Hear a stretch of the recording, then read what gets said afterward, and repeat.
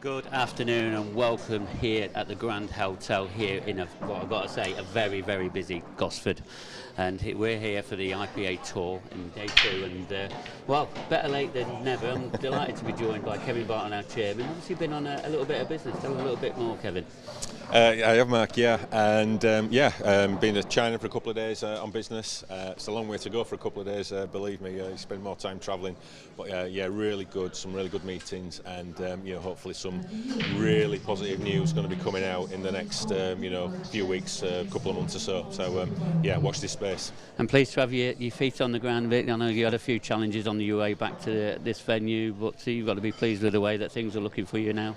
Well, first of all, I think you and the team done an absolutely fantastic job in my absence. So I think I might be doing it a few more times. To be honest, great setup as usual here, and the atmosphere absolutely fantastic. When I walked in this morning, even this morning at 9:30, brilliant atmospheres and great venue and great to be back. Yeah, and I've got to say, this atmosphere, it's been here probably since like Thursday night. There was a lot of people that had stopped over Thursday night because everybody could not wait for this 2023 season. It's going to be exciting times for us here, isn't it? It certainly is, and this year, as any other, it will be better than last year, and the events are getting bigger and better all the time. Massive entry. I think it's about 250 players. I think around about here this weekend, all looking on to take the trophies home this week. So another great weekend in prospect. Well, I'll try and bring you up to date with a few things. Obviously, let's try and talk about yesterday. I know you've been trying your hardest to try and keep up with a lot of results, etc. So yesterday we had the Battle of the North East boys, Gavin Robinson against Chris Boyle, and that produced it was like toe and toe all the way, and then Gavin just edged to an 8-6. Don't know if you've seen any of that result, but some fantastic play. And I thought, what a great way to get. I mean, when I saw the draw and those two came out in the draw, I thought, well, I know what the first match of the stream is going to be, and great that they put on a great show for the locals and the audience. And then the pro number 1, Mark Farnsworth, he was next up against a very informed Andy Crosdale. And let's look at Mark's form over the end of last year. He won 3 of the last 6 events possible towards the end of the 2022 season. So you'd expect him to really start off the season, but he's out. Yeah, I mean, the last couple of seasons, Mark Farnsworth has been the number 1 player. I know he wasn't the number 1 at certain points last year, but he's number 1 for a reason, and his consistency of winning silverware is phenomenal. And he won the World Seniors title not so long ago, demolished Wayne Parker in the final, so probably expecting more of the same this season. But I think it just shows, one, how competitive the IPA is, and also how much Andy Crosdale's improved as well. I know he's been around a long time. Yep. But we've noticed it in the last few events that it's just starting to string a few results together and get that confidence and consistency. And obviously, it did the business against Mark. Yeah, because I sat with him in the studio talking to him. And that, I mean, on pen and paper, and as a pool community looking in, this is a shock result. But Andy said to him, he sat down there, and said, "Well, not to me, it's not, because I just know what I'm capable of." It's just about when is he going to start hitting that levels. But we are seeing that level now, aren't we? Yeah, and the key for Andy is to keep that going now for the rest of the tournament. Why can't he be lifting this trophy tonight? And that's got to be his plan. Yeah, and talking about levels, the world champion, just as Mark was getting beat, the world champion walked in, Clint Ironson. He was on next on the stream. We had a bit of a chat to him about how life's been for him with it being a world champion, because having that world champion on your shoulders, there is some pressure added to that, and playing against a new pro in John Heritage, that could have been quite challenging for him. Yeah, we know John's a tricky player. He's earned his right to be a pro this year, so I'm looking forward to watching him play, because I've seen some of his matches, and he's a very, very attacking player. I like his style of play. As for Clint, we know he's a class act, and great achievement for him to win the world title. Finally win, I'm just going to add into there. Yeah, and it's going to be interesting to see. We've got a history of talking about people who win the World Championships then go through this barren spell of not winning any tournaments. Is the same going to happen to Clint? And time will tell on that one. And then the last match towards the end of the night, we had Isle of Man's finest pool play. He's so much followed in the Isle of Man, and he was up against the number 8 seed, Dan Davey, and he made pretty light work of Dan Davey. Yeah, and again, both great players, and we know how good Dave is. Should have beat Liam last year at the grand finals, but just came out second best at 8-7, I think. But another capable player who's had a great start against Dan, because we know Dan's form's improved over the last sort of 6 months or so, risen up the rankings. So good result for Dave, but again, he's got to kick on now and go deep in the tournament. Yeah, because David, he has just dropped out of the top 16 now. You know, he got that to the 16, and he thought that this is really, he's got to kick on. But now he's just dropped out again. He's now got to do a bit more work. But what a great start for him there. Yeah, absolutely, and obviously the whole of the Isle of Man watching him and cheering him on. So yeah, I think big season for Dave. I think like you say, had a quiet season last year. It's time for him to stamp his authority again, I think, on some of these tournaments. Yeah, and talking about new starts, we've got a bit of a new start here with all these nicely fresh formats. The Ladies Elite, they started this morning. That's very new to us here at the IPA Tour. The races in this professional event, that's been extended as well. The amateur event, that's gone to double limb. How exciting is it now for any player to be part of the IPA? Well, I think firstly we've now got the formats absolutely spot on how they should have been. We've sort of planned these changes for some time, but for one reason or another they've not quite happened. But creating the next level, the next tier of ladies is a great step forward for them. I'm really excited to see how they progress and develop this year, because I think they will improve and get better and better by the fact they've created this elite section. So I think it's in a very good place, the ladies game at the moment, and the ladies below in the amateur will be trying hard to get into that top 8 to break into that elite section. If you're an amateur player, you're absolutely over the moon. You're getting double limb in the amateur event, which is what you want really, not the open. So we brought that in, and the pros are playing in longer races because we want to see more of them. And how important is it for this modern day and age about how the IPA have moved forward? Because now the ladies' events are exactly the same as the men's events. Yeah, it hasn't got the prestige with the money, etc. But how it is important that they're playing the open, the amateur, and the elite event. Yeah, we've got consistency across the male and female sections, and that's what we've sort of been trying to get to for some time. It's always a process to get there, but now we've got there, and it's fantastic setup that we've got with the right tournaments and great players. And a little bit about the tour. Obviously, this Newcastle tour, we're pretty full on numbers. Obviously we started off pretty slow, but this is fully packed, this arena now, isn't it? And obviously with the Coventry event coming up, do you want to just elaborate a little bit more on it? Is there some spaces left? Yeah, there's a few spots left. So the next tour is at the end of May, back to Coventry where we were for the World Championships, and as I said, I think we've got about 250 players here this weekend, and Coventry is always a place where we get high entry as well. So if people watching, sat at home thinking, well, I fancy having a little turn up to that and see what I can do, well, get on the website ipapool.com and pay your entry fee and you're in. And this next match coming up, Mark Boyle against Corey Ruiz. Both of these got to a final last time here in Newcastle. One of them won, one of them didn't, but obviously in different events. How do you see this one shaping up? Yeah, well, these two have certainly paid their entry fees, that's for certain, and look where it's got them. I mean, Mark Boyle, one of the greatest players ever, against Corey Ruiz, who's in that elite group. He won the Champions Cup in dramatic fashion, won another event since. And it's only the last 16 match. I mean, what a mouth-watering match. I mean, I've just been speaking to Mark. He's saying he's not been practicing too much, been moving house, but he's been practicing for years. So I expect him to bring both players to bring their A game. And I just think we're in for a treat as Pool fans. And how do you think both of these players are going to end up this season? These two are the players to be watching this season, do you think? Because they're not the highest in the rankings, but they're just on the outside. They're dangerous, aren't they? Oh, more than dangerous. Yeah, I mean these are proven tournament winners. Mark dropped down the rankings because he had to take a bit of time off, but he's rapidly rising, and it wouldn't surprise me if both of these players are in the top 4, top 5 by the end of the season, without a shadow of a doubt. Well, as you said, Kevin, this is a last 16 match, and I think we are just about ready. I'm not sure if Mark's ready or Corey's ready, but we're going to make them be ready. So we're going to go over to the commentary now with Andy Richardson, but let's straight away hand over to Brian Moss, who's going to be refereeing this game. Thanks, Mark. Good afternoon, everyone, and welcome to day 2. Live here from Newcastle, IPA Tour. And first match-up this afternoon on the live stream is Mark Boyle against Corey Ruiz. What a fantastic lineup we've got this afternoon. And I must just second what Kevin was saying earlier. It's a fantastic venue, superb atmosphere. Now you see the players just lagging off.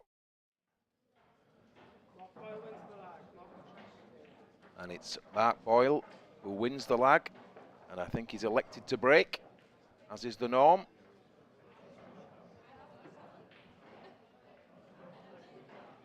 So, race to 9.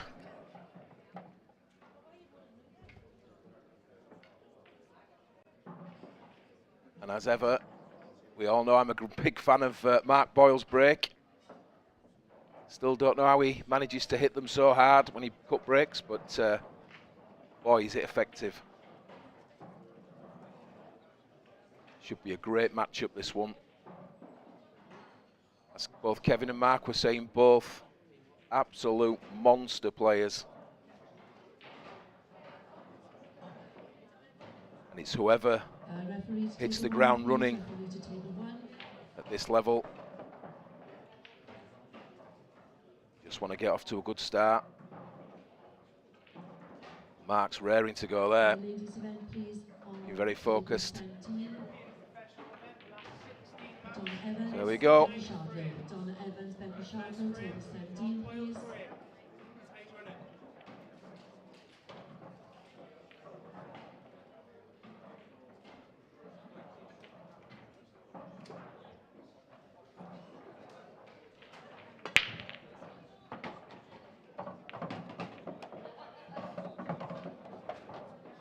Well, settle for that. So what a great start. Elects to cut break, as is the norm for Mark. Balls in all over the place. So no clusters, which is great news. Straight away, electing to take yellows.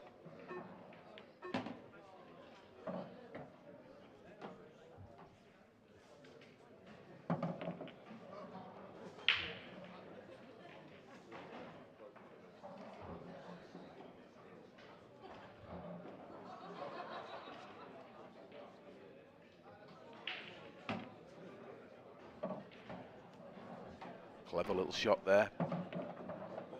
Took the yellow into the corner. And that was his difficult yellow. He's just nudged it out into open play. Very intelligent shot.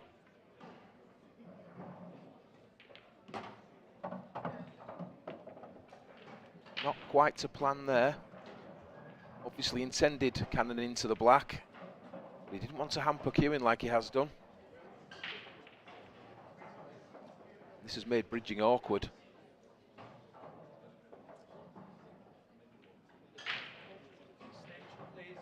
He's called for his extension. Just weighing up which of these yellows to take next. And because of the awkward queuing, he's electing to go down table.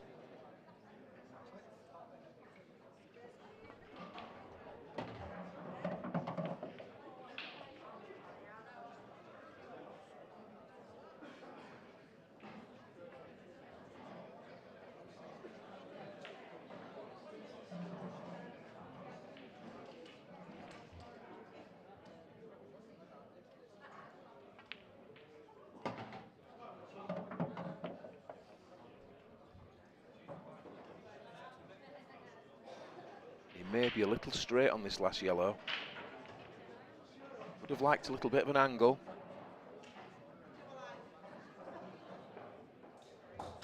Anything off straight and he can just stun out. But yes, he was dead straight, so he's elected to screw back. This is a little bit of a tricky black. A little bit harder than it appears on screen at first sight.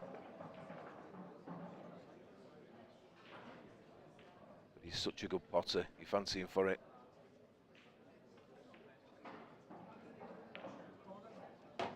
So there we are, first blood, Mark Boyle, break and dish.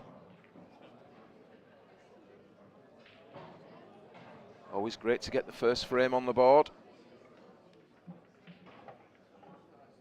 So Corey to break next. Very relaxed. Just a view there of the outer tables. This is the last 32 round in the professional event. Simon Ward leading 6-4. And as we've said several times, what a fantastic venue this is. This central stream table.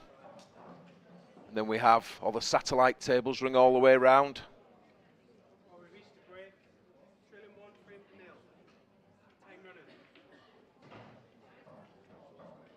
So, Corey electing to break from the head.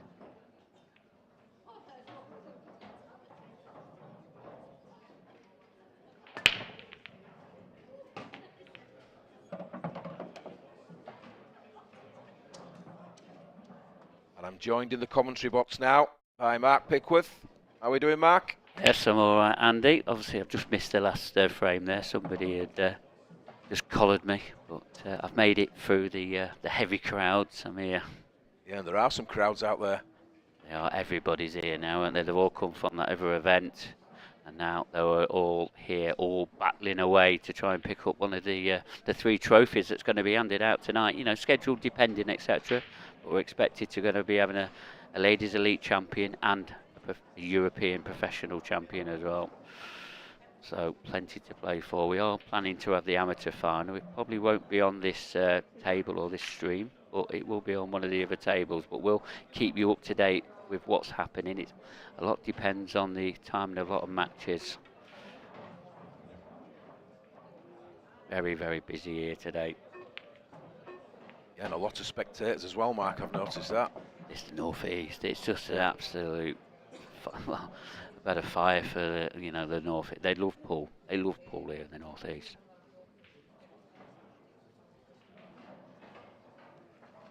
So, just to let you know what's occurred, this is the second frame of this match. Mark Boyle won the lag, elected to break, and he broke and ran the first frame. So he leads 1-0. That was a nice little shot there Corey played. Got himself down table.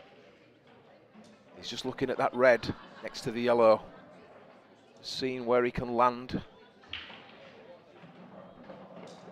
That latest score up there, we spoke a little bit about Andy Crosdale in the studio, well, sorry, in the arena, TV arena table, and about him beating Mark Farnsworth, but he's been beaten by Gavin Robinson, the Rocket, who beat Chris Bow on this table yesterday, that very first match.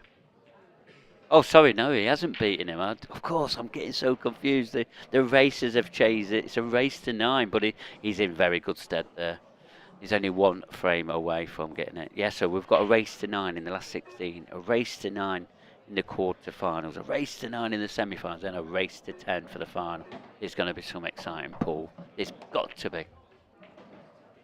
There's a result, though. That is a result. And David Adenall, after that superb performance against Dan Davey yesterday, he's been beaten 9 frames to 6 by...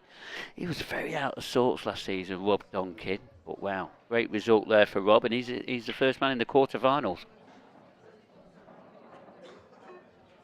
And that just shows you, doesn't it, the level people are playing at this tour.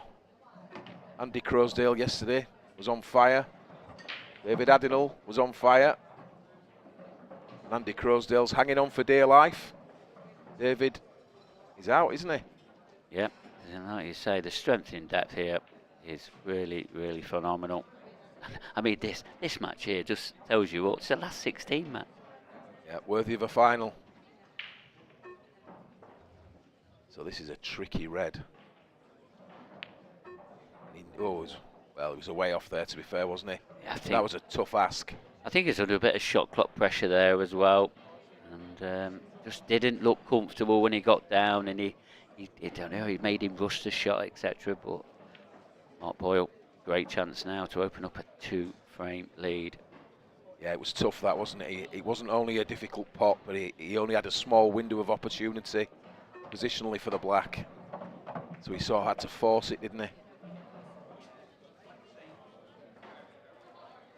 So as you say, Mark at the table, and that red's safe, isn't it? So you've effectively Even if you do miss, there's a probability you wouldn't leave that red on.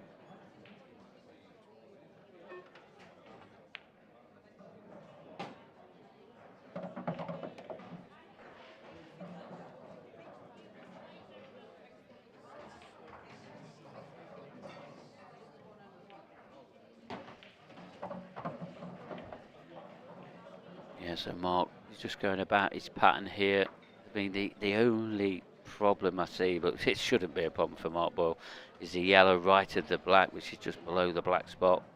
It's only got an option of one of the bottom pockets, but if he gets the right angle on the one in the middle, it should be ABC. It really should.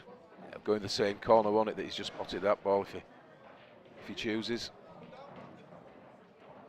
There you see, drop this in the middle, leaves the cue ball where he's just put his cue, runs the yellow into the other middle, leaves the problem yellow to bottom right, and simple black. That's the plan.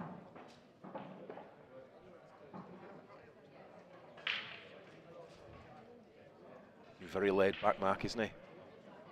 Yeah, he is. I mean, he's always nice and relaxed, steady around the table. He never really gets flustered. Goes about his work. He has his own routine. And whether it's a ball over the pocket or a real tough ball down the cushion, he takes it in the same way. Very consistent. Yeah, takes nothing for granted. Fantastic technique. Very smooth.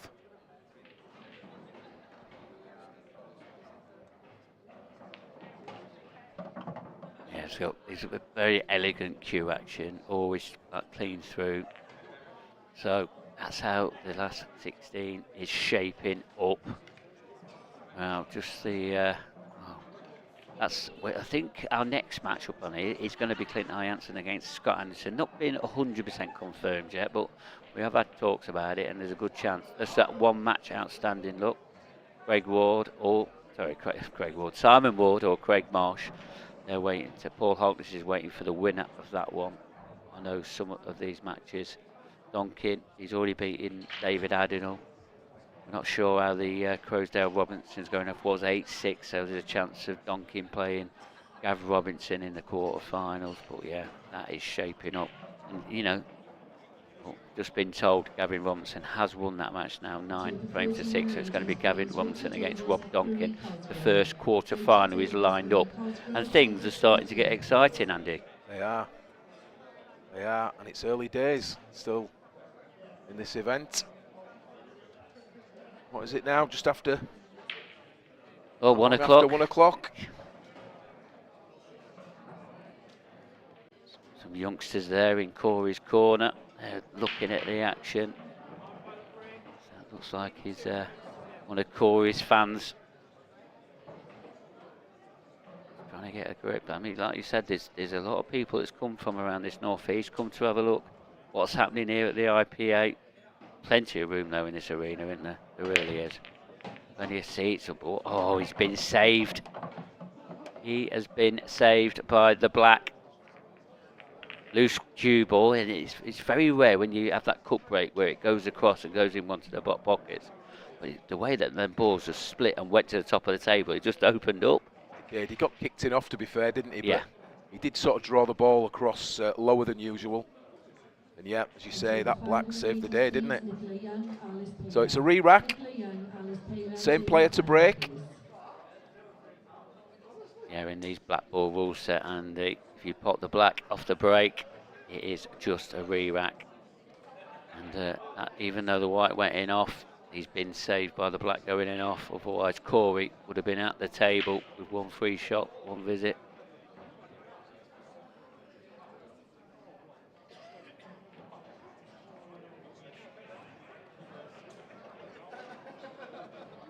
Well, he's got a little bit of work to do. I know he probably won't be panicking in a race to 9.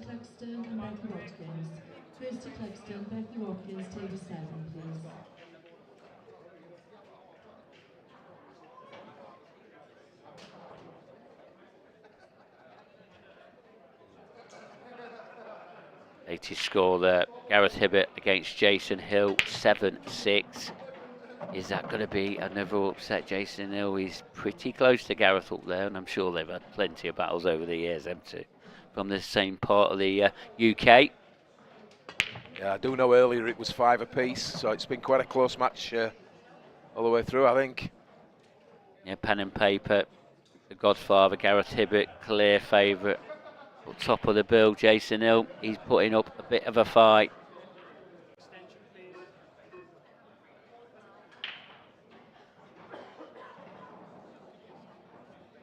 Break hasn't come out too nicely here. Not sure he's got an opening pot, has he? Can he get hold of anything? What's he shaping up? Is he shaping something up? Just, he seemed to be looking at the red that was, or is next to the black, potentially to middle. This is far from a gimme. There is the fact that he has the yellow, so if he overcuts it, and that's what he's done. Perfect. He's used the yellow. Very clever shot. Yeah, very good opening shot, that.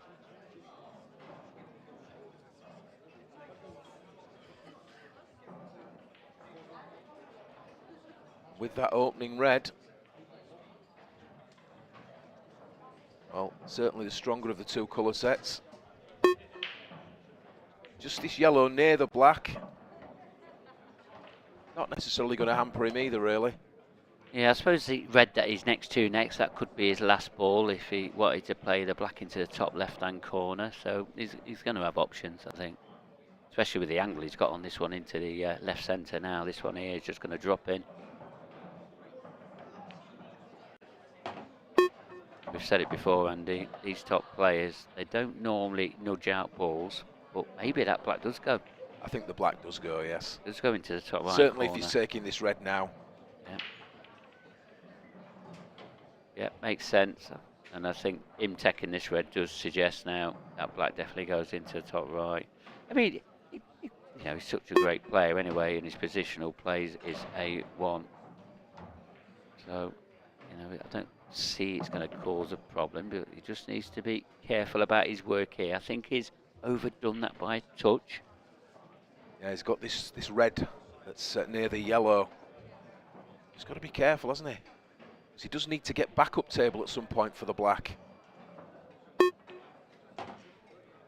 Imperative he leaves an angle on this one. I think he's only got a slight angle. He might not be able to do too much with his cue ball.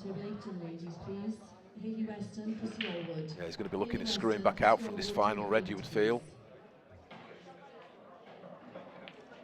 Yeah, he did have a bit more angle than I thought he had, so I think he's okay. Yeah, he just wanted to be straight, didn't he, which he is. He can screw this back off the side cushion, maybe use a little bit of side, open up the angle.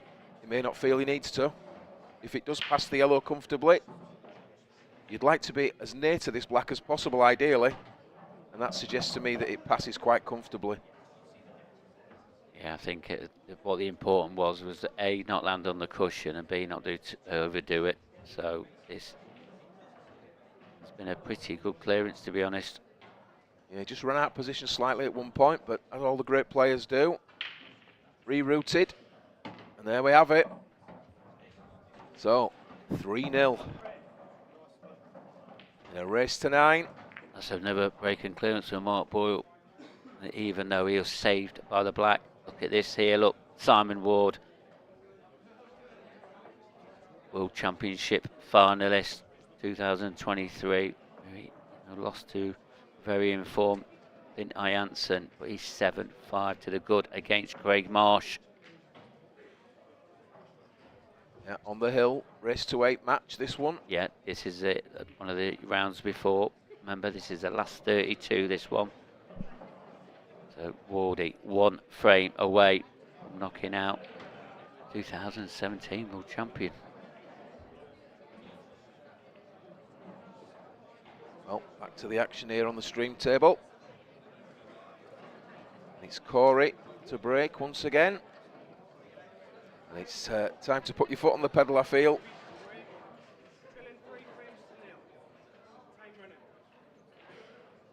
Only really missed the one ball, hasn't he? It was tough.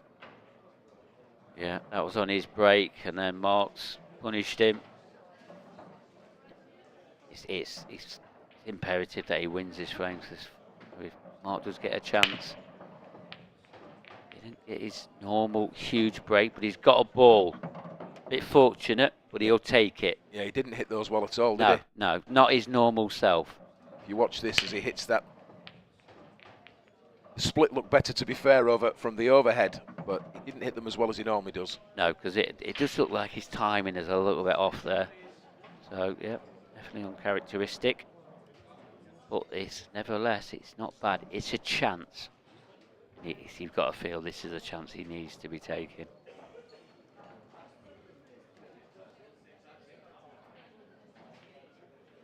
I mean, either colour set, I think he has to take the plant on first. Yeah, he's taking yellows, isn't he? Yeah. Just taking a look where he needs to be when he takes this ball. The key will be the ball on the bottom of the bottom rail, bottom of screen.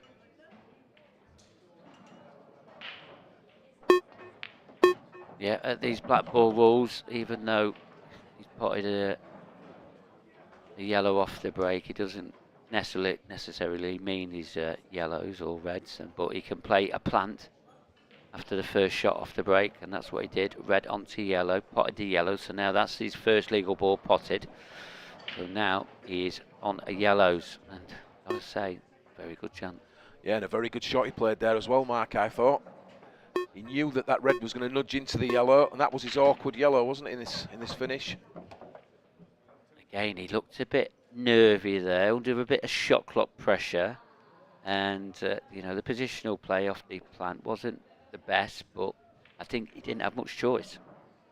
Now, again, he's just looking here. Does he run into the other yellow? Just promote it, push it down table. He would definitely be on, well, the other two yellows for certain.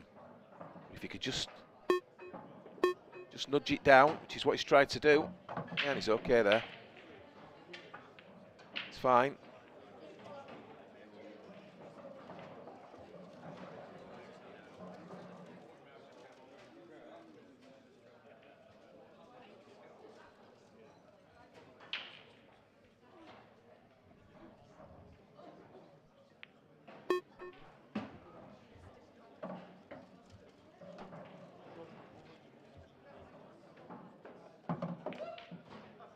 Again, got a little bit of a, you know, an angle he didn't want, but it should be no problem on and off the cushion.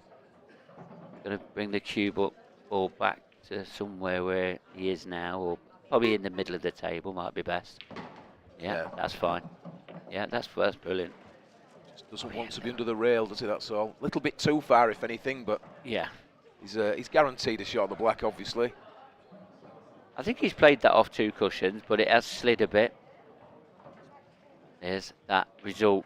Gareth Hibbert, the godfather, 9-6 to the good against Jason Hill. Jason Hill obviously put up a very good fight, kept with him, but you know, these race to nines are a little bit sometimes going to favour, you know, a bit more of an experienced player, even though Jason's been about for years. But Gareth, you know, Jason did drop off the tour for a couple of years, so maybe that could have been the difference. But Gareth Hibbert, should I say, is in to the quarter finals. It's late night for me. I'm going to start making all sorts of mistakes by not remembering people's names.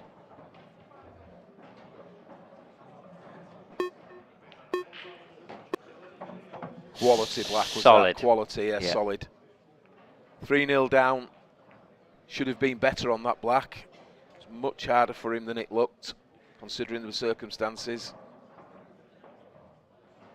He's not really got going yet, has he? He's just managed to get through that clearance, but to keep sort of rerouting.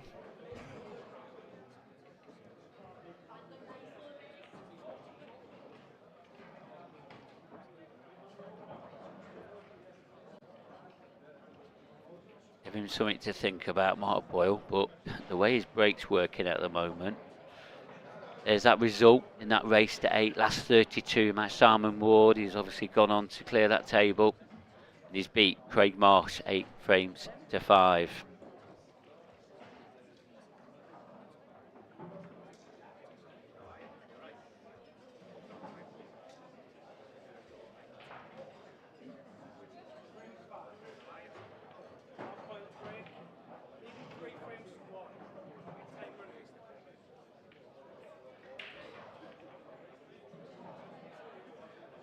Have a look at this Mark Boyle break. I mean, we always talk about Andy. It's absolutely phenomenal.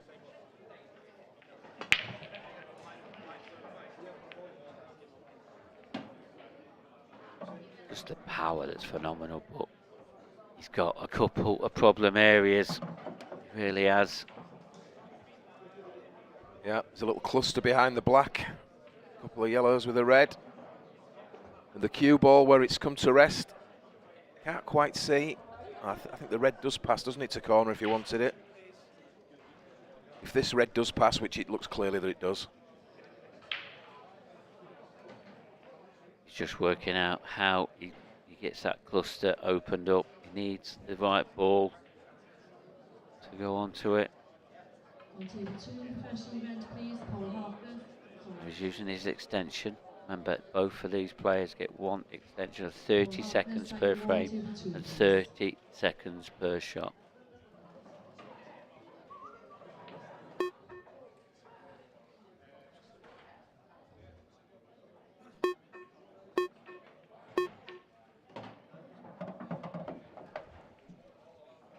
So, Mark elected to take reds, and immediately there's an opportunity here if he chooses to go into that small cluster.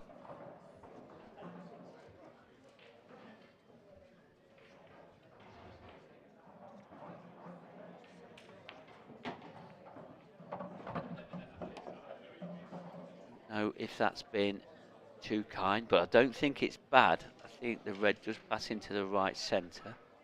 I think it passes into the top left, so he's going to have options here. Just about getting his pattern right here. There's the confirmation of the next match up here. The world champion, or the current world champion, Clint Ironson, he is up next against Scott Anderson. He had a very tough match against Curtis Lee, coming through that 8 frames to 6. Yes, he was 6-1 down apparently in that match, he was telling me. He was, but that was a last 32 match as well. So last 16 match, Clint Ironson, Scott Anderson, that is coming straight after this match. I think he's all right. I think he's fine. It's a delicate little shot, this. I mean, he looks a little bit close to his work. On table 10 in the ladies, please, B. Porter and Claire Biddle. Keep B. Porter, Claire Biddle, table 10, please. Just to be quick, he's used his extension, changing his mind here. You don't normally see Mark do that. Where's this red going?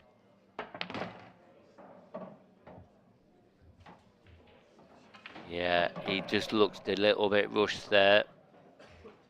I'm not sure about that shot. It was a great effort, wasn't he? He was obviously, he ran out of time.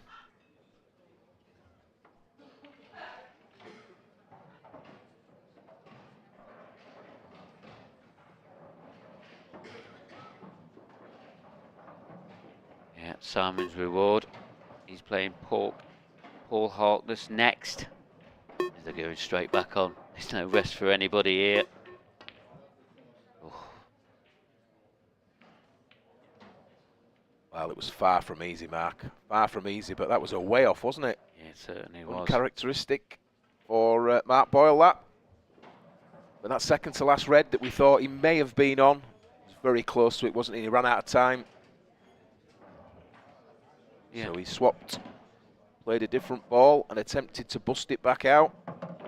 It wasn't kind, was it? No, and I think when we looked at the layout after his break, it was always tricky. It really was.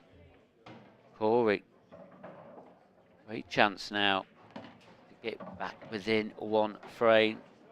He's picking the pace up a bit. That last frame that he's got on just settled him down a bit.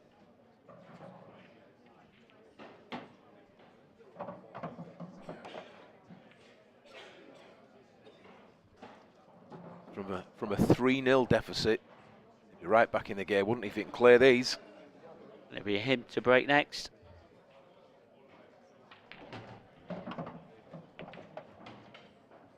Nothing to do. No obstacles.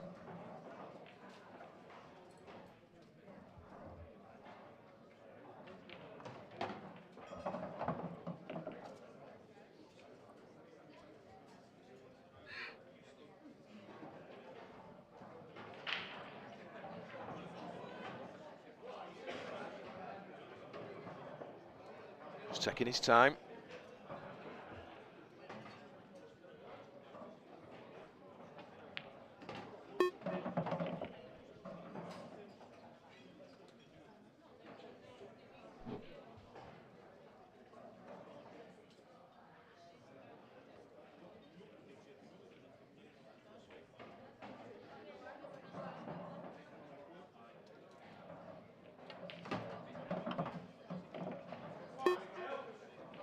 Very, very good there.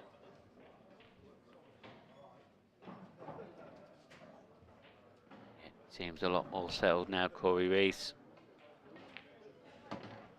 3-2, it is. We've got a match on.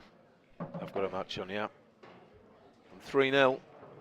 Things were looking grim, weren't they? 3-2, right back in the game.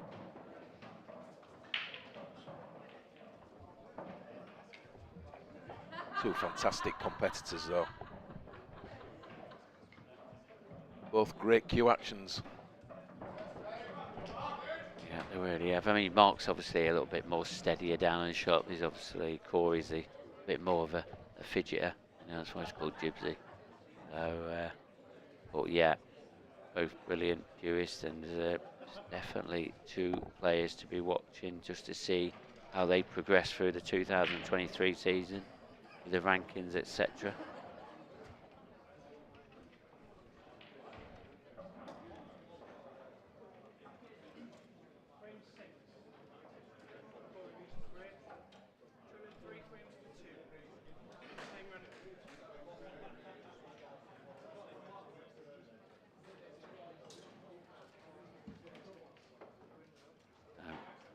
Going to be getting through these quarterfinals. Corey has got a bit of momentum going here.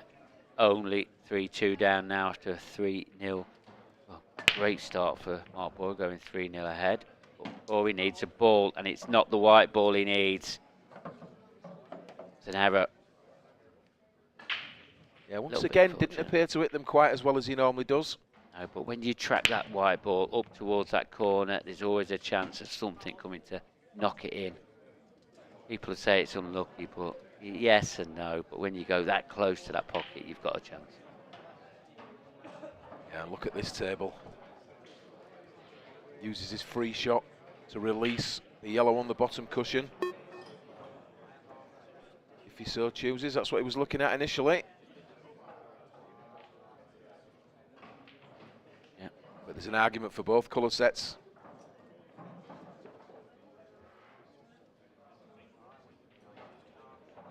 So yeah, this was an awkward yellow, wasn't it? He's going to bump the ball at the bottom, but this needs to lift out. It's a bit messy, isn't it, that? Yeah.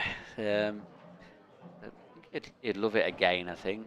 I don't think it's been his finest shot, but it's okay. That's all it is. I like the shot. I think maybe a little bit more pace. So he's now kicking another one onto the rail. Oh dear. This is an error, and we're seeing some very loose shots here from Mark Boyle. You know, Kevin said earlier on when I was talking to him in the arena just before this match started, you know, Mark's been very, very busy moving house and that, and he hasn't been putting in a bit of, you know, the practice that he normally puts in. So maybe we are going to see a few loose shots from Mark. Yeah, I don't think we'll see many, Mark, I'll be honest with you. I don't think we'll see many. And we've been very critical here, aren't we? Yeah, we are. Yeah, we are. I mean, he's still in great shape here. Played the plan. He's only got one ball now on the bottom cushion. And he's got a few opportunities here. There's a few ways of getting down to it again. So, yeah, he made it a little bit more difficult than it should have been. But like all the great players always do, they find a way. Key shot coming up. Whether it's this one or the next one, he needs to get an angle. Got to get down low on that ball. Is he leaving it till the end? I mean, the black obviously goes into the bottom left-hand corner, so it's going to be imperative he leaves an angle. These are the ones you've got to get right. Is there going to be a twist in this frame? Is he going to go on? clear them up. It's all about the positional leave and the correct angles now. He just needs to leave an angle so he can stun down, doesn't he? Yep. I think he's got the correct angle on this one. It's all about what angle he's going to be leaving on this one on the bottom cushion. Doesn't want to be straight. Oh. Does not want to be straight. And I think he is exactly like that, straight. So I think he's going to have to find another pocket for the black. Don't fancy him dropping it into the left centre, but not sure if he goes top right, depending on what angle he's got here. Is he trying to play it off the red? No. So it does go top right or right centre. Might go top right, this one, Andy. I think it does go top right. If not, it'll be the right centre. Alice Taylor, please. Be waiting for Alice Taylor. Final call, Alice Taylor, table 5. Did wonder whether he might have screwed off the red Yeah. near the pocket. Always risky. And He's such a good shot maker. He backed himself to make this. He And he has done. For a second, we both thought he'd missed that. Yeah, I weren't sure. We was just hanging on to our seats there. Yeah, took his medicine. Left himself the more difficult long black. But he made it into the corner. He's back 2 frames in front. 4-2 the lead.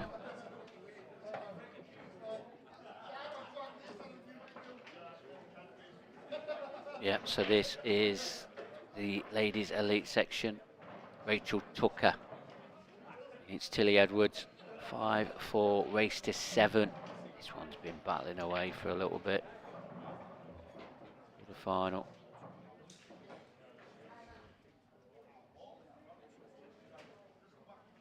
Get you up to date on some of them results. I know some of them results now. I'll have a look at them now.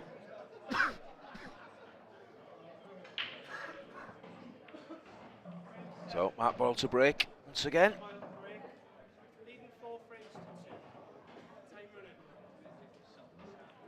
Staying over on the left-hand side of the table, sticking with his cut break, trademark.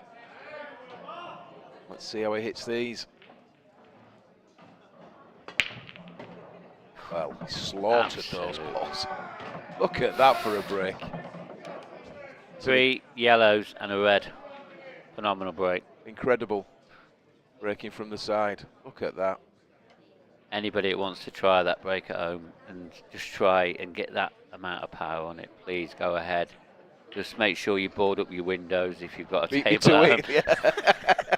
You beat me to it. Because you've got to hit the cue ball. It's such a sweet spot so it stays on the table so it doesn't, elevate off the table. It is a phenomenal skill and takes months of practice. Months.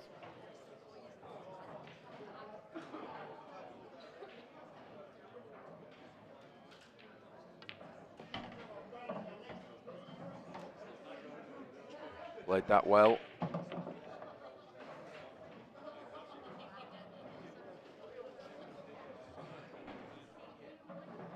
The black's not hampered by anything. So that slaughterous break has left him quite a simple finish for a man of Mark's capabilities.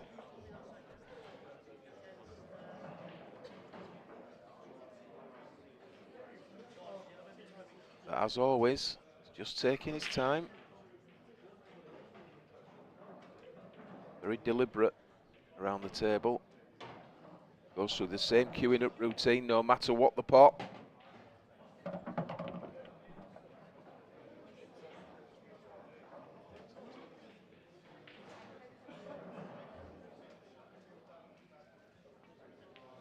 So again, anything but straight. He's made short work of these.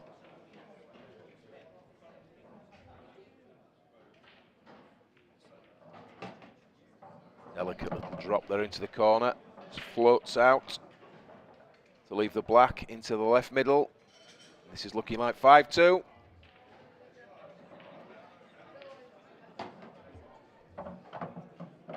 And 5-2 it is. Phenomenal. What a break that was. Probably the best of the match so far. Such a great weapon, isn't it, to have? Yeah. But you talk about the practice required, but even the other pros that do practice, you just don't see the other pros hitting the balls as consistently, as hard as that from the side. It is a phenomenal talent. Yeah, it really is. So I think Corey's just nipped out for a comfort break. So talk about the ladies elite. So the scores in the quarterfinals there. Kelly Egan beat Jenny Lawson 7 frames to 2. Deb Birchall, she beat Ashley Bird 7 frames to 4. That match that we saw on our stream, Rachel Tucker against Tilly Edwards, that's still currently locked at 5 frames to 4. And then Beck Sweeney, which, you know, we've got to say Beck Sweeney is probably one of the favourites for this title. She's been beaten by Rhiannon Graham by 7 frames to 3. Great result there for Rhiannon. She is in the semi-final. So semi-final number 1, Kelly Egan against Deb Birchall. That's going to be played at 2:30 today. Remember, that final will be played at 6 o'clock tonight, which we will have live here on this TV table. Rhiannon Graham waiting for the winner, Rachel Tucker and Tilly Edwards. We'll keep you right up to date there. There it is. Look, Tilly's at the table. That looks she's on reds, I think. That's a very tricky cutback with the white travelling. This could be one fantastic shot, or it could be an absolutely devastated shot going off. Got to be careful with this one. So this is to level the match up for Tilly. Missed that by a little bit, but going to get not a bad cue ball. She left it. Oh, I'm not sure. That reaction didn't really say a lot, did it? I don't think she has she? I don't think she's left Very it. difficult to tell from this angle, isn't it? Yeah, it really is. Yeah, looking at the way Rachel's going at the table, I don't think she can see enough potting angle. So maybe Tilly's going to get another chance at the red. Trying to level that match up at 5 frames each. There's no easy safe, is there, if you can only see sort of half or a third of this ball?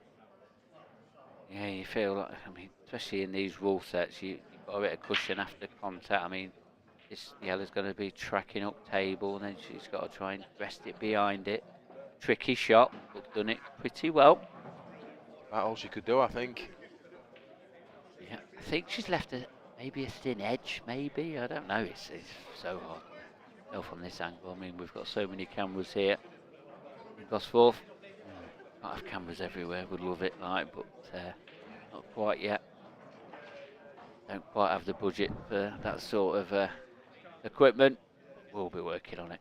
We really will. So looking at trying to cut this back. Yeah, she could see enough angle to pot that. Has she been fortunate again? Not this time. No, this time it does definitely go, doesn't it? Chance now for Rachel. Look at extend the lead to 6-4. We'll keep you up to date with that frame. We're going to go back to the main TV table now, where Corey Ruiz, back from his comfort break, he's going to be breaking next, but 5-2 adrift. That 3-frame leads back Andy Richardson. It is, and I think he's just gone out there to try and clear his head a little bit. Re-energise, because he's got to start firing definitely now, hasn't he? 5-2 down. He needs to make this break count.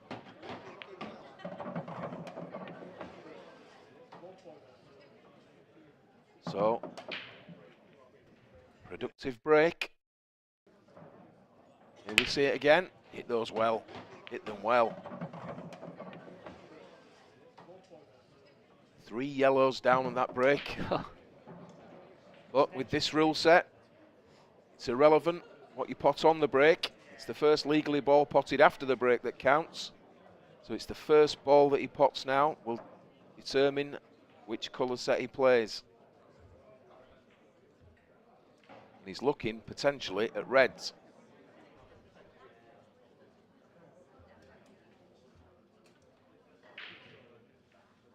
He has no option, obviously. The yellows are awful, even though he's potted 3 of them from the break. So it's first red into middle, He's just going to nudge on to this other red behind the yellow. Yeah, that'll do him. That will do him.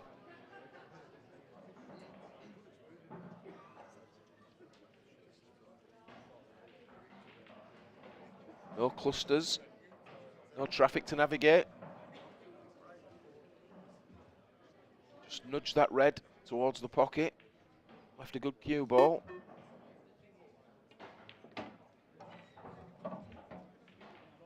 Yeah, he didn't have to do too much there, just have to make sure he gave it enough pace to come on and off the cushion.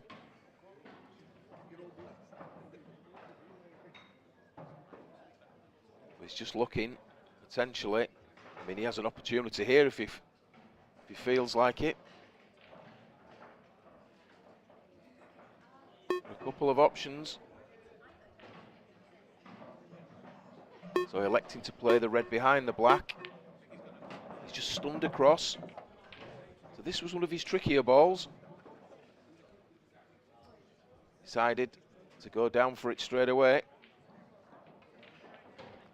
Now he's just looking, as you can see there, looking to play this red into the corner, left-hand corner, leaving the red nearest the black. You can see the route he's going. Red over the middle as his last ball, potentially.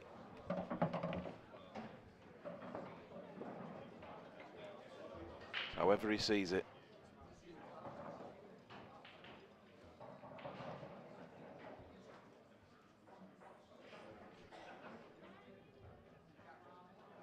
Leave either these other two reds. So yeah, decided he's going to leave the ball. He can use it, leave. Use either, as I Yeah, was saying, he he's can. got a choice. I think he'll take the one, maybe. It's hard to say, it just depends on How you see it, isn't it? Yeah. As we always say. But rest assured, he'll be taking the easiest route, in his opinion, taking nothing for granted.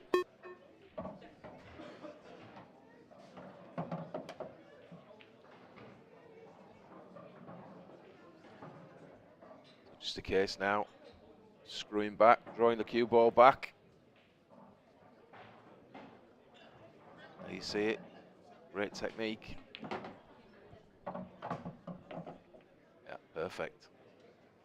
Good reply. He needed it, didn't he? Yeah, he did. 3 frames behind again. Frames are running out for Corey Ruiz, but that is the way to go about your work. 5-3 now.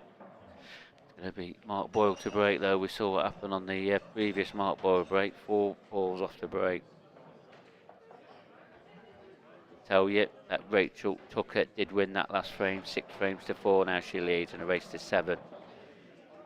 This is a live match now. Simon Ward, remember, beat Craig Marsh 8 frames to 5.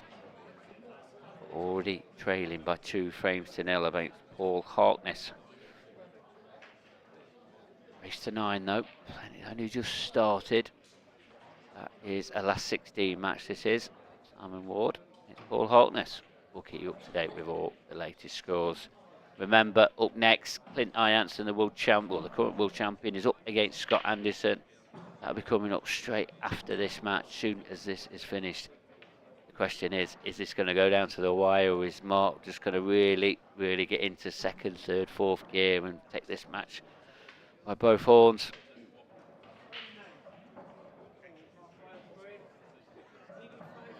That break again from Mark Boyle. Let's have a look.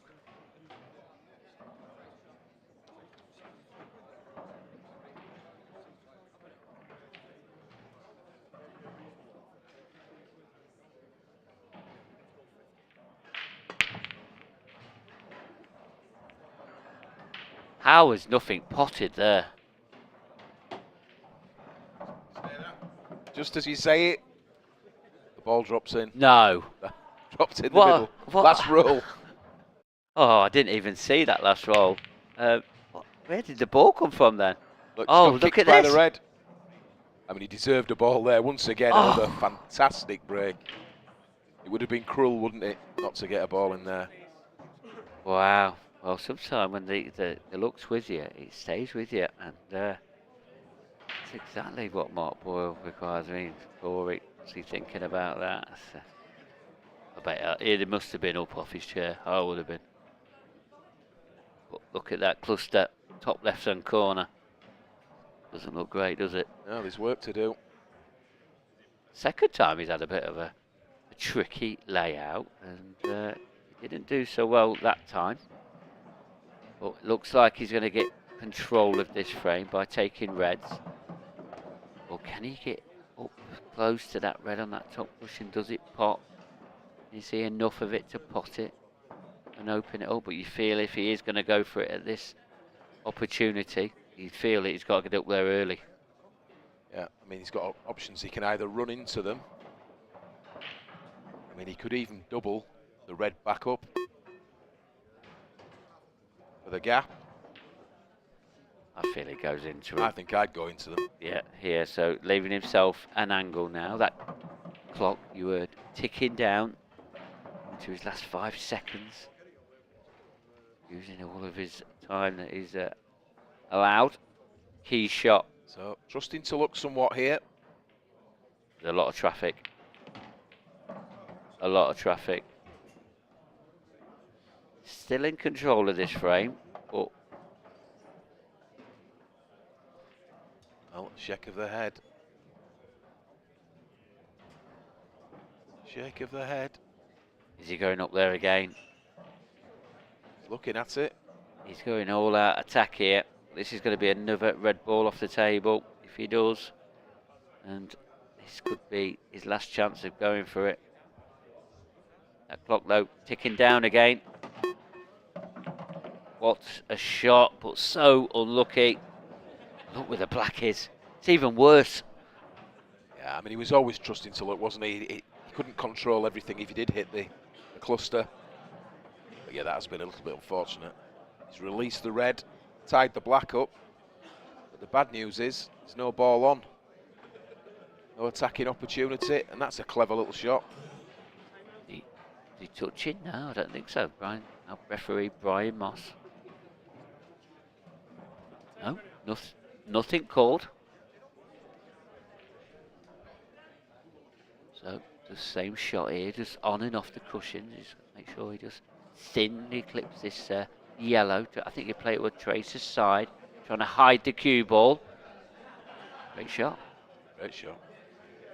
Very delicate. Yeah. I think after this shot, Mark probably needs to get himself out of this corner if he can, but you feel he could be in a whole world of pain. Oh, it's not bad, but you still feel he's going to be hid behind the yellow and the black, possibly. Depending on what angle he's can get from that yellow, I think. Yeah, surely he hides him in behind there. But there is a gap. Got to be careful here, because that white could pass that yellow on that top cushion. It's a big target, is this though, isn't it, for the safety? Yeah, it is. I think he's got there.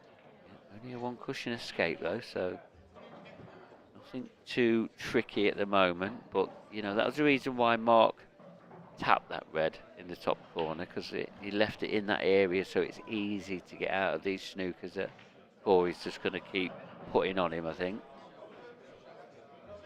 Desperately did not want to leave him sight of those two yellows at the other end of the table.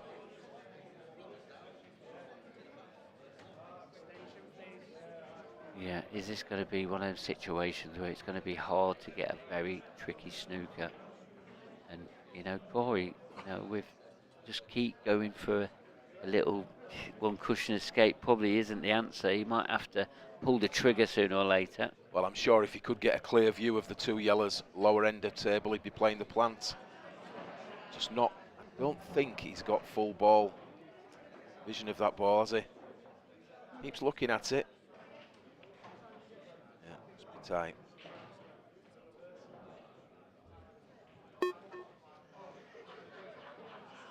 Yeah, no conviction in that shot yet, but he's potted it.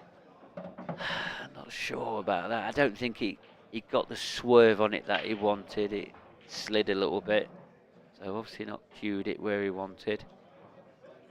Now, what does he decide to do now? Because the yellow that's just above the baulk line, left of the black that is now picture screen now, that's the one that can just open that little cluster up. But containing shot here. Oh, he's not played that well. I think he'd love that one again.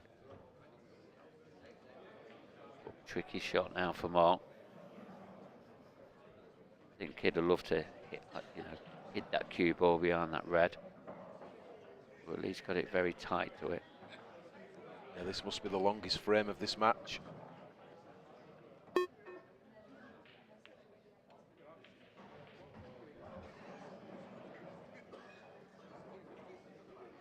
Mark just trying to make sure he doesn't leave a yellow, a potable yellow. This yellow, bottom of table, is a problem for Corey. That red just behind it. Yeah, he can land on it, he can make it at some point, but it's going to be difficult to get the cue ball out with any level of control, you would think. This is good. Oh, I think it looks okay. I think this is a bit more of a tricky one. Maybe a one cushion escape off this side cushion. Well, bit of fudging, like the good old days. I believe you're still reminiscing about them, Andy. Yeah, many moons ago. How the game's evolved now. Oh, what a great. I thought he potted that for once. Yeah, everything's just moved on within this game, haven't they? The cloth, the balls, the cues, the tips, the chalks, everything. The triangles, oh, good. The list is endless. Quality of player, talent, everything. The exposure, the coverage, everything is just lifted to a new level. We are the 2020 of Q Sports. We feel we are anyway. It's such a fast-packed action game. Even these games, they're so good to watch, aren't they? Trying to players develop balls and that. We're going about the good old days. There was all the tactical side with the ball, but every time you've got a bit of cushion, so there's a bit more technique, skill to it. Hidden behind them two yellows again. Top left-hand corner, there's Rachel Tucker, Tilly Edwards score. Tilly Edwards pulled one back there. 6-5 now, but Rachel Tucker one frame away from getting into the semi-finals. And the semi-final where she'll be playing Brianna Graham.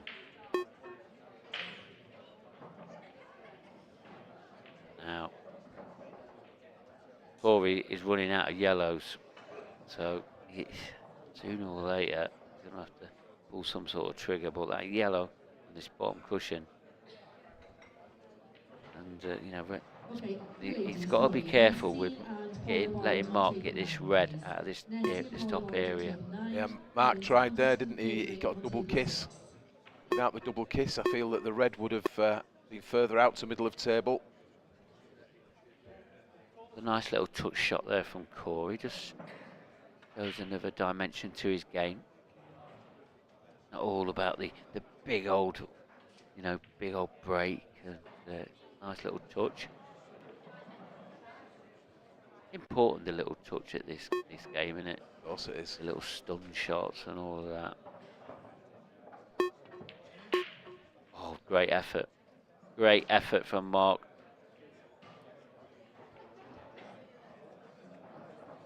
What does Corey Ruiz do now? That black's in the open now, so he needs to be careful. Can he develop anything? What he could do, he could send the yellow down table and hide behind the other yellow, couldn't he? Which means that if he gets the opportunity, yeah, that's what I'd be doing. So he sends it down table, and now potentially he can play the yellow off the red at some point. That's what he's looking at. Yeah, clever thinking, but as he left the red into the bottom right-hand corner, no, he hasn't. Not when he's coming off a cushion. Where's this red going? Oh. Is it going to cover the pocket? I don't think it has.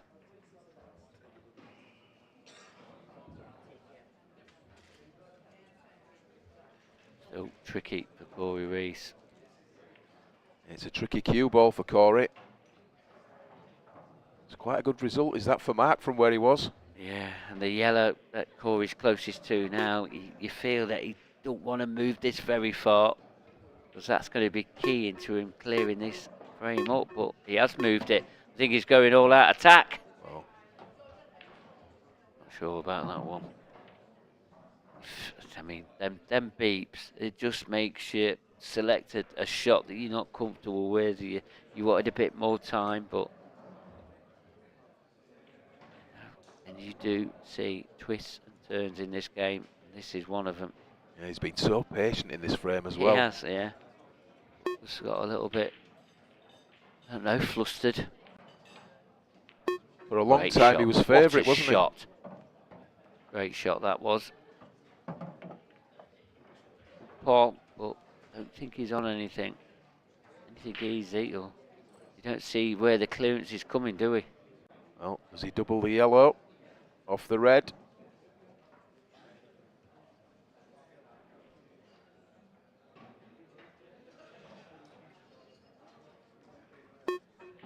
Hard to see what else he can look at here.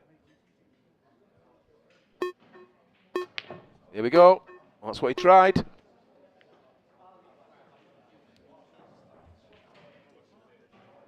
I think he's left this white perfectly for this red in the corner. I think you can see enough for this red, you know, and that is not great news for Corey. He couldn't have left that white ball in any worse position.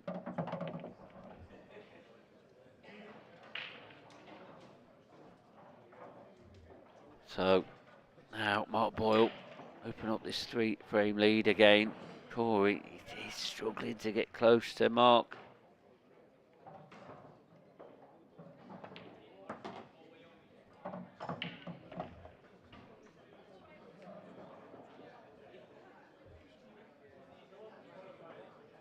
Just needs to cue this.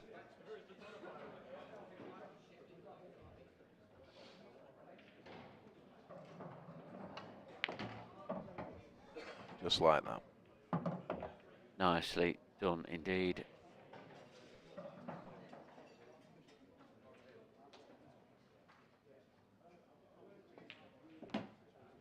There we have it. It's Mark Boyle that leads by 6 frames to 3. Every time Corey pulls one back, takes the next frame. So he's restored his 3-frame lead.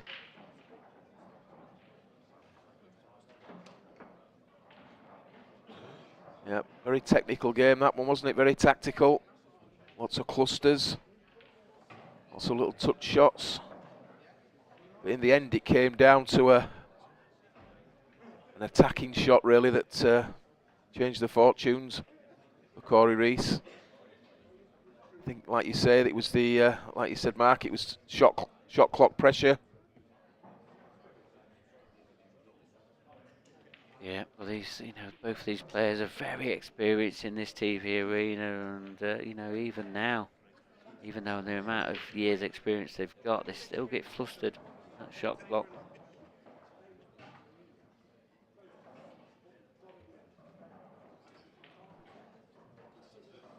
So, a look at the Corey Rees break. Let's get some nice power. Not gonna happen. Bad. Bad. But dry. And he hit those well, didn't he? Look, there are more balls back at the bottom of the table than there are at the top. So he got plenty of movement. But unfortunately, nothing down. It's the last thing he wanted. So Mark Boyle with an open layout here on yellows. Just drifted out of shape there. Not exactly as intended. He's still okay.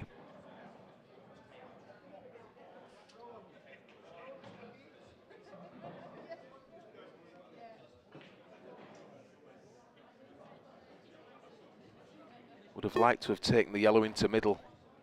But he's just landed awkward, hampered, so going a different way.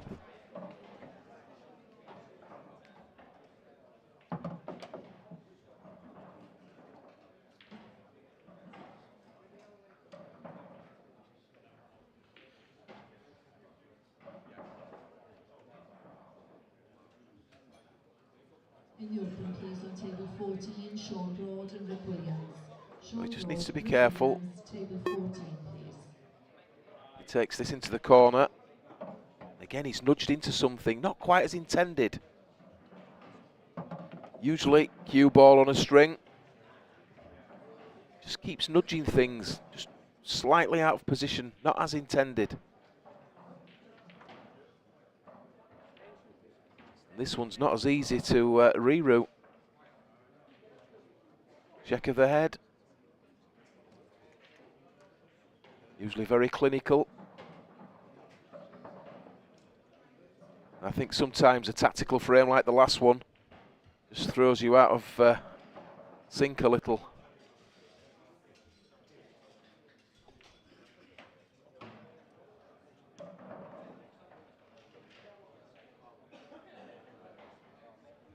So he's looking at playing the plant here.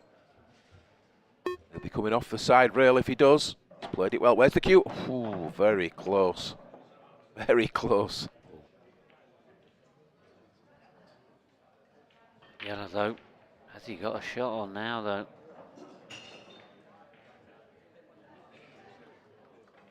That's the question. So he made the plant into middle. And we knew that white was travelling. Just for a moment, I thought it was going in the middle. But this is tough, tough, tough. Putting it back. What a shot this is. What a shot for Mark Boyle. It's a cue ball. You're gonna. I think he's got a choice of both, but it's glued to that bottom cushion. Oh, this is a horrible clearance. Brilliant cutback though. He deserved better with the cue ball. That was a superb shot. To cut that back into a blind pocket from where he was. He deserved better.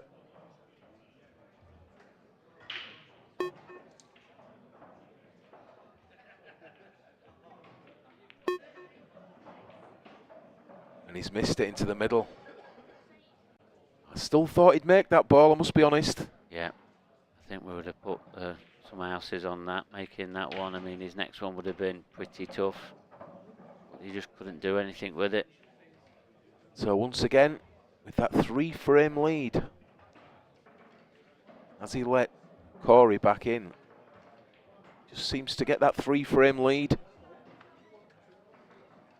Then Corey pegs one back. And again, no obstacles. No clusters.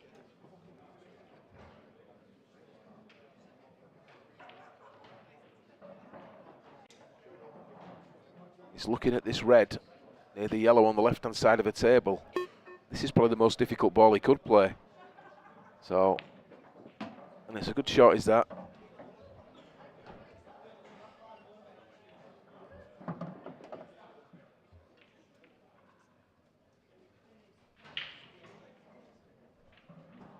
He's got this red on the rail, frozen onto the side cushion.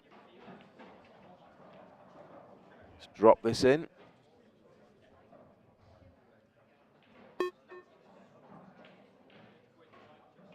No heroics with the cue ball.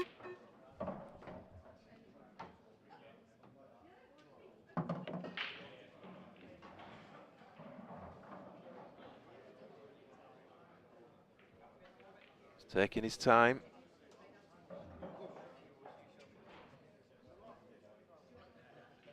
Red at bottom of table, potentially last ball before the black.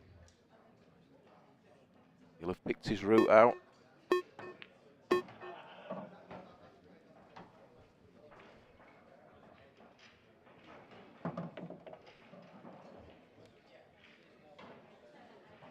So there you see, red corner, red in the same corner again.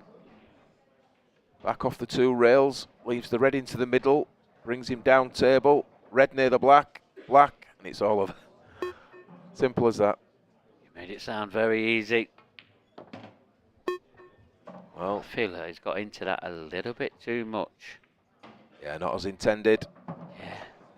You just feel he's under a bit of pressure here. Mark's put him under pressure by keeping that 3-frame lead, and Yeah, not one of his pressure. best, that was it. No. I mean, he was in great position there, wasn't he? So, he's going to have to tip this into the middle now. He needs a bounce, he needs some angle. Oh, I don't think he's got enough. I mean, he's had to reroute there, and it's getting a lot of the cue ball. How close can he get to a red or an angle? I think if he gets anywhere near the left centre, I think he's done well. Don't think, can he screw it on and off the cushion with side, and this right-hand cushion that he's queuing over now. He is trying. Oh, no, off the table. We've gone airborne.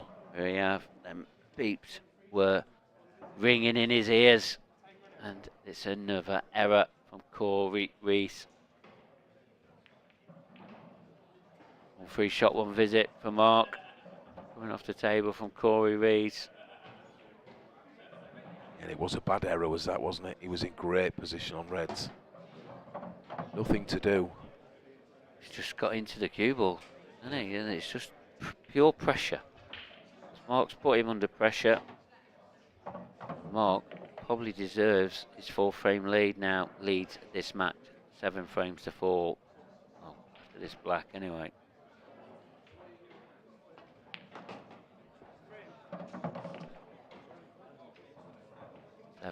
7-4 it is. Paul Harkless, Simon Ward.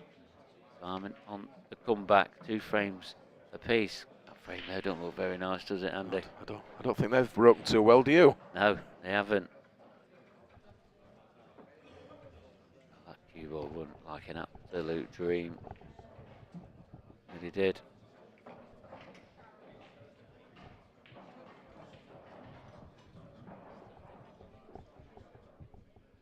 Yeah, I think that frame could be a bit of a long one. It's definitely a little bit of work to do in it.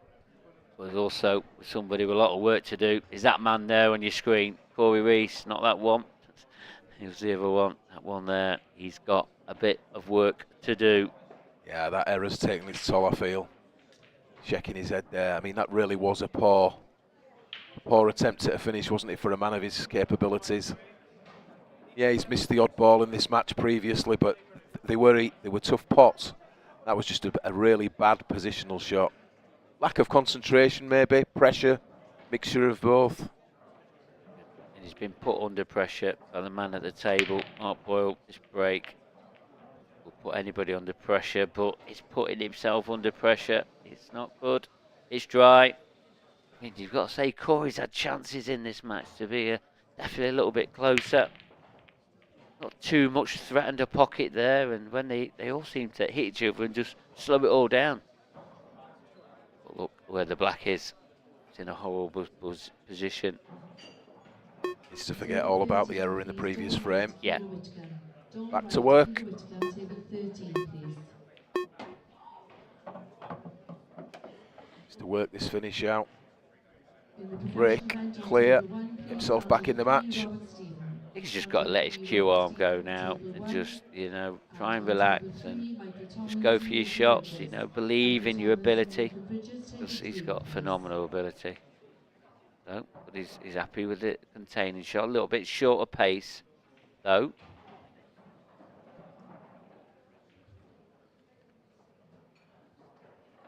Still in a strong position though, reds. Black. It's controlled by that red just to the side of it.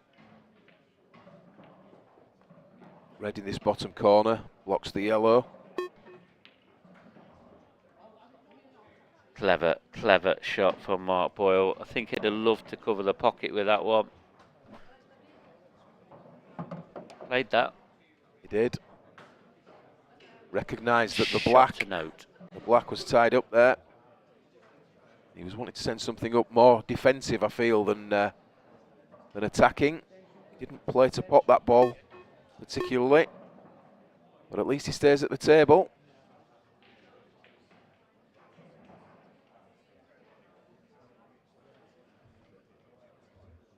And as always, he's going to need a good cue ball here.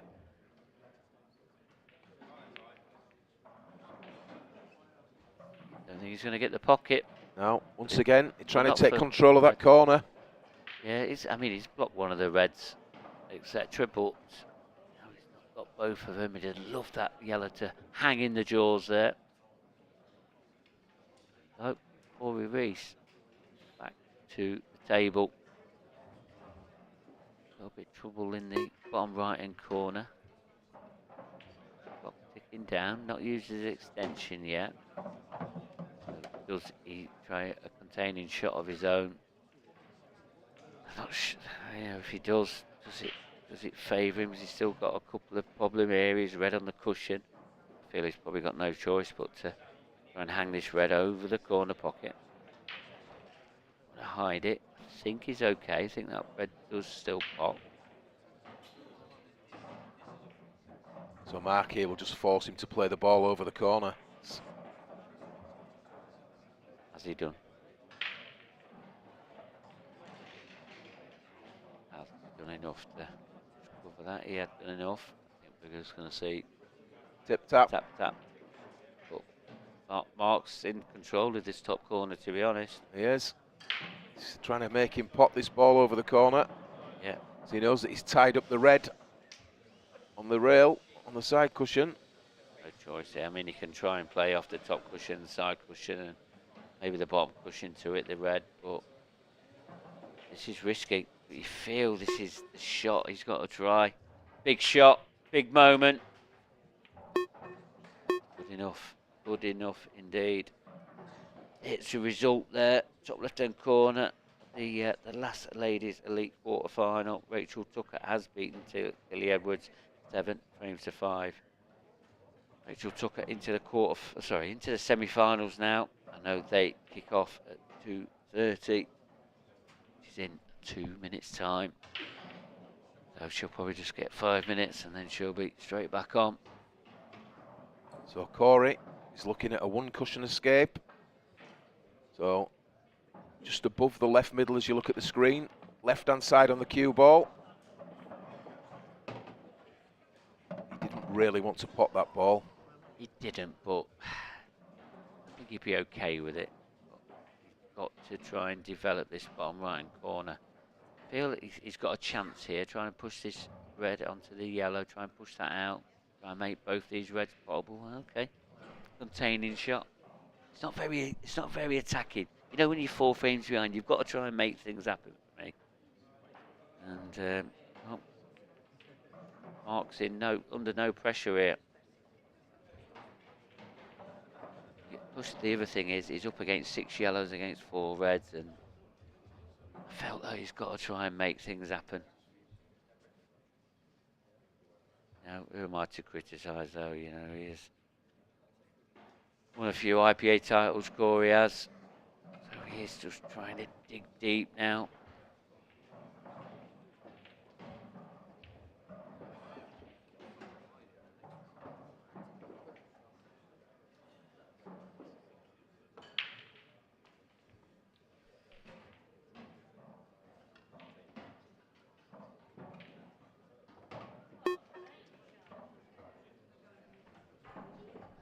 So it's not been the free-flowing pot fest we thought it might have been, but interesting nonetheless. Well, even though it's a foul, look where the yellow's gone. I mean, it's going to be a little bit tricky, because that red's not going to come out too cleanly, I don't think. Got a bit of traffic in the way. You do here. Punch the yellow out, try and disturb the red out. I think he's asking a lot. I think he's going to punch the red out and use the yellow to hold, which may leave him on this bottom red, which is what he's done, look. So he's on the bottom red. Yeah, and he's just gone a little bit too far over. There's always things that could go wrong there. I mean, over too much. Oh, how does he get on that red left hand side? Pot's easy enough in the bottom right hand corner. I would say a little bit tricky, but you'd expect him to make it. All about the positional. I mean, that is where he intended to leave the cue ball, isn't it? I don't know really where he thought the red was going to go there when he bumped it out. He was always going to be in a bit of trouble, wasn't he? Yeah, he played at a bit of heavy pace, didn't he? So, making sure it opened out. So, you feel you've got to start taking these chances now. These are big shots for Corey Ruiz. He's got to find the gap here. Desperately got to find the gap. Brilliant shot. Very good shot. Very well controlled. Especially when you think of the errors he's gone through and trying to get them all out of your mind and just play a nice, delicate shot like that. Yeah, great touch. A little bit of confidence back.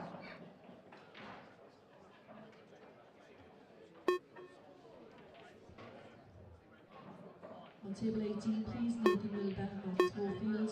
Nathan Wilber, Matt Schofield, table 18. This is an amateur last 16 match. So that was a great shot once again. Yeah, great positional shot. Important one as well for Corey Ruiz. And he's not going away in this match. Not giving up.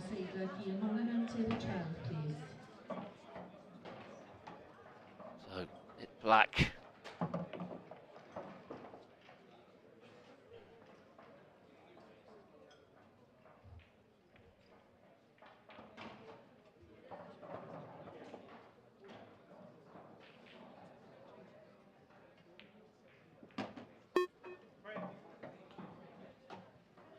Seven, 4, it is. Back to within 3. We're going to see come back from Corey Ruiz. It has come back. Simon Ward, 2 frames each there against Paul Hartness. This is how it's all shaping up here. Quarter final on the left hand side. Gavin Robson against Rob Duncan. Gareth Hibbert, he's waiting for the winner of this match, Mark Boyle and Corey Ruiz. On that right hand side, Clinton Ironson, Scott Anderson. That match is coming up next on this TV table. Just waiting to see the conclusion of this. Simon Ward, Paul Hartness, you can see them playing in the background. And we've got Mickey Tomlinson, Nathan Bridges, Andrew McKee, Robert Stephen. All happening.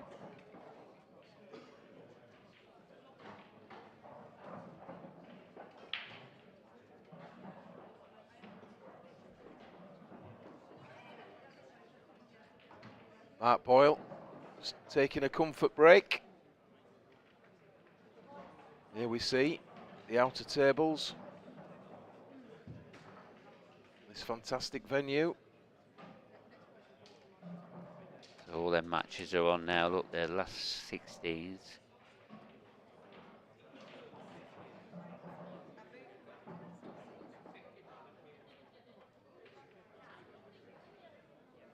Corey Ruiz. You're going to have to wait to see if we are going to see a bit of a mini fight back.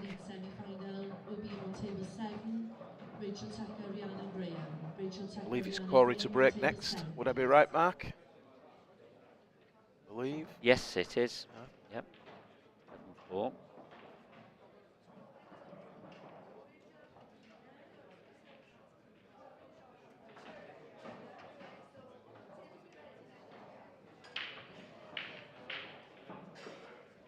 If he can break, you know, potentially run this next rack.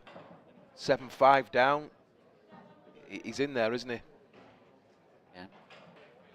In this professional event, Andy, see the number 1 seed's out, the number 2 seed's out. We haven't spoken much about Ross Fernie. He lost in the last 32 to Robert Stephen, 8 frames to 5. And we're seeing Robert Stephen now taking up his last 16 place, playing against Andrew McKee. So the bottom half of that draw's opened up a bit as well. Top half of the draw's opened up with Mark going out. He's going to be winning this one. It's going to be hard to even predict this.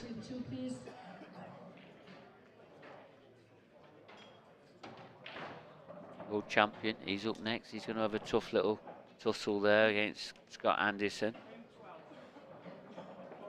Ruiz on the verge of a comeback. Won the last frame. Desperate for a big break here. We've only seen probably one good break from him. Yeah, we've had a lot of tactical exchanges in this match.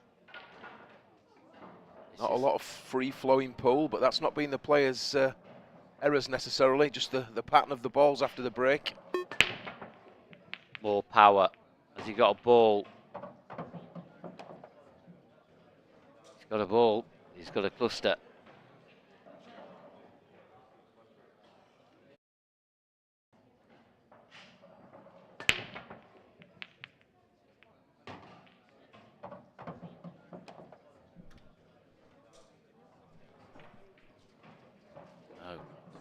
I mean, we've seen a few clusters in these. You know, the shot after the break, haven't we? And we're seeing another one. Tricky, very tricky layout for Corey. Not really what he wanted. He loved a little bit of an easier out than this. But what does he do? Has he got any sort of shot to open the cluster? Can he get this yellow now? Yellows for me. If he can get this yellow into the middle, or does he play the one into the corner? Does that go? This one, if this goes, it's okay if this goes. Yeah, is he going to be pushed? I don't know. What's he done though with the cue ball? What has he done? Disaster. Disaster. Corey Rees and these beeps don't get on. Every time you hear the beeps, I think he just gets a little bit flustered and just plays a very, very loose shot. He normally deals with the shot clock so well. Well, does he kick across now? One cushion. He's under shot clock pressure. He has to. And he wants this in if he can. Bad cue ball though, but I think that red passes. The one he's closest to, does it pass to the left centre? I think it does. It's like on the camera angle there. So, a good chance there. Good chance. He just snookered himself, didn't he?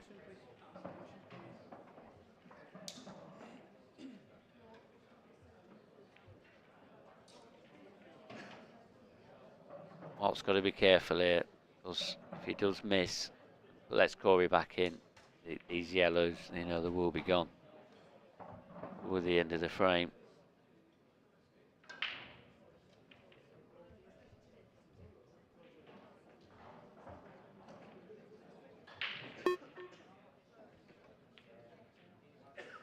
Careful of the middle. Cue ball. Oh, just enough. Phillips, throwing fire, Christy Phillips, table 13. And on table 70. On table 70. So it looks as if there's a plant there with reds. Okay. Those two reds are a plant into the corner. Potentially a 3-ball plant. If he so chooses. This has got to be a controlled positional shot now. Don't want this to travel too far. Bad. He's going to get a chance, but as you've observed, Andy, that red onto red. I think it passes the yellow as a plant. If it does, it'll open it all up for him. Yeah, you'd like to be behind it though, wouldn't you, rather than cutting back like maybe he needs to do here. Red onto 3-ball should plant. make this. 3-ball plant it is. How's it come out? Good. Pretty good. It's okay as that. So just the ball on the side cushion. He needs to concentrate on his clearance. Just wants an angle. He can stun up now, if he so chooses.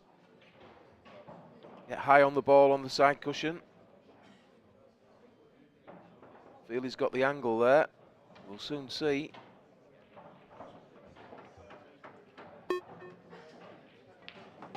That's what he's played. So not quite high enough. Still take this ball into the middle. Can run round 2, even 3 rails. There we go, 1, 2. And the third rail. And I would say that's just about perfect.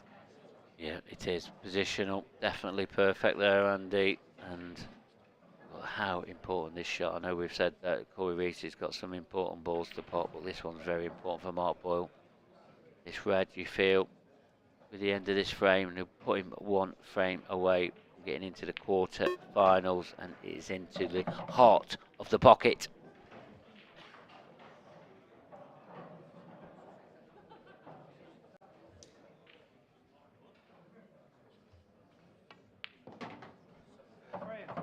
Well, that's black down, and he's on the hill.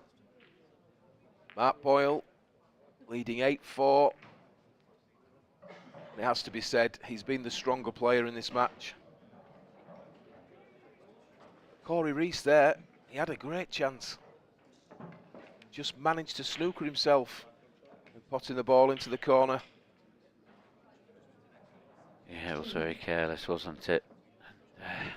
Well, Simon Ward taking 3 frames on the bounce, but Paul Harkness at the table. Looks like he's will be levelling that match up. Robert Stephen, he's probably been one of the most informed players of the 2022 season, especially for a new professional.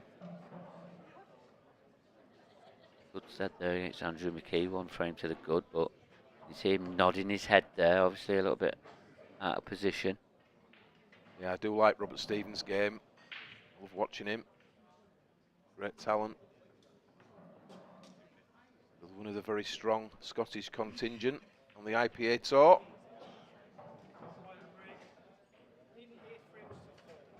Talk about the Scottish contingent, the Welsh contingent, they're absolutely formidable areas for the pool. Here we go again. Got the break back working, but again, a couple of clusters. Not as tight as clusters that we've seen, so.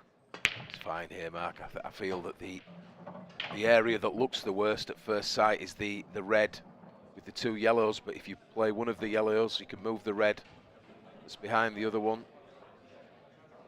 Maybe we've seen Corey Reese's last shot. Oh, has that gone okay? Has it gone wrong? I'm not sure. He's playing the shot I've just alluded to next. He'll just spun over onto the red. Yep, freeze the yellow. It's just a case of whether he's... I don't think he's hampered that yellow over middle, Mark. I don't know what you're saying. It's not... I think that does pass, doesn't it? On the overhead, it's... he's going to check this ball up. So it's right-hand side. There you see, just alters the angle.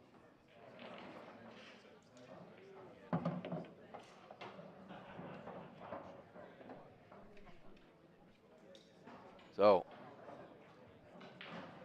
4 yellows and the black. What's required? And it's just this yellow next to the red, right centre screen there. Does pass, but I think it's only just. So we'd like good position.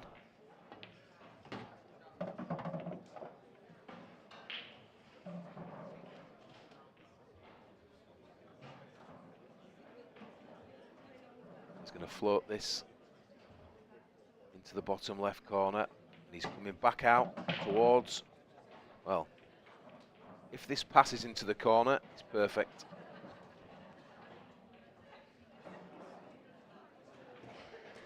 Just making sure.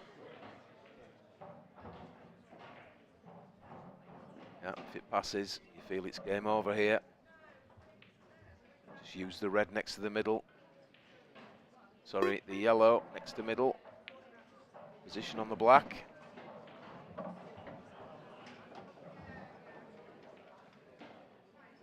think his work is done in this match.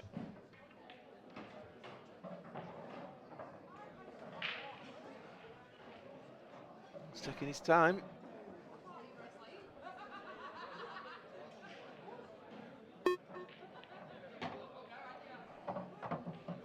play it and run off 2 cushions to leave it in the middle. Thought he may have dropped it in, but obviously didn't have the angle. So he needs this black for a 9-4 victory. And it's there. Mark Boyle comes through. Good match. With a scoreline of 9 frames to 4 over Corey Ruiz. Yeah, definitely the stronger player. Wasn't the free-flowing, open sort of pull that we're used to seeing from players of this level, but it wasn't their fault. Few funny racks, good breaks, leaving clusters, and tactical play, unfortunately, was the order of the day. They had no choice. But 9-4, I think it's a fair representation in that match.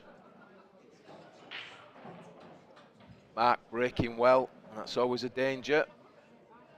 As we keep saying, superb how he breaks from the side with so much control, so much power. So next matchup, well, I'm going to hand you over to the studio now. And there we go, Thanks, Mark. Andy, and I'm joined in the studio now by Mr. Magic, Mark Boyle. Mark, pretty, convincing win there, 9 frames to 4. Did it really tell a story, by, winning by 5 frames? Not really. At the start, there was a few mistakes. Like just Corey done one, and I was 3-0 up. Then I done one, and it was like 3-2 going. Could have went easily 3 each, But I think Corey wasn't breaking as well. A few of his breaks were kind of. It was like last ball kind of rolling, and they all kind of ended up in clusters, so that helped me, But no, I think I'm surprised I won that much myself, to be honest, because I could pot a ball in the first match. I was lucky to win that, but no, it was just one of the games. Corey just couldn't get going. Yeah, and I think you spoke there about Corey's break. I mean, definitely he was just missing a little bit of timing on it. There was no doubt about that. But let's just talk about the start of yours. I mean, you started off with the 3-0 lead. You broke twice and cleared twice. Yeah. You looked like you was in really good form. We spoke earlier about, either we spoke to you sort of outside of the table that you haven't been playing a lot, etc. But you seemed pretty comfortable at the very start.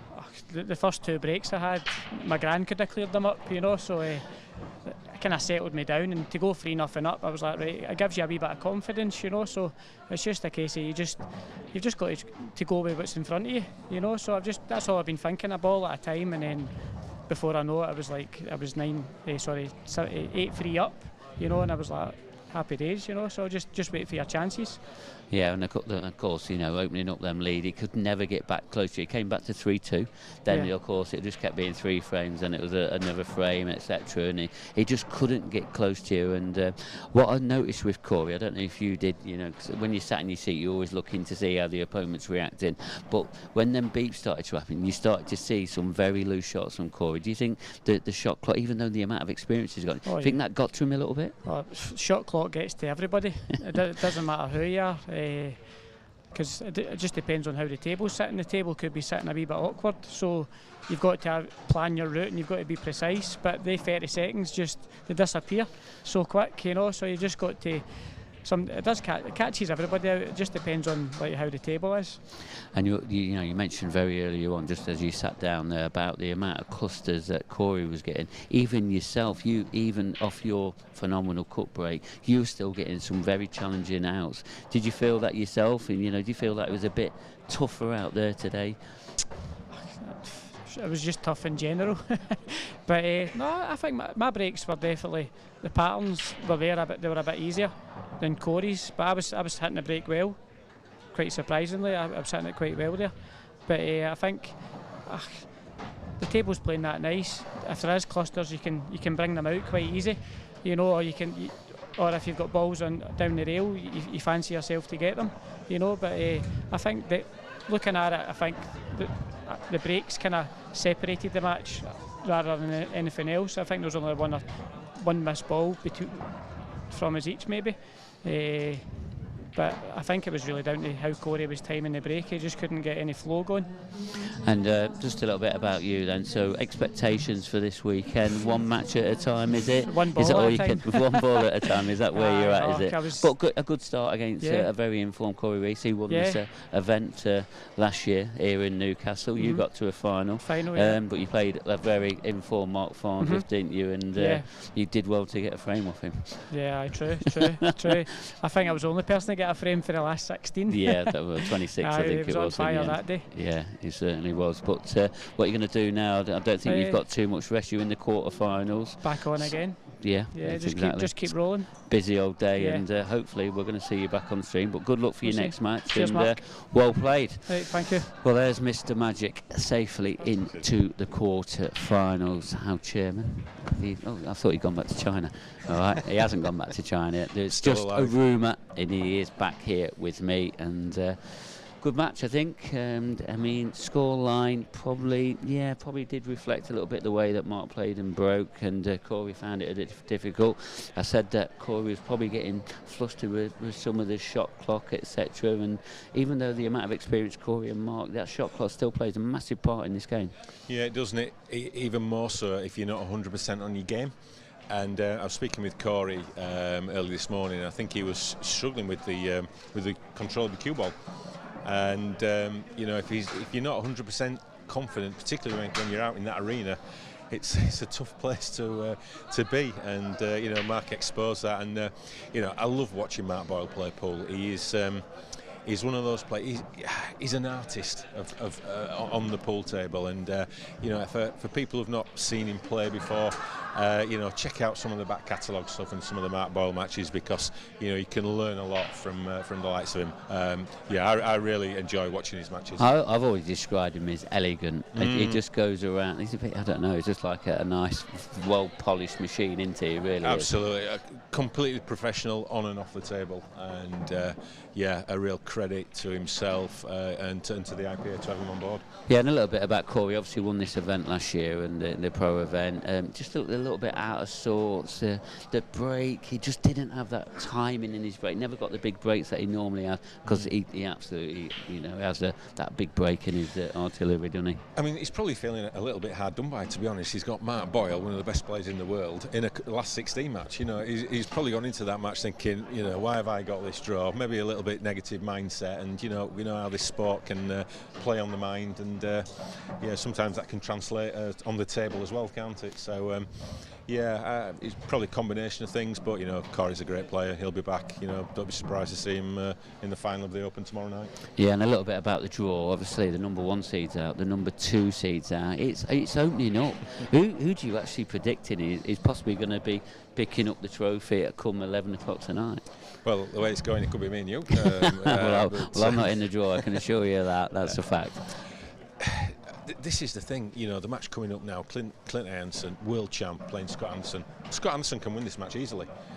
Scott Anderson beat Mark Boyle in the Masters back in December. He's come on leaps and bounds in the last few months. So this could be a very, very close game, but it just shows it's all on the day.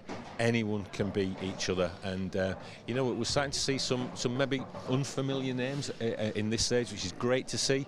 The likes of Andrew McKee, Nathan Bridges. We know they're good players. Yeah, they've been about for some years, been professional. They've played at this level for a long time. I mean, look at Gavin Rompson again into another quarter-final of an IPA event. Beat Andy Crosdale, who beat Mark Farnsworth yesterday pretty convincingly in the end, because he was always in control of that match. And then we got Rob Duncan. He was very out of sorts last season. Beat David Adden with that performance yesterday. This strength in depth here at the IPA is very, very strong indeed. And I think some of the clashes that's coming up now probably proves that. Yeah, I mean, Rob Duncan, the Channel 4 Sport poster boy now. He's up there. He's made his reputation. Disappointing for Andy Crosdale after that great victory against Mark Farnsworth, and we said early in the studio it was important for him to build on that and kick on, and unfortunately it just hasn't happened. But it's tough out there, Mark. It's tough to get to a semis and a quarters, never mind win the title. So you know, anything can happen. And somebody we've not really spoken about, you know, at this event quite yet, but we have spoken about him in previous IPA Tour events, is Robert Stephen. Going under a little bit of the radar, already beaten the number 2 seed, Ross Fernie, by 8 frames to 5. Playing Andrew McKee now, I think he's 2 frames to the good already. He could go far in this event. It's opening up for him down in the bottom half. I think Robert Stephen is in that group, the knocking on the door group, with him, the likes of Dean Shields, you know, the Gav Robinsons of this world. He has made giant strides very quickly, Robert Stephen, and it wouldn't be a surprise to anyone in this room if he's lifting this impressive piece of silverware tonight. He is heading in the right direction. He definitely is. Well, let's talk about the direction then. So direction next is this next match, the world champion Clint Ironson. He's going to have a very tricky tie against the pigeon Scott Anderson.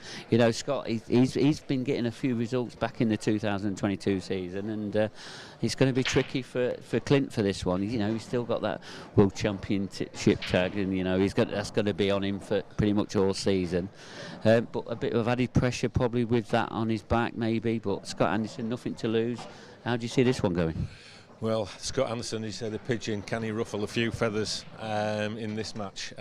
He certainly can. As I said earlier, he's come on massively over the last 6 months. Some really impressive performances and victories. And Clint, world champ, is he going to suffer a world championship hangover? Time will tell. Well, let's get the action underway. Thanks very much, Kevin, for your thoughts and views. Fiona's ready now, referee for this match. Let's hand over to Andy Richardson, who's in the comms. Thanks, Mark. Well, everybody, here we are. Second match-up this afternoon on this live stream table. So Clint Ironson against Scott Anderson. Clint, the reigning world champion, played well on the stream yesterday when we watched him, and obviously on paper would be a strong favourite in this match, but make no mistake, Scott Anderson is a fantastic player and he can win this match. He's capable. Already taking giant scalps.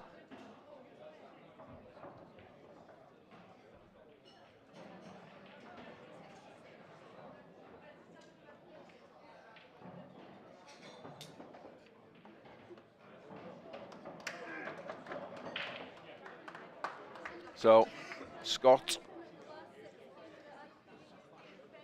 has won the lag and elected to break. So we've got a race to 9 once again in this last 16 match. Here we go.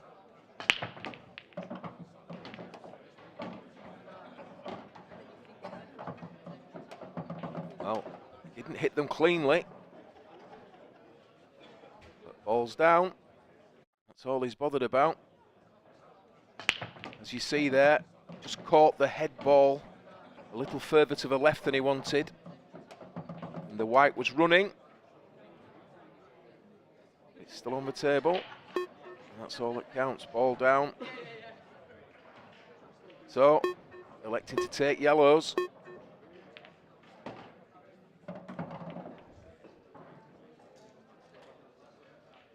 Difficult yellow, as you can see, potentially is the one on the right of the screen.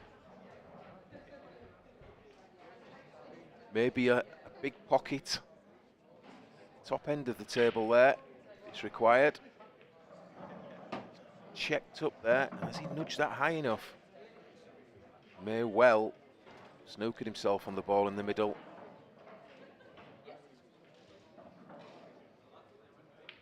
So, he's just looking at this now. Is this a big pocket? I think it may be.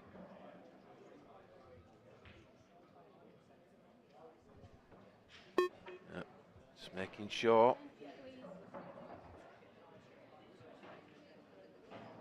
So out of position. Needs one good pot here.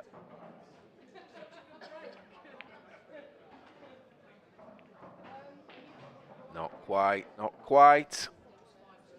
So that was a great chance to open his account, his last 16 match.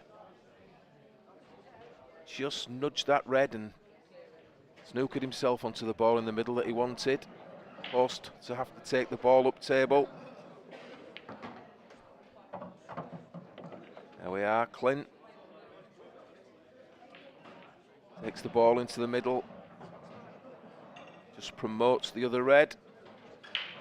It's just a question now of the two balls to right of screen as we look. Are they a plan? I think they must be. They must pass that yellow.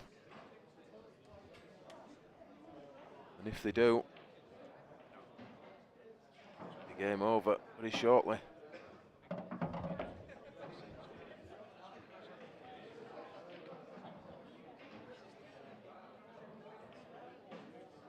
It's just a case here of the first ball that he hits.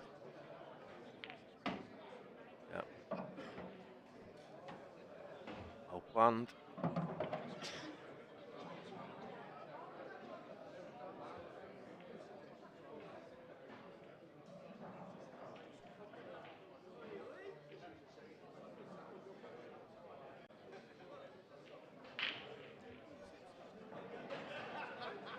Going to play this with top right hand side, spin to the right hand cushion, bottom and back out. Well, he nearly snookered himself there, but he's on the black, and this is to open his account in this last 16 match.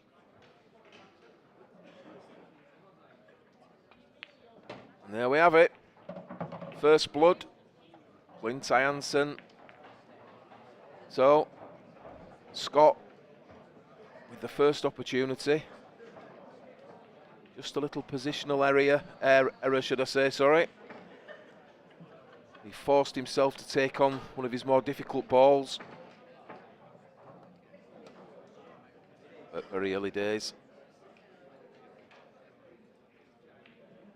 Takes a bit of getting used to this TV table, as we keep saying.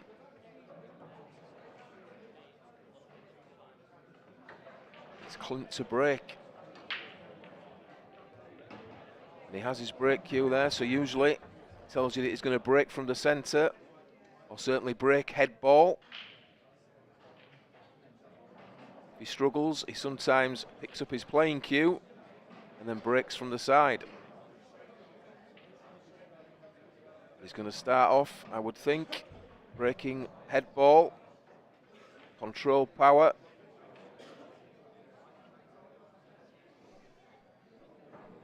Referee just making sure we've got a good rack. Not happy.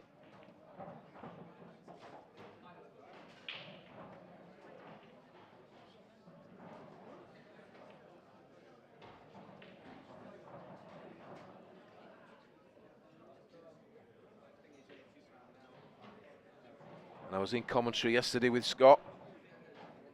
Told me he's been playing well. As I said earlier, he's taken some giant scalps in his full career already. Capable of beating anybody on his day. Very, very talented pool player. So here we go. And Ironson to break.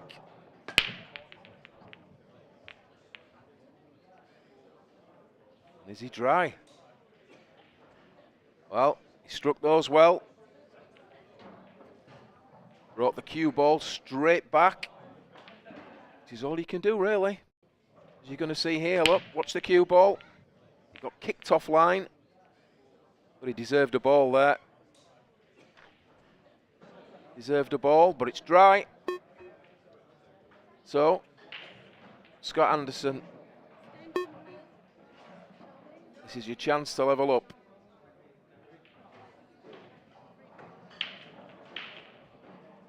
Couple of awkward balls left of screen, side cushion.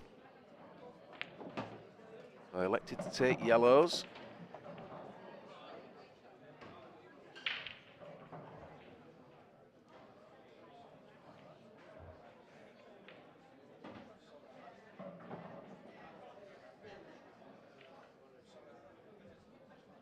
The yellow stuck to the red left of screen. Doesn't appear to pass into the corner for me, but Table 8, please. Dean Wilson, Simon Ayres. must have a plan. To last 16, Dean Wilson, Simon Ayres, table 8, please. Joined in commentary by Mark Pickworth.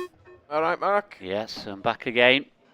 Yeah, it could be a bit of another exciting one. I missed the first frame again. I keep getting collared on the way down. Yeah, it's a long old way from the studio. Yeah, keep getting collared. Yeah, it was Scott who broke first frame, Okay. first opportunity. Just ran out of position slightly, took on a tough ball. Ooh. And, well, Another didn't loose work shot. out. Yeah, it was a bit of a loose one, that, wasn't it? Not quite settled, Scott.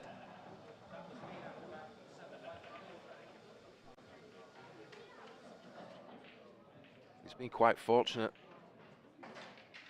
I don't think he's left anything. I don't think the red passes the black. He's extremely close to the red on cushion. It's defense, I would imagine. Going to place this cue ball. Most difficult spot possible for yellows. Scott's straight out, isn't he? He's looking. Yeah, he don't waste much time, Scott. He really doesn't. Very fast about his clearances, and you know, we probably might see one or two careless mistakes from him. Table 21, please. He hit a cushion, yeah, he's hit a cushion, that's fine, but In the amateur again, last 16 careless. match, Harry Peart, Lee Yeah, he didn't Shepherd. want to leave that red, did he? Harry Peart, Lee Shepherd, table 21. And on table 20, Nicky Ella and Simon Dixon. Nicky Ella and Simon Dixon on table 20, please. That was an error.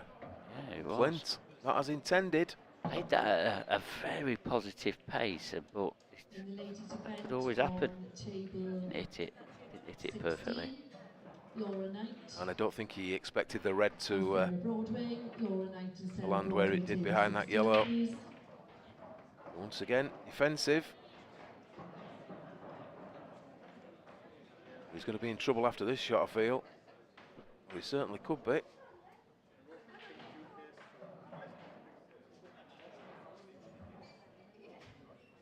I think he's in trouble. He can hit the thin edge of that red. He can, but he'd like him to hit the thin edge of that red, wouldn't he? Yeah, opens up the frame. So he's deliberately leaving him the edge of this red, which is why Clint's not going for it. He's going to play something else. That's the only defence he has at the moment. So good thinking there from Scott. He's still got a yellow down there that he could do something with to try and give him an angle to dislodge that corner. It's not easy to do, but it's an opportunity. Well, after the bad miss that he had into the middle earlier, he's got to feel that he's fortunate to be still in this frame.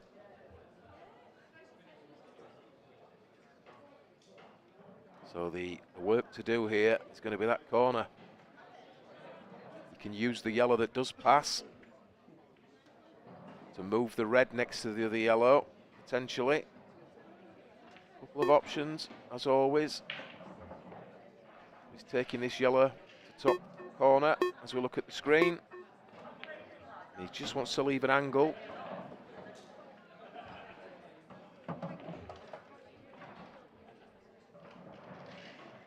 So he's just going to run this into the middle.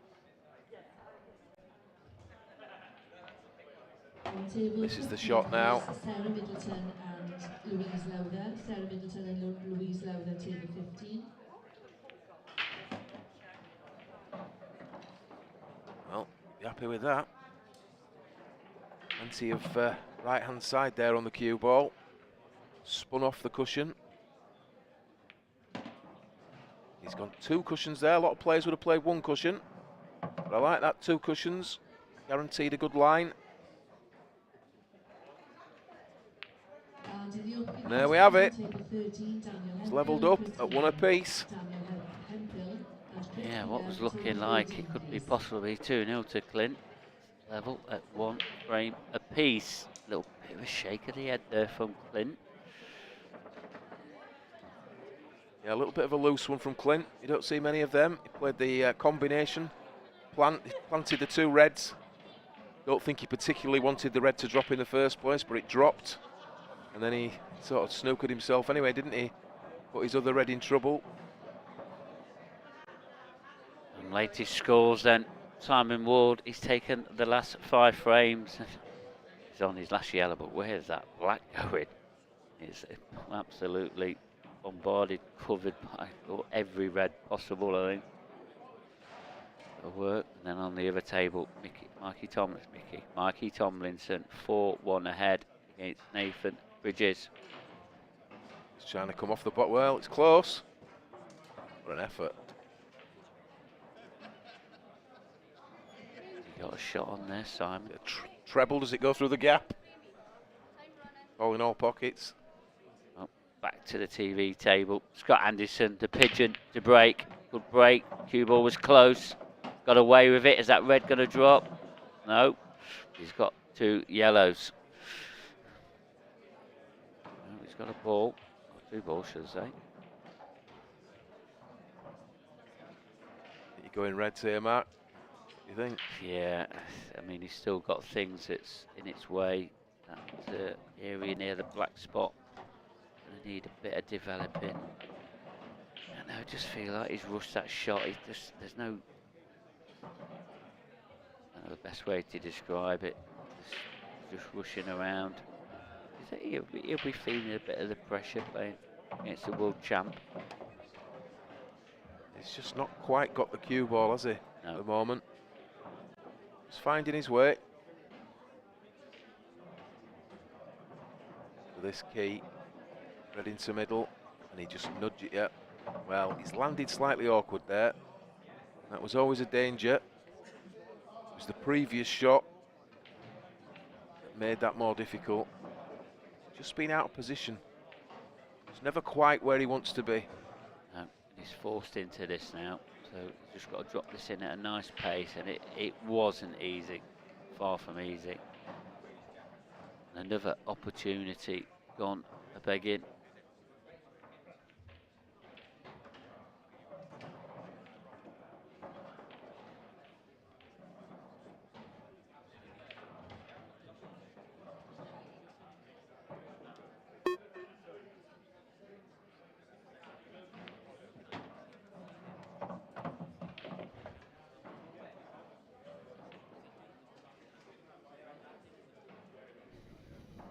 The ladies elite semi-finals. Rihanna Graham 2-1 ahead against Rachel Tucker, and Kelly Egan 2-1 ahead against Deb Birchall. Both of them race to 7.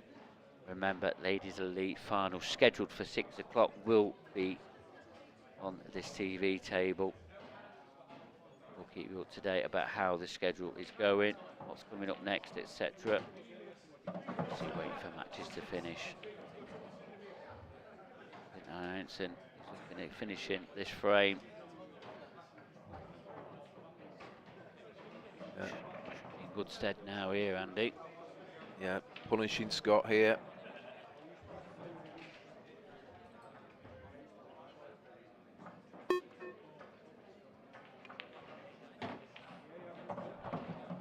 Just check the cue ball up there. Lovely use of a bit of side there.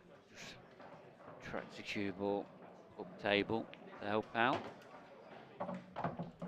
Is the hold up? Yeah, he's fine there. So yeah, punishing Scott. So it's black to centre to take a 2-1 lead. And a 2-1 lead it is. Well, got you some new company, Andy. A good man. Yeah, Dan Davey, he's going to be taking over from me. Going for a nap? So, no, there's no siesta for me. I have to keep a very close eye on all the action. We'll be back very, very soon. Over to you, Andy. All right, mate. See you later. So, Scott Anderson, not quite found his way yet. Just a little bit loose with the cue ball. There's a long way to go in this match. Just can't afford to make those unforced errors. Not against a man like Clint Ironson, our reigning world champion. As we've seen, he's playing well. Very tough match at the best of times.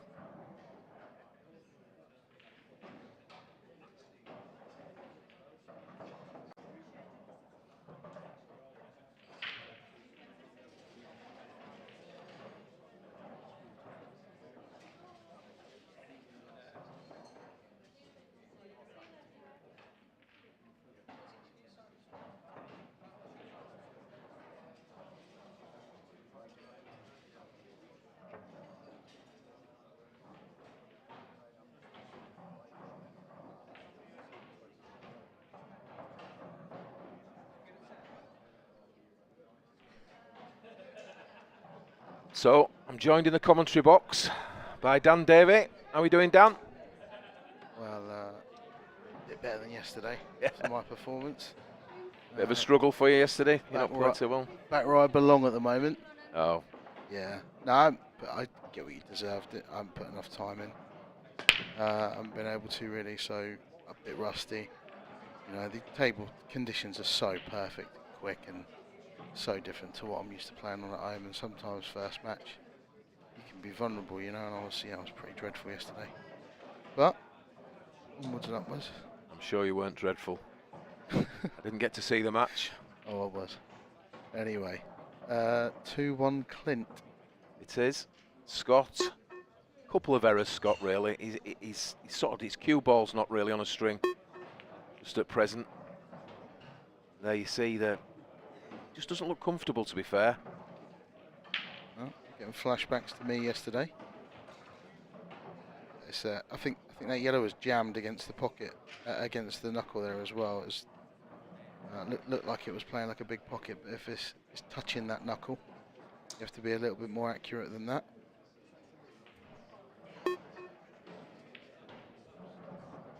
Clint, sort of, you could say where he belongs really on this match table recently, after winning the Worlds.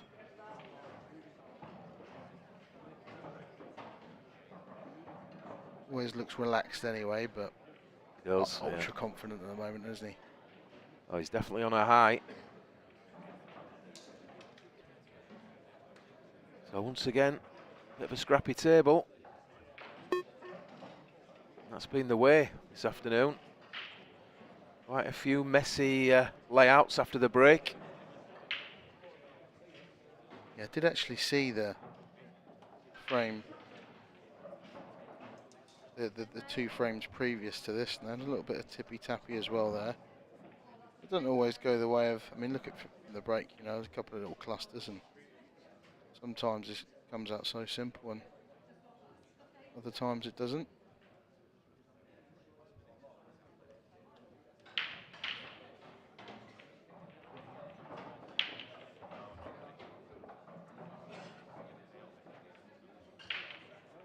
So, stalemate at the moment. Tomlinson, top table, please. Michael Tomlinson, top table. Nothing down. Nobody wants to leave the yellow over the corner. They don't, but it wouldn't be the end of the world if they did. There's so much mess on the table, that even the two yellows in the middle of the table that together don't plant anywhere. They might even be covering each other. Well, the red's there anyway for the bottom right corner, so Clint's got a chance now to go yellows. Does he really want to? Soon see. Could go reds, could he? Could go reds. Drop red middle. The big pocket with the yellow, potentially. Yeah, into the top left to open that pocket up, and then Yeah, that's what he's going to do, I think. yeah, and after that, if this goes well, and he is trusting to luck a little bit, but it's only really the black that's a problem. Yeah, he's got a couple of reds there that could develop the black. It's not quite what he wanted. No. It's always the problem when that yellow's sort of jarred and pushed into the knuckle. It's going to come out quite straight, and Yeah, deserved a bit better there, I felt. going for the double. Yeah, just trying to sneak it past, cover the pocket. Still in control. Very much so.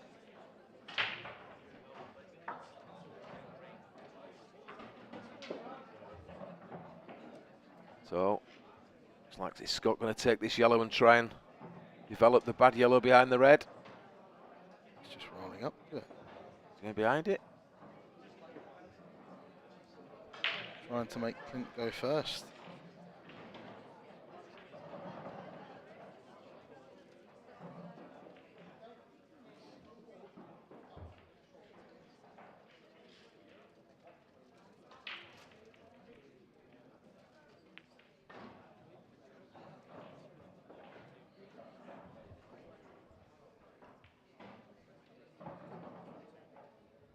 Shake of the head from Scott. Control of this frame slowly slipping away from him.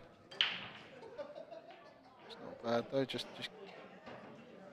keep him hanging in there for a little while longer. It's not always a basic principle of a little tactical frame.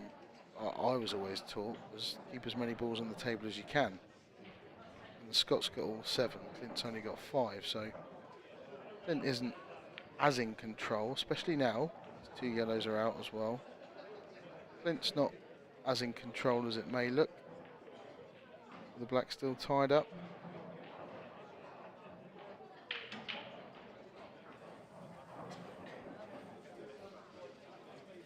Mikey Tomlinson there. A convincing lead. 8-1 up in a race to 9. Playing well this weekend is Mikey. Playing well for a little while now, hasn't he? A couple of big matches recently he's been putting a bit of time in for. Scott's got a chance to attack now. Let's open things right up, and it's a guaranteed plant. He's got, this is probably harder to miss. The skill shot. Still played it well. And they're all there for Scott. Yeah, played it very well.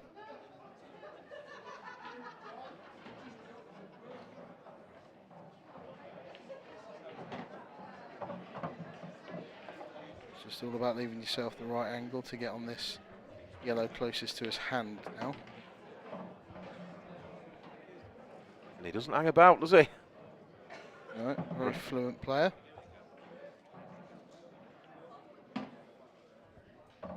Get as close as possible. If he's quite got the angle he wanted. Yeah, he wanted to be a little bit straighter, didn't he? But yeah. He's trying to go twice across, and I don't think this has got there. No. Oh, yeah.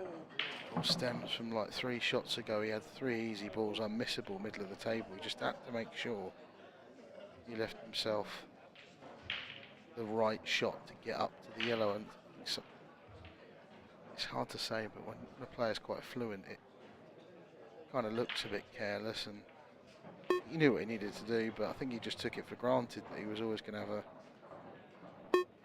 an easy angle. It's just that there's little mistakes, especially at 2-1 down.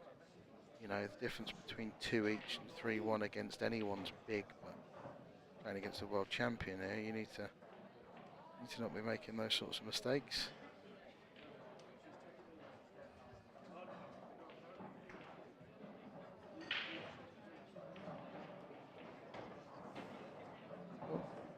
Good shot from Clint, but he has left a double into the middle. He's not going to be leaving himself an easy shot on the black if he does get it. Still a chance.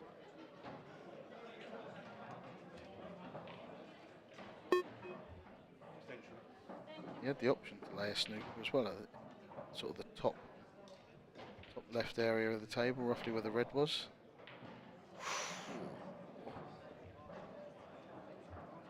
So close. You couldn't get any closer.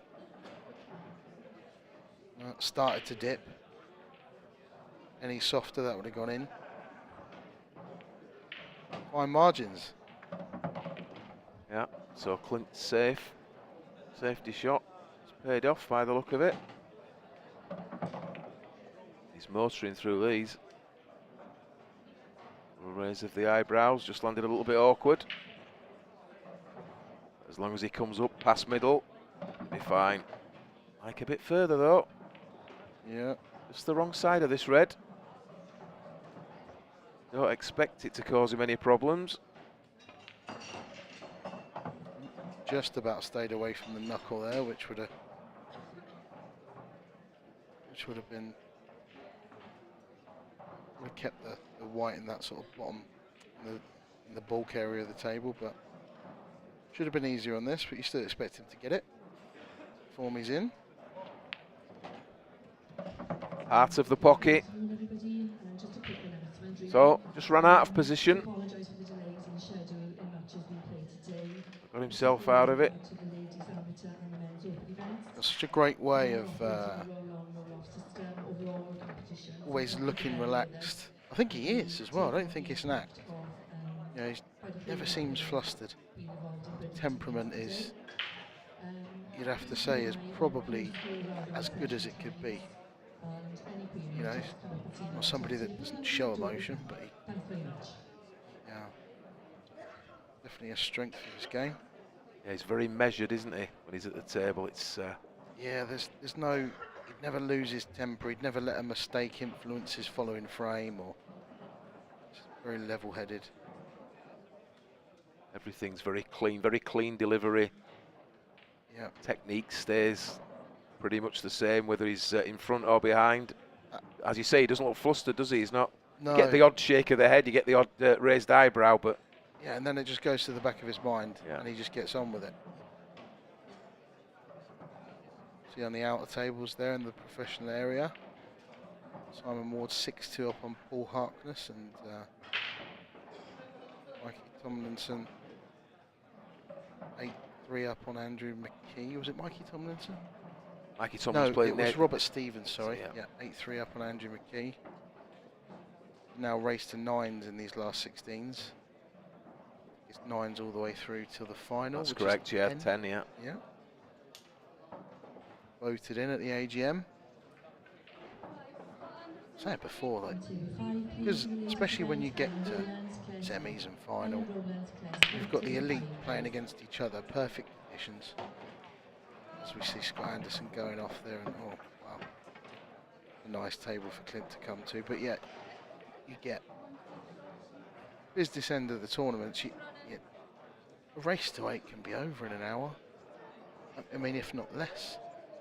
You know, if the breaks don't go somebody's way. So, you know, when you've got the best against the best, shot clock as well in operation, why not make it 10s? Fans want. Players are very happy with it. I think Clint here, you'd fancy Clint if you, even if Scott said Scott chose his colour, you'd still fancy Clint to clear these with a free visit. He's just deciding what to do this visit. I think some tables you look at and you just think there's so many things he could do here with his first shot.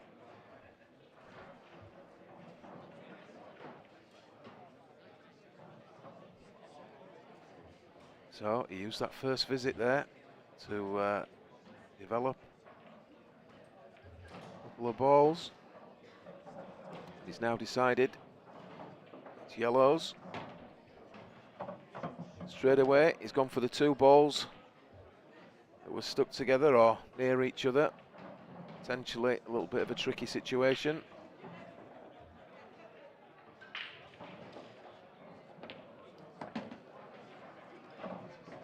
Yeah, I think if he's straight on this, he'd love to screw back now for the one at the top of the table. I don't know if he's, see from his body language, just slumped his arms down a little bit. I don't think he's quite straight enough.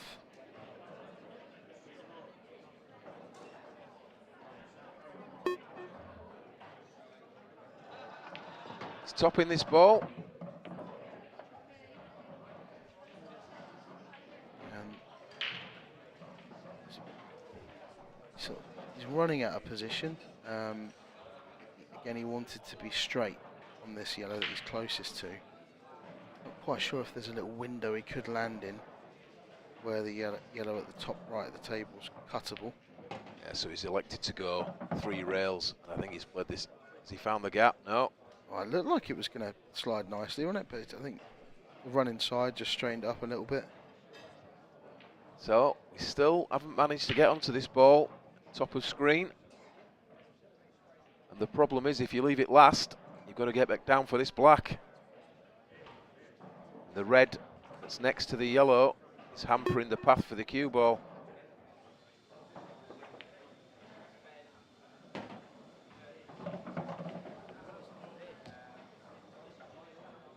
Well, he's banged the table there with his hand, frustrated. Great pot into the corner. Aside from not being on it, it couldn't have been much worse than this. Well, that's just bounced out 2 or 3 inches. Yeah, or a couple of rolls less, one or the other. Yeah. Ultra thin cut, does it go? It does. It does, and he's got it. He's got it. Nice Kicks flick. the back of this, look at that. Oh, he'll take that. That's what happens when you're world champion. You 3-1 up in a match. You sat there now, you're Scott, you're thinking, that's because I messed up. I Yep, should have gone definitely. 2-all. That's the pool gods. That's when you've got to clear your mind, isn't it? Yep. Got to forget about it. Not out of it yet though. It's a much better shot than it looked. Run inside from distance. Yeah, and I think it was the yellow that he cut back into the corner, top of screen. That was a fantastic shot, wasn't it? Yeah, he got a bit of a touch with the position, but much more difficult than it looked on screen. There we have it. So, black down, and it's a 4-1 lead for Clint Ironson. I think 4-1's probably a fair score line at the moment. Scott just making a few errors. Lost the cue ball a couple of times. Maybe this TV table catching him out. But he's a very talented lad. Believe me, he's capable of getting himself back into this match.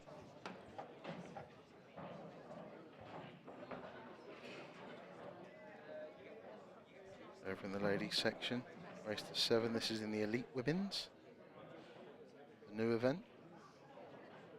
Kelly Egan 3-1 up on Deb Birchill.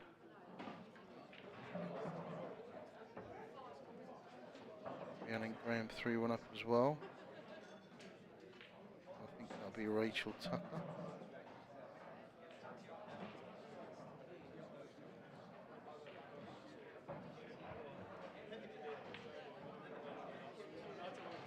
Scott just pondering that could easily have found himself 3-2 up in this match without doing anything special at all. 4-1 down. Trying to stay positive, and the match can turn. Try not to beat yourself up about it too much. Wait for your next chance, and here it is. Yeah, not his best break, was it, that? No, they didn't really seem to split at all there. It didn't really look like he hammered them, but on these match tables, you often don't have to, because they play so quick anyway. Probably doesn't want that to drop, it hasn't, so clear advantage to Scott in this frame. Double yellow backup table. Yeah, won't be too worried at the moment, because there's still a, I mean, aside from the one covering the pocket in the bottom right hand side of the table, the other two are a hassle to get on and develop. Scott's not quite ready to go game just yet.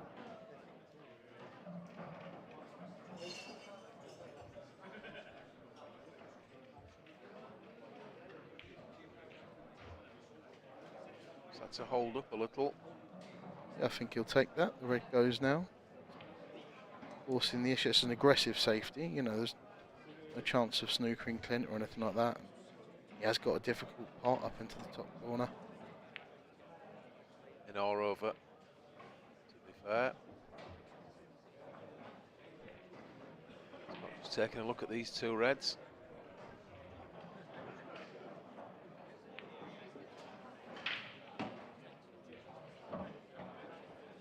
Always feels a little bit like this when you see these types of frames.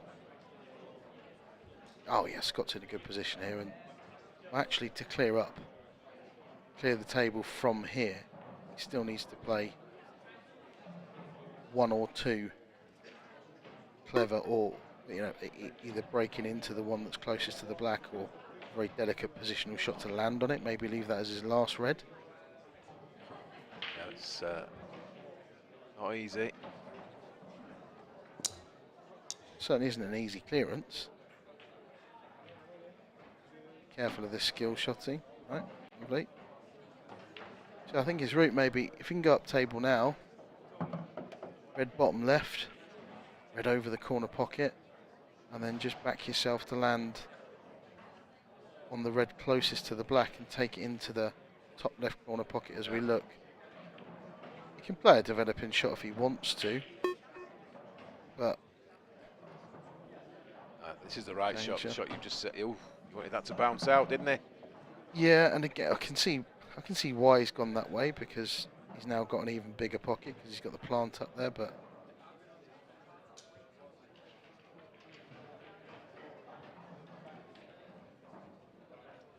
let it come out a bit. Missed it. And looks like he's apologised to Clint. I think maybe he's just covered yellow with the black so the yellow doesn't go, but Clint will just be happy to get back to the table. Absolutely. Things just not happening for Scott at the moment. He's getting the chances though, isn't he? He's had opportunities.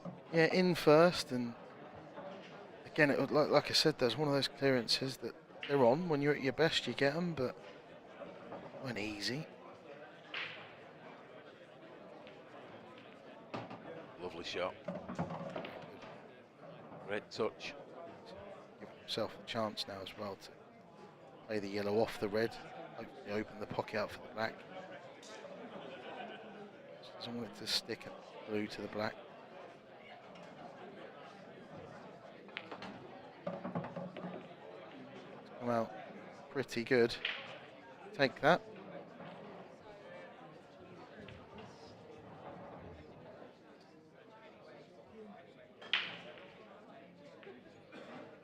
Just looking at the two yellows, bottom of screen. May elect it, yeah, that's what he's going for, I think. Play this one into the corner. Off the side cushion if he feels, and he could maybe bump into the red below the yellow.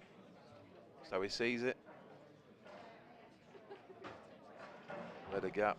Yeah, it's hit the red. So that's what he elected to do. Yeah, take that every day of the week.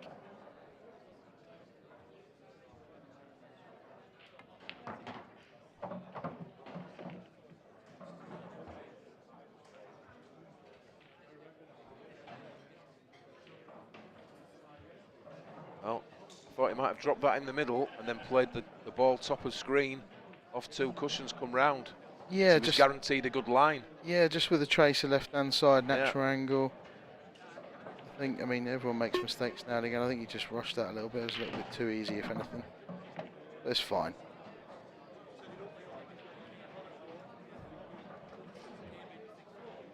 See him swing around now. Needs to stay away from that middle pocket. Perfect. Doesn't panic into Ironson. Oh, he's ruthless. Ruthless. Clearance once again. Great touch. Two matches drawing to a close there. I think this is actually going to be the winning shot from Simon Ward. 8-4 up, so should see a handshake now.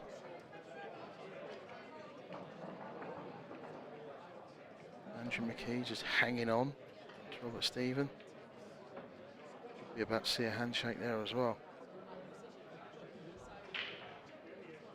Yes, and I believe Simon Ward in that match, I think he was 2-0 down. So, great result to have come back. Such a convincing victory.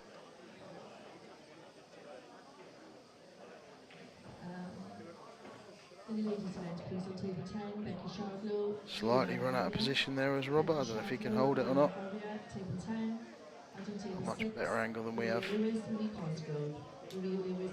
Killed the cue table ball. 6. Lovely. 9-3 win for Robert Stephen as well. Yeah, playing well is Robert Stephen. Flying. Anyway, back to the action. Scott Anderson, who breaks. We've got a ball down. Breaks very well. Break.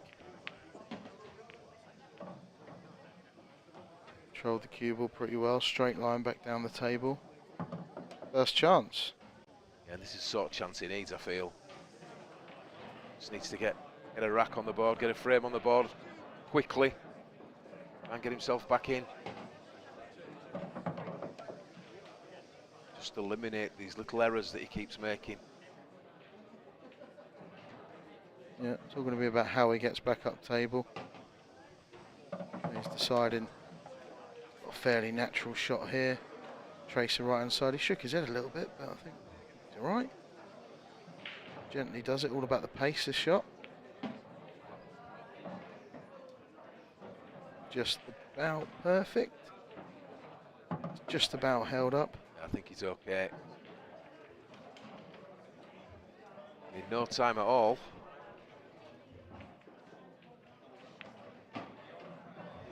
Looking like taking this frame.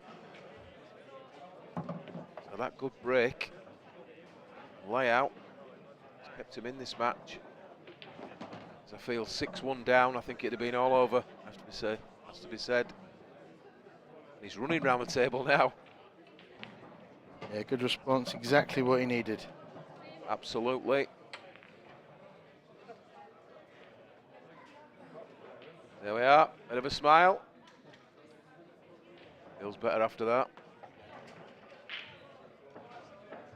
So much luck involved in pool, you know. It doesn't matter who you're playing, you've got to just tell yourself. Clint would have dry broke 4 or 5 times in a row, plenty of times in his life, in his career. You know, matches even on a stream table. So you've got to hang in there, you know, and things can turn around. You might not even have to play out of your skin to get back in a match. The amount of times you'll clear 3 or 4 frames in a row, and sometimes you think, I couldn't have had this any easier. It can happen. Yeah.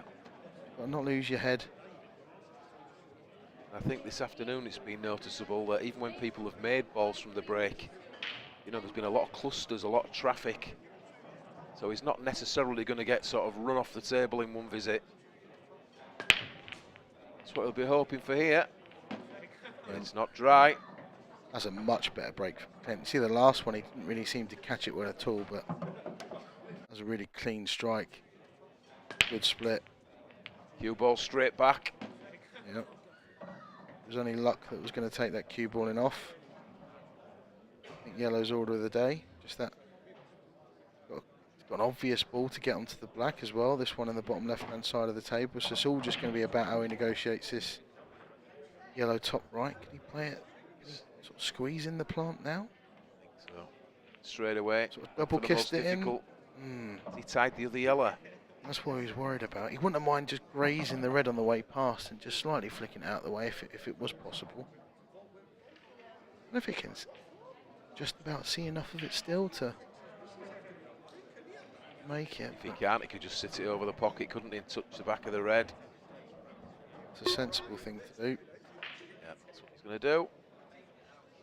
So hard for a player to do that sometimes. Just against your natural instincts for most players to do that. But you look at what he's left Scott and welded to the red. He's actually left him absolutely nothing. Maybe to the point where he's looking at playing an ultra thin.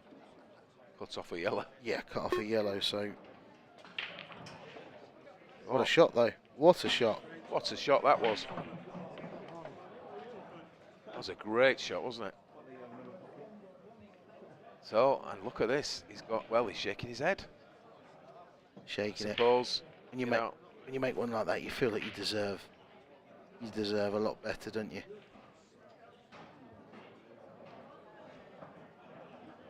Well, he's got this long red. There is a path here for the cue ball to take that yellow in over the corner. do him. Oh, wow. Bounce. Is it past the yellow? From the overhead, I believe it may do. Our main screen, it's... What do you think? It's tight. Tight, isn't it? Yeah. Knuckle first, it might be possible. He's going into it again. Careful of the white going in off. Oh, And that's another very inventive shot. And he's been unlucky there, hasn't he? I think it's like the Lord giveth and the Lord taketh. Every shot he's pulling something special out and then something else goes safe. Going to feel a bit harshly done by her, but it's the game. So does the red pass the yellow in the corner? He's having a look. I think if it does, he might not have a full pocket. Shot you don't really want to play, but could you play it with a bit of top and right and go into the red and black now? I think if you're going to take it on into that corner, you've got to take the chance, haven't you? Yeah. Sometimes you just need to rely on a bit of luck. The ultra thin cut, overcut it. Ah, it's a disaster. Not certain that was on. No,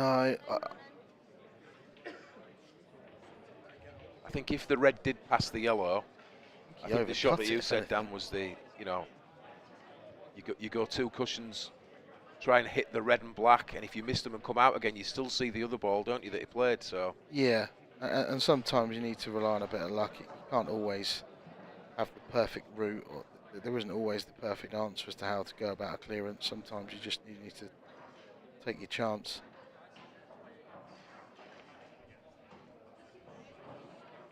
That's not the best from Clint. Wanted that red to just bump out a little bit more so that he was on this yellow into the bottom right corner. Now he's left himself really awkward queuing. This yellow in the middle. that definitely was not as planned, was it? Right.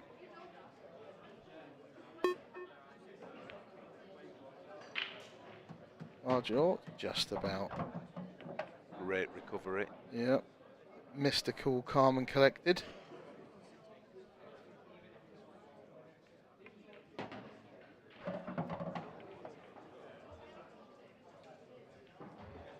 Fantastic shot into the middle pocket.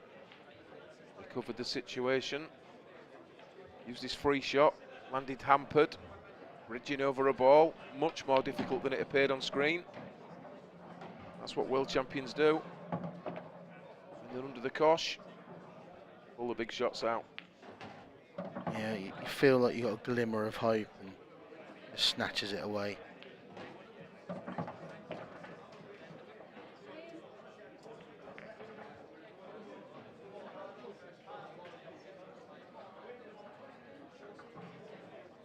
So the match after this, coming up, will be Mikey Tomlinson against Robert Stephen. Another race to 9. What a fantastic match that is. Yeah, two players that are relatively new to the pro scene. Robert Stephen, I think this is 2nd year, and Mikey Tomlinson is 1st season, but both players that are in form. Should be a great match. Both very attacking players as well. Yeah, really looking forward to that one. Mikey Tomlinson, local to me, in the same town. Huge talent. Robert Stevenson, love watching him play. He's playing really well this weekend. Managed to watch a couple of bits and pieces of his matches. That could be a right battle coming up next. Meanwhile, back at the table, referee just making sure the balls are touching. Maybe not. Right, spotted something on the front red.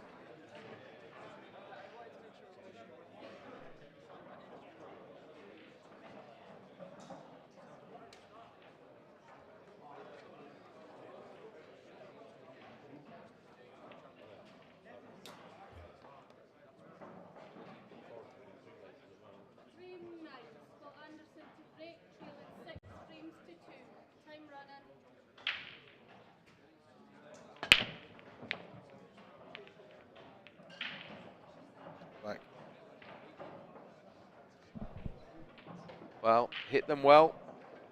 That's the pool gods for you when you're struggling.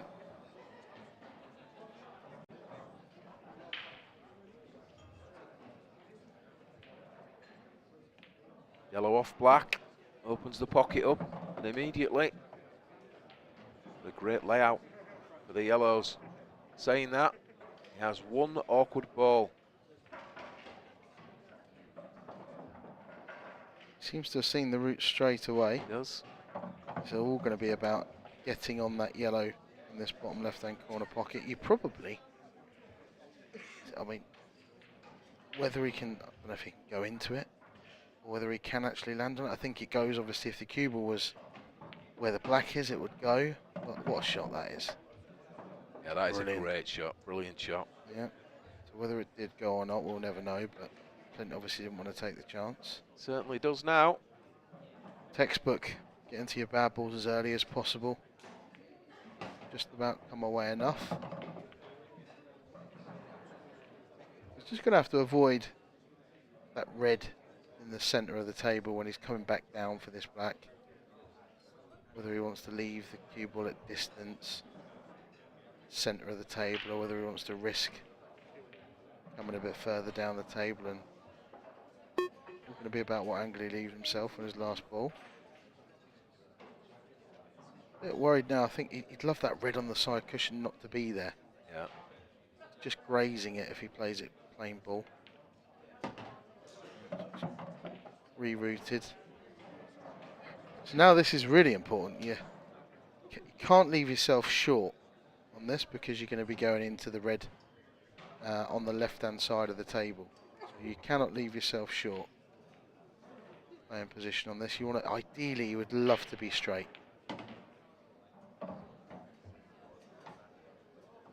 Yeah, and he is short. So, is it impossible for him to get around the back of the red? Maybe not, but it's difficult. From the overhead, it would appear he possibly could stun off the side. With left-hand cushion side. with left-hand side, yeah. Yeah, I think it is, but he's a bit further away than the cushion than it looks, but yeah, he's played it well. No problem. Played it really well.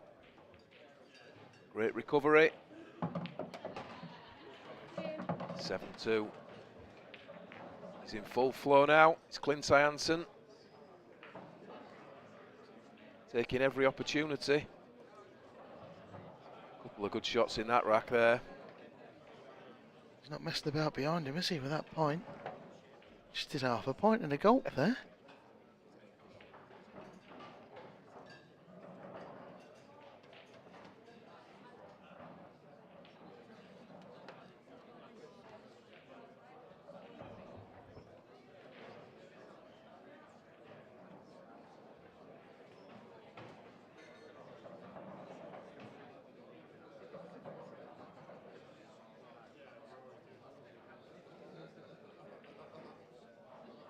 Is there a way back for Scott Anderson in this match?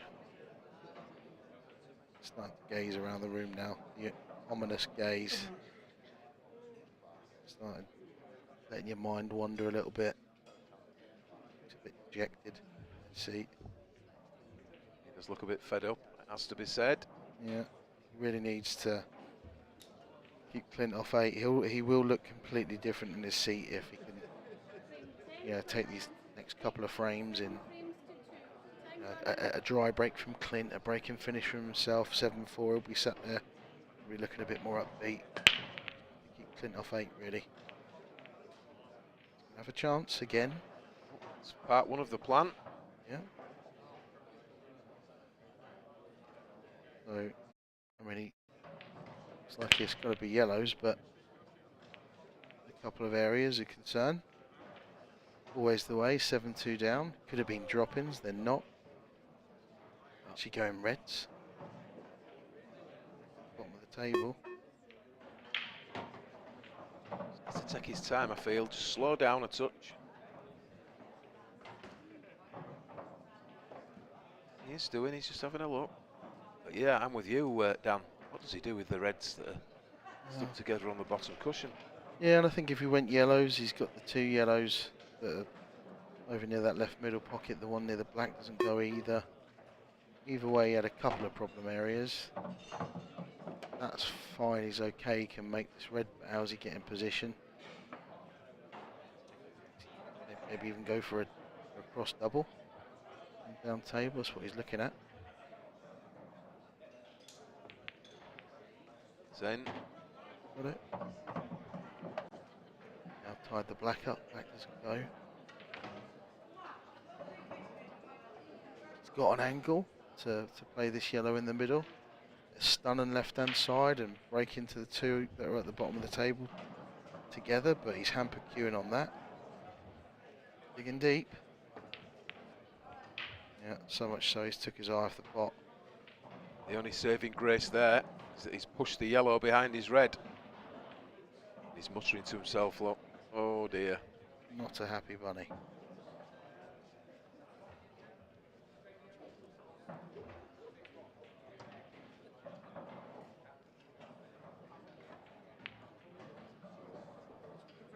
Clint's got the luxury now as well of knowing he's 7-2 up. He'll be so relaxed in the safety exchange. He can just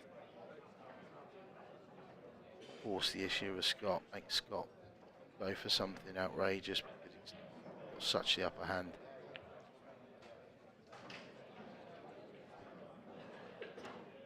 Good enough. Even if he left Scott that red over the corner pocket, what's he going to do? Plays the yellow down to the black pocket. Complete control. Apart from that red over the pocket, every single ball Scott needs to win this frame. He can't pot. Sean Gifford, Kieran Wright, table 12, please.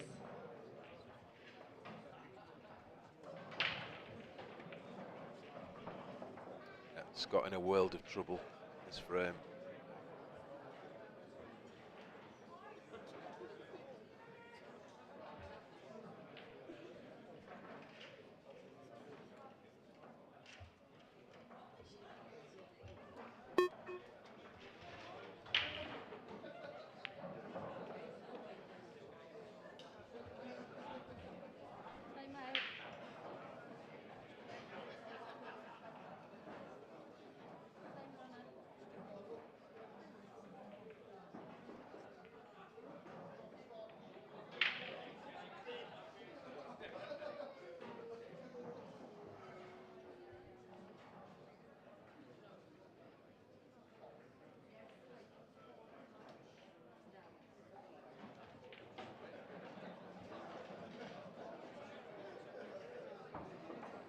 I don't think he's touching.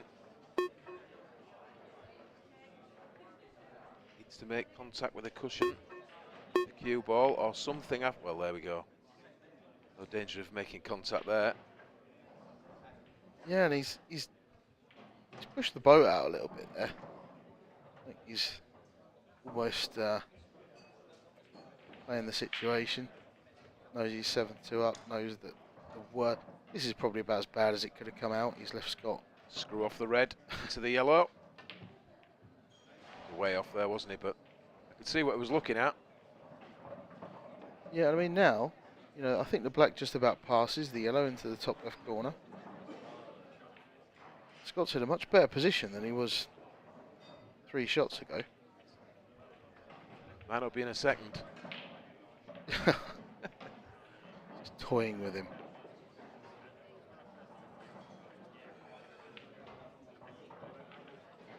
Yeah, there was a glimmer of light for a second. He shut the door. It's not a bad shot. He doesn't want it to drop. Doesn't want it to drop. Very good.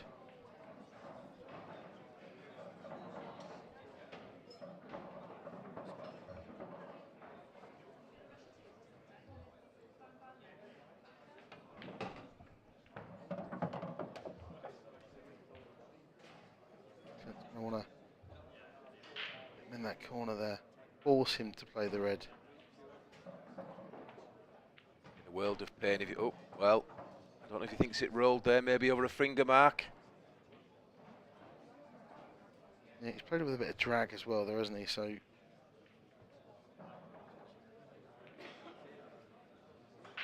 Scott slowly working his way back into this frame. I mean, I say that. I mean, I say working his way back in. Is he favourite now? Just about to say that. I mean, he really is back in this frame, isn't he? Yeah, I think Clint just lost patience a little bit. 7-2 up. Great shot. Here we go That's again. a great shot. Now the table turns. That was a great, great shot.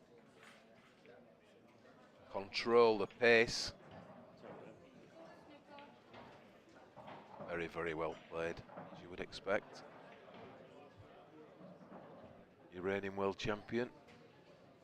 Just when we thought that Scott take. Oh dear. Oh, he's at the yellow with his hand. Oh, all sorts. it's all have gone on wrong. There. 4 shots. Air ball. Old school. Table tennis. Dear.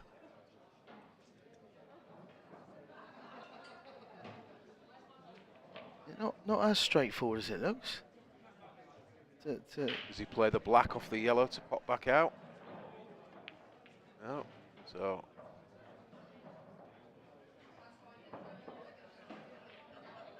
Well, I don't think that yellow goes into the corner, but maybe he's just going to knock it in. Doesn't look like it, does it? But it must do. Yeah. Well, it didn't look like it to us where we were. Fooled us.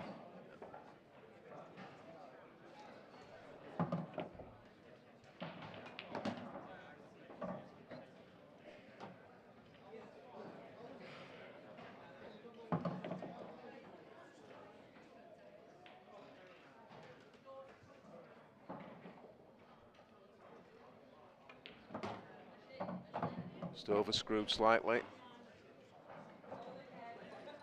Yeah. Decision to make now. Ideally, he'd love to play it with screw in and around where that left middle pocket is. So does he go below or does he go above? Low, yeah, that's why. Yeah, below his side. Played that as well as he could. Very good. Rock solid. 8-2 Clint Ironson. Does that so well, doesn't he? Just like runs out of position a little bit and doesn't seem to bother him at all. He just accepts it. Okay, I'll leave myself slightly further away from the black than ideally I'd have wanted, but he just gets on with it. We look at the draw now, so winner of this match will go on to play Simon Ward, and it looks like being Clint Ironson, that'd be a replay of the World Final. The winner of that will play Michael Tomlinson or Robert Stephen. Hibbert Boyle. I mean, that's worthy of a world final. Gav Robinson against Rob Duncan. Play the winner of that.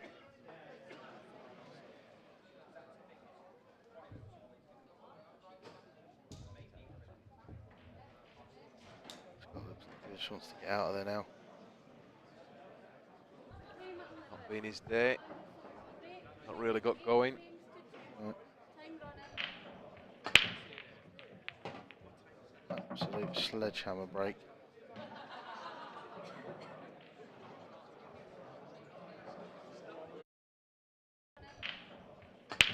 Black and yellow together.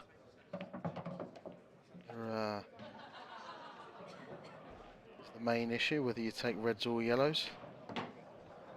Taking reds. Easy enough, really. I think you've just got to play to leave yourself a double into the middle. Either way, it's not going to hang about.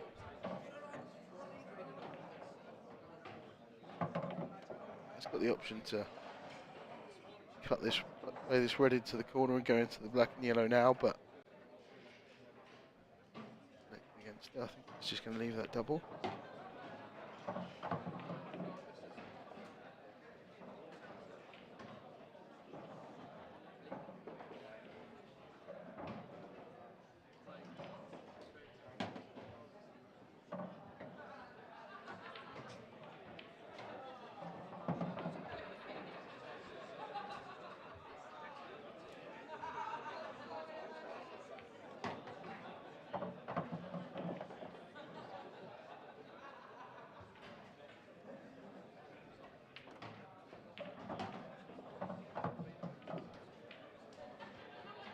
Himself in it.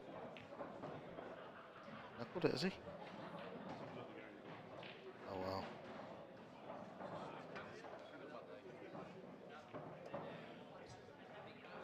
table 3, please, in the professional event quarter-final, Gavin Robinson and Rob Duncan. Gavin Robertson, Rob Duncan, table 3. Gareth Hibbert, Mark Boyle, table 2. Gareth Hibbert, Mark Boyle, table 2. Easiest of openers. Awkward queuing.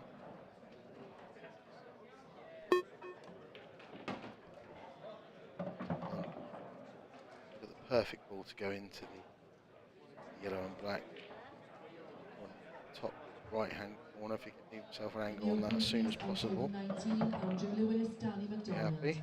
Andrew Lewis, Danny McDonald, table 19. Can Mark Blackett come to the top table, please? Mark Blackett to the top table. Maybe even go into it now. Put this in thin with right hand side. Top cushion.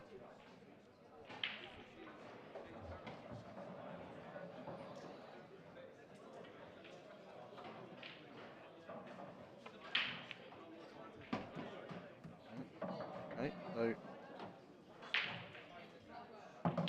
He knows he'd be unlucky not to be on the ball over the middle, doesn't he, if he... You see it. yeah, I'll take that. Could have come out better, but it's fine. Just don't want to leave yourself straight on this yellow. Give yourself an angle to get back up the table, I think. It's a hold up. It's a couple of inches further than he wanted to be. Fancy him to make the pot, but holding for the black into the corners, probably not going to be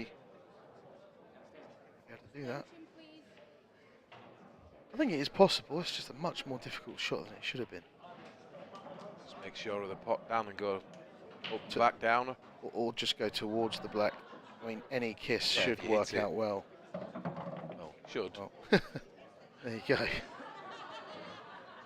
It's fair to say that's not quite where he wanted to be.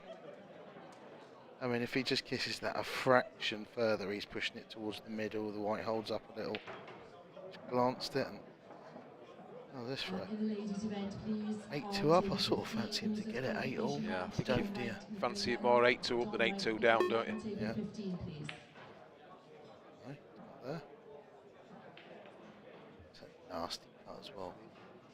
Is that even cuttable? Is that a look? Very, very thin is this. Is that a look? Where's the white going? Anywhere. Well, Oh. He shook hands. That's it, game, set and match. Clint Ironson, job done. Played well, wasn't it his brilliant best? But I think some missed chances from Scott. I think he always seemed to come to the table with a lot of work to do, didn't he, Scott, in that match? yeah, he didn't really get going. No. Didn't look comfortable. He just wasn't his day, was it? I don't think. No, just one of them. He kind of made life easy for Clint in a way, but he wasn't messing up easy chances. Every time he came to the table, there were clusters everywhere. Just happens like that sometimes. But It's been the pattern this afternoon, as I said to you earlier. We've had several racks very similar, several frames where balls have split, you know, very unkindly. yeah, It's just the way things go sometimes. But yeah, convincing scoreline. Not at his absolute best, but I think it's fair to say he didn't need to be. Not this afternoon. Scott live to fight another day. He's a great player.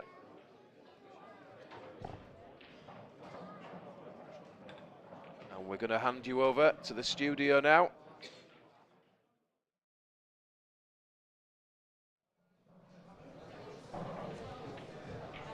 Thanks, Andy. Thanks, Dan. And I'm joined once again by Clint Ironson. Clint, you're in here more than what I am. I know, I get that feeling this weekend, to be honest. Hopefully it carries on. This is the winner's circle, isn't it? Yeah, it seems to be. You know, you're obviously in here for a reason. You keep winning, and another fine performance. So pretty solid indeed. I mean, Scott could have been a bit of a tricky tussle for you, but 9-2, you've got to be pretty happy with that. You know, Scott's a good player, to be honest. Again, it was a little bit similar to my first game. My break was pretty non-existent.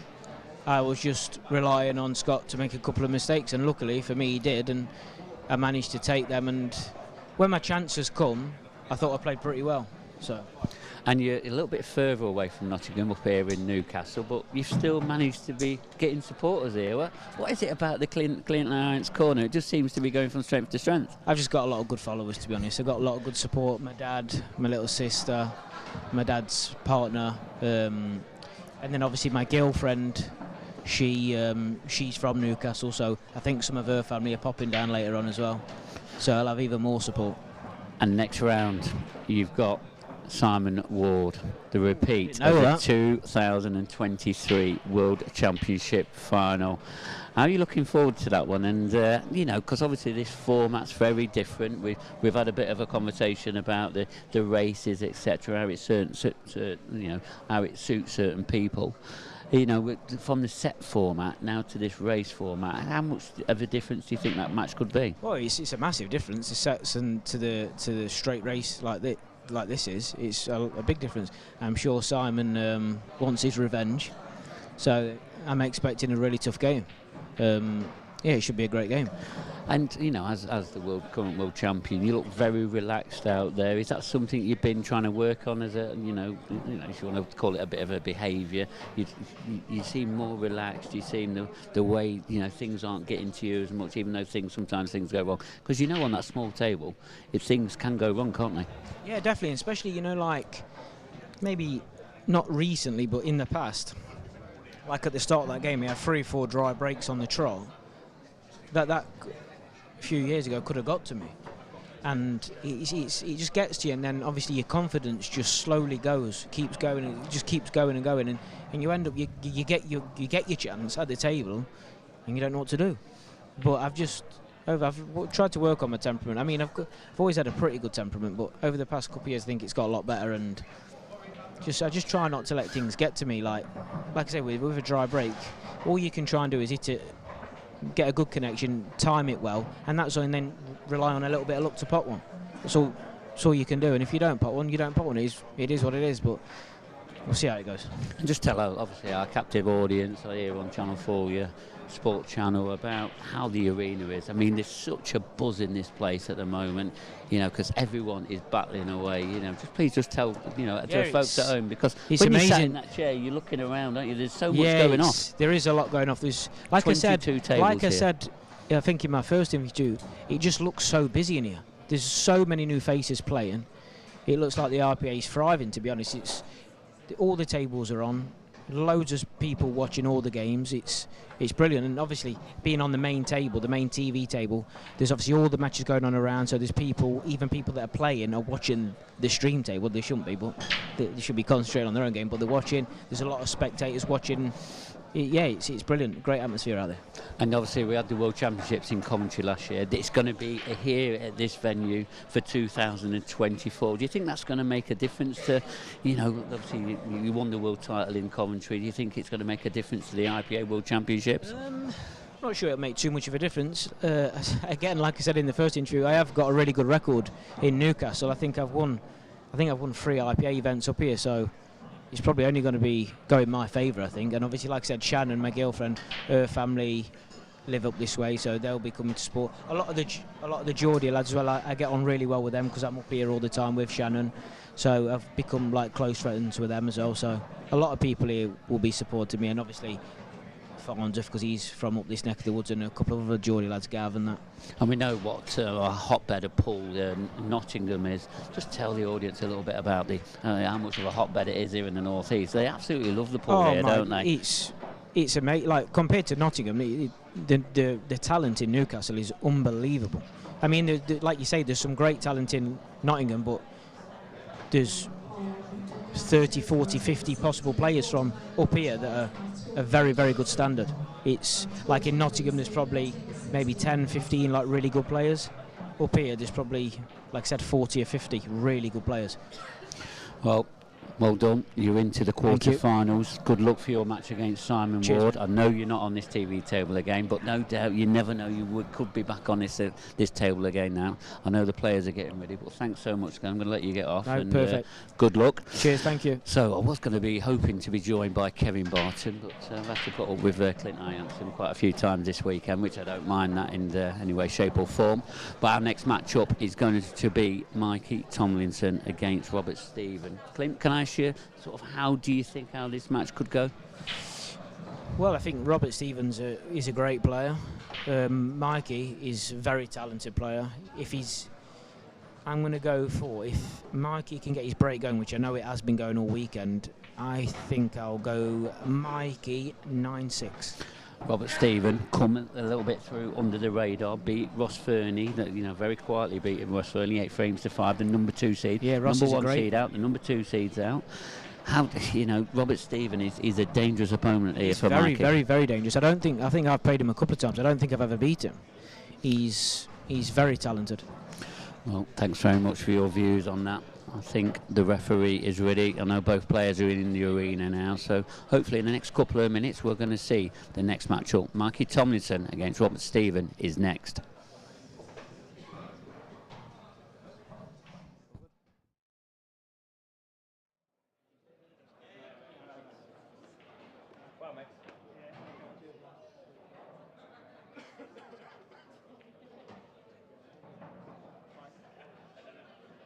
In the meantime, just waiting for the players to lag.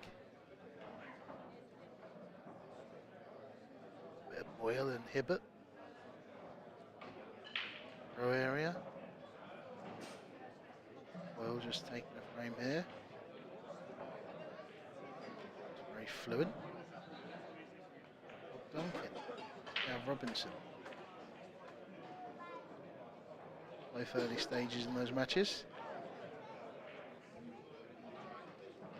Shot just about as attacking as a ball player can be, Rob Duncan. I'm joined in the commentary box by David Adenall, who dispatched of me yesterday, and I think Rob Duncan just dispatched of you, didn't he? Yeah. Was he at his very best, or how did that go? Yeah, he played well. I made a mistake. About it really. It was quite reasonably content. So no. Very dangerous player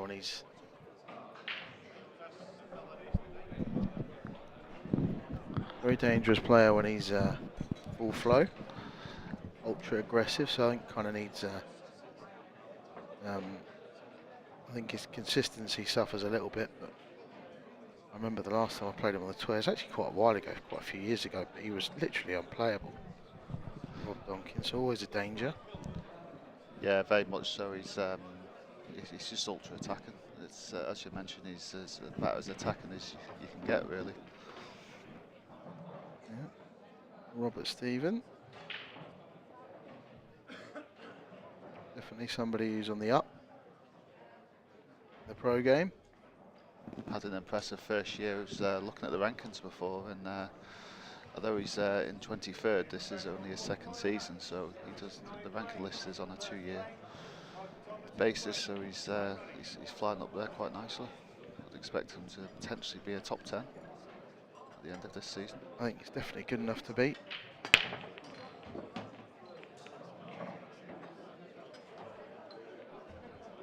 Big break from Mikey.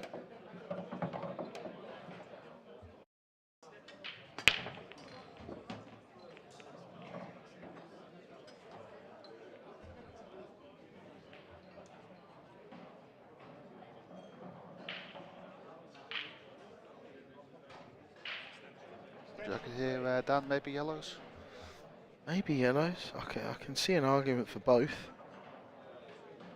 I think it's the first shot on reds that's a little tricky. I think the yellows connect up quite well. Yeah. Up table, I don't think they're blocking each other into this bottom right corner pocket, but if they are, you can always land on the middle of the furthest left of all the yellows into the left corner pocket. Would love to have been straight on this yellow in the corner so that he could hold the cue ball. Might still be able to, but yeah, just about.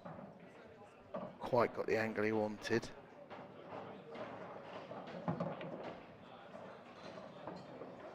Maybe looking at the option of taking this yellow to the bottom left corner as opposed to playing in the middle. He is. Yeah, I think that's a shot there, considering the position he was left in. Just run through 2 or 3 inches. This will effectively win him the frame if he gets this. Tops it through 18 inches. Just any harder, that wasn't him, but good shot, well played.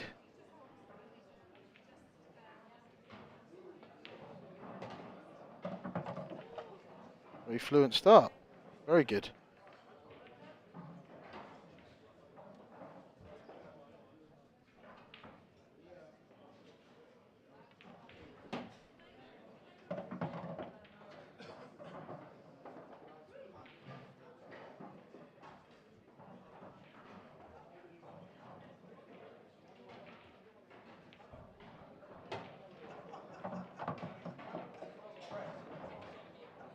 Breaking clearance, Mikey Tomlinson. Starting from where he seemed to have left off in his previous match, apparently played very well there.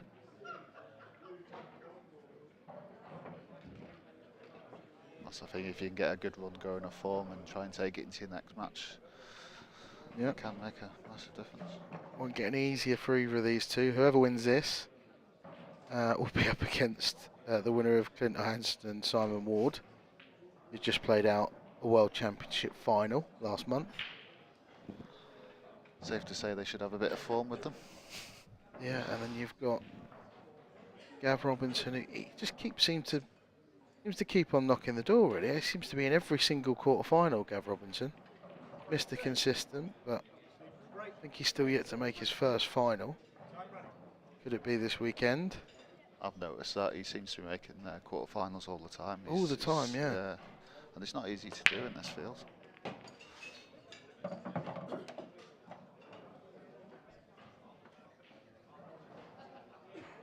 Played Rob in the IPA Masters up in Scotland in December, and he played the cut break so well against me.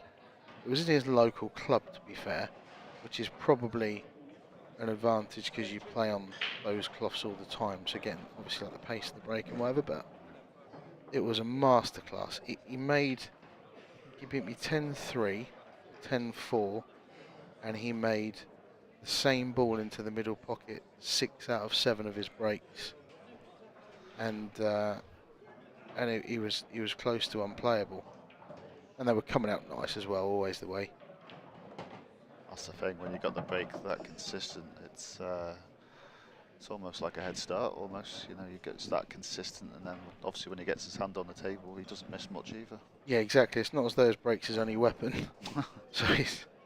I think we'd be doing him a bit of a disjustice if we were just saying that. Yes, it's a nasty combination when it works well to play against.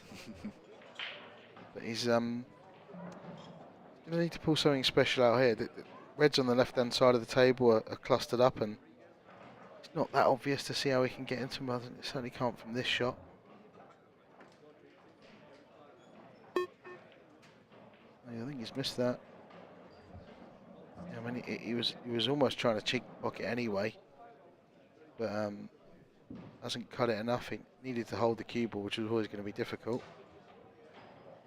And this chance for Mikey, assuming, I think that the yellow next to the black, I think he can just about make that without having to disturb it.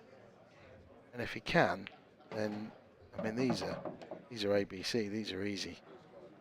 It's like the chances I was leaving you yesterday, Dave. Yeah, I did. I was getting the easier ones, I must admit. I was making them easy for you, but you actually did play very well. Oh, thank you. Very fluent. I think that's the beauty of this shot clock. It does help you try and stay in a bit of a rhythm. I'll talk about it quite a lot. I think it can help and hinder you at the same time. I've played matches.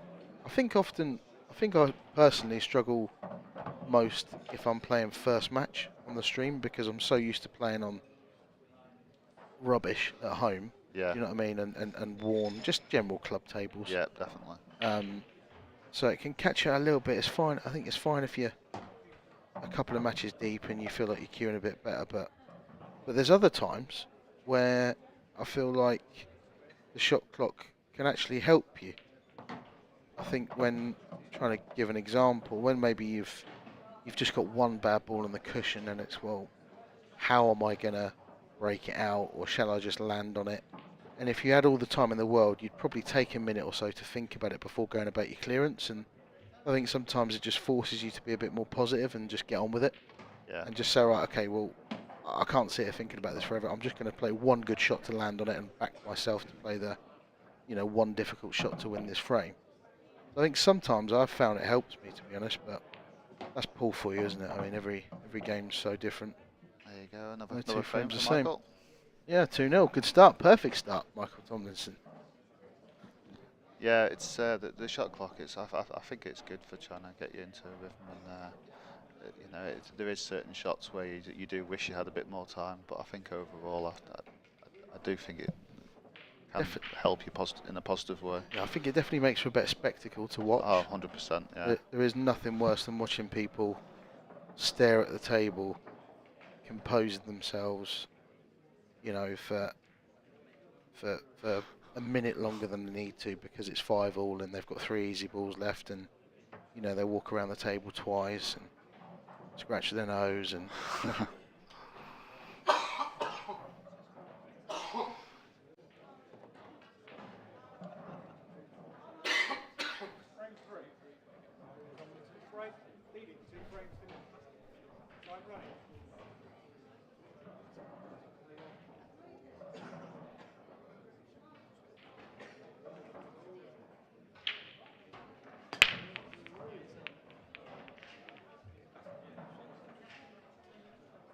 He's hit them well there, but no friends.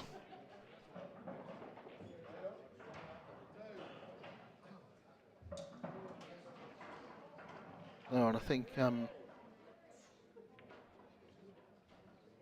quite important here. The red goes. It's just having a look. So if the red goes past the black, it might be the difference between him choosing reds instead of yellows. May still go reds even if it can't. I think the reds are the balls here. It's a tough first shot, but there's nothing really on yellows. Unless you're really brave and taking the long yellow, but I think this is a shot.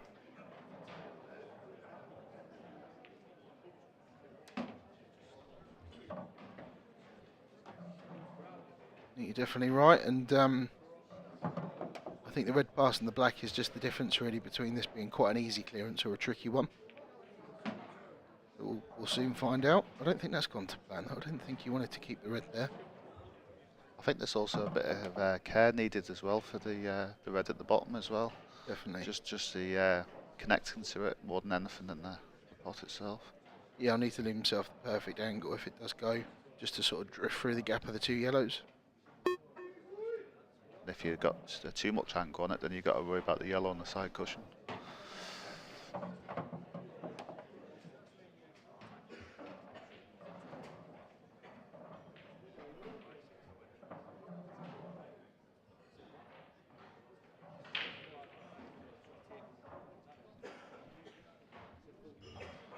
The ladies on table 20, please. Sarah Broadway, Holly Heath.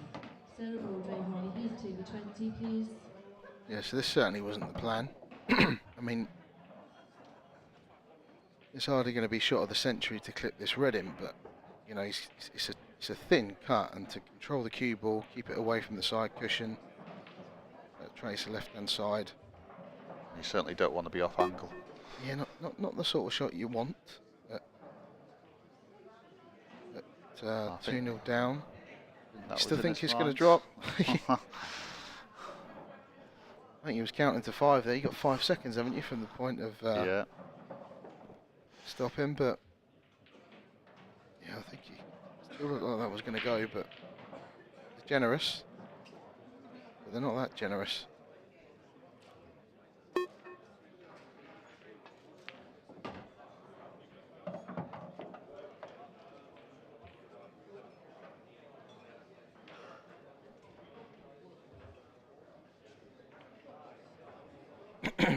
Have a good chance here for Michael to further his lead. I think that black goes past the red. If it does, that'll certainly make things a bit easier. Definitely does now. Yeah. But it's a costing position, isn't it? yeah, as he just wanted to slide up past that, and you could see what he was lining up. He wanted to come sort of between where the cue ball is now in that left middle pocket and leave himself an angle on the yellow at the very top of the table. And then he'd had choices as to if and how he attacked that area, but he's out of position. Did he have a go at the skill shot? It would win him the frame. Bold shot, but double. It's also a double that if he misses it, he isn't really gaining anything by covering that pocket, even if he did. First mistake from Mike. Chance for Robert. On table 1, professional event quarter-final, please. Clint Ironson, Simon Ward. Clint Ironson, Simon Ward, table 1.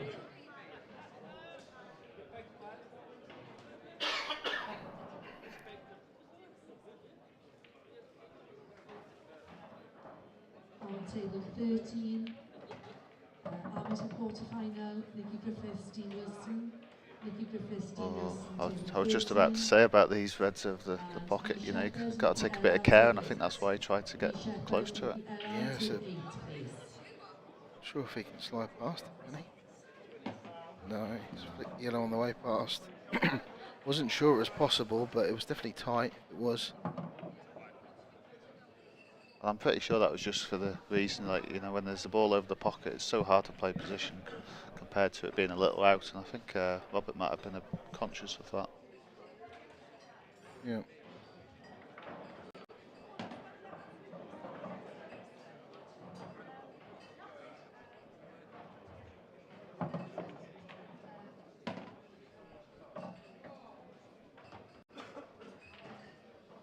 He's left himself the wrong angle there. It's a little bit careless from Mike.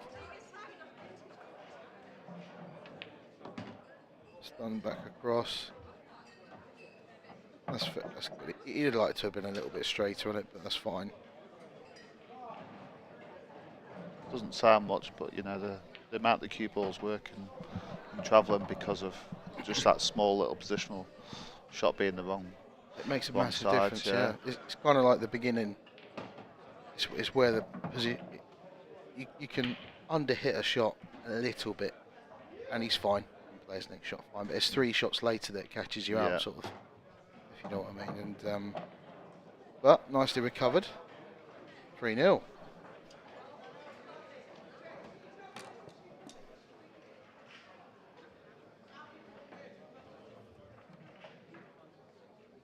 Mate there, Rob Wilson. Pretty good pals. Very good player himself. I think he's back on the tour after a good 10 years out. Rob, I don't know if you know of him. No, I don't actually know. Really, really good player. Great to have him back.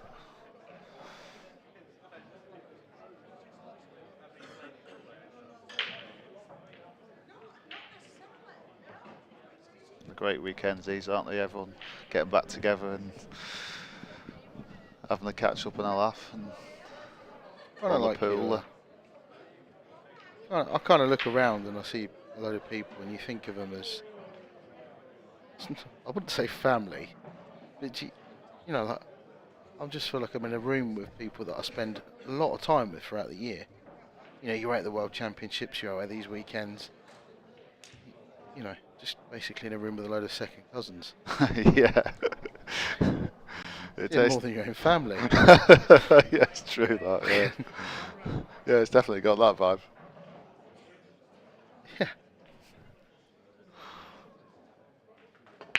Uncle Robert breaking off.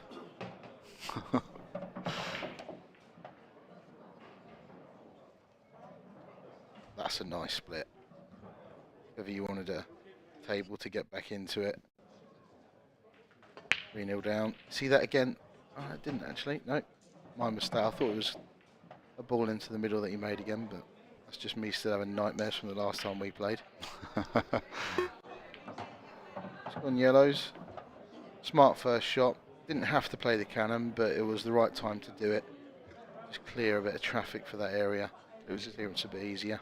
It was the only shot that he really had to play, and I think by playing it with a bit more pace there, he was always going to be on something and always going to open it. Yeah. Even if it wasn't absolute ideal, he always had options. Yeah, I don't know if he slightly hampered Kieran, but Depends if he can drop it in and avoid slipping behind the red. yeah, he needs to leave himself an angle to be able to get back up table. So really important what he leaves himself here. I think that's absolutely perfect. Yeah, I think that's why he went through with it instead of holding it. There was just a little too much angle. Yeah, very nicely done.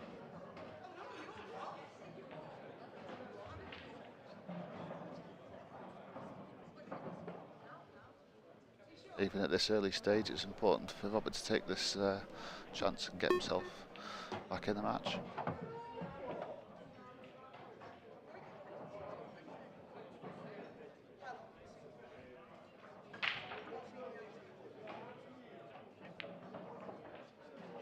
Oh, Robert. What has he done? I don't know if that was tight or if he just took his eye off it. Open the door for Michael again. Going from bad to worse here. I mean, Mike's got the only thing that can really go wrong is the red that he's just about to land on now. He's on that perfectly.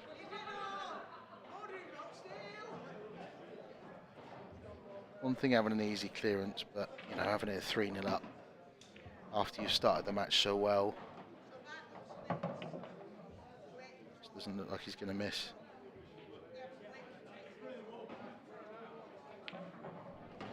And knowing that the opponent has let you off as well, you want to make it count even more. You know he's hurting.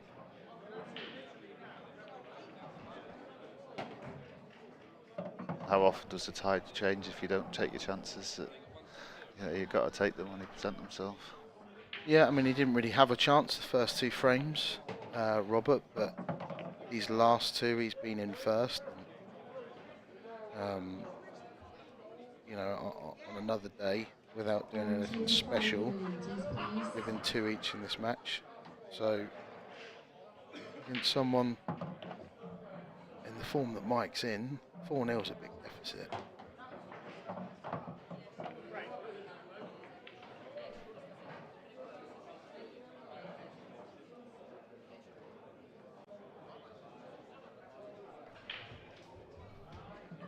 We look around the room. Mark Boyle was 2-0 up on Gareth Hibbert in their quarter-final. It's now 3-2 to Hibbert. All turn around. Gav Robinson 3-1 up on Rob Duncan. Actually 4-2 now. It's been updated. 4 on the bounce from Gareth Hibbert. Though does look like Mark Boyle's on quite an easy clearance to get it back to 4-3. Rob Duncan in a bit of trouble at the table. 3-1 down to Gav. Which I'm assuming means that the next matchup on the stream is going to be the rerun of the World Championship final between Simon Ward and Ironson. Just wait to get that confirmed.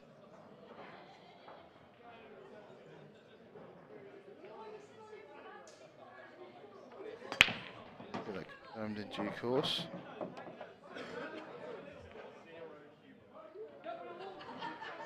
Oh, these have gone messy. On table 5, praising the ladies, Ruiz Lauda, Kirsty Cluxton. Ruiz Lauda, Kirsty Hard to see an Cluxton, attacking table option 5. just yet, but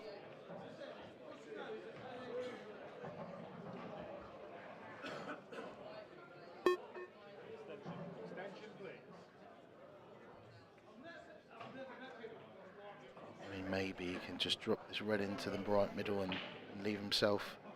Maybe he can hold it enough to leave himself the other red into the middle. Just decided against attacking altogether. Quite a smart move, I think. You know, when you're 4-0 up, put it over to your opponent. Don't make life easy for him. Effectively saying to Robert, look, if you want to go reds, you go, mate. I think it's one of them decisions. You're in two minds. Yep. It's anything could happen. I don't know if he's come far enough either. I mean, he wanted to be a little bit further down the table, but when he was going to take his chance, anything could happen. Flipping this red into the middle and going into that cluster at pace. But my only concern is if he did have the anglers, them reds, they're surrounded completely by the yellows. yeah, so it's one of them. I think percentages wise, you know, Mikey was very happy to just say, over to you, mate.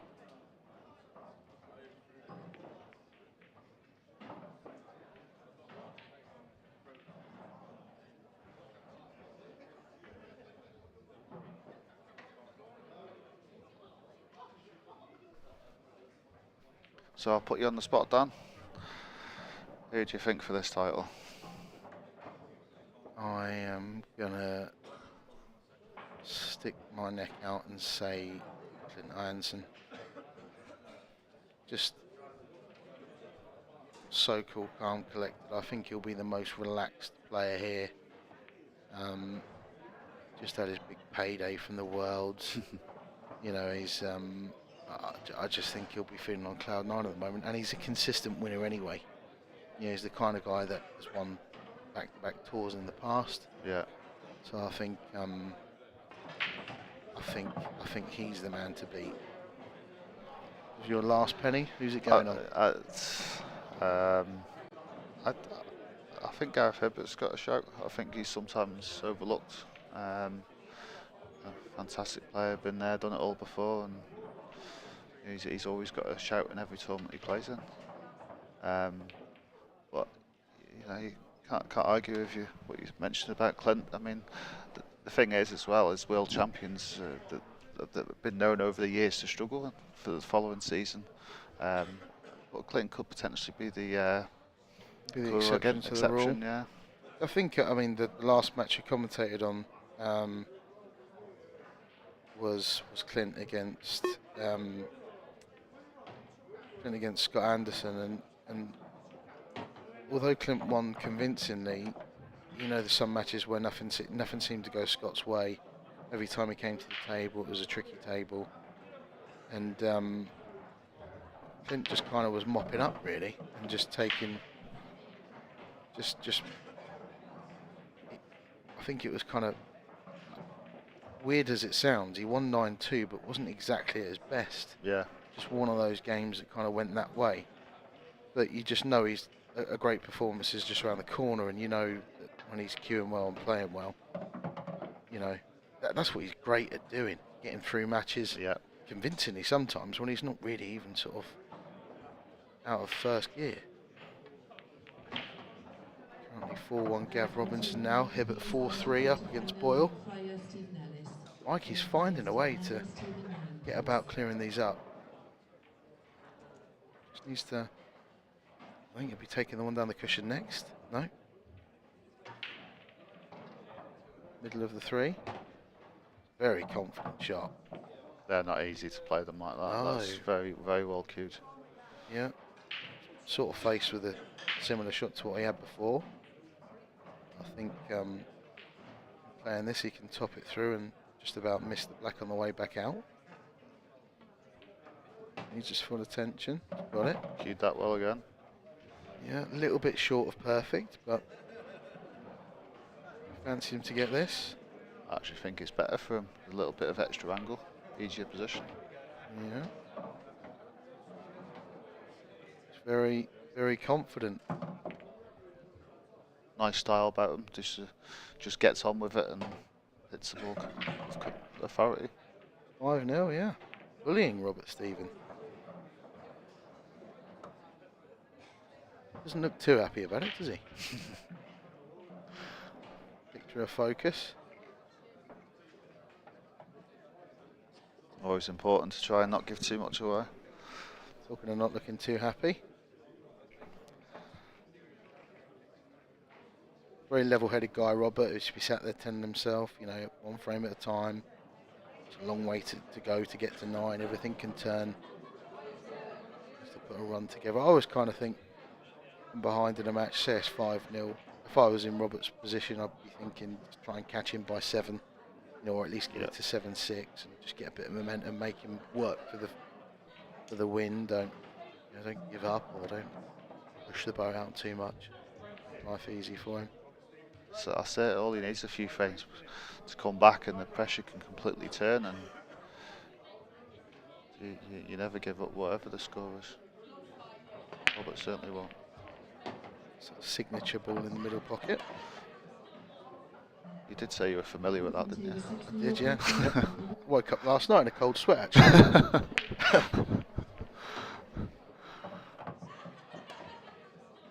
So you're looking forward to your next trip to Scotland then? Yeah, I can't wait. Yeah. If not for the weather. I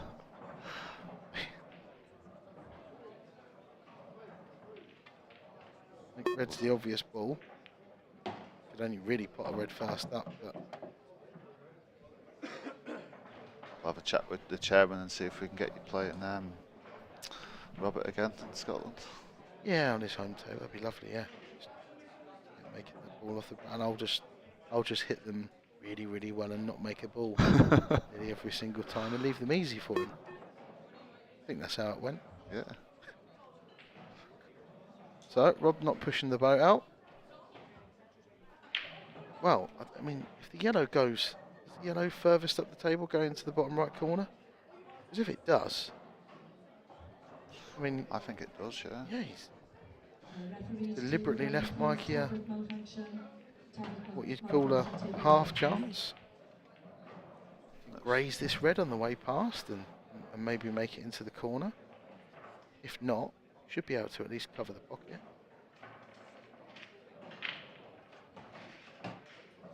Clever shot. You know, on these tables that, you know, brand new cloth, polished, like perfectly polished balls. They do sliding off that knuckle if you play them really soft. Just roll better as well, and the slide off the cushions with everything being brand new as well. It just makes such a difference, doesn't it? Yeah. Love to have been a bit straighter on that, you know. Bit of a careless one from Mike.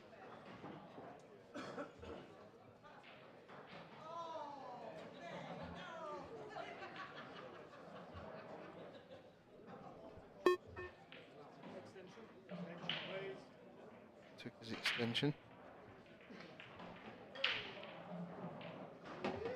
Oh, he's killed that nicely. Nicely done. I'll have to leave himself cut along the cushion as his last ball. Must hold the cue ball where the yellow is now. Yeah, it's just all about, you don't want to be leaving yourself on this top cushion by the baulk line. But Just need to make sure you overhit this. You know, yeah. you get it on the way there and on the way back. Okay, it's not perfect. I mean, the double's very easy if he decides to, but he can clip it in as well. It's fine. Come around checking the angle. So pin clip it is for 6-0.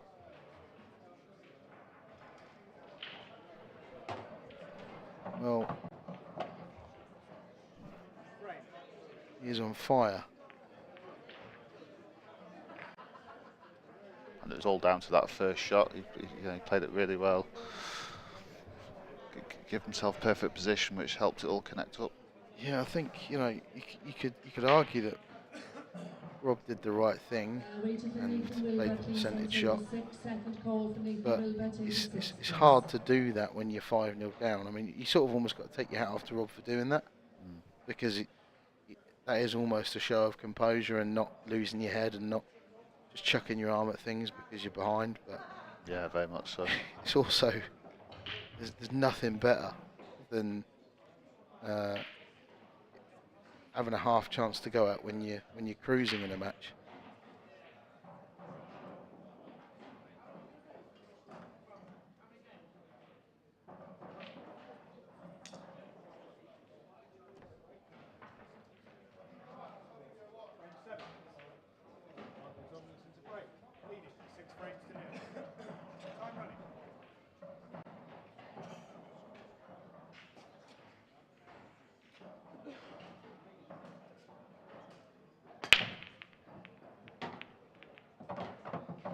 controlled the white very well down the middle of the table. Bit of side, almost took it towards the bottom right corner pocket. Almost took it in the bottom right corner pocket, but he's made a couple of balls.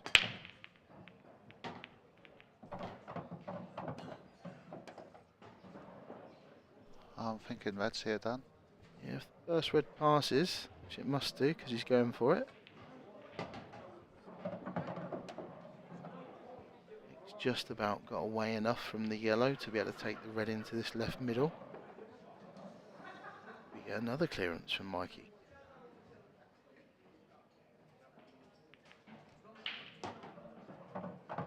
It's a bit awkward now. Just where that yellow's gone, it's just in a bit of a natural angle in it to get the cue ball out, should he play that later on. Yeah, I'm not sure he had enough of the cue ball to go at. He only had a little bit of the cue ball that he could get to, but he almost needed to play that a bit firmer and move that yellow completely out of the way. Maybe, you know, to the bottom cushion if he could. Yeah.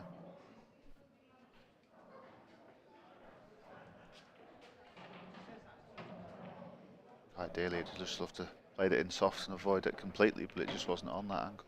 No, that's a good shot though. Yeah. It's given him a bit of space to work with now.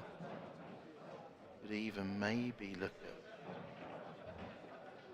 if he can play the red into the bottom right, drift over the one in the bottom left, or if he's going a bit dangerously close to the yellow on the bottom cushion. Either way, he's got to play that shot at some point, so he's decided now's not the right time.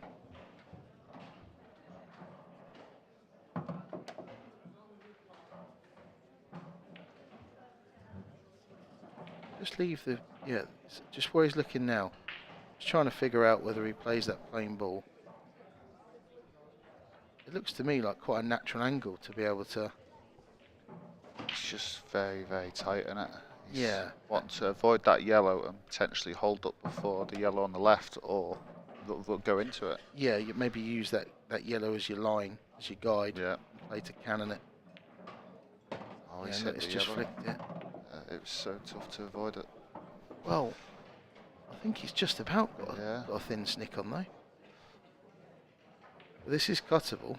It's just, I mean, how many times are you going to be sending the white across the table? Position on the black. Yeah.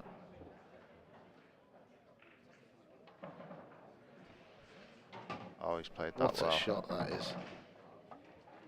Bit of a rake to side.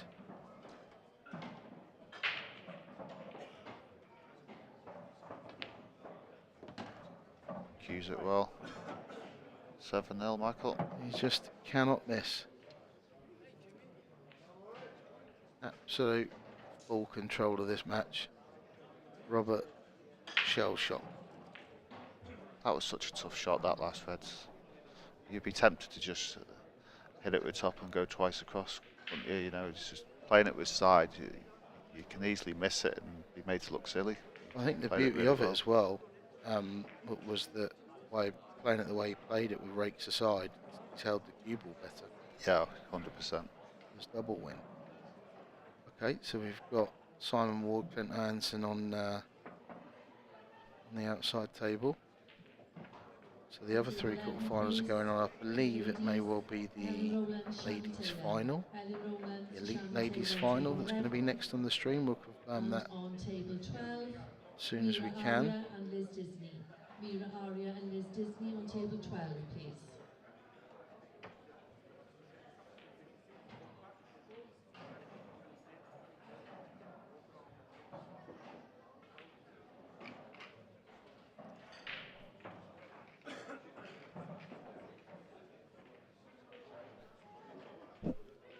Gareth Hibbert, 5-3 up here. Got a good chance here.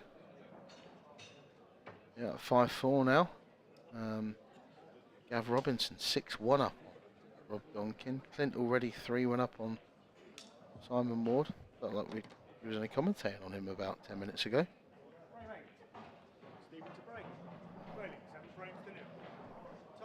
Robert Stephen, can you get a frame on the board? Shudder from me. So that yellow goes in that left middle pocket again. And Nice break though. Not sure if he can see a red first up. Or if he's glued to that first. It looks like he can actually. He's not glued. And actually one cuts into the middle. I think the reds are looking good here. Reds are lovely, yeah. I think it's just with this. He's playing the one just by the 8-ball spot. It's just making sure you don't nudge any yellows in the way, unless he decides to go for one in the middle first to avoid that. Yeah, I think at first glance you think, oh, he's a bit ham-peculiar in it, but you can actually probably see. He'll know better than we can, but you can actually see all three of his easiest reds. Yeah, nicely done. I think that was the only thing. If he hit the top one of them two head on, then it could potentially cause a bit of traffic. But he's played it well.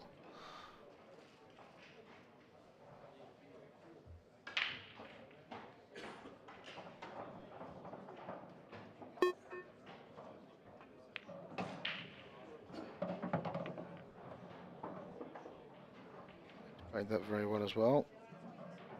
Just need to make sure he got away from the yellow, didn't snook himself behind the yellow, and now he's got options as to how he can go about taking these out.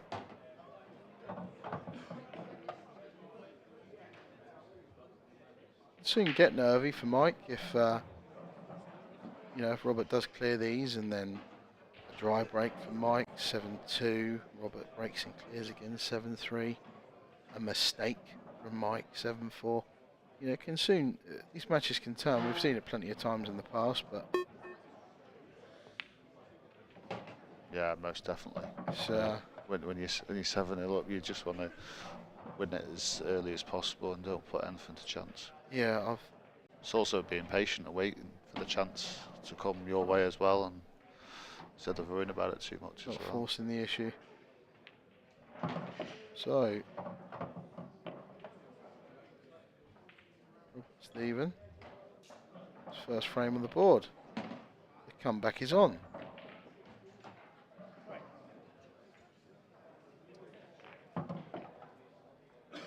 First step on the mountain.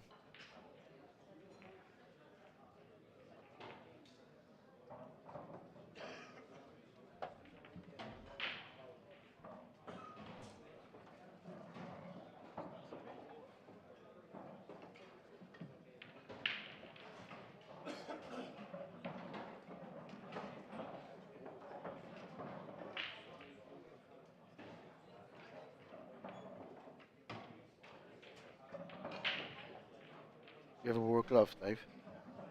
Yeah, I use them all the time now. You do? Yeah. Did you wear one against me? I did, yeah.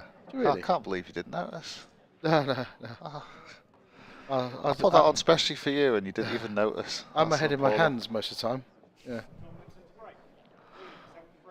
I'm disappointed, Dan. How long have you used one for? I'd say about a year and a half now. Maybe 2 years. I definitely definitely don't wear it for image anyway. But I have found them useful anyway. I do find it's more consistent. I know you spoke about this once before, and you mentioned that you found them too slippy, which I totally related to when I first started using them. Yeah, and I think maybe it depends on the cue as well. I've got, God knows, I'm so uneducated when it comes to types of cue and tips and the type of wood I use. I don't even know how big my tip is, to be honest. I just know that I like my cue, but I've used other cues and for some reason, whatever, I don't know if it's because of how long I've had it, but the grain on my cue just doesn't really, and I'm quite a sticky, sweaty kind of person. I'm always dabbing my hands and stuff, but it never seems to stick. I don't know if that's just my cue. There's no varnish on it. There's no, you know. But yeah, I did try a long, probably 15 years ago, tried a glove, and for a little while as well. I persevered for a month or so, and I just found it was too slippy. Just didn't feel like I had enough. You're right what you're saying about different cues and stuff. You know, it can feel different. I mean, I'm completely the opposite when you say about cues. I mean, I've probably had hundreds of cues. Have you? Yeah, I'm desperate, really bad for it. But I know what you mean about, you know, different cues feel different, and with yours being so old and the finish on it, it probably does feel a lot smoother than anything you get now. You know, it probably is that, yeah, because I've had it. I mean, must have had it more than half of my life, actually. I think I've had it 17 or 18 years, and I'm 35. I was going to go a bit higher than that, but a bumper your luck. You've already embarrassed me on the match table this weekend. Oh well, you got me last time. Was it last year we played on this stream? you had me then? I think it was, yeah. Yeah. I think that's the only 2 times you've ever played, actually. I think so, yeah. I think we played once in Swindon, once in I the remember. Gangsters Tour, yeah. Gangsters Tour, yeah. Back I in know the it was day. close. I can't remember the result, to be honest with you. But I know it was close. Just up the road from me and that in Swindon. I used to live around that area at the time. But then moved back to the Isle of Man.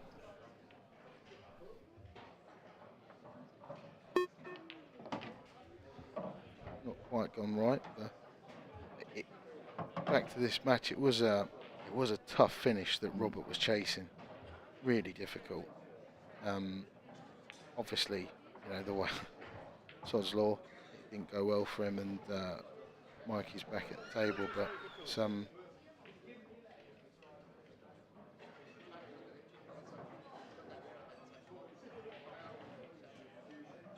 Oh, he just about made that, not quite. So this frame's in the balance. This is your one. You know, this is your one where this to me is the match. Yeah. Obviously, even if it goes 7-2, Mike's massive favourite, but Mike had a chance here in this frame, just gone, and he's still in control now. So just, you know, maybe I'm just talking a bit from experience about taking your foot off the gas when you've got such a big lead. You know, but he really, you know, needs to treat this frame with the same amount of respect as if he was tied at 4 each, for example. I think that's good enough. I think that's still big favourite now, but he has left. This is a thing. So Rob can play the yellow bottom left. He's got the perfect angle to cut the yellow in the middle and disturb his bad one, but the black still doesn't go. I mean, yeah, look, he hasn't even attempted that. It's just Mike's got Rob exactly where he wants him in this frame. On table 14, please. See him flick off the side and lay a snooker maybe. Right. He's just going for it. He's attacking. That's his natural instinct to attack, and I think now we look at the overhead, because I really wasn't expecting to do that, but now we look at the overhead, you can see that the red does go into this bottom right corner quite comfortably. And I think that was the beauty of not covering that pocket completely. It's almost like, because it's a little away from the pocket, it helps with that additional shot. Yeah. Albeit a bit of a risk, but... Yeah, wants to get the cue ball back to roughly where it is now, really, or along that line. So he can drop that last red in, but this is... I think that's okay. That's okay, yeah. Yeah, it means you've got to play a lot softer, of course, but I definitely think it's fine. Yeah, and he can get the cue ball just away from the cushion a little bit as well. That's the beauty with that shot. There's no way it was going to be on the cushion if he botted it. So absolutely perfect. Again, does he try and do a little bit too much with the cue ball, or just leave himself a shot? That's enough. Just left himself a little bit more distance, back himself to get this shot. Perfect. Never going to miss that, the form that he's in.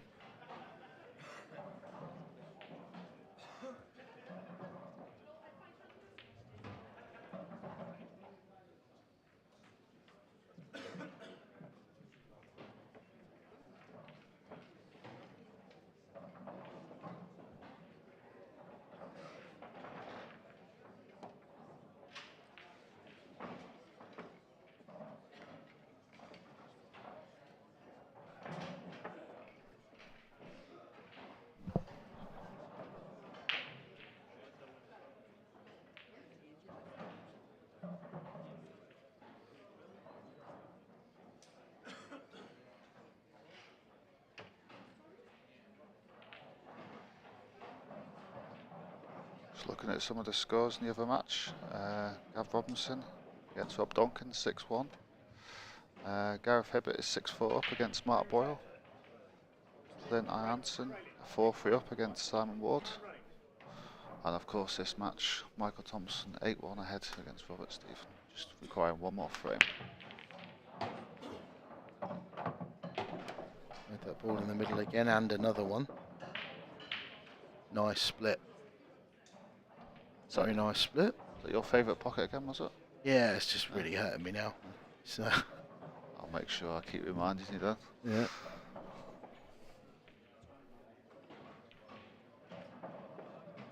Quite a nice clearance to go. Well, I think that's still cuttable. He's straight down on it. You'll know better than we do. Yeah, I think it's okay. It was just that absolute worst case there, though, wasn't it? That was the thing. Yeah, and again, Cannon.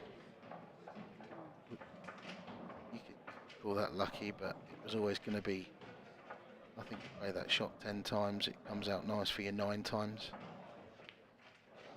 I think as long as you play it with a pace where the cue ball and the object ball are never going to be close together. Yeah, they don't stick to each other. Yeah, you're always going to have a shot.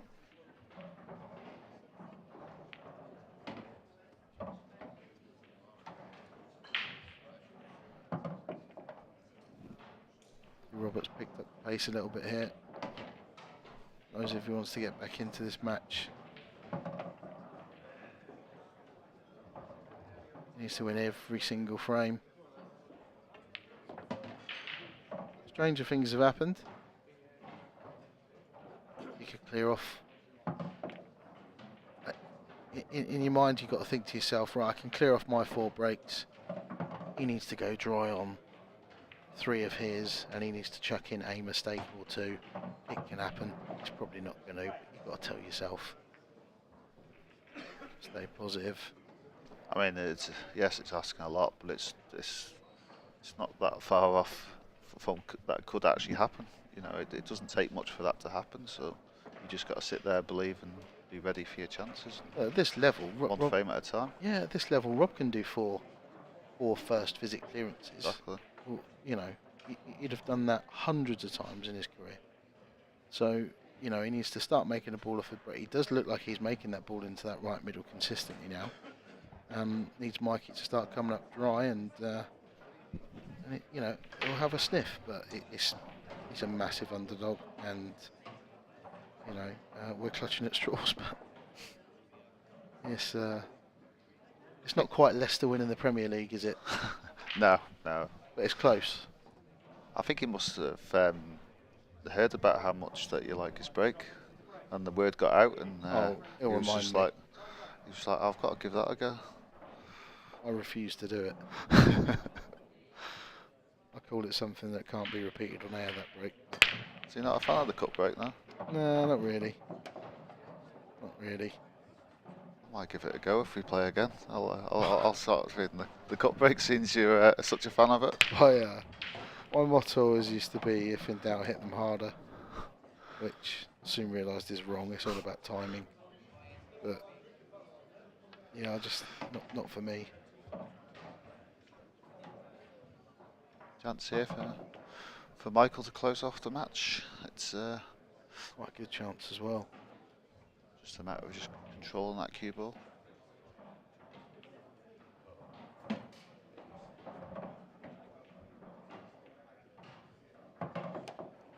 That's potentially his hardest shot, really. You know, making sure he had the right angle for all these to connect. Yeah, just doesn't want to leave himself too close to the side cushion. I think he's wanted to be a little bit. Yeah, he's a bit too straight, so he can't get as close to the red on the left-hand side cushion as he'd have wanted, but he's still fine. Yeah. I thought he might have been all just because he potted it a bit too thin, maybe. That's why he had a little less angle on that. Yeah. But he still should be fine. So this is it, really. Knock this in, and it's pretty much game over. Just screw the white back a couple of inches. He overdone that. Yeah, he's overdone that. I don't know if he can drop it in dead weight and plan it into the middle. It was more of a stun shot required there than a screw. Yeah, is he on that? Oh, it's tight. Is he on it, just? Still queuing, but yeah, looks like he's on it. Great shot. What a performance. Played really well, Mike. Really, really well. That wasn't a case of, I mean, look, okay, Rob made a couple of mistakes that we haven't seen him make in recent times, but he wasn't at his best. But that was more Mike playing very, very well than it was Rob making life easy for him. Yeah, very much so. He didn't make many mistakes there. But I can't think of many mistakes he made there throughout the whole match, and it was a great performance. Yeah, he's into the semi-final, his first ever professional semi-final. His first ever professional event, am I right? He's Not one of the sure, new. actually. Sure, he's one of the new professionals. I think he joined last year, actually. Second year professional, sorry, but yeah, this is first semi-final, and job well done. He could take some stopping if he carries on playing like that.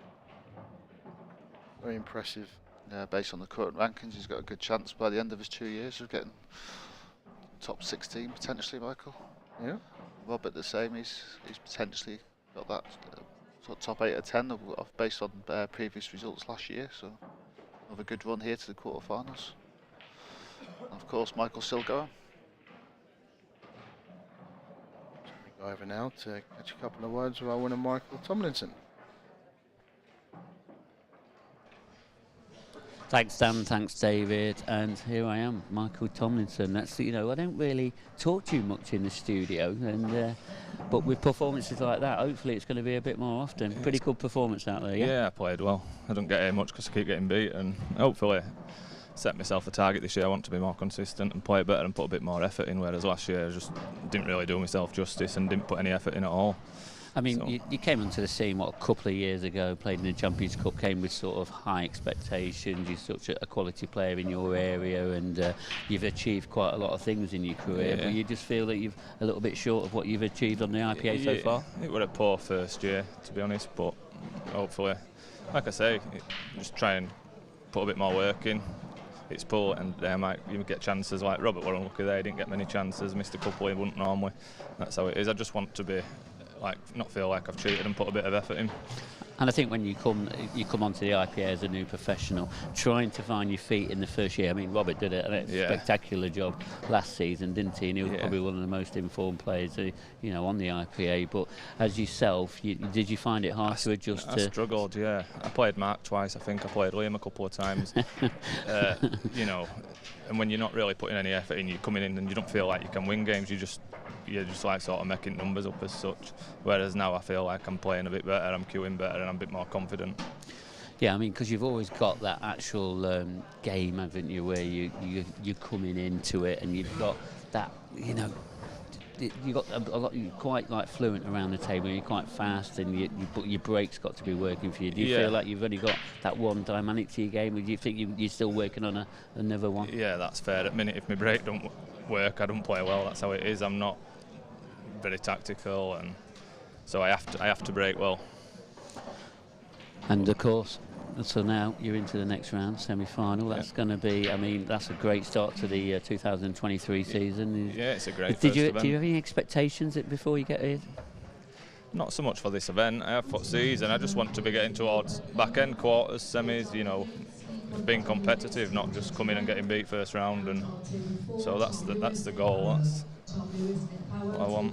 And a little bit just about Robert Stephen. Obviously, he was probably one of the most consistent players last season. And did he just really not get into that match? And things weren't going for him, was it? It's pull. That's just what happens sometimes. Nothing really went for him. He broke, they landed awkward. He missed one or two that he wouldn't normally miss.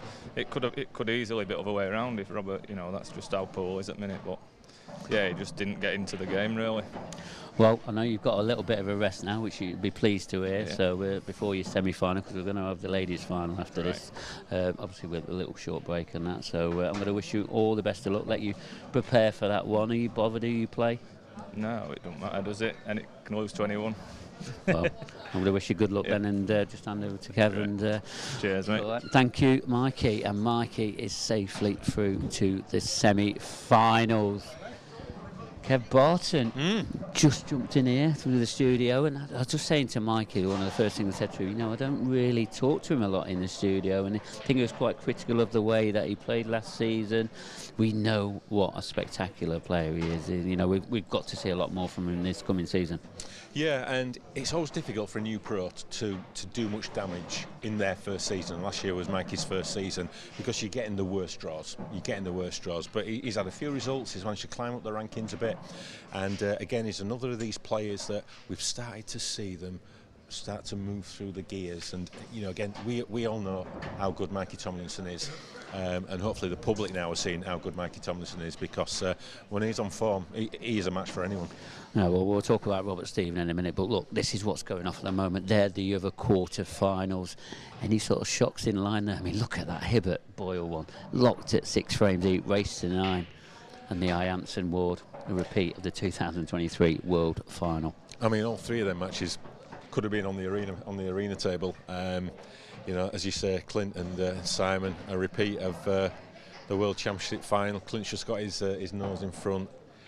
Gaz Hibbert, Mark Boyle, 6-all, and Gav Robinson going strong against Rob Duncan. But what a quarter-final lineup we've had. It's been absolutely fantastic, and more to come. Yeah, Robert Stephen, he got to the semi-final in this event last season, and obviously he just run out of steam, and again another quarter-final for him. Obviously not the result he wanted, but he was very more consistent than what Mikey was last season. But what a different style of result we've seen tonight. Yeah, I probably need to apologise to Robert, because I did tip him to possibly go all the way, so I've probably put the kiss of death on him. But he's going to be back, probably tomorrow in the Open. But he's here to stay, Robert Stephen. He's not going anywhere, and he's on an upward curve. And watch out for him. If he doesn't win any silverware this year, I will be mighty surprised. Well, and also, the first of 4 finals coming up next. Do you want to just elaborate a little bit more on that? I mean, we're still waiting to see who's going to be playing the Ladies Elite Final, but just a little bit on that one then, Kev. Yeah, so obviously our new 8 ladies pioneering the way for the ladies and in the elite section. And so the 2 semi-finals are going on, and the race to 7s. I know one match is 6-all and the other's 6-5. Yeah. So it's nail-biting stuff for them, and we'll see that final at 5:45, about half an hour or so. Once they've concluded. Yeah. So there's obviously 6 titles to be won here this weekend. 4 of them are hopefully going to be crowned tonight. Obviously, schedule depending. This schedule is very, very hectic indeed for today. Obviously, the first one's going to be crowned hopefully in the next hour and a half for the ladies' final. We're also going to have the ladies' amateur final. That one might be pushed till tomorrow, but there's going to be a chance of the amateur, and one that we can't forget is the professional event. It's heating up out there, isn't it? Yeah, as we've seen, those quarter-finals are getting to the latter stages, and whoever wins, we're going to have a fantastic semi-final lineup, and we'll be seeing that to a conclusion tonight. We're all fans of pool, and we all just love watching these great players go head to head every tournament. Well, there you heard it there from Kev. We're going to take a good 30 minutes break. We're going to be back at about 5:45, and the ladies elite final is up next, one that you cannot miss. So join us back at 5:45.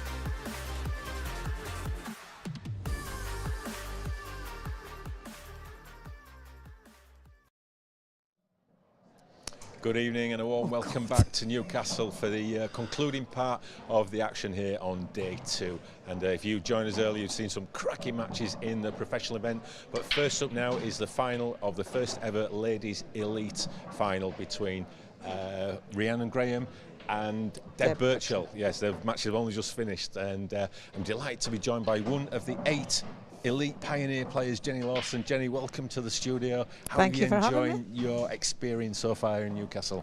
Well, not great, I got beat, but yeah, it's all right. Looking forward to what the season holds and seeing all the girls that are in the elite progress, and you know, and hopefully obviously next year there'll be more, so yeah. Looking forward to that. And great to be a part of this pioneering 100%, development of the ladies. Obviously when I first started back, I think I was the only female sort of like in, there was no women really, and then you know, Viv and the girls and IPA have got together and you know, got as many girls. We started with 16, I think, was it back in 2016 maybe? So it's good to see where we are now. We're at this professional level, and you know, the girls, there's 48 on the tour, I think, this year. So yeah, I think it's really good. Yeah, the ladies' game is in a really good place at the moment. Definitely. And to see a lot of girls that I don't even know is fantastic. You know. And the strength of the women's game has improved, you know, as you said, throughout the years, and the elite section now gives the opportunity for players to really make the mark, and we've seen in the final Rhiannon Graham in her first final. Yeah, it's brilliant, really good. Deb's obviously had, you know, she's got so much experience behind her and stuff. Not really sure too much about Rhiannon's background in pool, but I know she's really good and stuff, and I think this will be a really good final. It was cracking semi-final, so yeah. Yeah, certainly both very close, weren't they? We weren't sure if we were going to be on time, but we got there. Definitely. And in terms of yourself and your own personal expectations and ambitions for this year, have you set any, or are you just going to, you know, go with the flow? I'm just going to go with the flow and just ride it out. You know, I don't try and put too much pressure on myself. I love pool and stuff like that, but you know, I am who I am, I play how I play, and you know, if it gets me results, brilliant. If it doesn't, then I just come back again the next time and just keep going. Absolutely. You know? So the final coming up between Deb, former world champion, and Rhiannon, as you say, she's like come through out, I won't say out of nowhere, but no, she's here on merit, isn't she? So yeah, good on her. So do you think Deb's experience playing in that arena could be the deciding factor, or is what sort of personality is Rhiannon? Yeah, as I say, I'm not 100% too sure about Rhiannon and our game player, stuff like that, but she's definitely here on merit. Deb, huge amount of experience within this setup, and obviously international as well. So, you know, I think that Deb's experience may carry her through, but Rhiannon's a cracking player as well, so who knows. And slightly longer races than what you probably normally used to playing on the tour. How have you enjoyed that side of things? Yeah, I enjoyed that, because you know, like a race to 5, it's like over in a flash. The 2 extra frames make all the difference. So yeah, I'm looking forward to hopefully, you know, getting that win and doing a 7-4 or 7-5 and just making it a wee bit more exciting myself. But yeah, definitely races to 7 are far better than races to 5. Brilliant. Jenny, thanks for your time. I hope it hasn't been too nerve-wracking in the studio. I mean, a wreck. Thanks for your thoughts and insights. No problem, thank you. Our referee Rick Lloyd, he is ready. Our commentators are ready. So it's over to Rachel Tucker. But first of all, Dan Fairway. Thank you, Kev. Yep, I'm here with Rachel in the commentary box. It was good. Excited for the inaugural Elite Ladies Final on the IPA European Elite Ladies Championship, to be competed by 2 English ladies, Deb Birchall and Rhiannon Graham. Rachel Tucker joins me in the commentary box. Afternoon/evening. Hiya, Dan. Hi. So, I mean, a bit of a stinger this for you, because you've just come off the semi-final. Unfortunately lost to Rhiannon, but a good effort nonetheless. How did she play? How do you see her chances in this final, up against, of course, your partner Deb? We should stress that straight away as well. Yeah, so Rhiannon played superb, to be fair, and I got a bad start. She capitalised, had a reverse dish, I think, in there somewhere, and yeah, I kind of had my back against the wall, 6-3 down, came back a bit, but the finish she took out in the end, 2 fantastic balls to take the final frame. Absolutely superb, and she's got confidence. That's what I got from that match. She's playing with confidence, she's stroking the ball well, and she's going to give Deb a really good game. It should be an exciting encounter between these two. Deb, of course, all the experience in the world really, up against Rhiannon in her first IPA final. First time playing under shot clock conditions, first time on the TV table, so this will be a new world for Rhiannon, and it'll be hard to adjust, I imagine. You have some experience of that, having got to the final in the previous event. Yeah, Dan, it is really hard to go from, you know, what is an outside table to then being centre stage, and you feel like all eyes are on you, and it is very nerve-wracking, and I'm sure Rhiannon is feeling that right now. But I hope she just goes out there and enjoys it, and does what I know she's capable of, because then it's going to be a close match, and she's just got to use all her experience, and she is an experienced player. She has been around for a number of years, and she's always been knocking on the door. So you know, this is her chance. Now, Deb, first frame, she's broken off. She's got these 3 reds left. Now, I think she might be looking at a 3-ball plant here, because she can't get to that lone red by the right corner pocket. I'm not really sure what else she's got on. So if she's going for that, she's got to make sure that first red comes back out.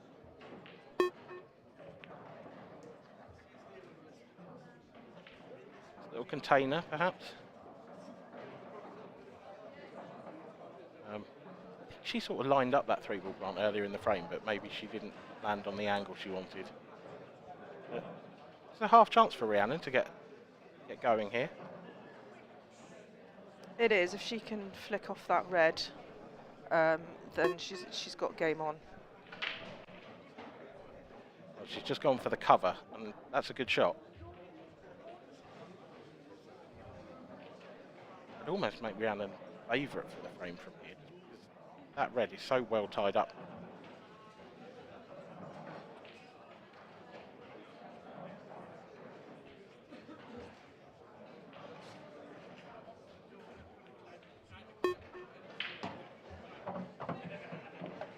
Well, this is aggressive.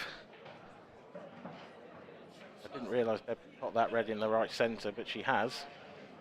Got a simple drop in and then a reverse double. So it's all on that really.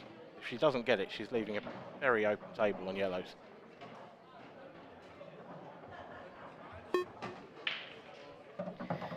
Yeah, this is going to be tester now, first frame. I think this is if she gets this, it's going to set the tone a little bit.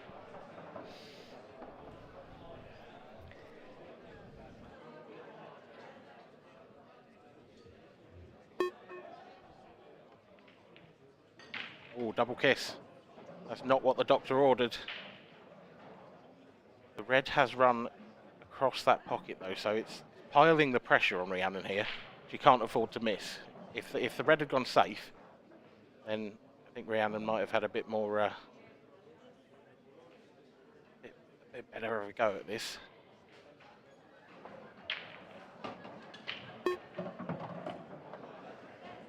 Yeah, she's just run on a little bit too much there. It's difficult to control it, especially when you're queuing over a ball. You quite often put a little bit too much extra into it. She's out of position, but certainly not that far out that this is impossible. One good shot here would see her back in a good spot on the table.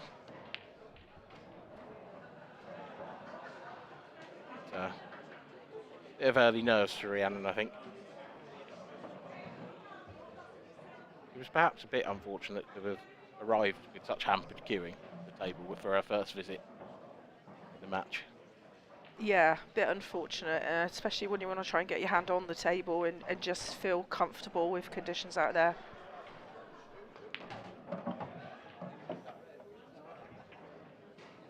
Just held up. If that was that was hampered, this would be very difficult. Deb can still take this black up to the top left. It's tricky.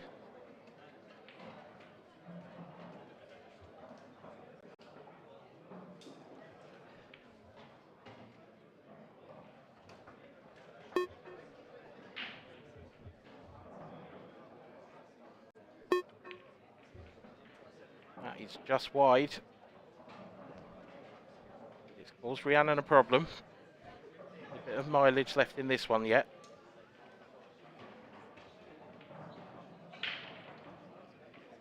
You see, you've played a lot of pool, Deb, over the years, I imagine. Yes, a lot, and it is. Well, it isn't. It's surprising how many times we get drawn against each other. It seems to be more often than not, but I guess that is what happens, especially when you get to latter stages. We're going to be matched up, aren't we? Often. I think that's the key, isn't it? You're both, near the top of the game pretty consistently. So if you're getting to last eights, last fours, etc., it's more likely than not that you're going to get each other eventually. Yeah. I think. Did she clip the black there? She did clip the black, yep. And I think it was a total snooker, so I don't think we need to worry about foul. Just wondering whether Rhiannon's gonna. Oh no, she's going for the safer option. Yeah, I think it's kind of worth taking the one over the pocket and then playing safe again, perhaps, or even just playing safe now, just dropping off that yellow on the bottom cushion and putting the cue ball over on the side again. It's got a big window there for a safety. There's a big area she can land in. There is. I don't think there's room past that yellow by the black for the cue ball to go round. No, I'm with you there.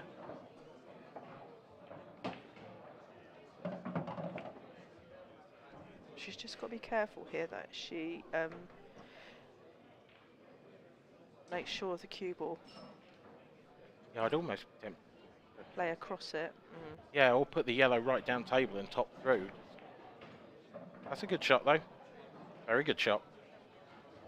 Yeah, Deb's in a bit of pain here now.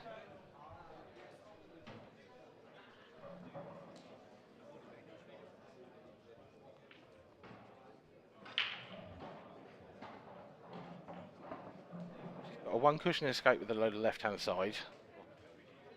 Two cushion escape around the back of the yellow, but that yellow on the baulk lines might be in the way of that. Yeah, I just feel she's probably just going to go for the one cushion escape. Oh no, two. Two it is, and it's wide. So, this is the first chance in anger, really, for Rhiannon Graham to get a frame on the board.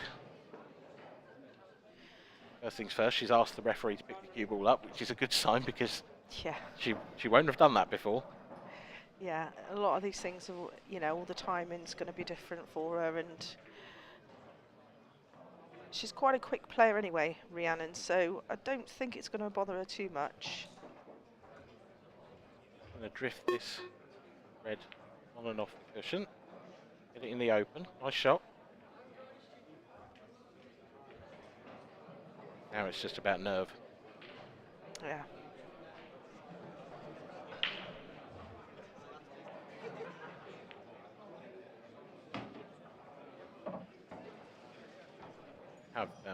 She's a little bit straight on this, or she could just stun this.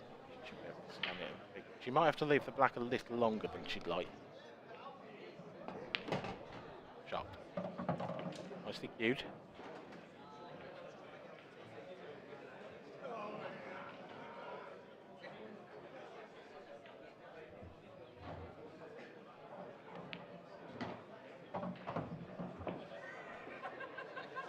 Like that as well. She didn't try to do too much, tried to get too close.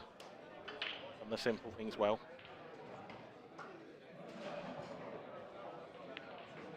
And that is a nice black. She leads by 1 frame to 0. Rhiannon Graham opening up her IPA finals account with a victory.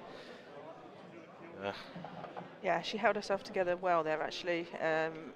It could have got a bit nervy, but she struck the ball really well. Yeah, I thought she played a really good frame. you know, she recognised that Deb had probably gone a little too far into her clearance, and she played good safety shots when they were required, and that's all you can do. I've already pledged your allegiance in this final to Deb. I should pledge my own. Me and Rhiannon live together all year. Oh, right, we're firm okay, friends off the okay. table. So Yeah. there's one in each camp in the commentary box at the moment. Well, that's fair. She does also have my name on her shirt. So Okay. Yeah, we've got Sponsorship deal. yeah. I do quite like that she's bought a break cue to match her shirt. She's been breaking well, actually. I think she got a ball at every single break, and it's a bit of a monster, actually. Oh, saying that. Well, she's That's got one. not bad. That's not bad. I thought you were going to have your very first Yeah, commentator's curse. Yeah. I was just about to jinx myself there, or jinx Rhiannon, I should say. Yeah, decent hit, decent split. We're looking at the lay of the land. Kind of want yellows, but she hasn't really got a nice starter. The reds are okay as well. This is on. Nice shot as well.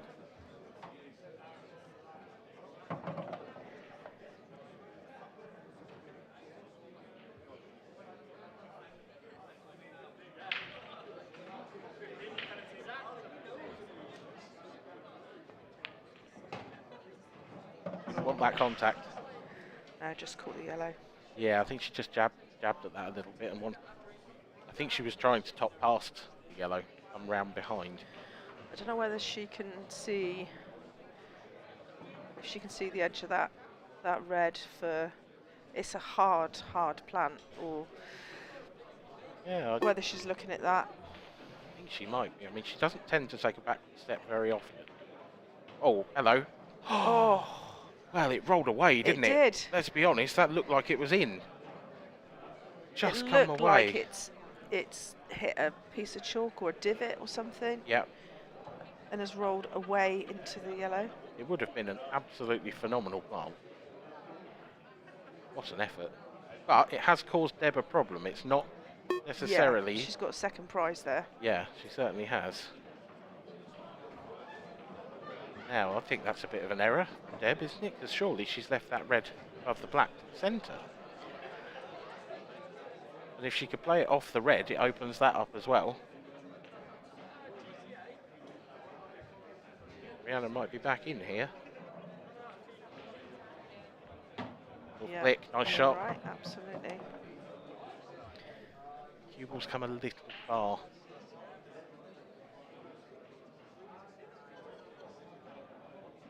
Has it? You see the one over the middle? Yeah. What I like about Rhiannon's game is that she just keeps things very simple. Yeah. 9 times out of 10 she'll just roll things in.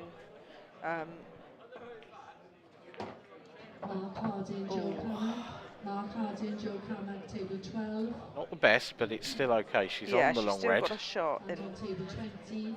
If she just floats this in, she'll be on the other red. Mackenzie Brown and Thomas McHenry. You're going for the right hand of the two reds. Thomas McHenry, table 20, please. The one, nicely done.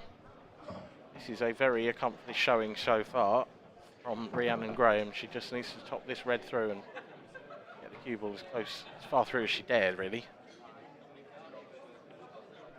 That goes to the bottom right. She's got a shot. Pretty good. I don't think she needs to worry too much about the in-off either, because you're going that side of the pocket, I'd imagine, where the yellow is. Oh, no. Oh. Commentator's cursed down. I feel horrible now. I don't know why she screwed it. I think that was the error there for me.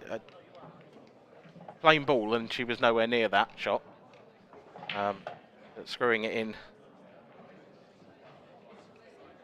just brought that into play. So 1-1. Shake of the head from both players. I think Deb felt Rhiannon's pain there as well.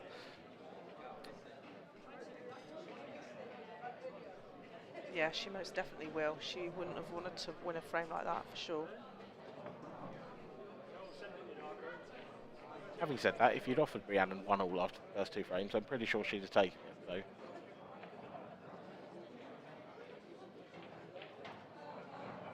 On we move towards frame number 3. Deb Birchall to break this time.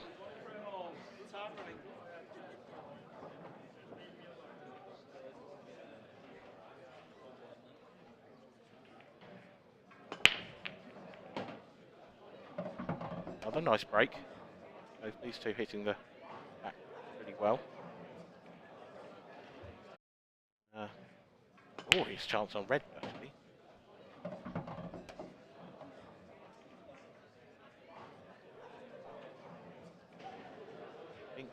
Yeah, she hasn't got to do too much with the white, I don't feel. No, and I think the top of the 2 reds closest to the bottom right goes, but I'm going to say, but that may not matter after the shot anyway. Not sure whether she's come quite far enough for that, though. I don't think she has. No, but I think both those reds go anyway, so I'm not sure it matters so much. She was looking at it.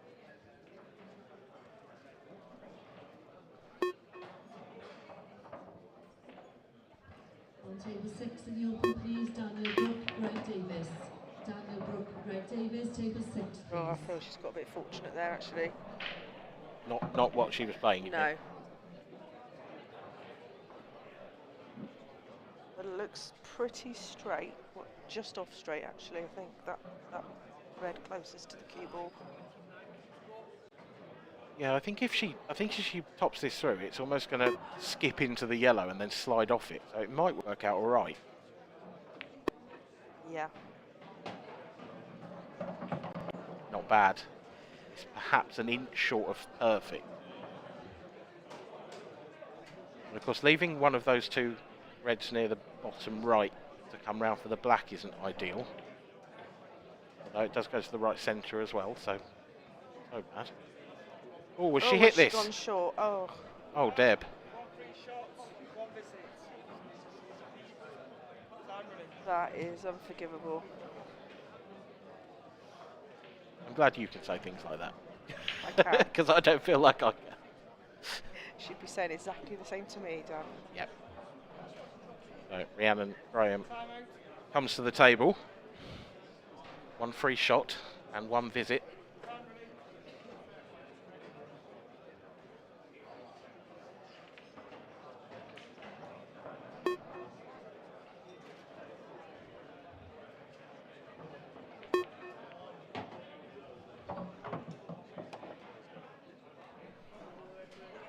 Just wondering whether those 2 yellows plant. I think they do.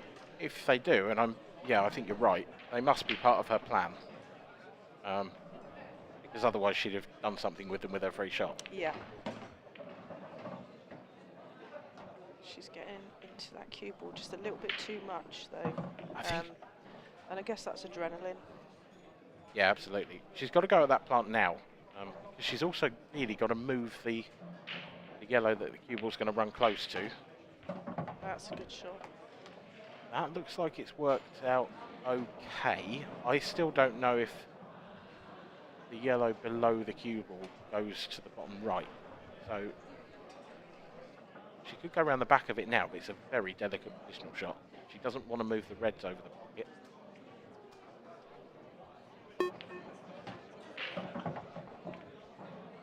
Oh, it's not getting any I think easier. that's what she tried to do there. Yeah. She's still got a long pot. Yeah, is it slightly hampered? I mean, if she could just drop that in, then she could drop the yellow to the right of the cue ball that's in now, and it's still on, so reduce the extension.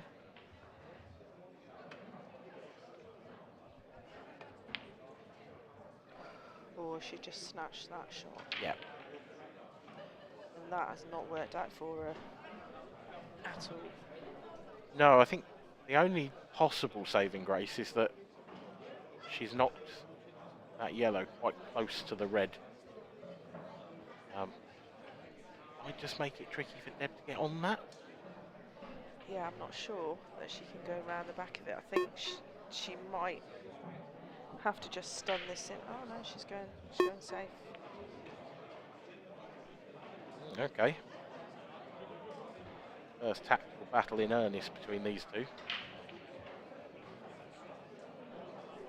I wonder whether Ree will think she could get the pocket herself with that yellow near the cushion. Or if she just hits cushion and red at the same time, it would just pop away. Yeah, I was wondering whether maybe she thought she could just clip round the back of that. Not a bad shot. But Deb's definitely in pole position.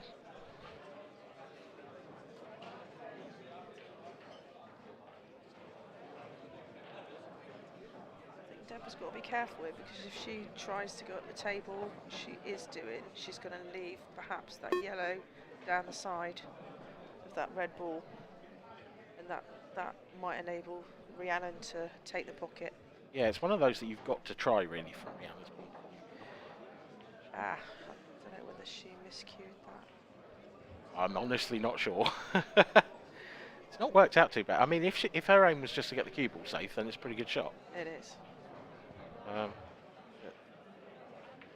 problem for Rhiannon is she's not moving any of those yellows away, so she can't really attack in any meaningful way.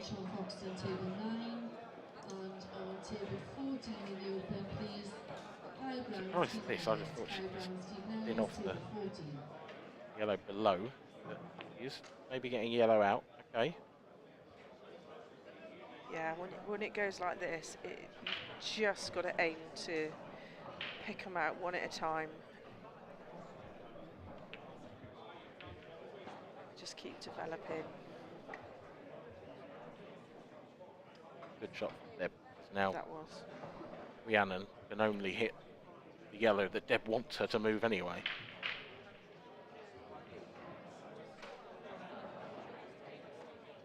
She could just roll this onto the cushion. She could try and go round the table. She could nudge. No, that's not great. that Should be Deb's frame, really. Yeah, I think that's made things a little worse, if anything. Well, Deb can start off with the plant. As long as she doesn't catch it thin and leave the red come out past the yellow, which shouldn't really be doing.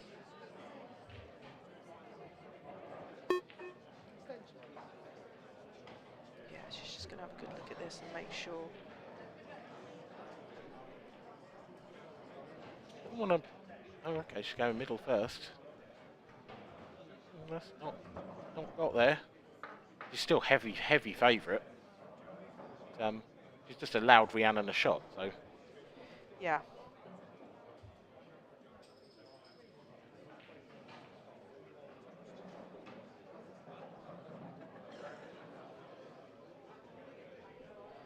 Guess the aim here is just to get that yellow in the way. Yeah. Not quite there, is it? No, I think you're going to see Deb go for game now.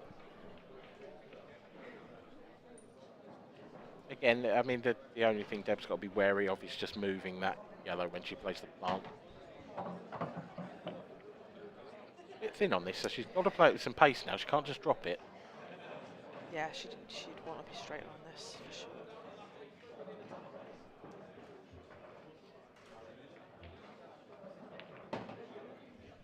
I think she's okay. Yeah. Yeah, almost went wrong though. That could, you know, the simplest finishes are the hardest. Yeah. It's so easy just to get the wrong angle, get the wrong side of a ball.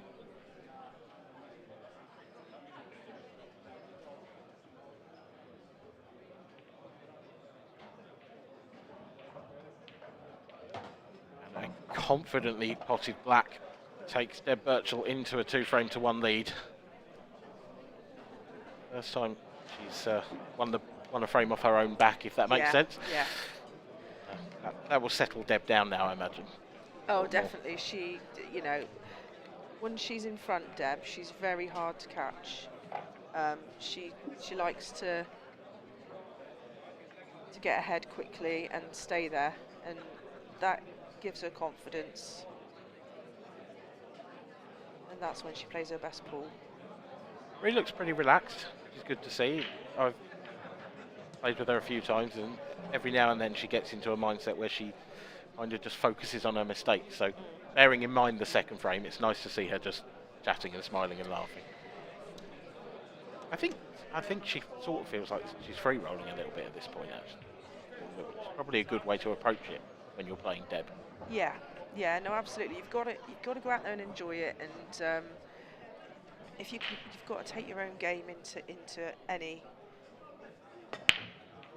final situation. She said to me before, this is the first, big final she's ever been in, and she's just intending to give it everything she's got. Yeah, I think so far so good.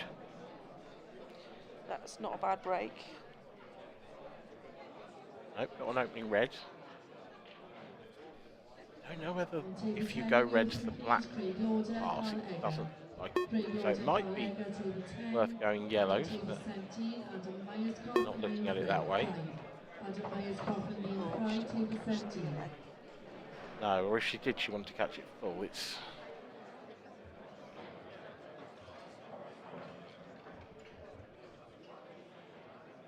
hit this one in. Nice recovery. I think she's going to take the plant on now. If she's going for these. Because if she doesn't get it, she probably gets the pocket. Yeah.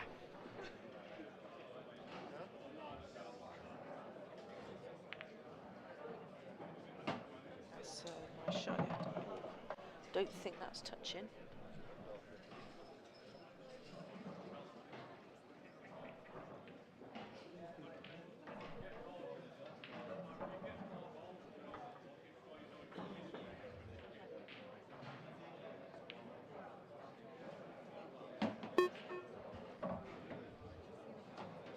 Now then, so if she does knock this red in down the rail, what does she do with the last one? Well, this is what I'm thinking. I don't think it will go to the bottom corner. No, I'm not.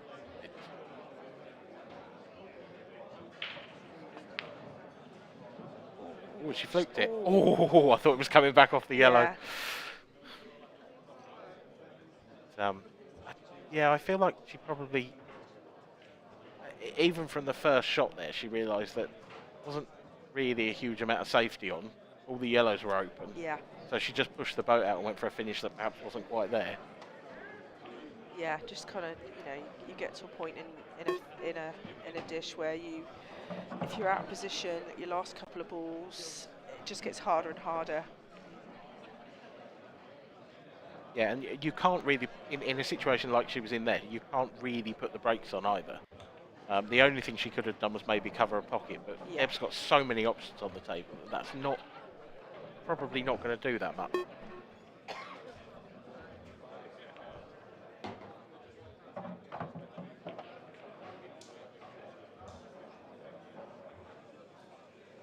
Yeah, that yellow flies in that corner.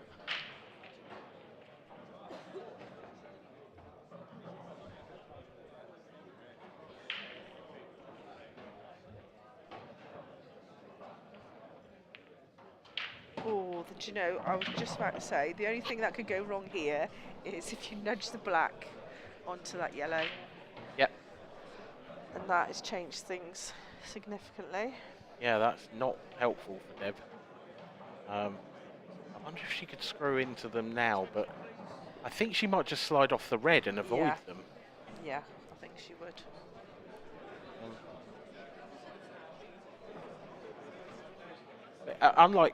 Unlike the situation Rhiannon found herself in, I don't think Deb needs to go game from here necessarily. She could lay up.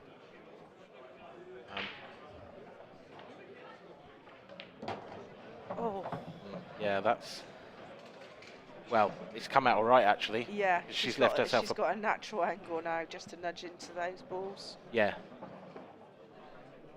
She would have been unlucky to have no shot after that. I think she's touch fortunate to land with this nice an angle to get into the yellow and black. Yeah, definitely.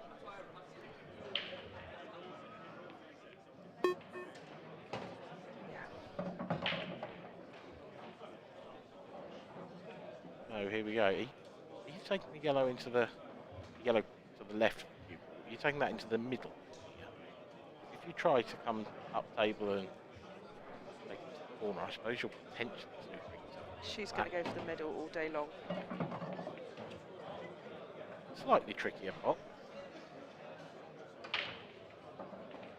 Not a gimme.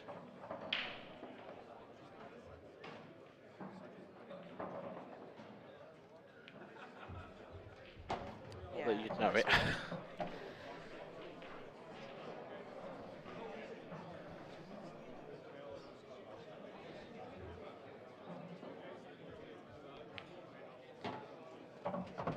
3-1. Yeah. Birchall leading Rhiannon Graham in this inaugural Elite Ladies final here with the IPA Channel 4 Sport YouTube channel. And well, solid start to the game from Deb. Yeah, eventually. I think she's starting to feel comfortable out there now, and she's very measured about what she does, and yeah, I think Rhiannon's just got to kind of maybe calm down a little and just perhaps off the break have a good look, and if the dish isn't there, then just maybe hold back. She played some good safety against me in the semi-finals. Yep.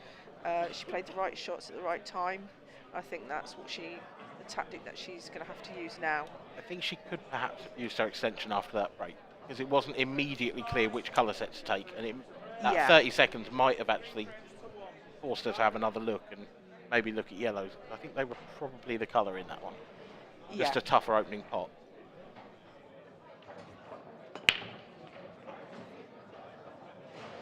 Well, that's probably the best split we've seen, and it's the first dry break of the match.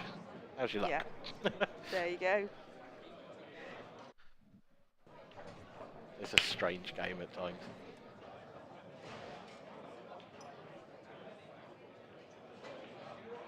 A bit messy, Although, isn't it? yeah, I was going to say, although Not necessarily a bad one to go dry on.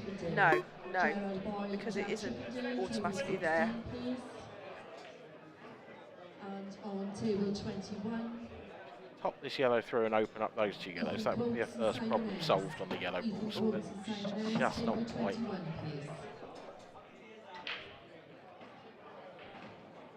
And it's that first shot, and now she's in trouble. She's now got 3 yellows tied up. Yeah. And no real way to get at them. Although if she could just cover the bag here. Yep. No, oh, she has. She's asking it to stop, and it has replied in the affirmative, but only just. I don't quite know how that didn't drop, but Rhiannon will be very pleased, I imagine. She was definitely trying to cover the pocket there. Yeah, she definitely was.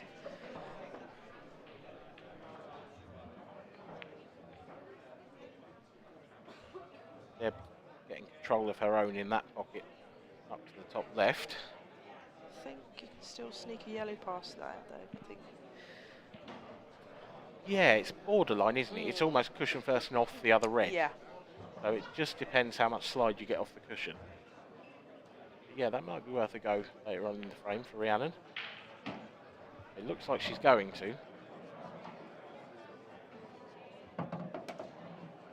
Maybe just trying to get control of the pocket. If not. Yeah, that was the only trouble with that, getting that shot. It's left her very few options. Yeah, I mean, she's got a double on, but after that.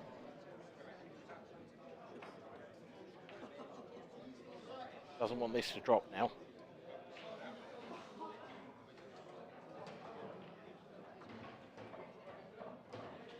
She's still got a fair bit of control with that bottom left pocket. Yeah. So it's a bit of a 50-50 game at the moment, this. Deb doesn't really have a nice way to get in there because of the 2 yellows are covering the 2 reds to the bottom right. A little bit short. Yeah, it is. Actually, now Rhiannon could just break open her 2 yellows. The only thing she doesn't want to do is leave Deb. I don't think. I think if she leaves Deb the cross double, on the red that is currently her problem, Deb might take it on. And she has, and I think that's got to be the shot now for Deb. She will definitely have a look at this. It's a little bit all or nothing though, isn't it? It is, but Got a chance to get the pocket. yeah, chance to get the pocket. If it goes, she's going to go game. Close. It's not going to drop. Now then, Rhiannon, what have you got in the locker? Can she get behind those yellows?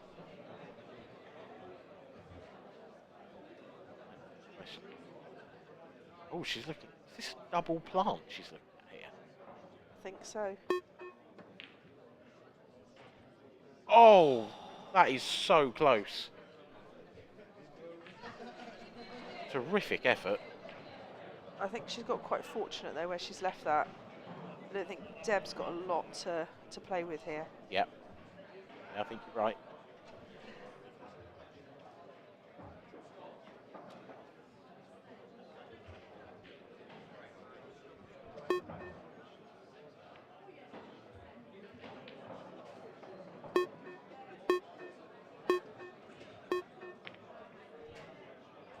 Deb's used her extension, so I'm surprised she didn't when she was rushed on that shot. Yeah, maybe she has. Yeah, I mean, we do have a graphic at the bottom of the screen, but it is possible it's not working. Okay. That's not a shot.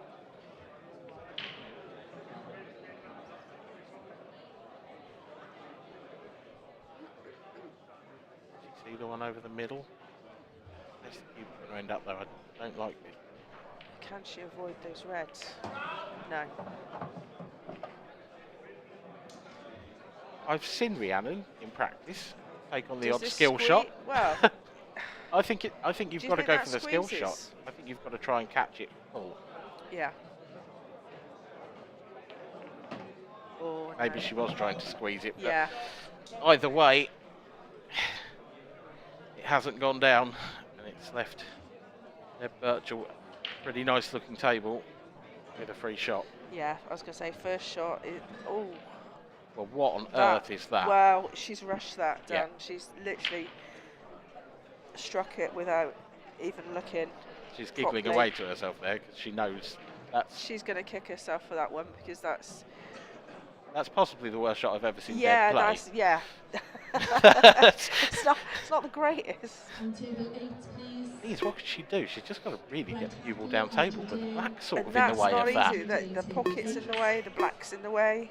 On table 13. This time she's using her extension. Yeah. Colin Finn and Nick Clayton. Yeah, she's put herself in a real spot of bother here, Deb. And on table 15. Done well to avoid the black, but has she avoided the in-off? She has not. What an opportunity this is for Rhiannon Graham. She will be fuming with that. I think Ruiz should just be putting the cue ball. See, I'd be putting it in the gap between red and cushion almost, over on the right-hand side, and playing into the one on the middle of the cushion. This is okay, but the cue ball can just jump out a little bit. Played it well. Played it really nicely. No, don't grimace, Rhiannon. That's perfect.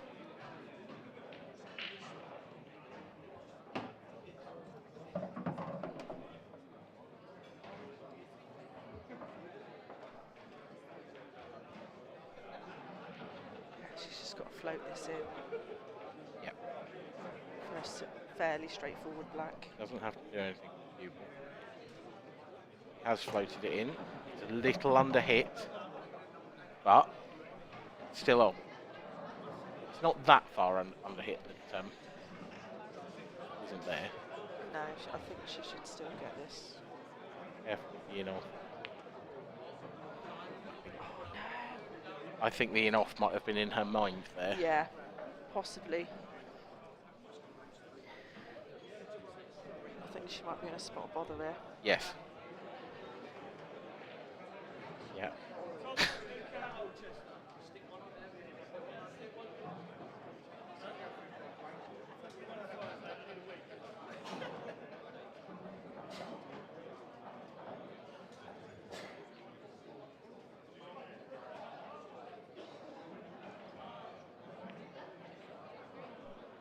good hit out of a tricky spot for Rhiannon.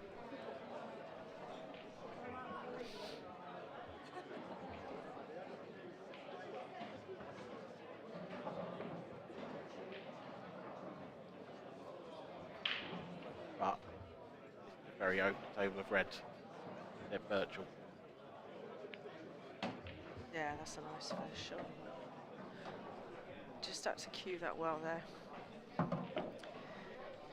Can't see any problems now.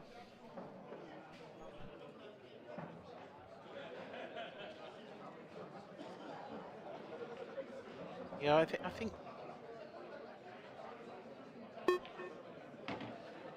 Well, you were saying? I was saying, like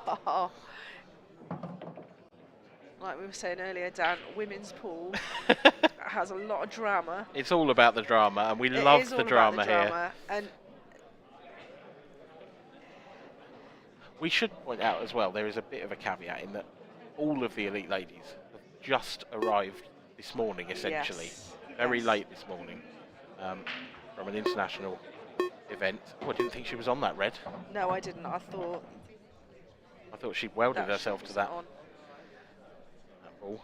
But yeah, everyone in that field is running on empty. Yeah. Including yourself.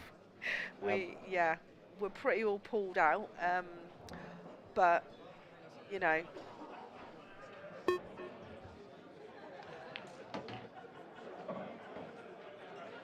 Okay, fraction under here.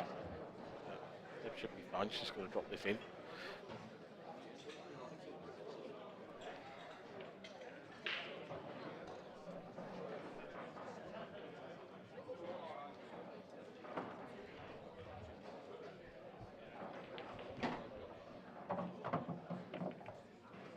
Confident way to play the shot. Yeah. She was just going to roll onto that. Yeah, because actually she's got a worse angle now, having played it like that. She's a bit straight on this red. So she's probably going to leave more distance between the black than she had to. I don't know if she's got a slight angle, whether she can top it through. Yeah. Yep. Done the most important thing and got the cue ball off the top cushion there. Big puff of the cheeks. It's for 4-1. She always does that before the black. I don't know if she realises it, but she does.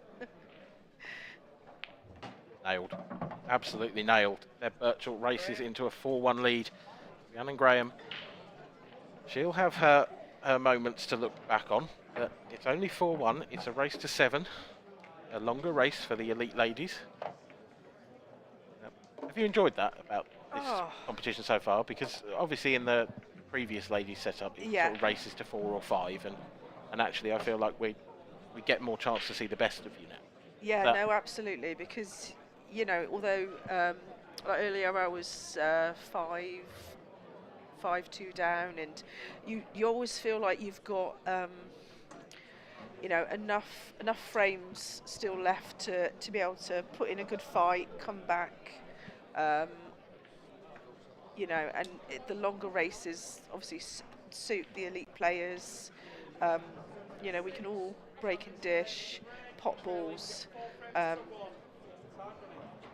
this format I think is superb for us, and it's something we've been looking forward to for a long time. Yep. Rhiannon, so far so good from the break, but this time it's let her down. It's a nice split as well. It's one of the nicer splits we've seen. There's arguments for both colours here. Yeah, I mean, yeah, there are.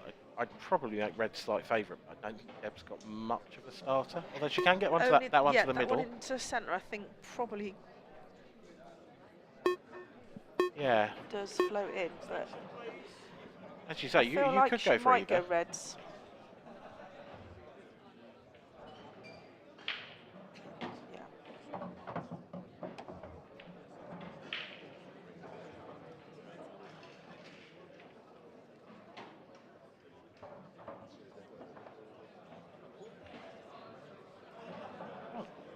really see too many problems here.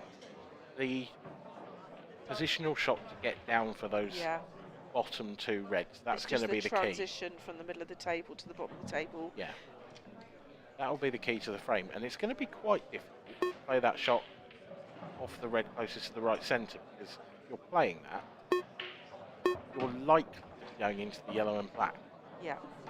So you need to leave a perfect angle if you're playing on that one. I feel like she might have to play off that one to get down there. Unless she can leave that red till last, which would be ideal. Yeah.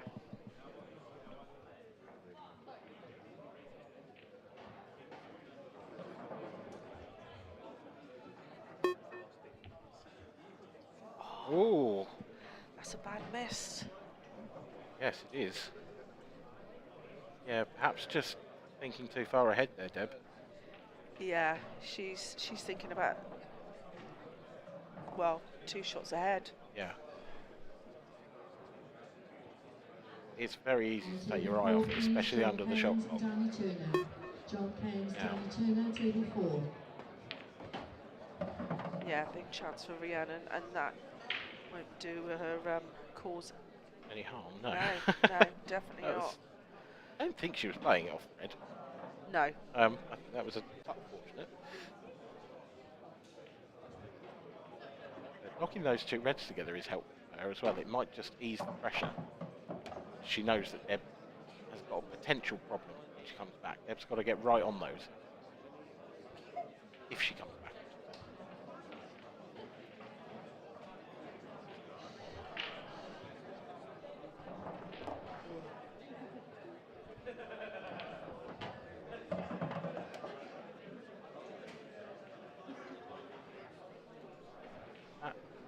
Maybe a tad. I think she's got just enough angle. Yeah. Just to slide across. Yeah. That's a very nice shot. Now, my question is... Just got to be careful, hasn't she? Yeah. That yellow nearest the black. Yeah, does it go in the centre? Can you get on it to the centre? If you can, this is a much easier finish, but I think it's really she can. tight. I think she can. Oh. I think she dropped on that one a little bit and hit a little low on the cue ball. Snooker. Find her way out. I don't think she'll find safety. Oh, she's going to get lucky. Hand of apology goes up, and that might be very lucky because I don't know if they see a potting angle much. Not a nice one. I think she might be able to just see enough of that bottom red. That's the question, isn't it? If Yeah. she can.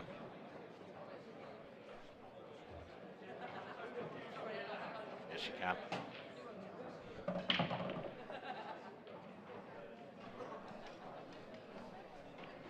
I think Rhiannon will be kicking herself there. Yeah, and she will be a couple of times as well.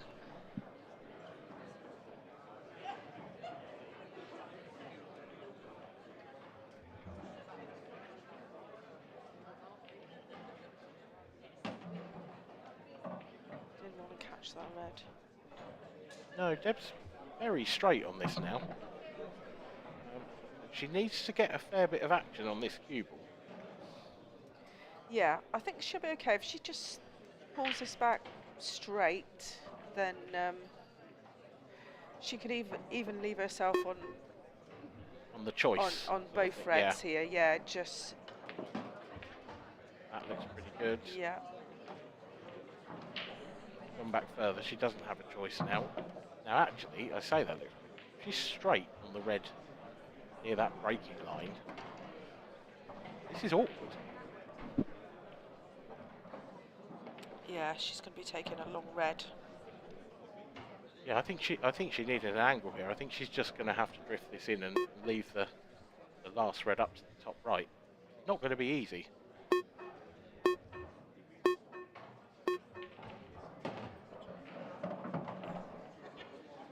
That was good as she could have done. needs to do too much with the cue ball. She can stun into the yellow, so it's really just put everything you've got into the pot here.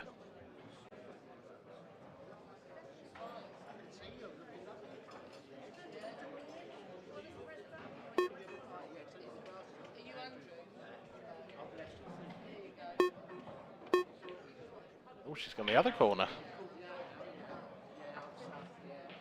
Left another chance. Now, if that cue ball would come round a fraction more, I'd have said Rhiannon would take the middle first. But I think if she takes that now, she's going to be running into the black. I don't know if she's going to leave herself a nice angle on the last yellow. Might need a little luck here. That's not... It's not too bad. No, it's not the worst result. No, she doesn't have to do a lot with this. She can just drift this in plain ball. There's just going to be a bit of distance on the black. Going for the top. The safety. Wow.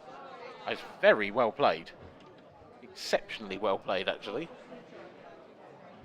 Big tap of the table from Diamond Deb. Yeah, she'll appreciate that one.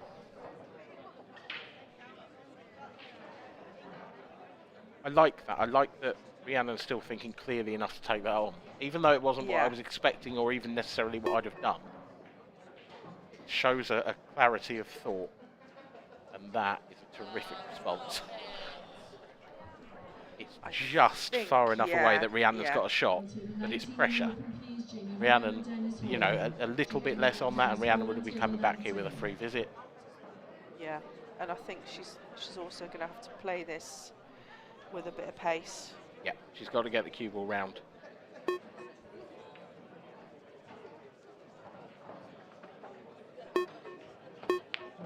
Shot. Cue ball. Yeah, that's what I thought. If she'd have topped that round, I think it was I agree. a natural angle to come round. Now, do you risk playing the safety here again, or are you going for I don't think this? she will. She's going for a double. Going for the double. And she's got it. That's terrific. What a shot, Rhiannon Graham. Fantastic. And That's she a great response, reduces the arrears. That is a brilliant response. Magnificent shot on the black. Rhiannon keeps herself in touch. That was a really important frame to win because if you go 3 behind, you're in quite a lot of trouble. But get it back to 2 and might just plant a little seed of doubt in Deb's head as well. Because she knows that this time it's her who's throwing the frame away. Yeah, she will definitely be kicking herself.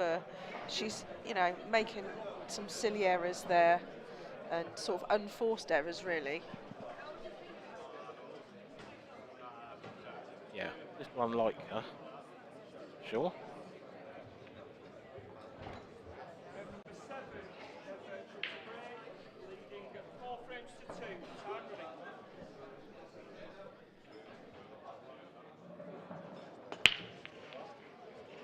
Another solid break.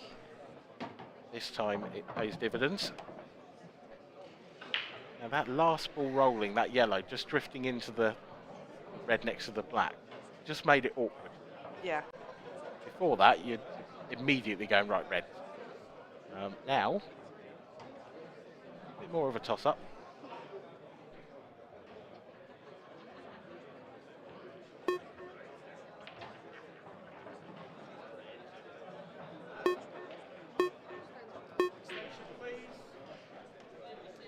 She's having a good think about this one.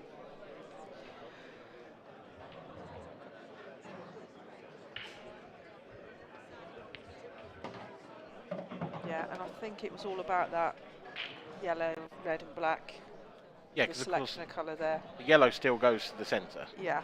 And the way she's played that, she'd have liked that yellow to have come just a hair more off the cushion because I don't think the other yellow will go past it. So she's got to move that yellow closest to the cue ball before she can pop both of them. This is getting harder. I don't think it doubles, does it? Red might be in the way. Tight. It's close. It's close. It might just sneak.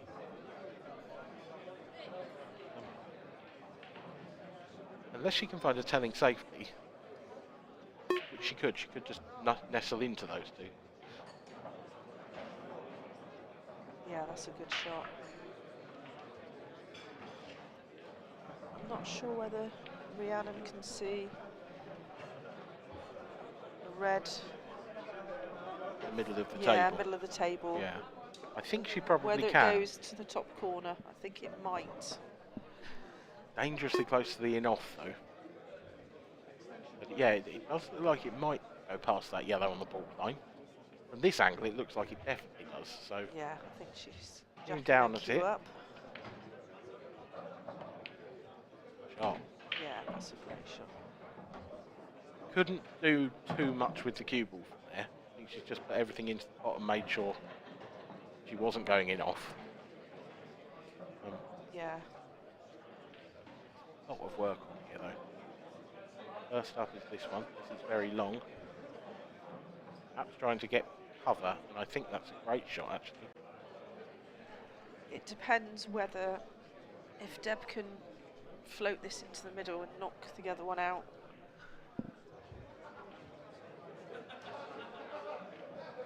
Yeah, that's the question. She Yeah. could take the red, sorry, the yellow, the opposite centre first and open up black as well, but she hasn't. Okay.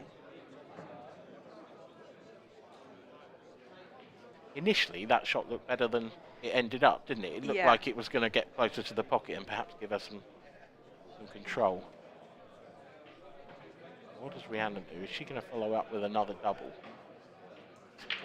It might be worth the risk of having a go at this one. She's obviously confident with her doubles. We've seen quite a few in this match. We have indeed, yeah. That one a little Just wide. A bit pacey.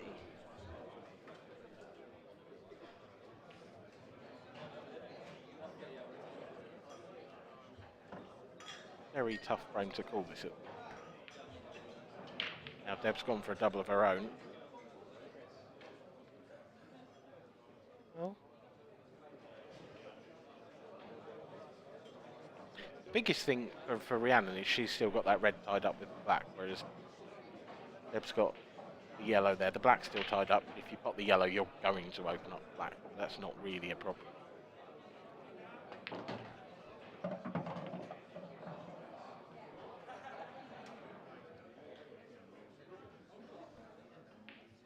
No, I'm not. She can't see an edge of that red.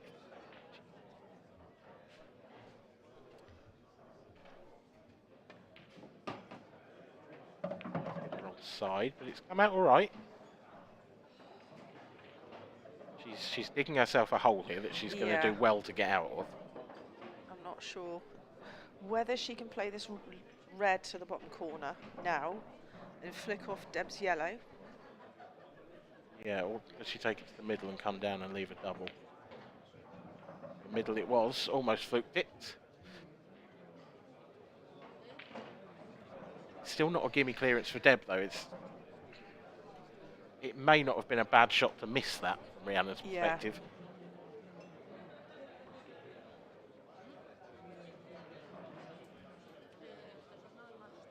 Just starting to look a little tense, Rhiannon.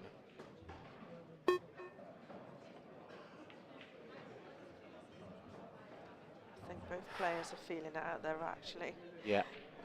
I mean, it's the inaugural title. Yeah, so as much as Deb it has won is. in the game, this Yeah. is something that she hasn't won yet. Yeah, So do you think is that the sort of person she is? Will she feed off that? Or? Yeah, well, it will definitely be on her mind. She likes to do firsts. Yep. And as she did with the IPA ladies' world Worlds. title, so she will definitely be really wanting this. Not that both players don't want this, but yeah, Deb will want to be She's an absolute the competitor, first name isn't on she? that roll of honour.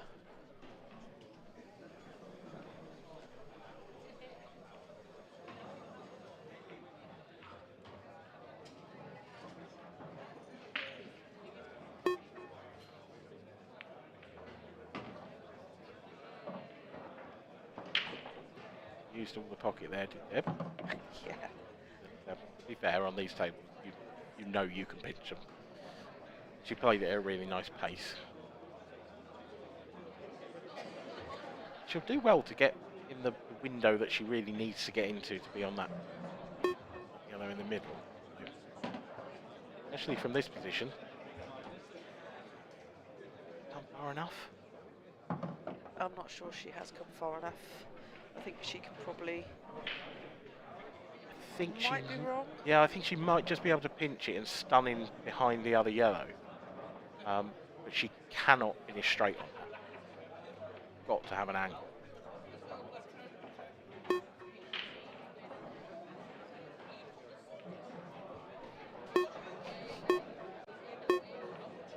Picking.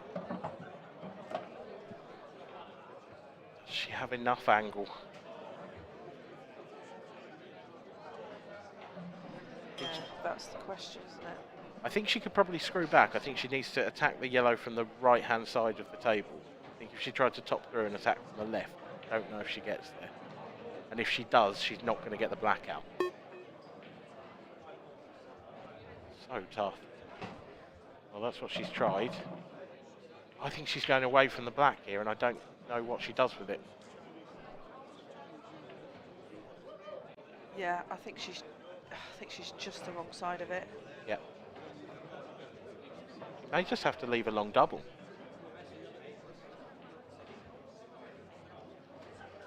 Or is she going for the cross?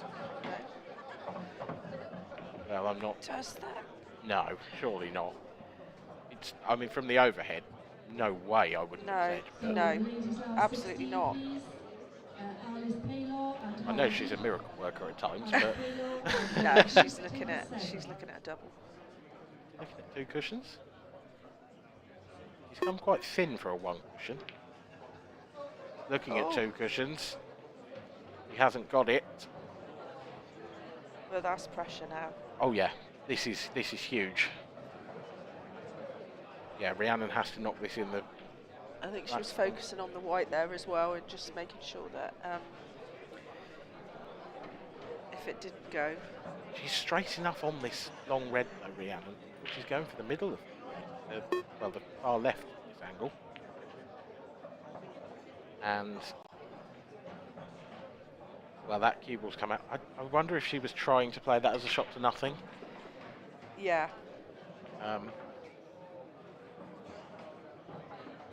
Yeah, potentially just trying to, float that red in and leave nothing if it didn't go. Yeah. Deb Birchall wins the frame, re-establishes a 3-frame lead. I think Rhi might look back on that one and go, probably should have gone full-blooded into the pot. Because when you get a chance like that against Deb, you've got to have a full-blooded go at it, I think. Yeah, I'm surprised she didn't actually down. I thought she would have, thought she was going to go for that bottom red and just come round two cushions. She's got choices, options then. Yeah, it's just a little tentative. But it's so easy for us to sit here and say. Oh, if, God, if that was absolutely. me out there, my back arm would have been going, from side to side and up and down. And chicken wing. The whole lot going on. Chicken wing, the breast, the legs, the whole carcass. Looking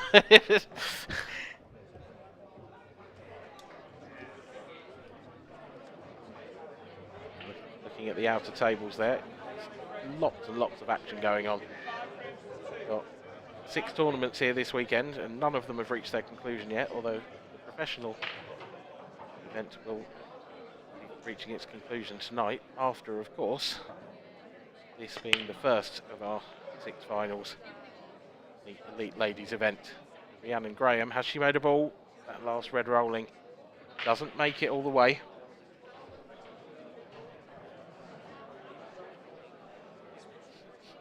Another chance for Deb. Worth taking on the plant to the centre and getting yourself on yellows. I'm not sure. I'm thinking reds.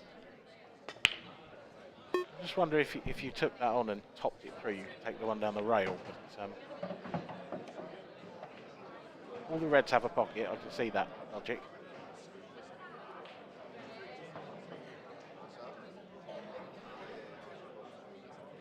And actually, from this camera angle, I don't think that yellow goes down the rail, so that definitely rules that idea out anyway.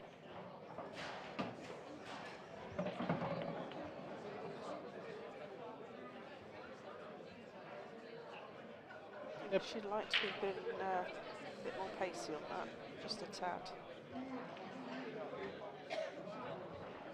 Yeah, I mean, she does need to go up table for the one in port. Probably wanted to do that in a shot's time. She may have to go down for it now. Yeah, that's a good shot. I think she'd have liked a bit more of a flick. She's now running a bit loose with the cue ball. And on table 3, Matt Schofield and Wayne Fryer. Matt Schofield and Wayne Fryer, table 3. Nikki Griffiths and Lee Shepherd, table 1. I mean, she might be running into this yellow. No, she's avoiding it. Oh, that's not gone well at all. Oh, she's snookered. That's horrible. Is a disaster. I thought it was going to end up bad and hampered, but that last little flick off the yellow has made it 10 times worse. Deb's in real trouble. Yeah, I think she had a tough angle on that red. I think she was trying to use a yellow as a stopper. Yeah. Really, really difficult to see a way out here. Actually, I think it's at least 3 cushions. Yeah. Probably to hit the red next to the yellow near the centre, and that's half covered by a yellow. So if she gets out of this, it'll be some shot. I think she's going to need to get her sat nav out, yeah. Effort, what an effort. Oh, and she hasn't potted it, has she, surely? Oh. How's it not dropped?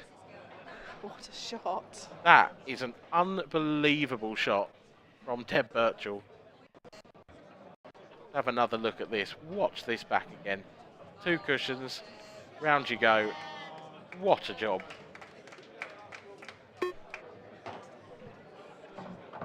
Absolutely incredible, but it does leave Rhiannon Graham a shot at the table. Yeah. It's not a nice table by any means, but it's probably more than she thought she was going to get at one stage.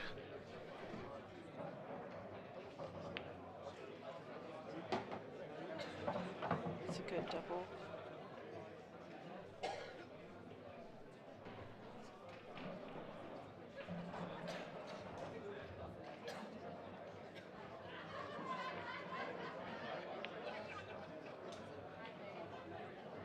Wide.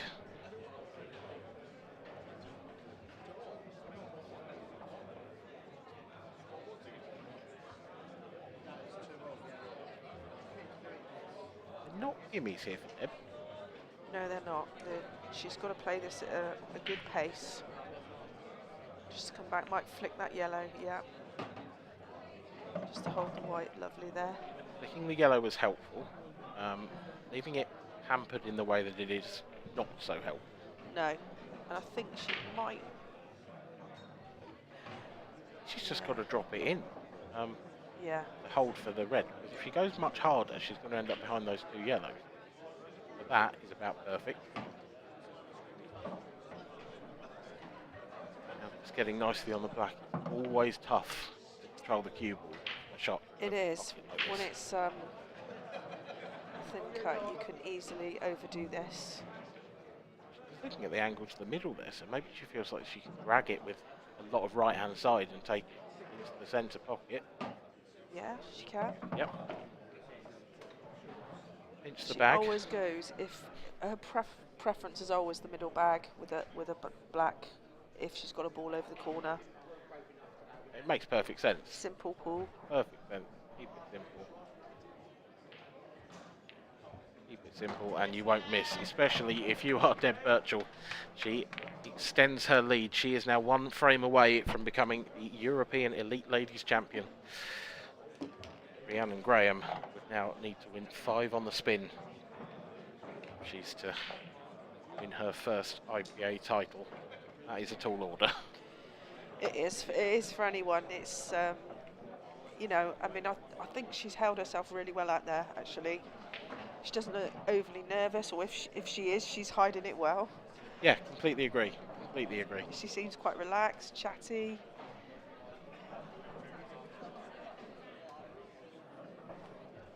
And it's great to see the ladies on the bigger stage as well. It's Yep,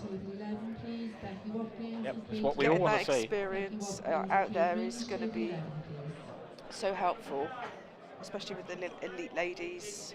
Going to be out there more often. Yep. Yeah, I don't think this will be the last we see of Rhiannon Graham. No, absolutely not.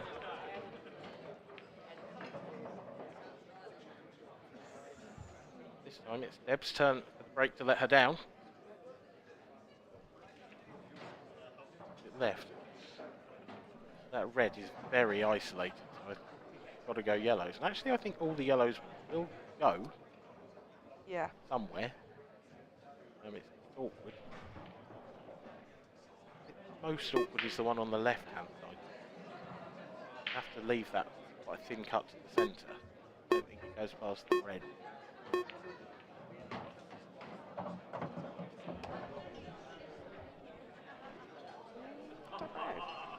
Tight, isn't it? Yeah, it is tight. I think she might be playing on it to the centre now. Just roll this past the flat. That's perfect. Actually, ideal. I think she's got her pattern set now. The yellow on the right-hand side. That would be your last ball. If you get nice and straight on that and stun it, you're bound to be on the black. Oh, she's overcut it. That was awkward queuing.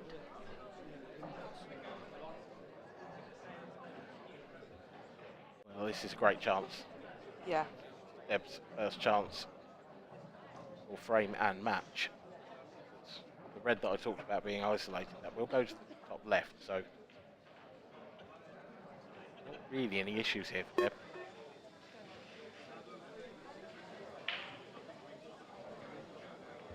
Having that 4-frame advantage will take the pressure off this clearance.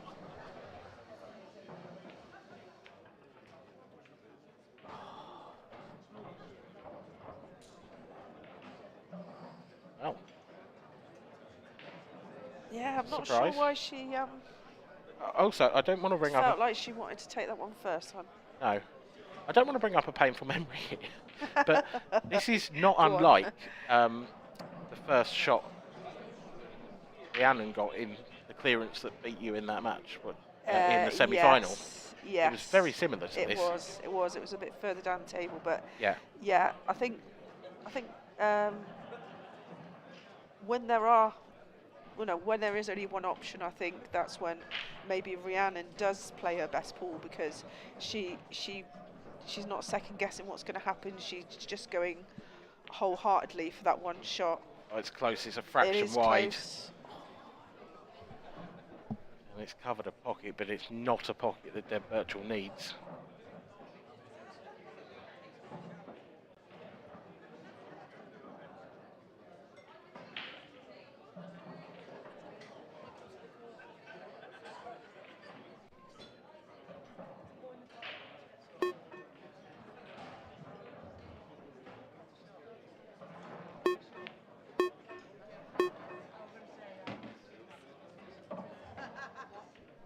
Good opener.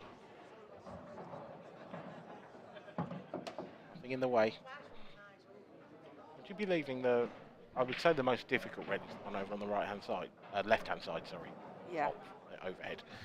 You'd be leaving that till last, because it's perfect for position, isn't it, if you get on it? It is, although I think she's just going to want to work her way down the table now.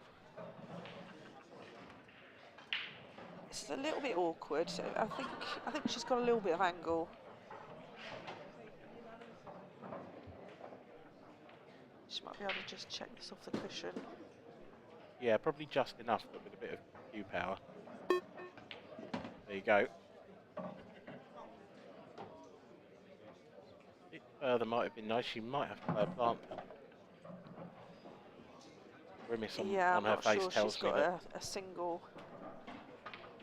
ball to go at. I think the plant's probably the easiest shot from here. Yeah, and she'd be unlucky not to leave herself on that other red. Yeah. Right like that, that's perfect.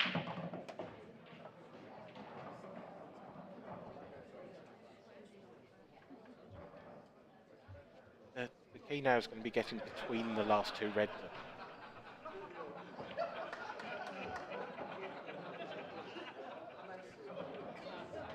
You could get right behind the red that's closest to the side push and take it into the centre. Yeah. You would, but I don't think she's come far enough for that, so she could play on that now. She hasn't got enough angle really to get close to that last red, I think. So. No, I think she might have to. She might have to take this last red in the middle.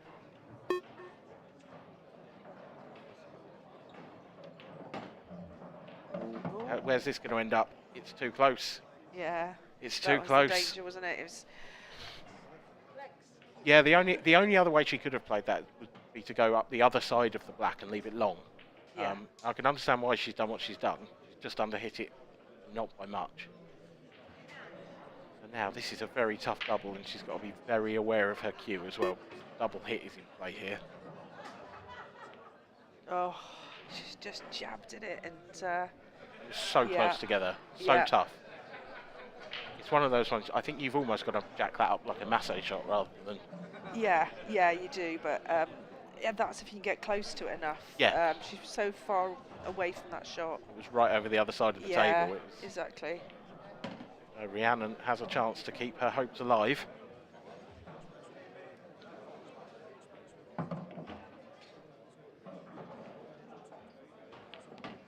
Take us 6-3 is the comeback on. A long way back, but you can't rule her out. She's taken out some terrific finishes all day. Yeah, she has. She's been really consistent actually, and she's not afraid to go for it when it's there. No, and these are pretty dot to dot. You leave that yellow over the centre pocket till last, and if you're straight on that, you're bound to be nicely on the black. So.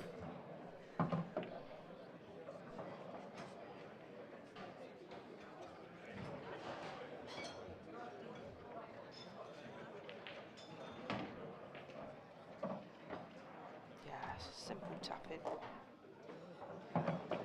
Run the cue ball through a couple of inches, get yourself nice and straight on the black. Just like that.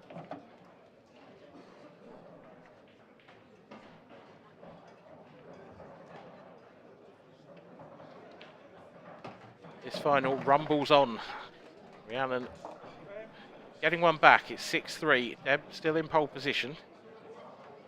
But missing a chance like that to win the match is when the doubts can just start to enter the back of the mind. If Rhiannon takes out a good finish in this frame, then yeah, who's got the break? Yeah, all is not lost just yet.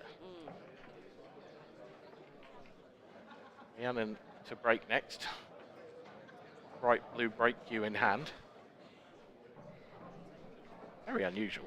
I don't think I've ever seen one like it. I don't know whether it's a heavy, just a cue that she's got, which is. She bought it specifically because I remember her telling me about it. Yeah. But I haven't actually laid eyes on it until now, through the lens of a camera. I mean, it works well for her actually. I mean, I think every break she had against me, you know, I think other than one where she went in off, yeah, she got such a good split. It's a powerful tool in her armour, that is definitely. The last one was good. The one before that was dry, but that's a great contact she's made there, and actually they haven't really broken open. Just from the initial split second, it looked like it was going to be a really nice break. And then they've just all sort of come back together in the bottom half of the table. I mean, Deb will be happy to come to the table now after a dry break, but I don't know how happy she'll be with the lay of the land, because it's not really a huge amount to do, is there? There's a lot of problems on. Yeah. I mean, she's opted reds, but the black's tied up. Those three reds in that cluster, you could pick a couple of them off. I doubt that the red on the right-hand side of the balk area goes top right either.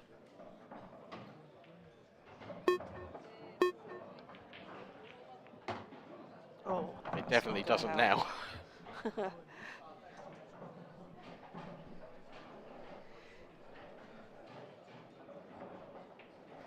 I wonder whether Deb's just thinking now she's just trying to get over that line and perhaps trying to force the issue rather than.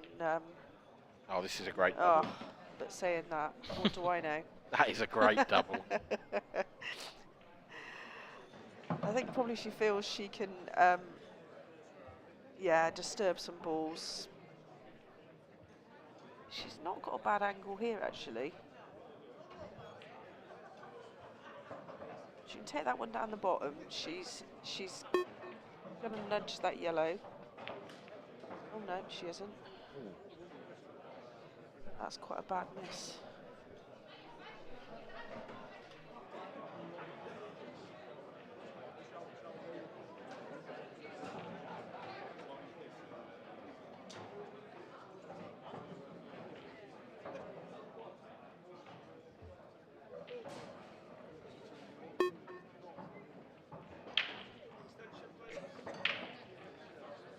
Rhiannon Graham prowling the table.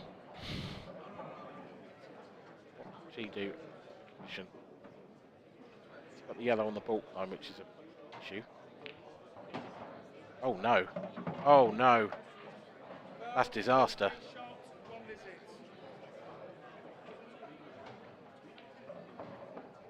Not an easy out this for Deb.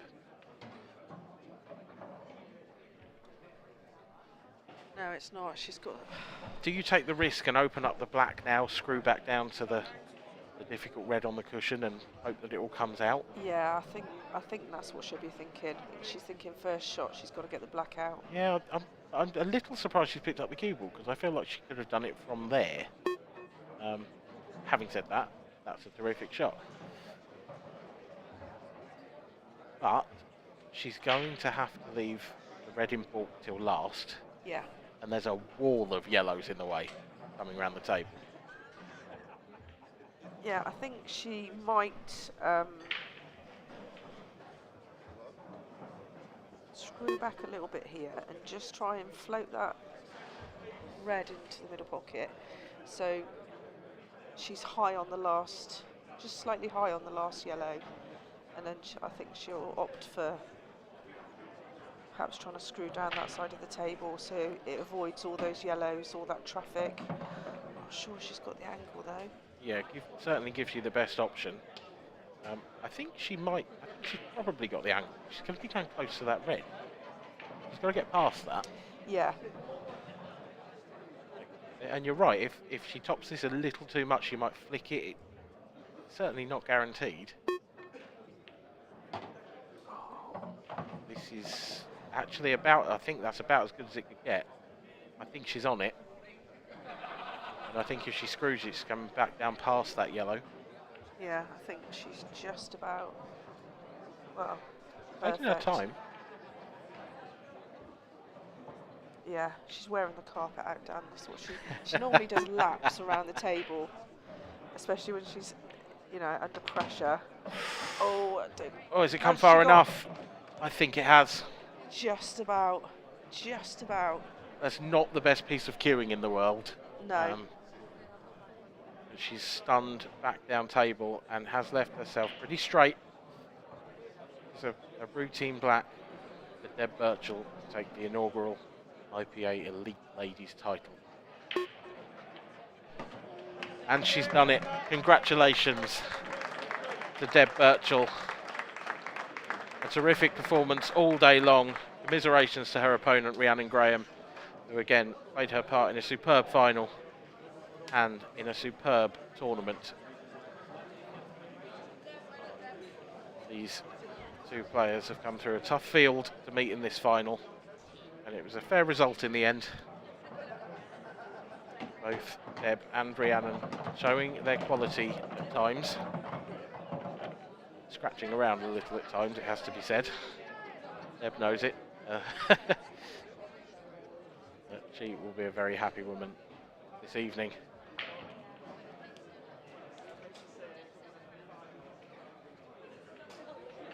To certainly put on a show for us. There was plenty of drama in that IPA arena.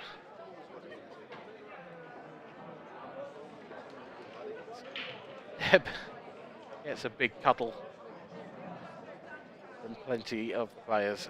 But now we're going to hand over to Mark Pickworth, who, as you can see, is ready for the trophy presentation. Thanks, Dan. Thanks, Rachel. Thanks very much, everybody. Hope everybody enjoyed the final. Can we have a round of applause for both of the players, please?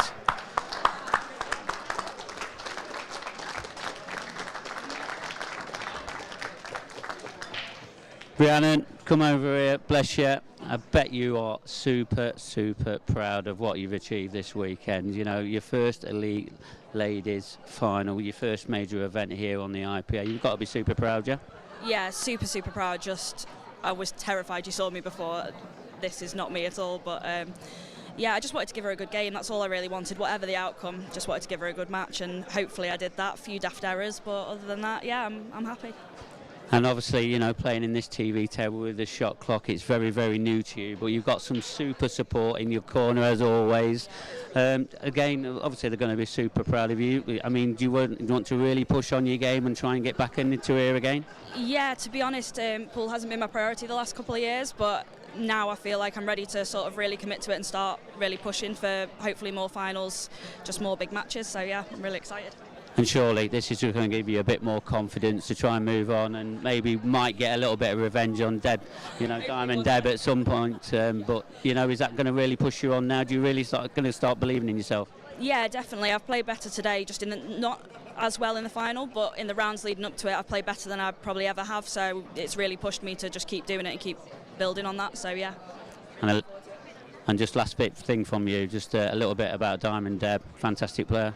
Oh, she's incredible. She's incredible. She knows I've looked up to her for ages, and yeah, I've had a few bad defeats to her. I'm used to this already, so but I'm really glad that my first final's against her because she's brilliant.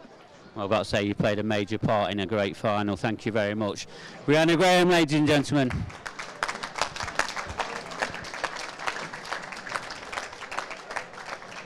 Well, she's up here again. It's Diamond Deb Birchall. Deb, I know you've got so many IPA titles, you know, underneath your belt. You've won quite a few major titles. You've had a fantastic this weekend, not just here, but here in England as well. You've got to be super proud of yourself as well. Oh, I'm ecstatic. I love doing firsts, and this is our first elite ladies event, so obviously I've got to win it. I mean, the first IPA Worlds I entered, I won it, you know, that kind of thing. So I kind of really wanted to win it. So yeah, I just want to say commiserations to Rhiannon. She was superb. Had a great tournament. Doesn't think she's good enough, but she is. Yeah, just I'm absolutely thrilled. I mean, you've got obviously loads of confidence in the way that you performed there, but you did show a few nerves towards the end. You sort of saw the winning line and that, and even though with the amount of experience you got, was you feeling the nerves out there? Oh yeah. If you don't feel nervous and when you're playing in any kind of match, you shouldn't be playing, in my opinion. I think nerves are a good thing, but it can sometimes hold you back. I think there was jangling at the end of there, but I just wanted to get over the line, and I was quite glad when it happened, to be fair. I was really, really worried when I left myself on this last red. I had to bend it to pot it and screw down the table, so I was lucky that I managed to get that in and just get on the black, really. I mean, the ladies' game is in very good hands here at the IPA. I mean, just tell the audience at home what the standard's like here for the ladies. Oh, it's superb. It's just getting better and better and better. You know, the people that are coming in, we've now got the amateur section, and we've got the open section, and we've got the new elite section. It's fantastic, and anyone who joins this is just improving match on match on match. You see it all the time. All the new players that someone won it last year, they've again raised another level. So every time you come, it just raises the bar, and it gets harder and harder and harder. And I think the ladies' game is just superb at the moment. And how important is it to have these new formats? You know, you're completely the same as the men's now to have the elite section. You've got the open section, you've got the amateur section. How important is that for the ladies' game to move forward to the next level? It's extremely important. The ladies need their own focus, which we do have here. With this new elite section, we're now pioneering the women in their own sections. And it's just, I'm very excited to play in it, and I think everyone will want to get through the amateur section and get their places in the elite for next year. A little bit more about Rhiannon. I mean, she obviously come here with low expectations, didn't know yet, she hasn't got that much confidence, but how well has she played in a major part in this major final? Oh, she's been superb. I mean, the first few frames she's been taking out some major pots, really good clearances, put me in some real good safety. I mean, Rhiannon's a cracking player. I've known that for a long time. I just wish she thought more of herself, because I think if she did that, she would be raising it again, raising that bar again for herself. It's all about the confidence sometimes, and sometimes you just got to get on there and go for it. And she was doing that most of the match, and I had my back against the wall a little bit, I felt, and just trying to scrap through, really. So yeah, she's been amazing. So well done. Well, not somebody else has been amazing. It is you. You are going to be the first European Ladies Elite Champion. Diamond Deb Birchall, everybody. Well played, Debbie. Well, that's one champion that we've crowned. There is going to be another one tonight. But let's head over to the studio now with Kev Barton and Andy Richardson. Thanks a lot, Mark, and what a great advert for the women's game there. Deb Birchall taking on the title, but Rhiannon Graham, what a performance. And I'm delighted to be joined by the face behind the microphone, Andy Richardson. Andy, just firstly, tell us your thoughts on that final. Well, what a great final. Fantastic standard, and just look at this setup. The arena, the game has just moved on so far from where I first, joined it, and you. Just honestly, to look at the supporters. The crowds that you have here already, it's a Saturday early evening, absolutely brilliant. And great for the women's game, and the elite section that we set up, it's done exactly what we wanted to do, and give those players who people may be not as familiar with, like Rhiannon Graham, the opportunity to get to a final and compete for titles. Yeah, that's a great idea to bring the lower ranked players and give them the opportunity to take that step up, playing the elite in the ladies' game. Been a great idea, and the first final, exactly what you were looking for. And we've got a microphone there for you that James is just going to seamlessly hand over to you there. So that's one final done. Coming up later, we've got the final of the pro event, and we'll talk about the semi-final very shortly. But Andy, just going back to your point there, you came back you started on the IPA Tour, one of the original founder members. What, back in 18th century, yes, whenever it was? 50 years ago, yeah. Yes, I was here right at the beginning. I was. And when you look at the setup that you and the team you've got have got now, it's incredible. Never would I have imagined that it would have got to this level. I mean, the studio, the arena, and just the atmosphere, the players. There's a great a great vibe. There's an energy. And you look round at it, you've got people, spectators all the way around the arena. You've got your amateurs, your ladies, you've got your open, you've got your professional events. And the standard has gone through the roof. I mean, that is one thing that really does stand out. The standard it's unbelievable. When we started out back in whenever it was, late 80s or probably something around then. I was going to say last century. 1980s, not 1880s, of course. But it was. The game has moved on. Obviously, the rules have allowed that to evolve, and the players to evolve, and it's a completely different animal to it is. I mean, there's nowhere to hide at this game. A lot of the great players of the day when we first played were tacticians. Now there are still tactics in this game, as we've seen a lot of this afternoon with some of the the breaks that haven't quite worked out. We've had clusters to move and things, but back in the day, some of the great players were negative players, so they would sort of stop somebody doing something and then mop up. This game's totally different. If you can't make those balls, you've got to go. And you've got to go when you get your chance, because if you don't, they'll clear up behind you. A lot of these games are just one visit games, aren't they? And the break in this day and age is everything. And when we used to play, we were absolutely devastated if we made a ball when we broke. You didn't want to choose a colour set. You wanted the other person to go first, tie them up. No, everything's changed. Everything's evolved, and just the place you're at now, with the IPA Tour and the tours that I've been to and things I've been involved with, I just think it's fantastic. I really do. And we haven't paid you to say that, of course. It's genuine. And obviously we know the marquee names that you've been watching and commentating on, but is there any players or player that in particular has caught your eye, maybe with the style of play, or just thought, oh, he's a great player that I just enjoy there watching? There are loads of great players in here, Kevin. We've talked about it at length. Mark Boyle, when I'm in commentary, I'm always saying the same thing. Incredible how he breaks from the side like he does. The power that he gets into that cue ball. I mean, most people would be airborne if they tried to put that much power in. I still don't know how he does it. So effective, such a weapon, with this rule set and the races, how they are. There's loads of... Robert Stephen, another Scottish player. I love watching him play. I think he's very talented. I think he'll do big things, I think. And the list goes on, honestly. Clint Ironson, fantastic the way he won the World Championships. Yeah. You've got Mark Farnsworth. I can just go on and on. The strength in depth, it's a term that we use all the time. But that's it, the strength in depth. You can go even moving right down the rankings, the quality of player is unbelievable. It's evolved so much. And we've got two of those players coming up right now in our first professional semi-final, and it's Rob Duncan against Gaz Hibbert, and then followed by our world champ, as you mentioned, Clint Ironson against Mickey Tomlinson. So let's preview that first semi-final that's coming up. Rob Duncan, Gareth Hibbert. Gareth Hibbert has been a class player for about 300 years. He has. Even probably before we were born. And Rob Duncan, probably one of the most attacking players. He has won an IPA title before, but it's been a long time. Is it his time this weekend? Well, could it be? It could be, couldn't it? Gareth Hibbert, been around forever, and let's be honest, he plays his standard. It's not dropped at all. Age has done nothing to him, has it? It's not like us two that have probably deteriorated slightly from our peak. But no, Gareth Hibbert still plays fantastically well. But listen, both players, top level pool like this. In these races, even though the races are longer than they were, it's still a relatively, it's a quick format. If somebody starts firing, either player.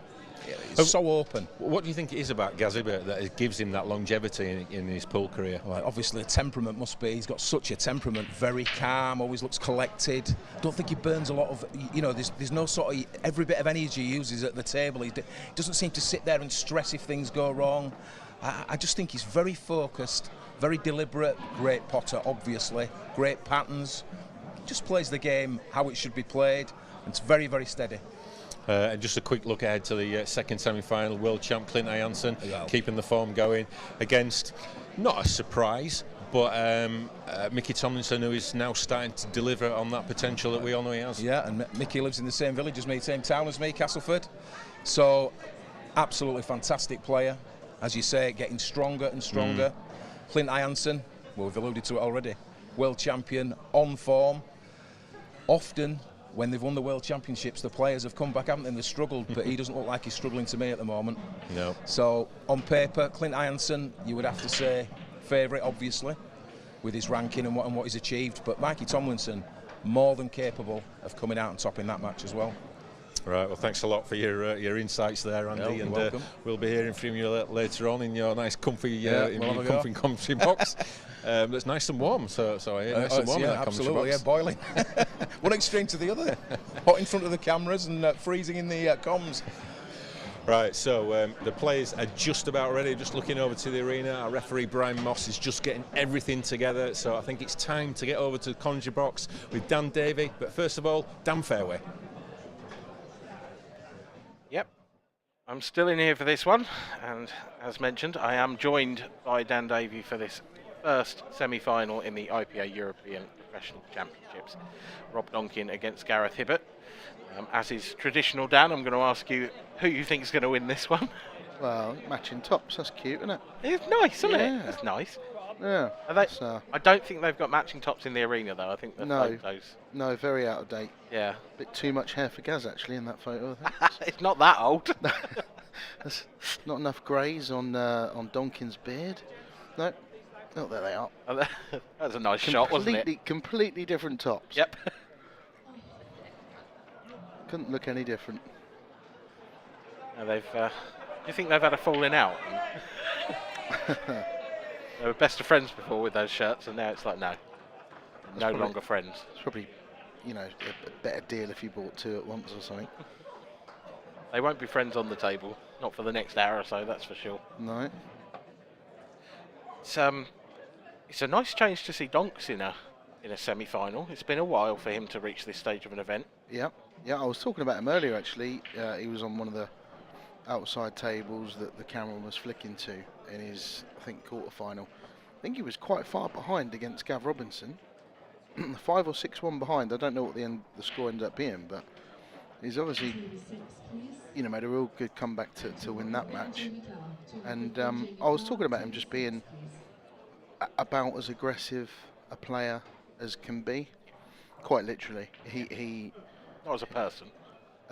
Quite the opposite Yeah, as a person. absolutely, actually. Yeah. The most mellow, chilled out, sort of, quiet, funny, sarcastic sense of humour, but really not a loud character. But yeah, as a player, just unbelievably, attacking and aggressive. He's a treat to watch, and Gaz Hibbert's not much different, to be honest. It's just we see a little bit more of Gaz. He's more consistent. But when Rob's on his game, he can be unplayable.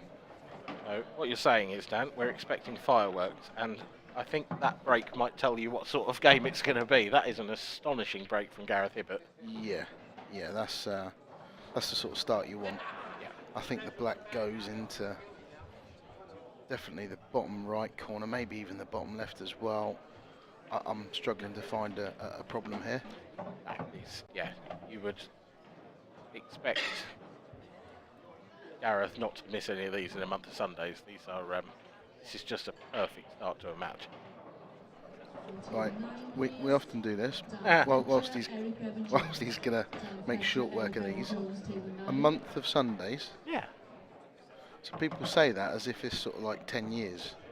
It's only really 4 days, isn't it? It's a fair point. We'll have to get the get rid of that one. Get the linguistics experts on that one. Yeah. Maybe now that we're on Channel 4, get Susie Dent on it. Yep. Dictionary corner. Yeah, she can come in and be a special guest. Yeah, in the combox. she'd love it. She can keep score. Rachel Riley would be doing that job, surely. True, there is that. And on table 21. Oh, sorry, cancel that. Just marginally underscrewed there from Gaz. No mistakes made with the black, and the perfect start for Gareth Hibbert, a break dish to get this semi-final underway. And I mean, they were pretty much unmissable. That doesn't really tell us a lot about how he's playing, does it? Not really. I mean, they were unmissable, but clearly no early match nerves.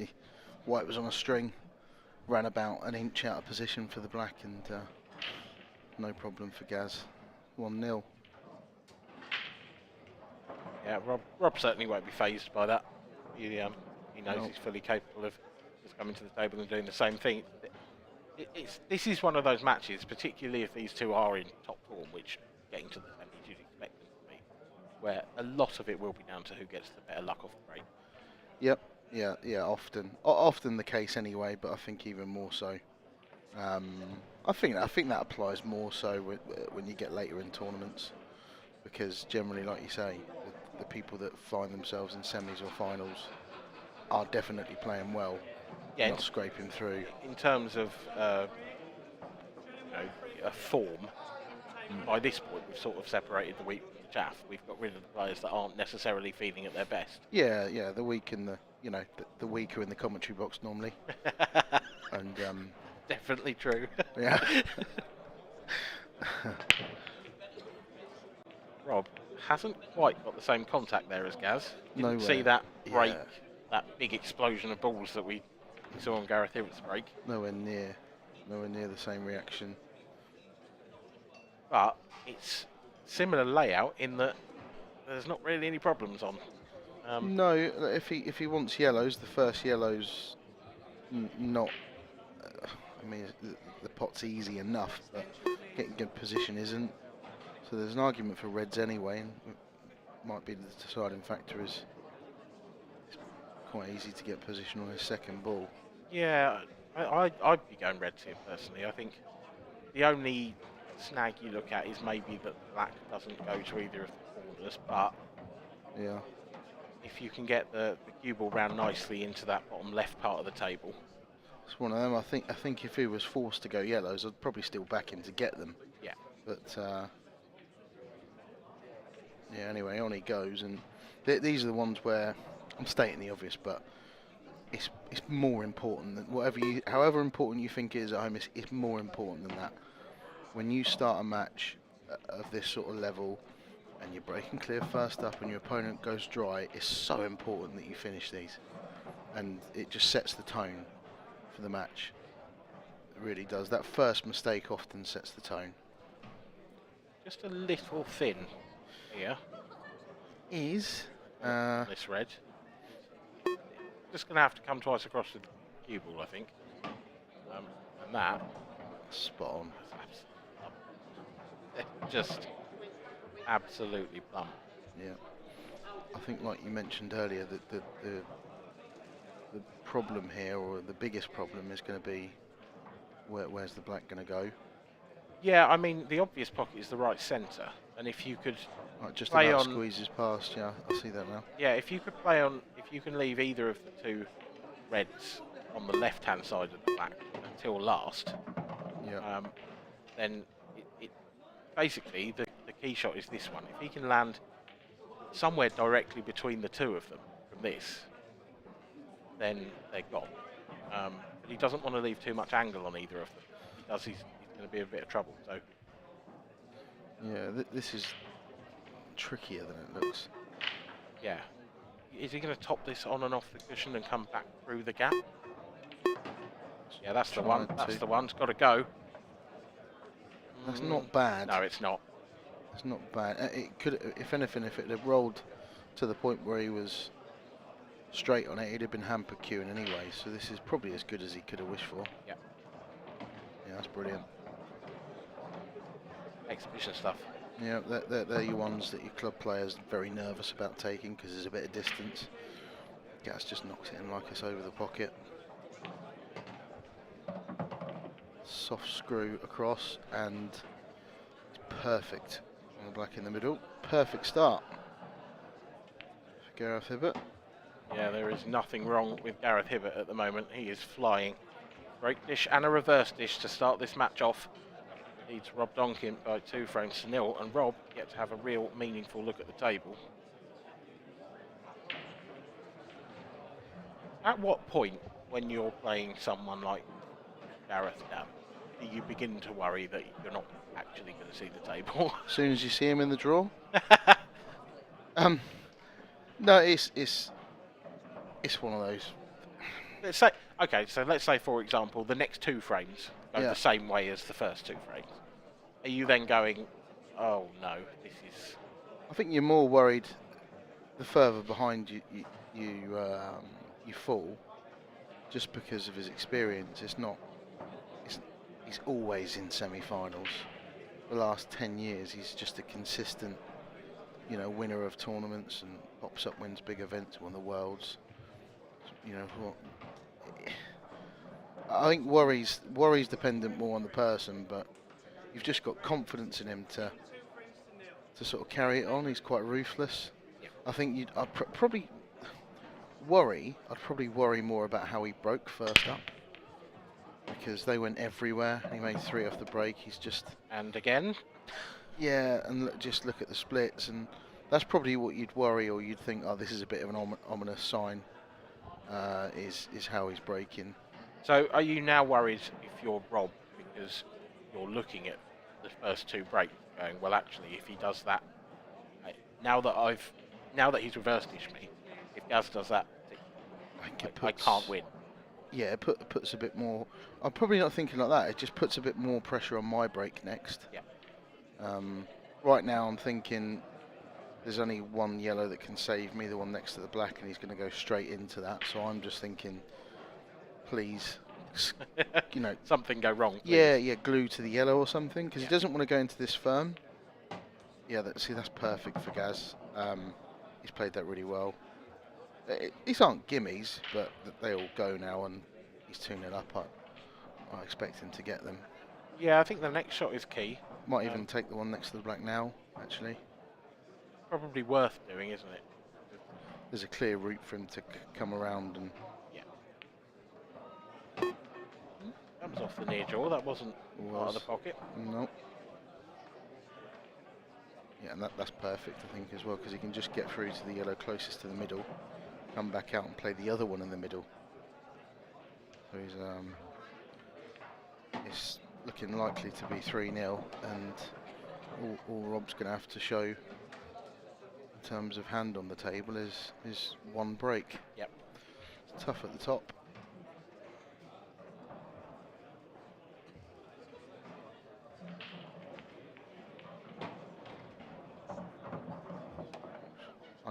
Under hit slightly, but it was nicely thought out though. You'd have seen a lot of players just thin that in and go down yeah. table and possibly overhit it, end up no man's land. So no morals here though. It's not the thought that counts. no, now this is. He's all right. You think he's got enough angle to go in on and off the side cushion? It looked like he's going to land plumb straight, and if he was, he's just about got away with that. Yeah, I think top and left he can get over towards the left hand or towards the centre of the table. Yeah, just to run past the red. It's perfect. Queuing like a dream. Yeah, I mean, we haven't seen anything of Rob yet, but it's difficult to see another winner at the moment, just the way that Gaz is playing. But then, having said that, let's be fair, he hasn't had to do much so far. He hasn't had anything really difficult to do, but I think the first one worked. The first clearance was as easy a clearance as he's probably had all weekend off the break. But the next two needed a small amount of work. They could have gone wrong. Me yesterday, I'd have messed them up, you know. But he didn't.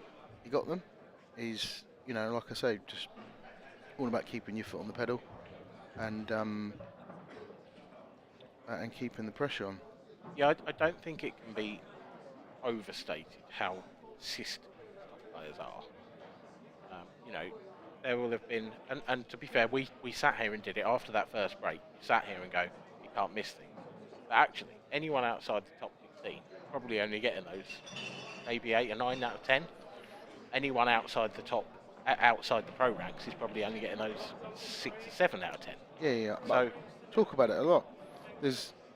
When you look at a set of rankings and list of achievements, it's all down to consistency. Winning a tournament isn't about who looks the best in any one given match.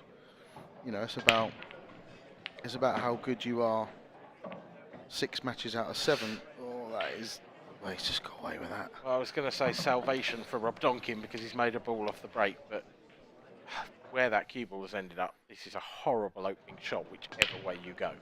Yeah. Really unlucky to end up there. It was actually. I don't like to give players a pass when it comes to luck, but that was a bit unlucky. Spam round, almost got flicked off another ball. But yeah, consistency is the word, you know. I'll give examples when Chelsea won the league under Mourinho and they won 7 or 8 matches 1-0.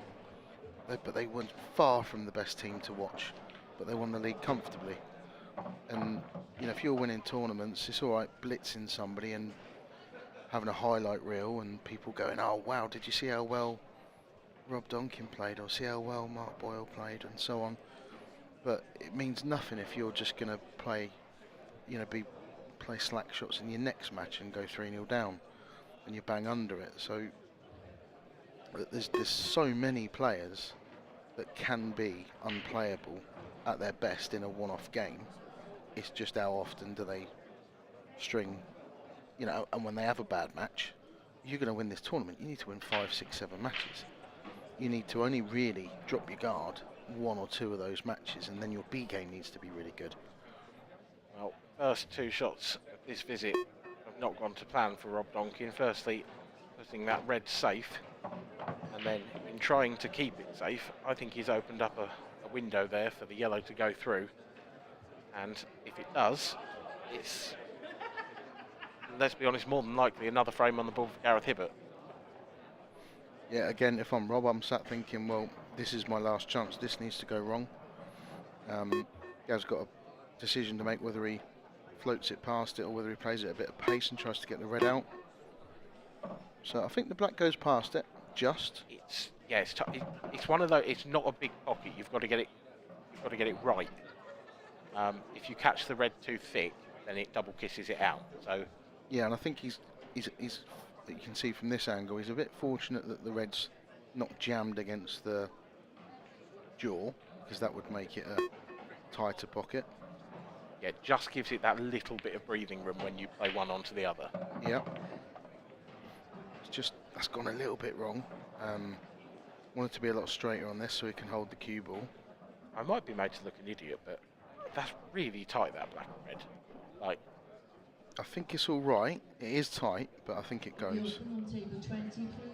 He's held that really well. That's a nice shot. Almost held it too well. Well, he's going to have the option to try and break it out. If he really thinks it doesn't go, he can leave this low.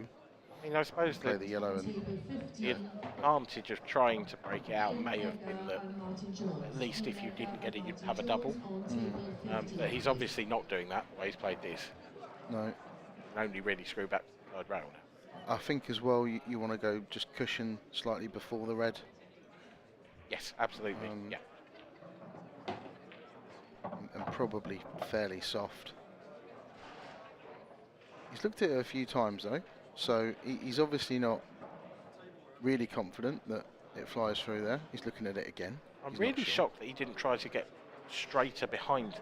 I feel like it's an easier shot if you look at it when you're down on the shot. He had the slightly wrong angle on the yellow, didn't he? So yeah, but I still feel like he could have screwed back further. Well, he could have got over on the right hand side of this table and left a bit more distance. Yeah. And been straighter, yeah. Which I see what you mean.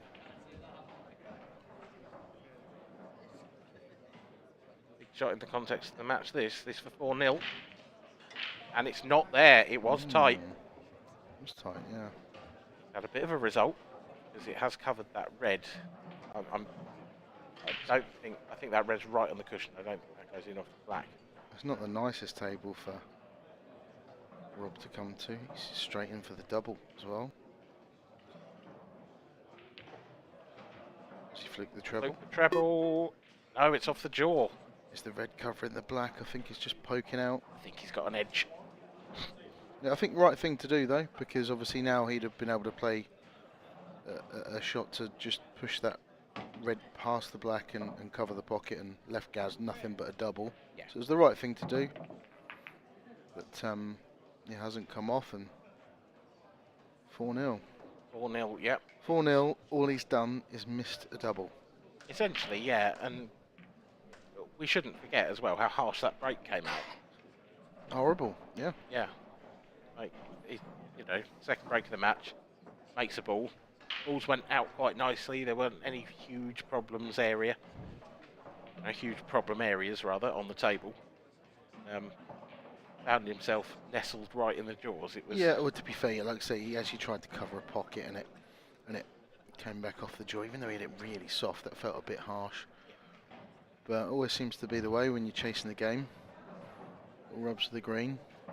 Well, he's certainly got some chasing to do now, and if Gareth Hibbert's first two breaks go the way of... third break goes the way of his first two, then the story is only going to get worse from here for Rob Duncan. But no guarantees in pool.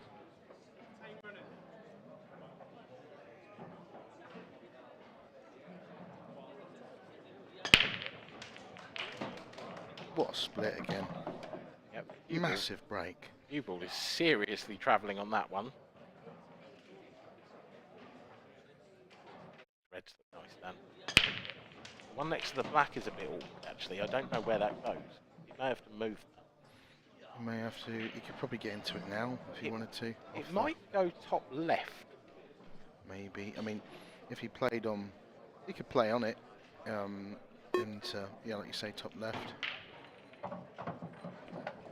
It goes top right now because he's just played that first yellow onto the red. Probably deliberate, very clever.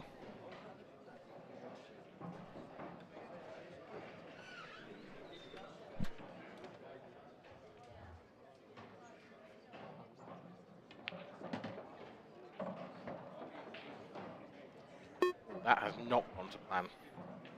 First mistake. Yep. Don't know if he can. Is it recoverable? Question. Can he maybe clip the one in next to the black? He can definitely see it. I don't know if he can see enough. See enough to be able to see the potting angle. Yeah, I mean, I was wondering if there was potential for a little swerve to put the one over the middle, but that no value in that. You're not on anything next. So. He probably hasn't seen the cushion first 4-ball plant. Red onto black. Oh, you know. I'll tell you what though. Okay, so he thinks he can swerve it. Wow. Oh wow, he got so much further out than I expected to be able to. That's a great shot. I mean, body language as well told us that he wasn't on that. Yeah. Convinced himself. He has bent it. Obviously, played it with a bit of side or checked it, gripped it in. But that's brave to play it like that in the middle pocket. Yeah. Middle pockets that are quite famous for bouncing out when you play shots like that as well. Yeah. And into the right-hand side of the pocket, towards the far jaw. Wasn't the centre of the pocket. No, he's still not out of the woods yet. He wanted to be on the one next to the black now. He's not quite. I think that's perfect, isn't it? I think he'd have liked a bit straighter. Straighter, yeah. He's just the wrong side of this now. But he could take the red he's closest to up to the top left, and then leave that one till last anyway. So all depends how straight he is. I think if he screws this back, it's sort of going towards the red. I'm not necessarily sure you want to be doing that. Well, okay, goes in there. Fair enough. Makes it look so easy. Now, assuming he gets these last two, this will be the first of the break dishes that really hurt. Rob at 1 point, Liverpool comes back. Yeah, and I don't know where the black's going to go. Does it squeeze past in the middle? He obviously thinks it does. Knuckle. Yeah. Knuckle yellow and in. It's just one of those where you just let gravity do the work. It flies in. Need it. Flies in. For a Right. 5-0 lead. Gareth Hibbert is absolutely wiping the floor here with Rob Duncan. And Rob has done very little wrong to deserve it. This is, I commentated on Michael Tomlinson and Rob Stephen, and it's just the same match. Yeah. I think Michael went 5-0 up, playing out of his skin. To be fair, Rob Stephen had probably made a couple of mistakes. Rob Duncan's made one. But, yeah, absolutely flying.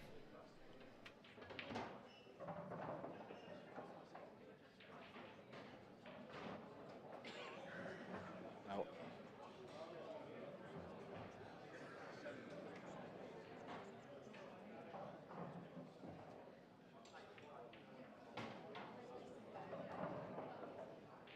we have extended the races in the pro section.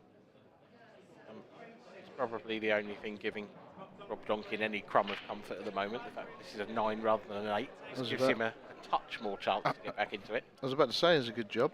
Yeah.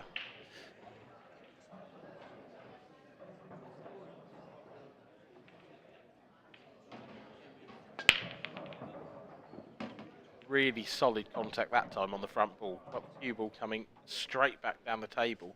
And even though it wasn't a very powerful break, Rob Duncan has cued that one beautifully. You can see it in the split. Yeah, it's a great split. You don't need to give them 100% on cloths this quick, in perfect playing conditions. You don't need to give them 100%. You need to time them really well. And they've come out. This is a big moment now really for nice. Rob, because this is as easy as Gareth's finish in the first frame, really. There are absolutely zero issues here now. So he's got to get on the board. Yeah, if he doesn't get these, then he may as well shake his hand now. But he will. That's exactly what he needed, I think. Just he deserved that split as well, because you see the way he controlled the white. It came straight back up the middle of the table. Didn't go anywhere near a corner pocket.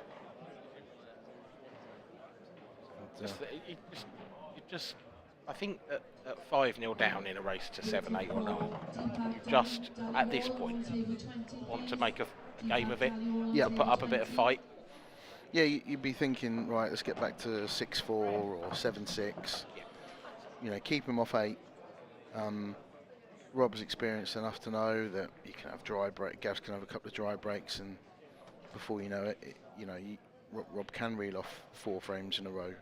It's easily done. He'd have done it plenty of times before in the past. Just got to stay positive. Keep telling yourself that.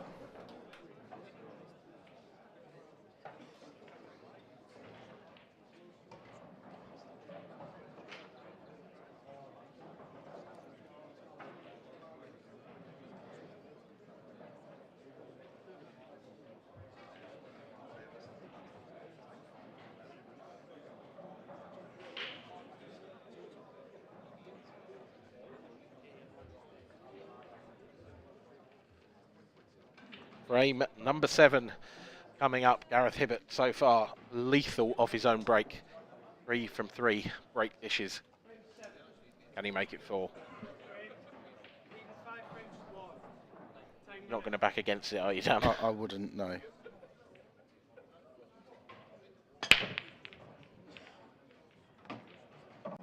And, I thought we were going to have a re-rack for a moment. This is a trickier table. Trickier, yes. This is probably the trickiest finish he's had from his own break so far, but he'd have taken up much more difficult finishes in his career. Yeah, I mean, I'm looking at, I feel like reds are probably the best colour. The one down the rail you could potentially play off the black. I'd probably say yellows, actually. I disagree with, yeah. I think more his first red, where's that coming from? Does the red in the middle of the table pass into the corner? Yeah, see, that was my theory. But, yeah, you're right. The other red, I actually, looking at it again, don't like, is the one nearest the fault line. Doesn't really go anywhere.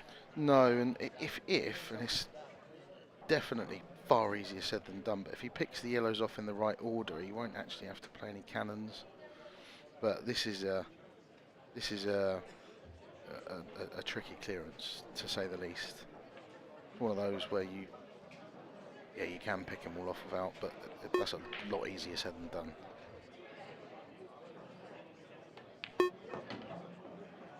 Shot. Not ideal position, but he could take the yellow off the black. Well, I was going to say the yellow closest to the ball line. He'll take that long.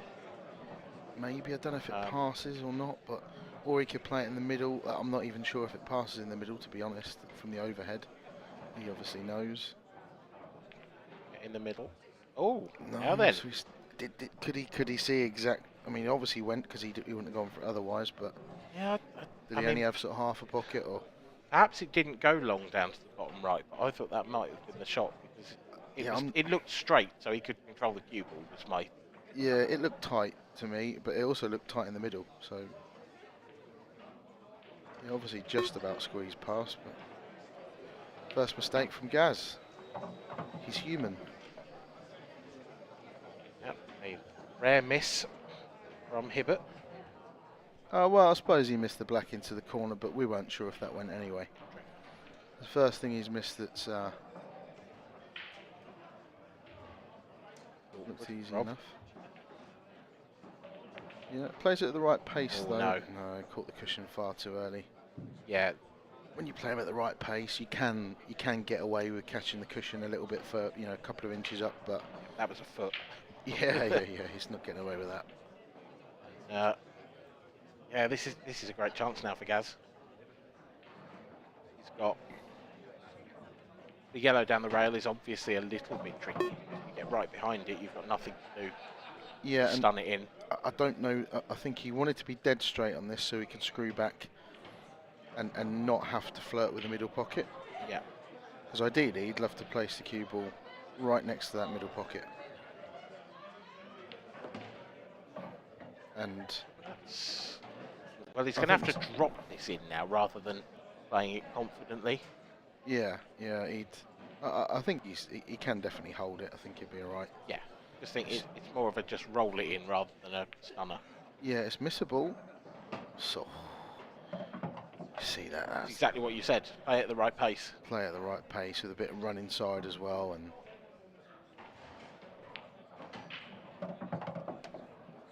6-1. All in now. barring a mega kick, that was. I'm not going to disagree. 6-1 all day long, and Gareth Hibbert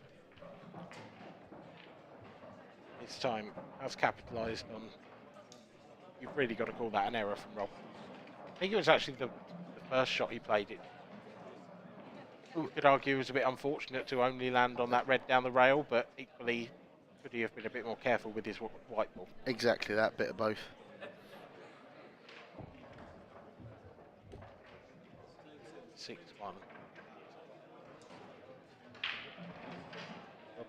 Staring down at the moment. But, as Dan Davey said, if you keep him away from 8, you never know.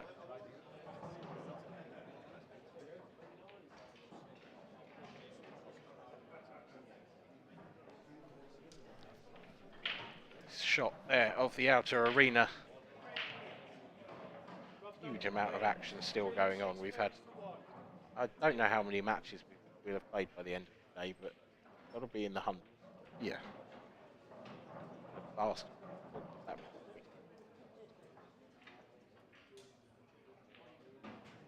Dead centre of the table. Oh, near the corner pocket, but Flirted with the corner pocket, but nothing else did. It's dry. yeah. Dry, but given where the yellow next to the black, the red and the yellow on the I think you side want of red, the table. but it's that red on the side of the table with the yellow. That's very awkward. Yeah. And the black, because you're going to have to start with this red, and that is ideally the one you'd want for the black. Yeah. So Run or hold up. yeah, not Gaz's easiest finish of this match. Can he get them? Yes. Is it worth taking the red nearest the balk line now? It's a tough pot. But if you get it, I just don't see where else on the finish you're going to take that red. Well, you could. The other thing is you could leave it till last, but then you're really relying on getting tight to the cushion, leaving yourself the perfect angle. You probably wouldn't want to leave it till last. I feel like it's worth taking that on now while you've got the security It's probably of the red over the top. Maybe, but he's also sort of hampered queuing on that as well. It's a horrible table. It's one of those tables where Gaz is a quick thinker, but he's used his extension.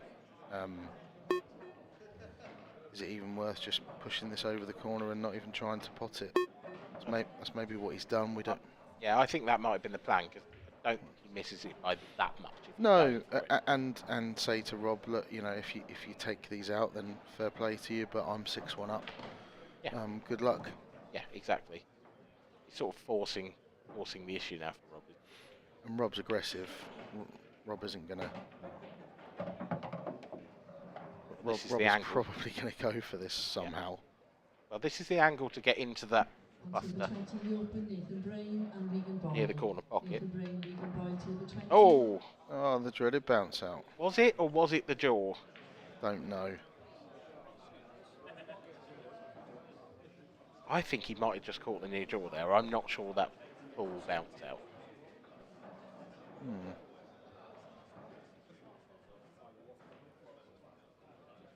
If it was, then he has my immense sympathy, because that is one of the most irritating things that can happen. That's a lot of immense sympathy. That's a lot of sympathy. It is, but that's extreme sympathy. It's top level sympathy. Yeah, that's. Yeah. Maybe that's a live sport. Who knows?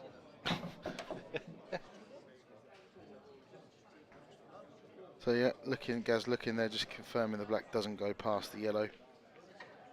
Pointing his cue as to where he'd want to be to get on that last. Is he going for these now? I think he might be.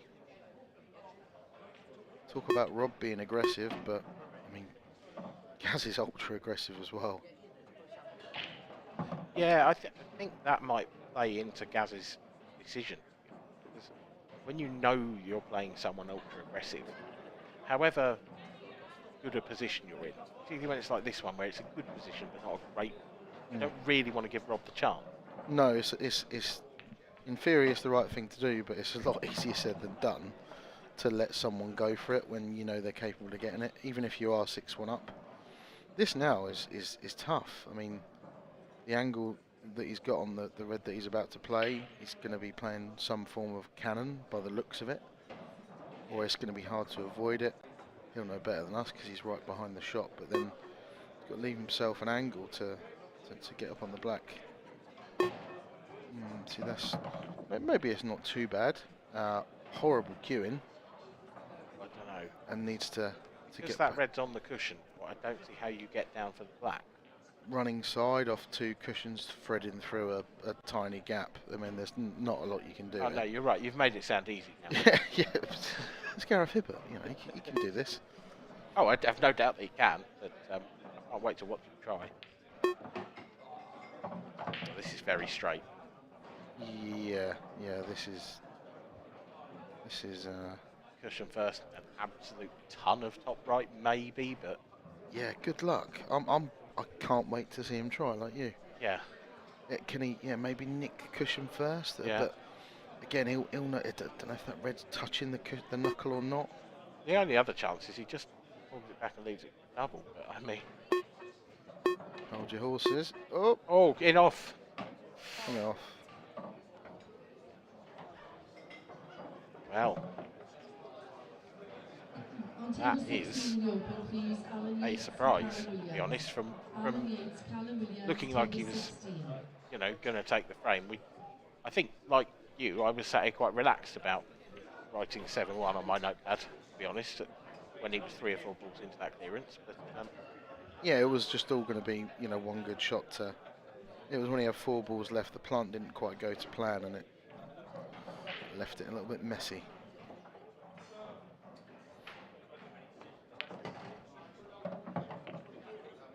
I mean, Rob looks in good form.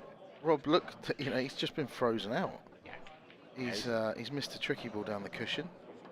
He's played a safety that looked like it was impossible to get wrong, and somehow it came off the jaw and did. And, all right, he's missed a double, but I think if he hasn't done anything wrong this outrageous, or he hasn't missed anything easy, it's just been frozen out.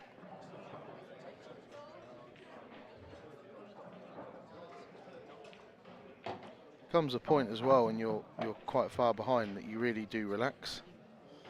Sometimes it's when your opponent's only got to win one more frame, or when you really are 5-6 frames behind. Maybe Rob's at that point now. Oh, what have you done, Rob? That's just careless. It is very careless. He just rushed it.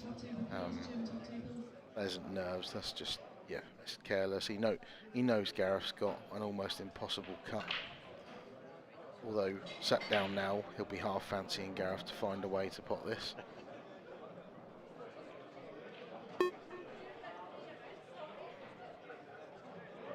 Lots of side, going side.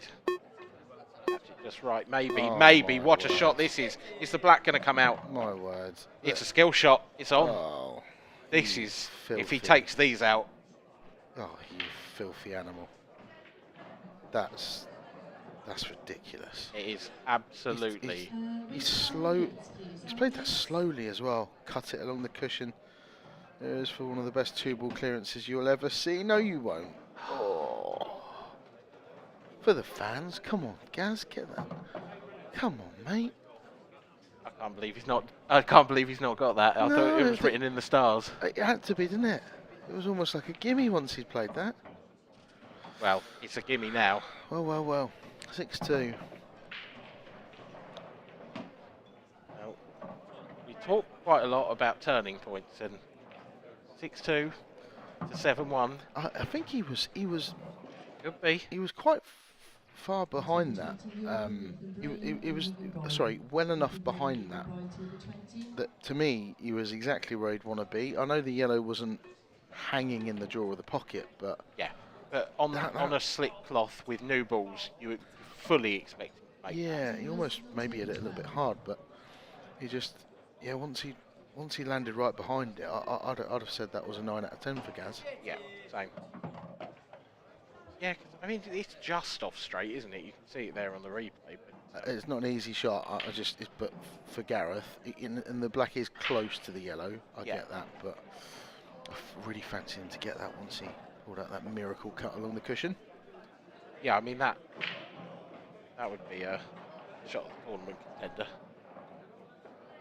It's leading at the moment.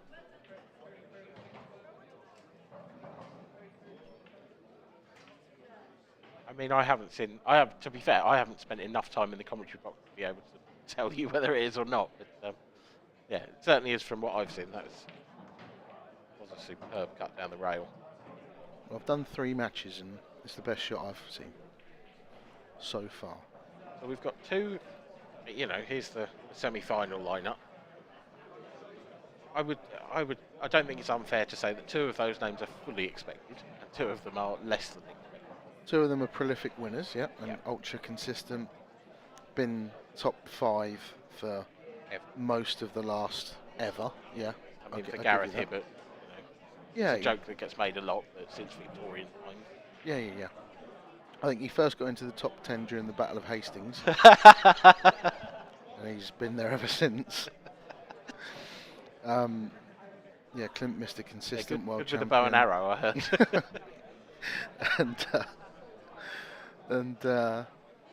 I do wonder when you look at along the, because Gareth's like 52 now, 51, 52, and he just seems to almost get better with age, and you wonder, I'd love to see, you just fast forward, look at that, how cool is that?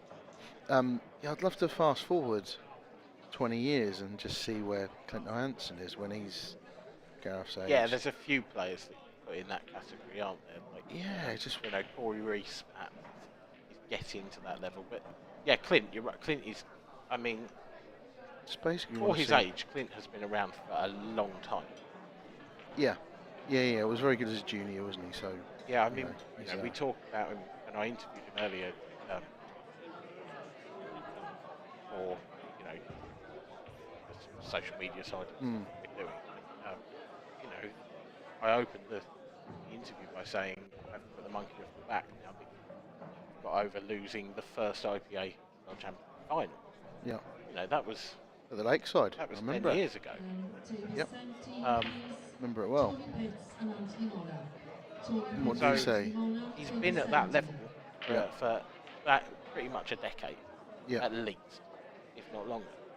Yeah, he doesn't look a day over 25. He doesn't know.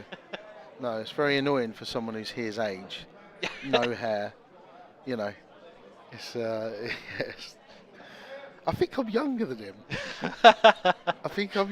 Because I think we mentioned it before, and I think he swore at me and said, "Get away! No way." I think I'm a couple of months younger than him. But yeah, it'll be fascinating to see in 20 years' time how many of the players that are sort of 35 and below are still, because for me, look, it's not a physical sport. It's, although you compare it to, say, snooker, and no one's any good in their 50s, are they, at snooker? Not. Ooh. No, they're not. Ooh. No. How old's Mark Williams? Not in his 50s. Is he not? No, he's 47. Oh, okay.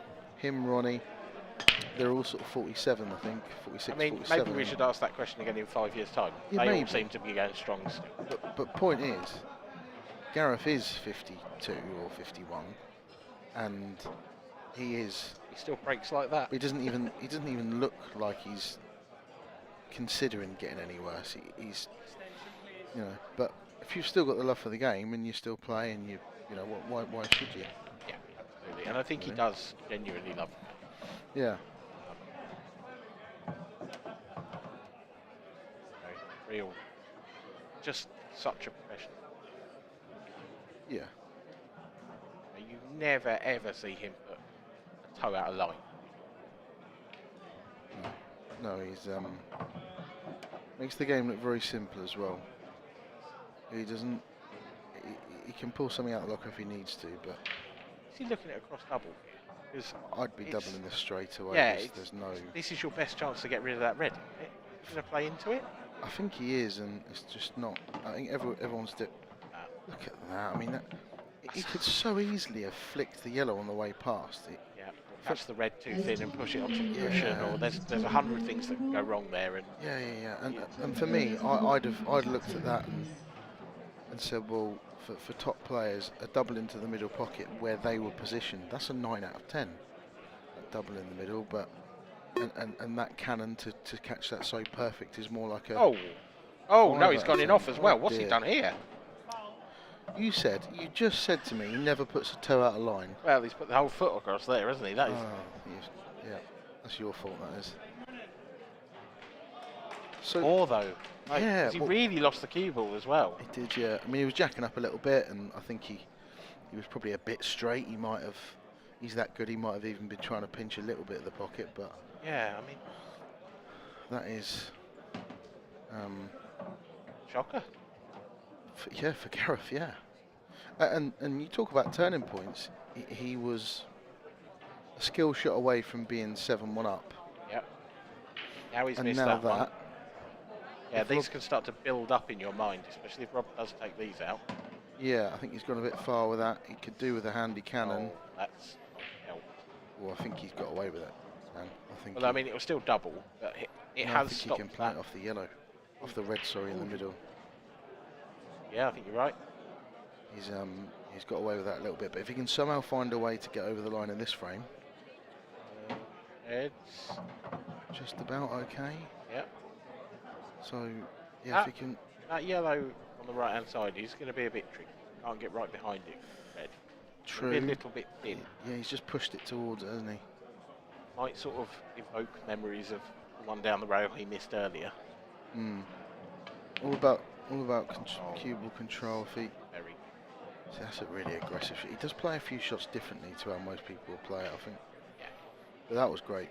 That was really good. Absolutely played for that kiss. Yeah, it maybe tells me that the yellow didn't pass the red into the middle, or if so, he didn't have a full pocket. But either way, he's played a great shot. And 6-3 is very different from 5-0. It might be a little harsh, but I'd argue it should be 8-1 by now with this frame and the skill shot in the previous. Yep. Yeah, 6-3 he's a big turnaround, really. He'll be feeling really good now, settled. He's probably in a good headspace. Yeah, if you can see, he's a little bit annoyed with himself. He knows he shouldn't be. Knows he should have. He did all the hard work there. Did all the hard work and then made a bit of a simple mistake. So 6-3. Yeah, red to break next as well.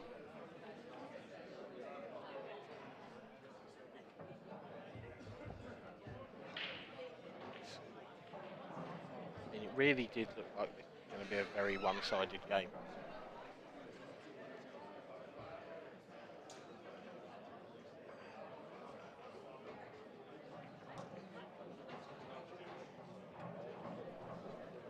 Now, Gareth Hibbert is perhaps just pondering a couple of shots.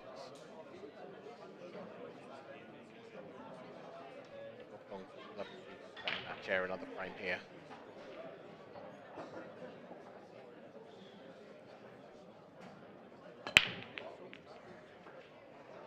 Big split. Nothing is going down, is it? No.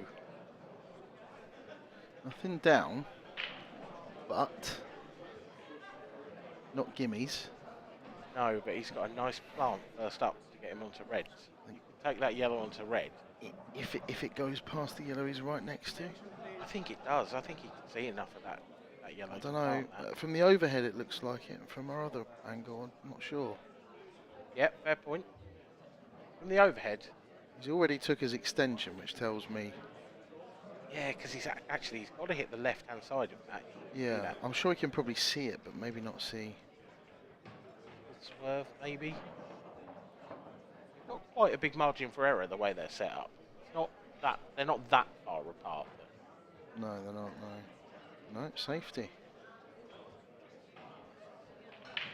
Like that either. He's already took his extension and he's only got 8 seconds left. So over to you, Rob. Has he left the same shot on? I think? Again, it might need a bit of swerve with you.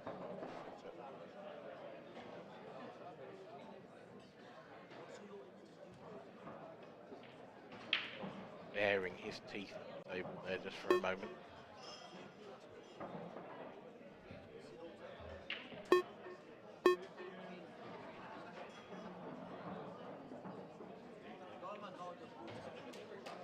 Something a bit more interesting and a little bit more open. Now Gareth definitely could take that plant. He's having another look at it. Yeah, I think he's definitely going to. It's worth it because all the reds are open. There you've got a couple on the rail. I mentioned a double earlier that the red closest to the black is the perfect spot for a double. Yeah, that's come out all right. That's come out pretty good actually, yeah. Yeah, he can just drift down for the one on the top rail. Trusting to luck a little bit with that shot, but Yeah, had to now and again. yeah, You've got to. would have been unlucky to be on nothing. Yeah, and also I think the red that he's right next to, that will pass down the cushion. Yep. So he could leave it to his last ball if he can find a way to land on it as his last ball. Yeah, it's just so many reds in the way, yellows in the way. Yeah, it's just an army. Snake Yeah. down that side of the table. You're going anywhere near them with this shot, then On table 13, Or please, ask Dominic trouble. O'Donnell and Carl Manning. Dominic O'Donnell and Carl Manning, table 13, please. Oh, where's this going to end? Yeah, it's not great. It's not the best. He can take it into the corner now. I think it's probably his only option. yeah. Pot in the middle is easier, but getting over. So, can he get on the one on the rail? If he can, it makes it a little easier. He definitely can off the plane in the middle. He's going to, yeah. Yeah, there we go. That's a nice shot. Yeah, I think he looks like an okay angle to screw back between the bottom 3 yellows and the one just above it. I think he's probably got the line to go straight into it. Yeah, he almost wants to screw straight into that yellow. Don't know. It's probably a natural angle. Don't want to hit the 4th yellow in that line, do you? No. Then you probably end up in behind. So, has he cued it? Has he cued it? Maybe. Oh, I think. Maybe. Ooh, that's so tight. From that angle, it looks like it flies. I think he's. Do you like it? Entirely happy. Hasn't given much away with his reaction. It might just need a bit of right hand side.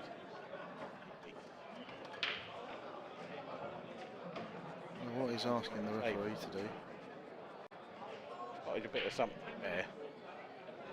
Not sure that was going to get in his way. Maybe he was hoping to punch the ball and have to move it. Yeah, so he's had to bend that a little bit. He's played that with drag and bottom right, so it's a really good shot. Yeah, and it's probably now the shot that's won him the frame. What a shot it was, the one before, because to take the one up the cushion's one thing, but he was actually hand percuing as well, so awkward bridge hand, really good shot. And this will be a very good clearance and an important one as well. Yep. To halt the mini comeback from Rob, 7-3. Yeah, there was real pressure. Real pressure that clearance from Gaz. When you've gone from 6-1 to 6-3 and then you're faced with that kind of a table, I think that's what really makes players winners, when they can take those finishes out. Yeah, I agree with that, 100%.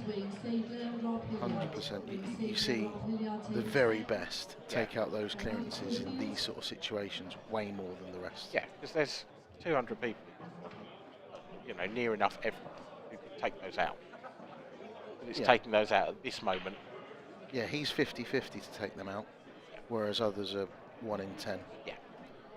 In that situation, you know, after having just missed a chance to win the 2 frames previous to that. Yep.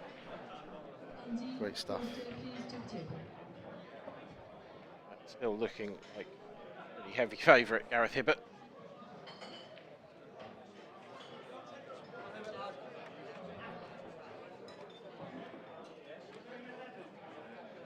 Of course. Yeah, Boyle on the break.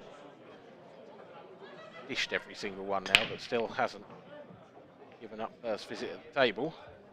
Just as I say it, the dry break comes Gareth Hibbert's way. You're good at these curses. Yeah. Nothing doubt deserved one probably. Hit them really well. Not gimmies. There's clusters. Red and the yellow close to each other, middle of the table. Yeah, yellow on the right hand side. Yeah, his first ball's not an absolute gimme. The red's fairly easy, but does he want yellows? Yeah, I think playing the looks plant. like yellow's playing the plant. Nice shot. Oh, I thought red. I don't know what he does about that yellow on the side rail. Well, he's got the angle to, if he puts the cue ball where the black is, he's got the perfect angle to go into it, but there's no nice way to get, you know, there's no easy ball to leave the cue ball there, right? No, I know what you mean, and I think one of those, like if he had more time, would he maybe have thought of something different? I don't know, but he not getting any easier. No, in his defence, I think reds and yellows probably had a equal amount of problems.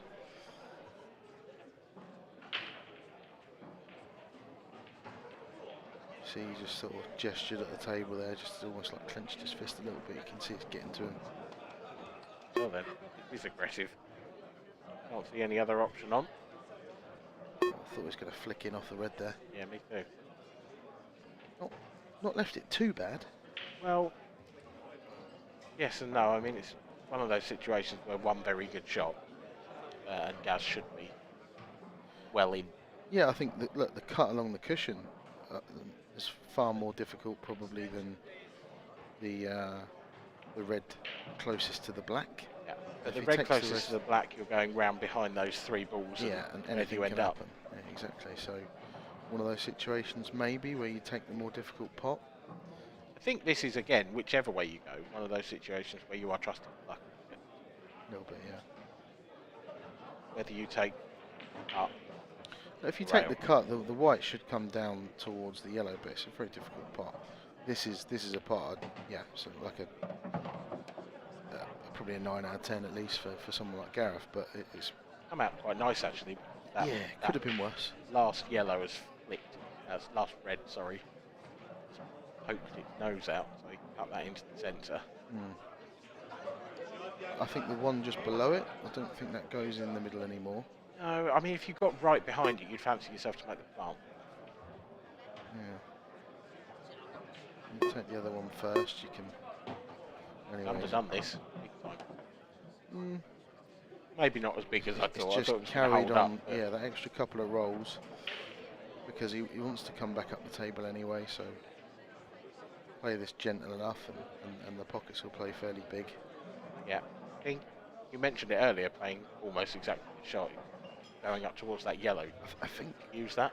No, I think if he can land dead centre of the table, almost blue spot on the snooker table, which he hasn't, and that wasn't the natural angle. I couldn't really see from where we are. No, got a bit of running side on that. Yeah, which makes it a really difficult pot. So, Gareth Hibbert magic needed now.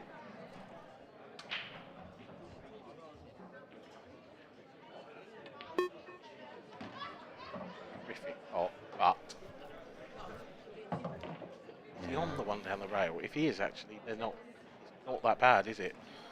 Yeah, I just don't know if he's on it. It'd be amazing if he could screw back into the red and yellow that are together, but I don't think he's quite got the angle to do that, if he can see enough of it to pot it anyway.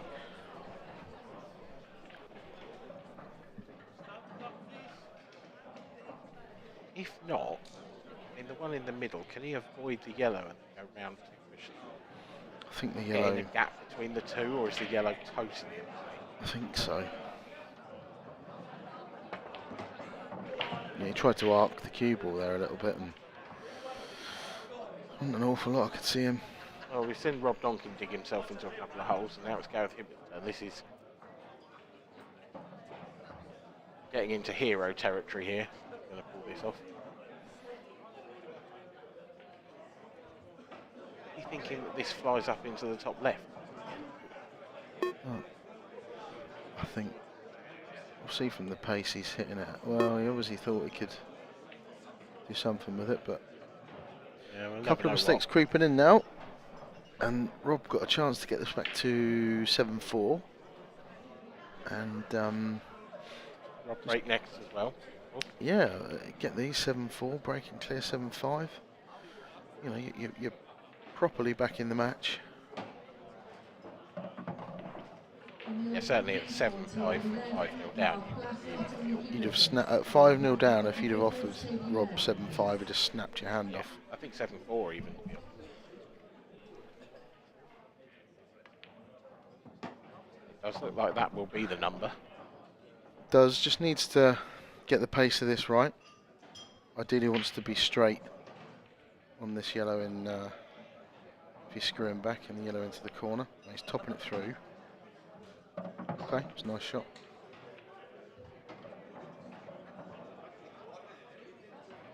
Again, wants to be straight on the one in the middle, doesn't want to leave this a thin cut because it's a little bit tight. Perfect. Absolutely perfect. Rob as well. So I saw earlier he was 6-1 down to Gav Robinson. So he's already made a comeback today. How far behind he was, I don't know. I don't know if it went 7-1 or whether he was 8-4 behind or what. I don't know what the score was, but I know he was 6-1 down to Gav. So he's already made a massive comeback today. That is big. That's really a big comeback, yeah. So, you know, he'll probably be feeling all right. Obviously, he'd rather be ahead. He'd rather not, you know, but yeah, he's probably feeling like, no, I can do this.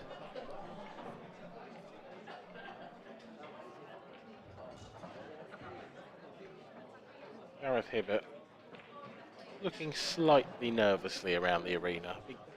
You'll probably know that he should be in the bar preparing for the final now, or in his room, or you know, we can point to a couple of really bad missed chances for Gaz. He's definitely had the lion's share of the chances throughout the whole match. Yeah. Yeah, definitely. So, some easier ones at the start of the match. Even discounting the skill shot, the frame afterwards, there was no way on earth we thought he was going to miss that red. No, yeah, he had one bad he had one bad ball. He played a great shot to get it out, and then missed the next one. Did all the hard work and sort of queuing off the cushion a little bit and at pace. So they are missable, but not something you expect him to miss. But yeah, 7-4. Rob Duncan's changing up the break. I saw him earlier in the match, breaking from dead centre. Breaking second ball down. He is. Yep, up break. Oh, except where the cue ball's gone. Look at the table it's left. One of the advantages you normally get from the cut break is you don't go in off as often, because it does exactly that. It clashes back into the. You hit that perfect. Yeah. Went straight back into the pack. Yeah, just find that angle to come off that. Yeah, that is unlucky. But I mean, look at these. You know, Gaz has got his free shot now. He can open up those two reds. He's got the bonus that those two yellows are horrible on the side cushion. Yeah, he's just deciding now how he's gonna. Is he gonna play direct into them? Is he gonna play the yellow onto them? I like this. You play the yellow sort of in between the two. Yeah, and get rid of a bit of traffic up towards you. All your reds and the black are in a. Yeah. You know. You just got to be careful not to catch the red that's sort of poking its nose out a little bit further, too full. Then the yellow might sit on the red. Yeah. And played it that way. So that's okay. The red doesn't go into both corners, but he's got to play one positional shot here to win himself this frame, and he's going to be able to play that next up. He's just, you see exactly there, he's lined up exactly where he wants the white. Yep. And he's just going to drift past the two yellows in the middle of the table. If he gets that right, then That should be frame over. Yeah, looks a nice angle. Yeah, just doesn't want to flick the yellow on the way past because he'll be left with an ultra thin cut. So he just wants to go past it. Well, he's maybe looking at. Maybe he hasn't got the right angle. Just eyed up playing the red. Future possibility there. No, so he can. Yeah, fair enough. He can play that now. I think he wanted a bit more angle, so he could just punch that off the side cushion and come back up the table. But he's still got enough angle.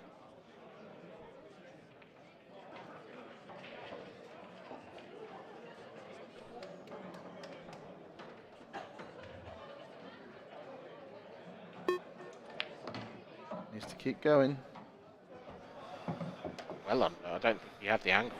No, well, he did. He just had to hit it really hard, and yeah, just left himself a little bit not short. He came a little bit too straight on it the previous shot. So he's going to screw back across the cushion. That's no good. He wanted to sort of effectively go into the yellow. Yeah, I was about to make the point that it was quite helpful having that yellow there. As a guy, because any contact on it, and it should come out right. But I think he's hit that a bit too hard. Hasn't quite given the chance for the spin he's put on it to grip. That's why it's hit the cushion a bit early and yeah, maybe come off. He's looking now at possible treble. The doubles, yellows are in the way of the double. Well, that is the worst possible result because with a free shot, Rob Duncan's got a chance to move all of those open balls, whereas they're tied up rather. Yeah. Yeah. This is. If Gaz hadn't fouled there, Rob would have at least had a fair bit of work. Yeah. Yeah. And this is time to. I wouldn't say get nervous, but you'll. Now then, cluster up. Oh my word. Yeah, it's not the best, but look, he can land on these and pick them off. Yeah. If he doesn't land on it perfect, as long as he gets close, there's a very, very easy snooker he can lay. The two that look like they're wedged together aren't, and the top one will go to the bottom right. Yeah, so I think, but back yourself to get on it maybe, but if you don't, and Rob's definitely going to go for these, but if you don't land on it perfect, you're probably going to have a chance to play, depending on how bad you play it or well you play it, but you should leave yourself at least a chance to lay a really tight snooker. It's just all about the pace. He can choose to go into them, because look, if he hits the two yellows together, as long as he plays it at a soft enough pace, it's hard to see how he's not going to be on something. There we go. It's okay.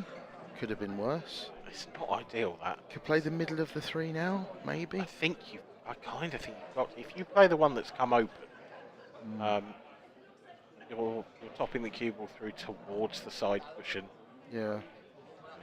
You then potentially snooker yourself on it. If you don't snooker yourself on it, you've got too much angle to hold. This is a good effort. Oh, that. Well, this isn't a gimme, but that could have come out a lot worse. Yeah. Because now there isn't an easy snooker to lay. No. This one along the cushion. We did see him miss one along the cushion earlier. I think you play this with a lot of running side. Push the cue ball as far to the right of the table, just to hold the angle. Yeah. It's one of them. I say this a lot, but from our angle, he's going to know far better than us if it's possible to hold this or not. And if not, he's going to have to go up and down the table twice, which I think he's doing. Goes to the black. Oh, he's done something. Yes, yeah. Very thin. This is Gaz Hibbert-esque from earlier. It's not quite as thin as that. Just an inch off the cushion, but no, it's slightly easier than Gaz's shot, but not much. That was a shot that you described as shot of the tour. Yeah. Hamper queuing as well. Good effort. Has he got really it? good effort. Has he got it? Really good effort. Oh. So close. Wow. Now then, Gareth. How's your nerve? Now there's pressure on it. He's just chucked a couple of uncharacteristic mistakes in, and now he's faced with not much choice but surely just drop this one in long.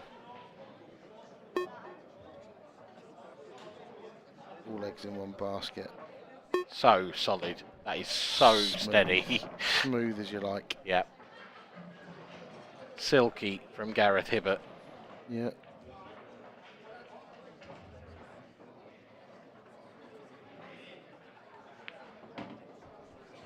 Rob Duncan is going to be made through that one. That was massive, Rob. Yeah, that was his. I mean, that was him back to 7-5. That was him back to 7-5. Now it's 8-4. Now it's 8-4, and you feel like the match is dead again.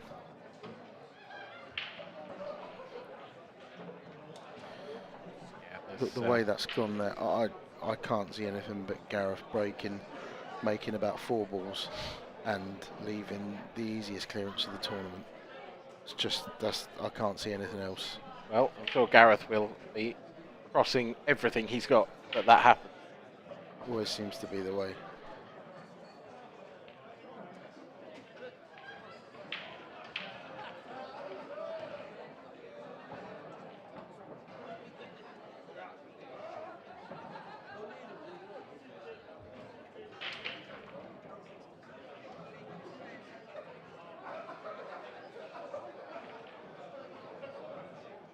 Rob will be pleased with his weekend work so far, though. I mean, obviously we've still got the Open to come tomorrow, but you know, semi-final represents real progress for Rob. He came into this season, by his own words when I spoke to him, in good form. So I think he'll be pretty pleased with this. Yeah, 17th seed as well, so this should see him sneak into the top 16, even if he does end up losing this match. Oh. Another dry break. Gareth. He couldn't have hit them any better either. White's come straight back up the middle of the table. He absolutely crunched them and nothing down. Not as open a table at first.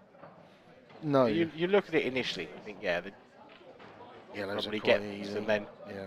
You look a bit harder. And yeah, I don't know if the first yellow passes the red into the corner. I'm not sure it does. These two at the bottom of the table are a problem, but he's just solved that. That's an absolute peach. Yeah, the yellow next to the black is still. Well, that will go in the middle if he can land on the one into the corner right next to it. But does that go into what's clearly the easiest pocket? It obviously goes. It obviously goes into. Okay, so I was thinking maybe he'd stun up this side of the table where the black is and play the plant as is when he had 3 balls left, but.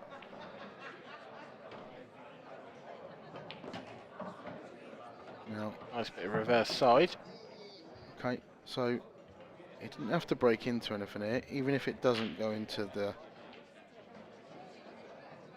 Even if the middle of these 3 yellows doesn't go into the corner, he can still land on it. All about this shot. So, that looks a bit. It looks like he's the wrong side of this to me. I think he's come a bit too far over to the right. Well, that tells me maybe it doesn't go into the bottom right corner because he can just stun back off this yellow in the middle. Oh, no, it does. Fair enough. So, not sure what he was wincing about. No, that was, yeah. Maybe he wanted to leave it into the opposite corner. I don't know, and you know what pool players are like. Oh, I'm 4 millimetres out of position. Poor me. He's about 7 millimetres out of position here. This is he's trying to cannon that red full ball, and he's just let the white run a little bit. This is difficult to stay in the match. That's wide. It's wide. Just knew as soon as you saw the contact, didn't you? Yeah, shot before he just wanted to stun into the red full ball, and it would have been a much easier black. But the other thing as well, he's left the red in the middle of the table looks like a natural angle to break into the 2 at the top. Yeah, it's ideal, isn't it? Yeah, if this goes well, this could be the beginning of the end. It's gone okay. It's gone okay. Would you be thinking about playing that black off? Red off the black. I would be. Maybe not this shot. Maybe No. come across and ideally get right behind it, and then you'd be able to flick off the black and leave the black near the middle pocket. Yeah, because you don't want to move the black too far. No, you don't want to push it across the cushion. Yeah, and you don't want to be pushing it up that other red either, so it's quite delicate. Quarter-final match, table 2. Liz Disney, B. Porter, table 2, please.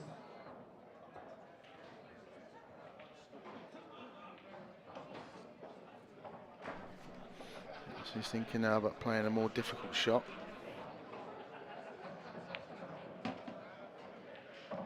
See that a lot with these. That's close to perfect. You see that a lot with these top players. That so many amateurs wouldn't have dreamed of playing that down the corner pocket. Oh. I like the way he's played it as well, because he's only left cushion first, which was part of the plan. But if he gets this right, then it is literally over. I think against Rob Duncan, it's not a big part of the plan, because I think if you ask Rob Duncan to pot that black from there 10 times, he gets it 9.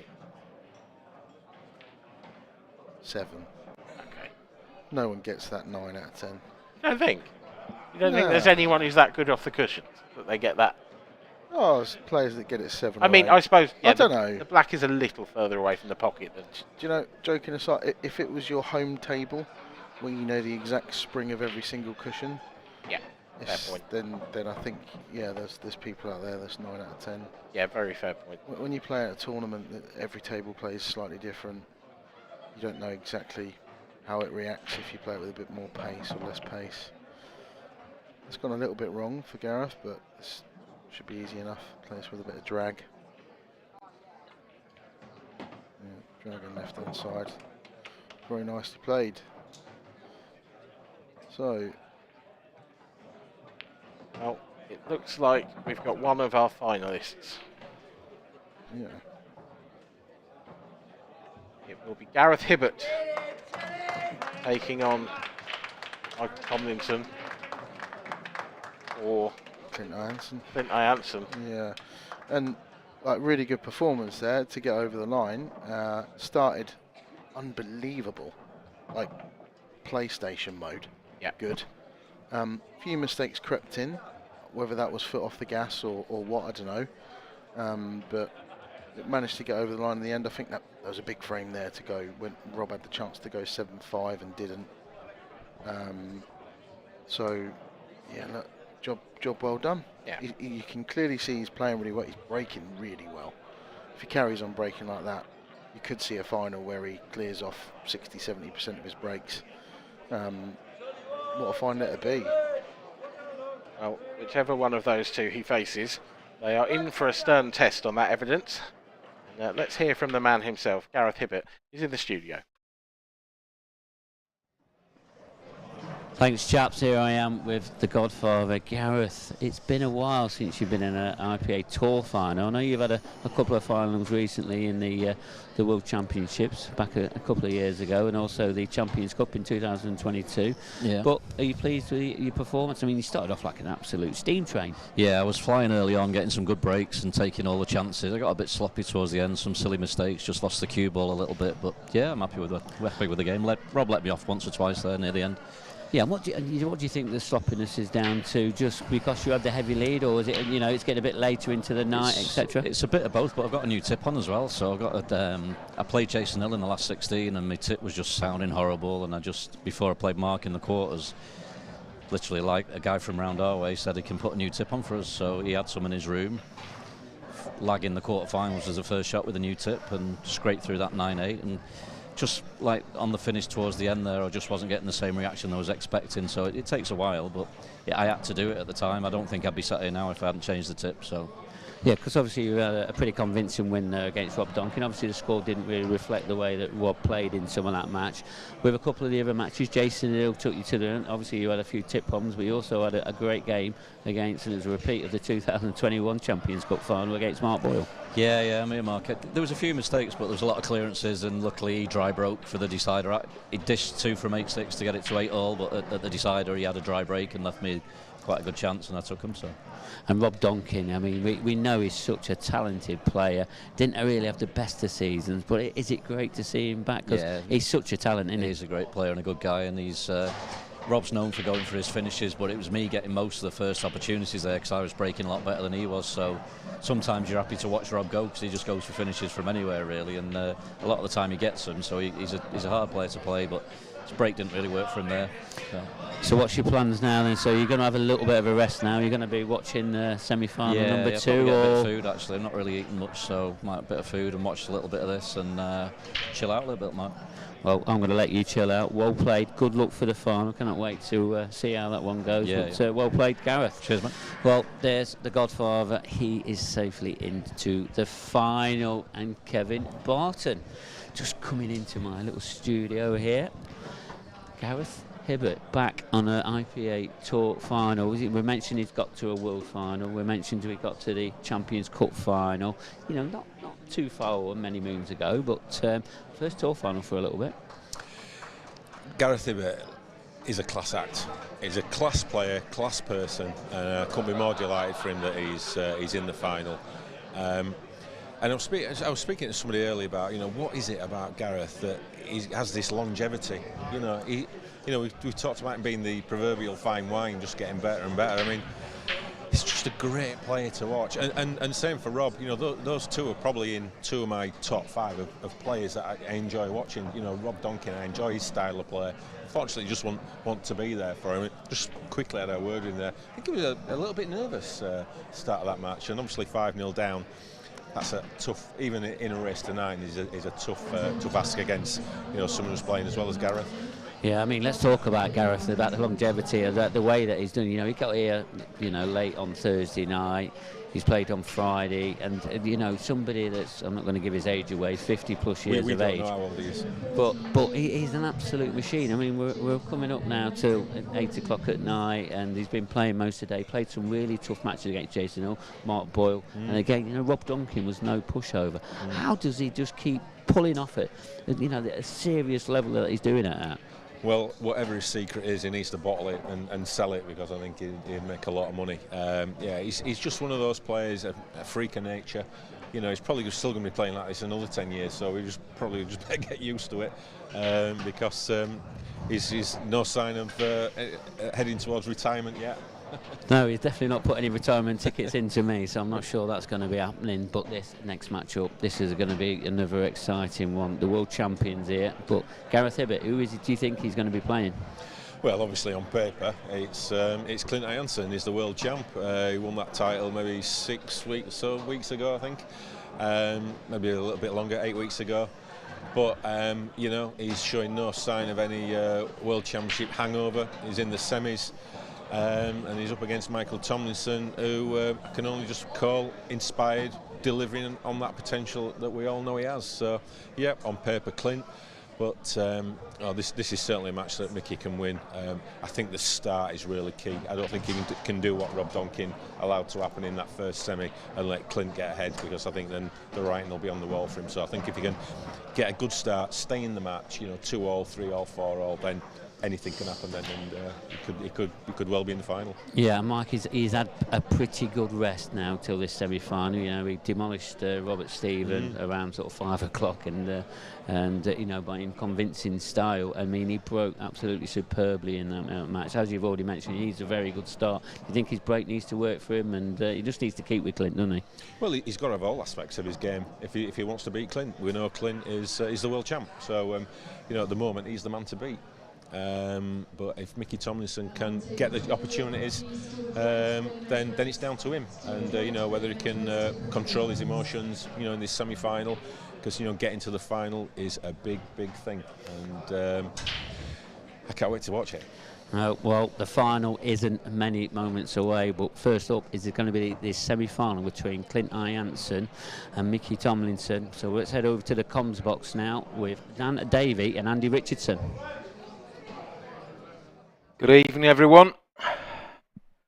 Another very high quality encounter in store. Mickey Tomlinson against Clint Ironson. Clint Ironson, the reigning world champion.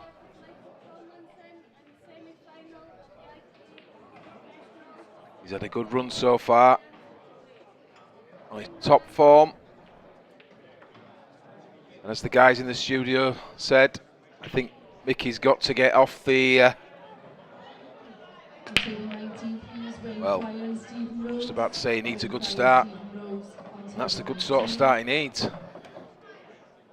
Very uncharacteristic, that of Clint. Yeah, and straighting off as well. We can't curse his luck there.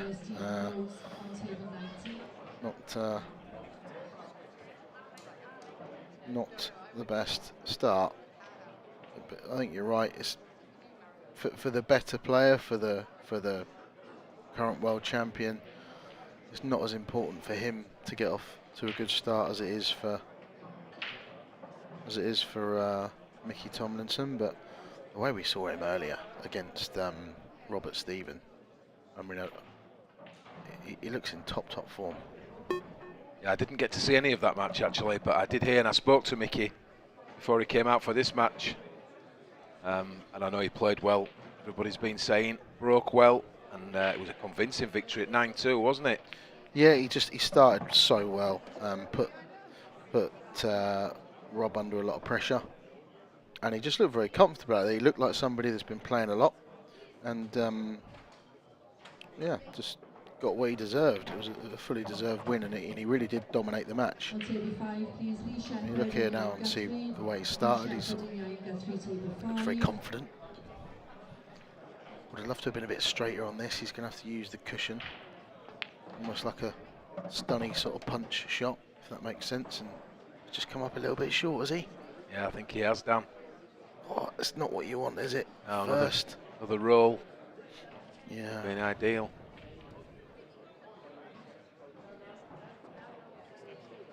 Yeah, it looks like he may have to take this ball into the middle. So you could see he was looking where he wants to leave this cue ball. He wants to drop this in the middle, and he's running 2 rails and back out. That'll do him. That's about as good as he could have hoped for, because he's now not hampered queuing. He can queue as he wants to. Perfect. Very, very good. So, great start for Mikey. Very good. I think as well, just sort of stating the obvious, but when you run out of position first frame and you think, quite often, you know, it's always important to get the first frame of the board, and if you do mess up a chance, it can play in your mind a little bit, or it can affect the, you know, even as much as you try for it not to. But he's recovered that really well, and he'll be fully settled now and feeling good. So he should as well after how he's been playing. Yeah, it's him to break, isn't it? It's Mikey to break.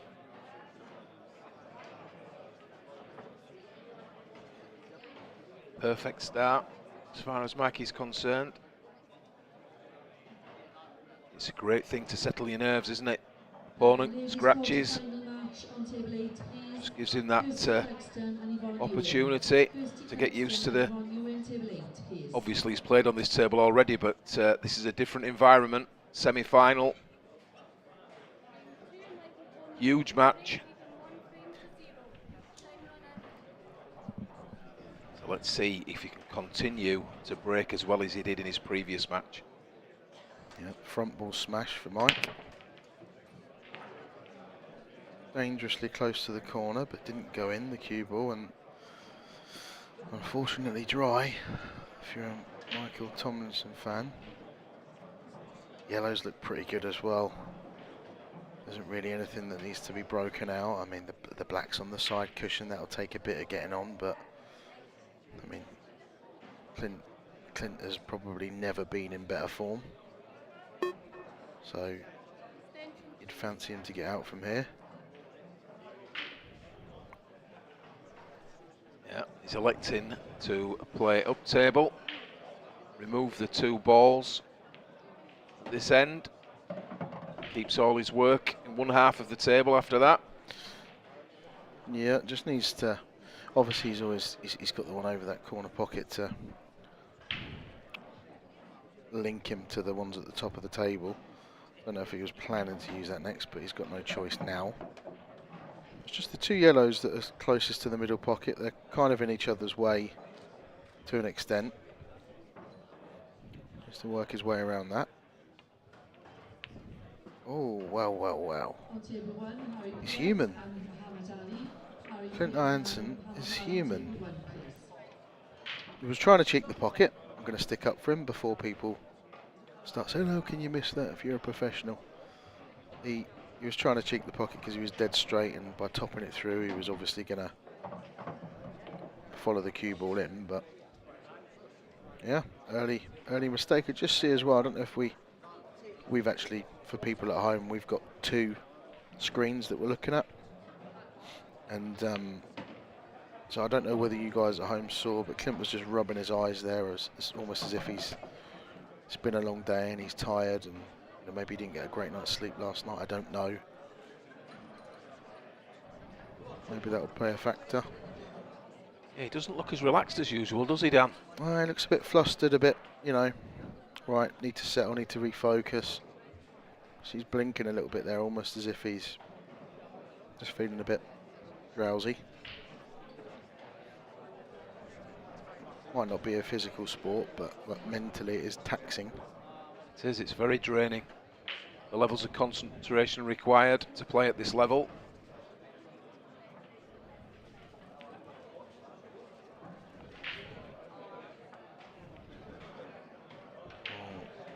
Close enough for Mike. He did just catch it, so almost double kissed it on the way back through, didn't he? I don't know if that's put it offline or... Maybe. So, another bite at the cherry. Yellow into the corner.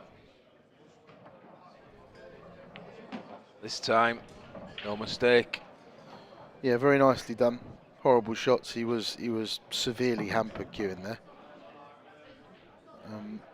Back to looking cool, calm and collected.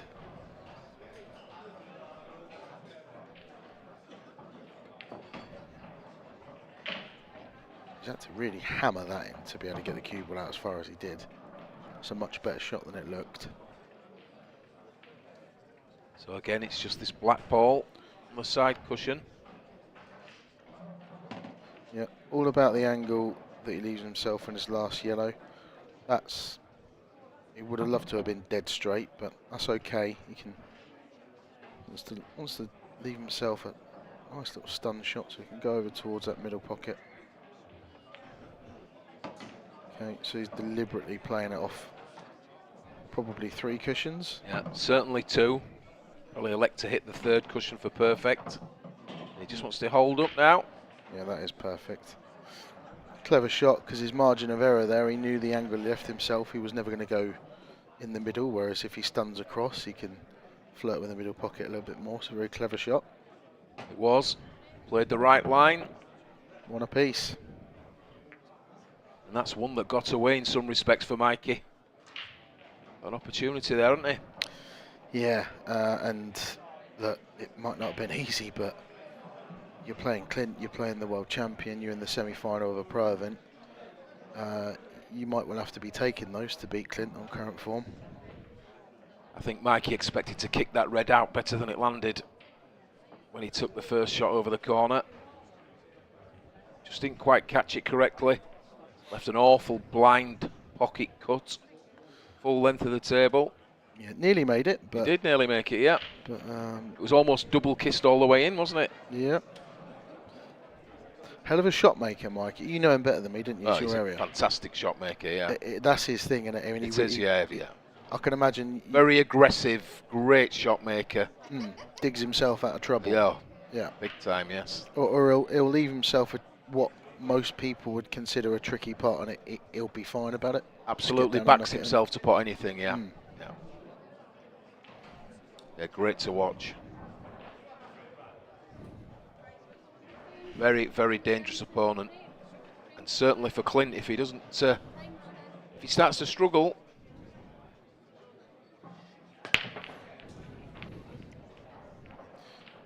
He's got away with one there. That white was going straight in that corner pocket. Yeah, it wasn't timed as well as he usually does. No, and the last ball rolling, he's also made one into the other corner. Look at this cue ball. It's going straight into, well, might have caught knuckle, but it was going towards that corner pocket, and the last ball rolling's just gone in the opposite corner. Yeah, as a rule, he draws it straight back, doesn't he?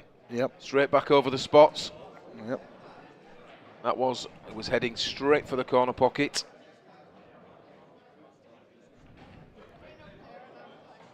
I think he's taken his extension. Just see players do that quite often. Just need a little bit more thinking time. Planning your route. Shall I take reds? Shall I take yellows?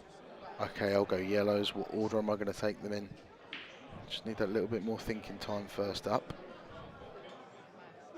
You see the players always take their extension first up far more than any other shot. Has he come good there? I think. Does the yellow pass into the middle? If it does, I think it does. I think it must do. Yeah, well, he definitely hasn't got a full pocket. Definitely hasn't, but he obviously thinks it goes.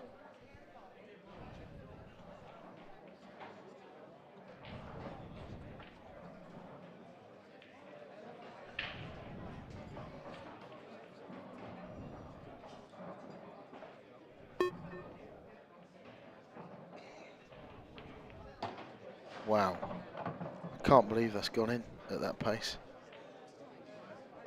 Well, he's opened up the pocket for his last yellow to get onto the black. But yeah, I'm with you. I cannot believe that's crept in.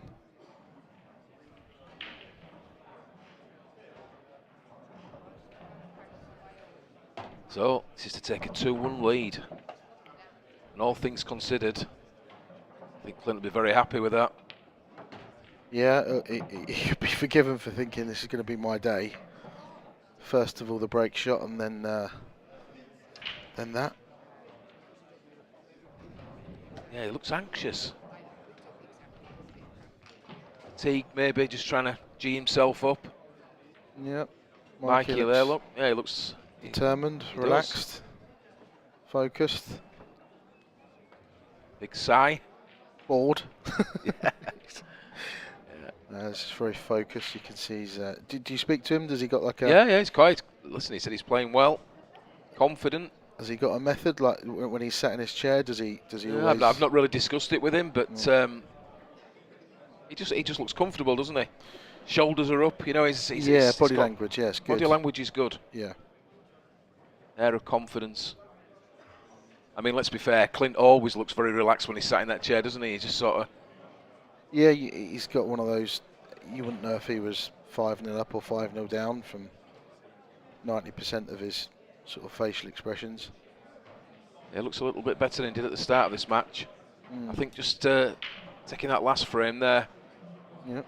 Just settled him down a little bit. So, Mikey Tomlinson to break once again. On table 8, please. See if he can keep breaking as he has been. Jimmy Johnson, Daniel Fairway, table 8, please. Great break. Oh, the black's gone in. Start again. And these black ball rules, if you make the black off the break, it's a re-rack. So, I don't know if he'd be too disappointed with that. There were a couple of clusters, weren't there? Wasn't there? Yeah. The cue ball wasn't great, was it? Wasn't a great start for any attempt at a finish. So, yeah. Could have been a much easier table. Yeah, it could. And it's obviously Mikey to break again, so second bite of the cherry. Is that Rag and Bone Man next to Clint there, is it?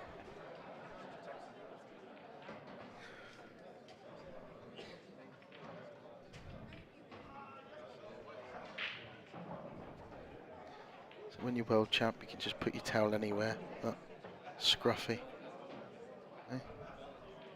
Yeah. That was me or you. Would be top. Put your towel down. Yeah, put it down on the the bottom, table. yeah. Use the table.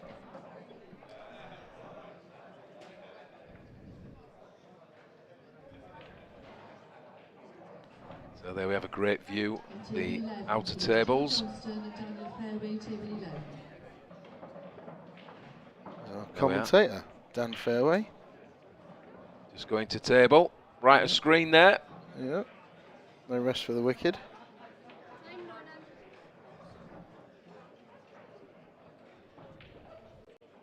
Right, take 2.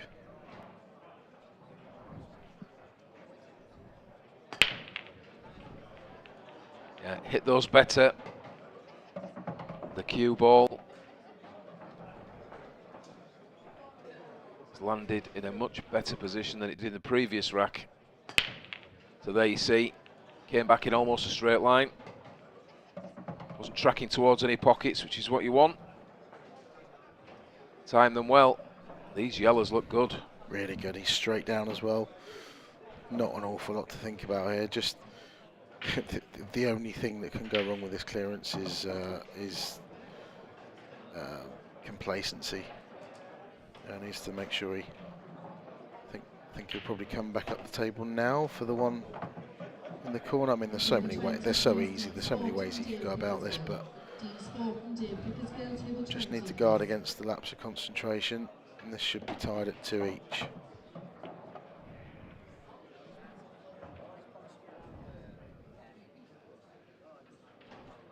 I think there, I'd have liked to have played 2 shots ago, one in the middle, and yeah, back up towards that right middle pocket and just got rid of that one.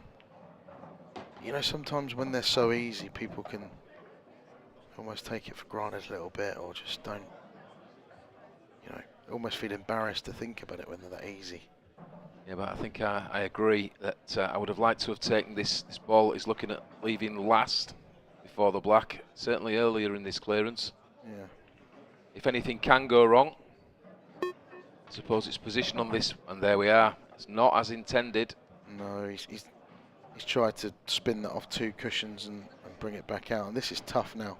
It is, but this is his strength. He's a great shot maker. Yeah, he's going to need every bit of that now. More so when he's played a positional shot like that. His own error. Oh. This is double tough. Well, you've talked him up, There you and see. he's delivered. Yeah, he's a phenomenal single ball potter. Really is. Just sort of rolling that almost dead weight as well across the table. Horrible shots to play. Great shot. Yeah, check of the head there. He knew he made hard work of those balls. It, you know, almost means more as well to do it. Look how happy he looks. It'll just be chatting. It's Curtis Lee there. He's chatting to about it, but they almost hurt more, don't they? Yeah, from but Clint's point of view. Yeah, definitely. And I think that they just build confidence for Mikey, don't they? Yeah. You know, he knows he slipped up a little bit there, slightly loose with the cue ball. Yeah. And sort of firing in that last yellow from under the cushion. Yeah, and he's not knocked that in at 4-0 up Oh, either. no. He's 2-1 down, you know, at the start of one of the biggest matches of his career. And he's just held firm, steady, bottle. Yeah, a lot of bottle. Should have been nowhere near that side cushion. It's our commentator down the fairway, sporting a blue glove.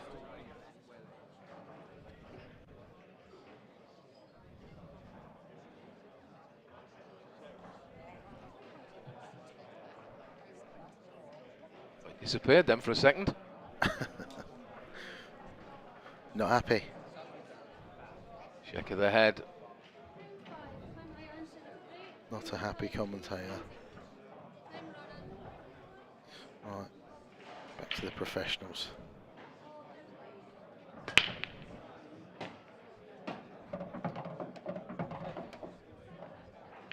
He will take that. Most definitely. I would back him to get reds or yellows here. Absolutely brilliant break. Yeah. Again, he didn't bring the cue ball straight back as he often does, but he timed them really well. This is a great split. Both colour sets. Yeah, he's just took his extension like we often see, just figuring out whether he does want to go reds or yellows. I mean, I really would back him to get both. He's just taking his time. This probably is the only thing he's going to have to think about, or he'll be hoping it's the only thing he's going to have to pay attention to, is just mapping out his route. Thought he may have gone reds, I must be honest, but yeah, still 50-50 for me. I'm not sure what I'd have done. Oh, don't want to sit behind this yellow. Anything but that. Is he just... I think it goes through the gap, doesn't it, just? I think it goes in the corner, doesn't it? Yeah. I think it goes anywhere, this ball that is behind. Yeah, I think there is just about a gap. And he got away with that a little bit, I think. Yeah, it's a slack one from Clint. So the two balls are close to each other. Just needs to make sure that he navigates those correctly. Yeah, I might see him play behind them, play the one closest to the corner and just come up behind them and play them into the same pocket as this yellow he's playing now. I think that has to be the shot, doesn't it? Yeah, and I think that's probably the last thing that could go wrong. Yep,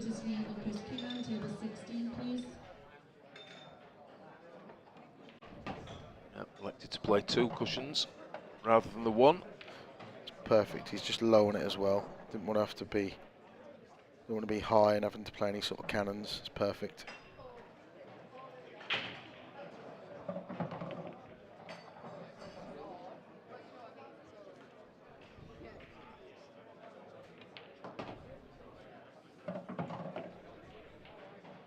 Underhit that a little bit. Well, underhit that by a good 6 to 8 inches. Wanted to be straight on this in the middle. Does he run into the red? Yeah, can he? You see, he's just taking his time. He got down to play it. Now he's got back up to have a little think. Is he going to have to leave it a distance? Needs that side to kick in. He's played that really well. Yeah, lovely shot. Lovely shot, that. Well, what a match this is shaping up to be. Both breaking well, both getting good splits. Both taking them out when they need to. Two very confident looking players. Nip and tuck. Yeah, Mike definitely not intimidated by playing the world champion. Looks like he's thriving on it. He does, he looks very relaxed to me. He looks very up for it. Doesn't look intimidated at all. A lot of self-belief. That's what you need at this level. Yep.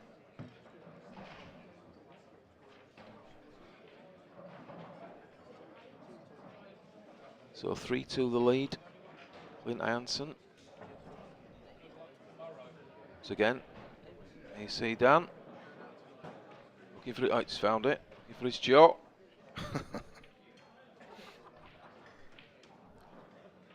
See, take a look at Dan's break. White goes in the middle here.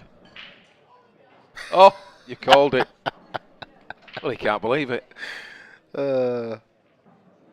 Sorry, Dan. Devastated.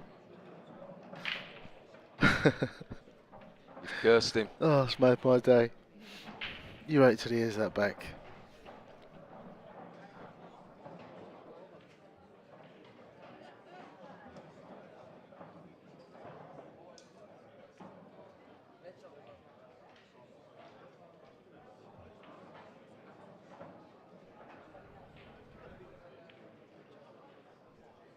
Just making absolutely sure that this rack is tight.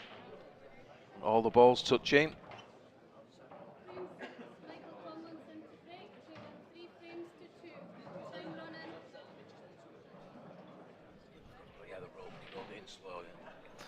Really good shot, yeah. Great shot.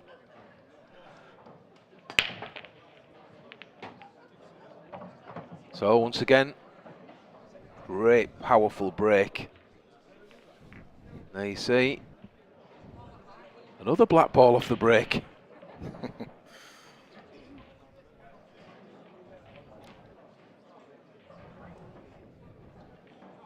Yet another re-rack.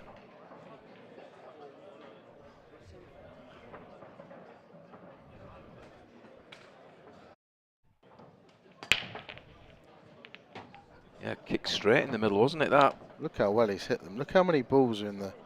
There's only 2 in the original half of the table. That's how well he's hit them. Yeah, thunderous break. He's breaking too well. Is there such a thing?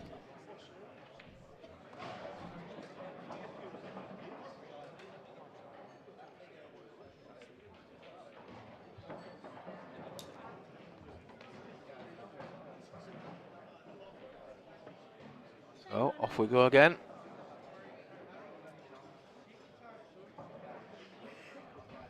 Just make sure this cue ball doesn't track towards a pocket. That's all you can do. Well, I think it was there. It was, yeah, but he's got away with it. And at first glance, he's looked pretty good. Pretty good. Maybe reds. Let's just see this break again. Table 10, please, James Bishop, Martin. He's eyeing up, so yeah, probably will be reds, but He could take yellows. If that's the option, but yeah, I prefer reds. Yeah, just. Oh no, no, that is harsh. Look, he was running into it. I suppose he could have been more careful, but still, that could have gone anywhere. It's crept into that corner pocket. That. If you're looking for a turning point in the game where maybe, you know, things could start going sort of Clint's way, I think that could be it. They were quite easy, those reds. He just had to get that first shot right. Now it's Clint's chance to take a 4-2 lead. It's hard to see him not getting these formies in.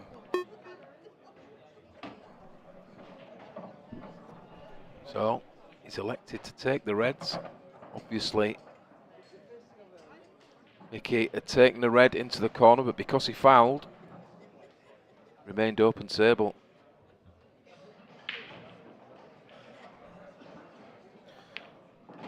That red there is maybe the red that Mike could have took first, but felt like he could navigate the cue ball after playing this sort of easier cut into the other corner pocket. Wonder if he'll be sat regretting that now. Oh, these will hurt, I'm sure. Played that really well.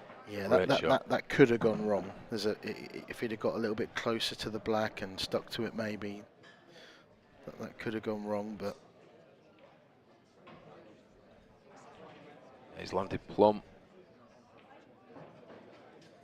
yeah, just wants, yeah, that's perfect. Now he can roll that through, take the red into the middle pocket. Yeah, black into the other middle, if he so chooses.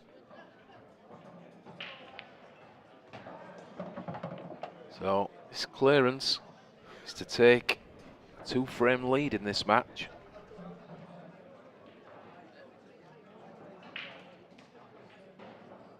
Drops it in the middle. It's an easy straight black to the opposite middle. And there we have it. Clint Ironson takes a 4-2 lead in this match, and that could be a big turning point for me. Definitely. I think more so if Clint makes a ball off this break and goes on to clear these, he can really sort of stamp his authority on the match now and take advantage and just let Mike sit there and stew over that shot that he's just played. Really is important. If you're Clint now, that's all he's thinking. This is the most important break of the match now. Make that. It should be 3-0. Within 5 minutes, I could be 5-2 up. Yeah, and they've both been breaking well in this match, so every chance that they're going to break, make a ball.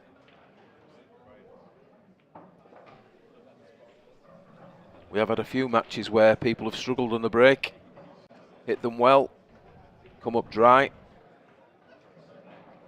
but there's been plenty of movement on these breaks in this match so far. But a couple of blacks off the break, haven't we? From Mike, yeah, and so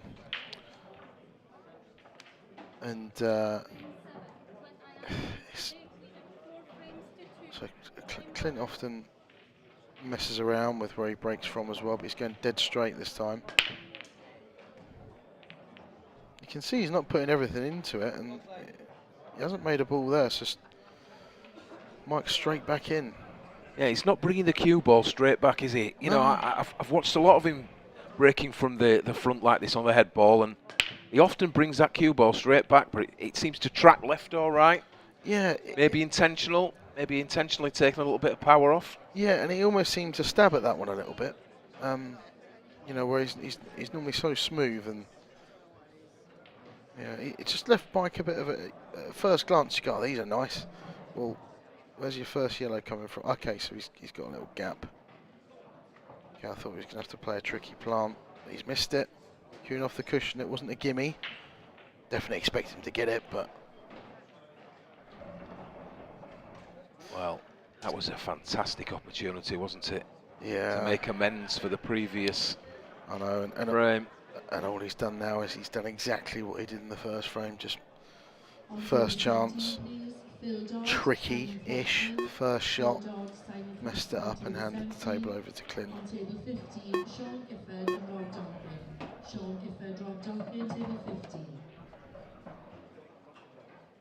I'm going to see Clint pick off these yellows. The hardest shot's going to be landing on the yellow on this bottom cushion, but if he leaves himself the right angle on the next one, he'll be attacking it then. That's perfect. Yeah, the black is in open play. It's not hampered by anything. And if he can remove this ball on the bottom cushion, he'll be going back up table for the other balls.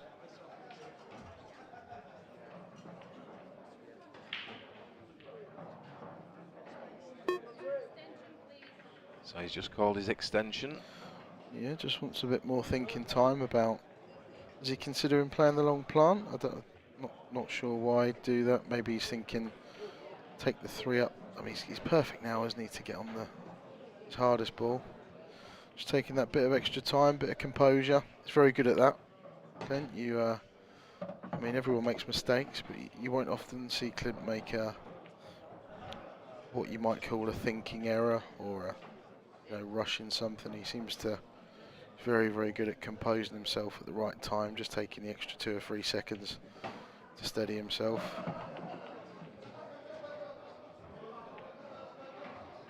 Yeah, I'm sure he was looking at that plant, wasn't he, when he was behind the yellow in the middle of the table? Because that is going to be the ball that he needs to land on before the black.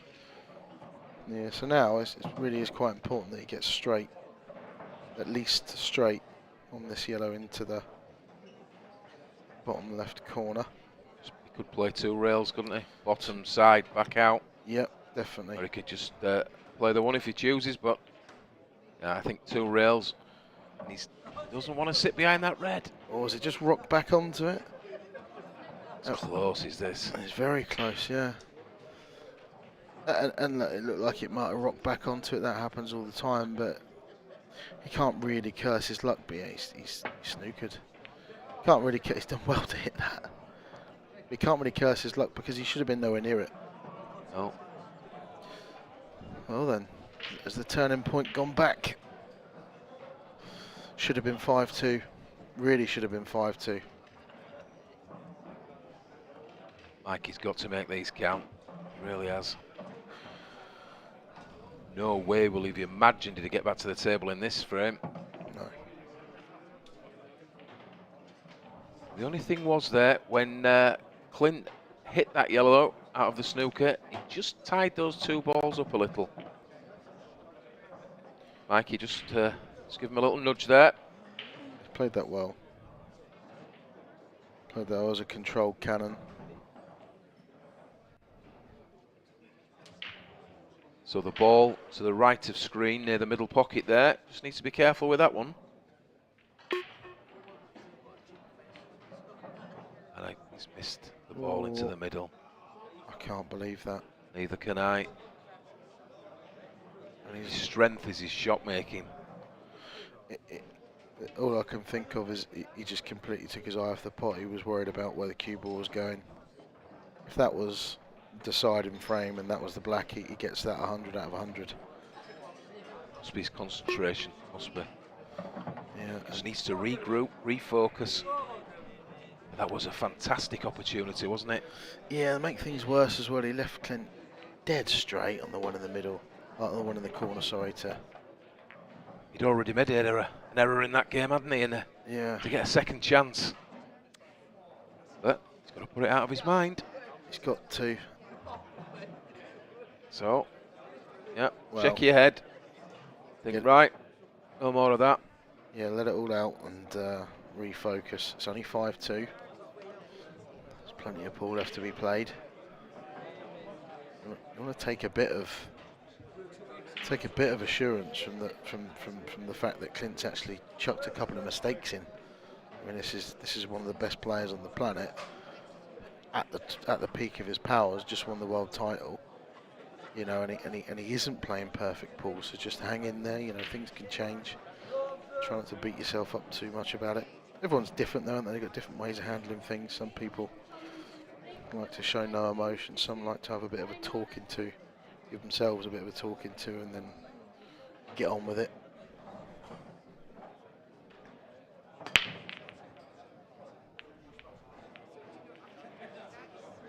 Well, he hit those well. Thing down.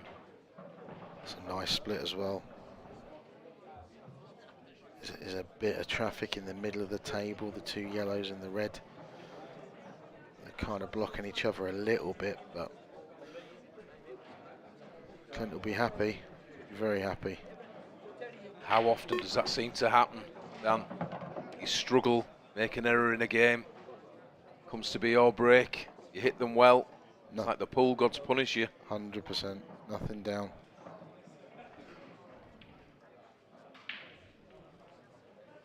That calm demeanour that Mikey Tomlinson had is just starting to fade slightly. Looking, well, he's not happy with himself, is it? Made a couple of errors now. Started off so well. Yeah, just got to forget about it. Just hope he gets the opportunity.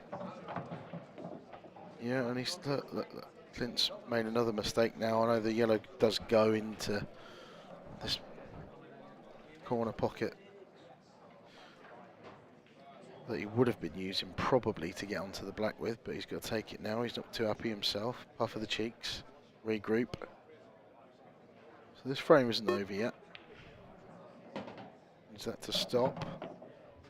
Just about. I think it does pass, but it is only just. Yeah. Might we'll see him play this with a bit of drag. Is he playing it with a bit of loads of left as well, just to bend it a little bit? Yeah, that's nicely played. So the yellow that looks tied up in the middle of the table, it does go past the black into that corner pocket, so he doesn't necessarily have to play any sort of cannon, and his top players don't like to play cannons unless they have to.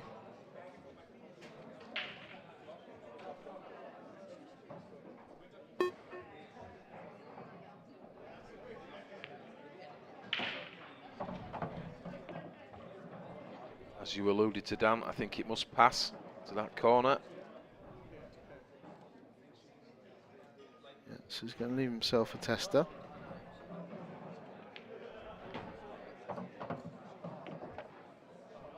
So the good news is there's nothing to do with the cue ball. Straight 100%, making this yellow. Wiped his feet a little bit. Yeah, but just for a second there, I thought we might have had a miss.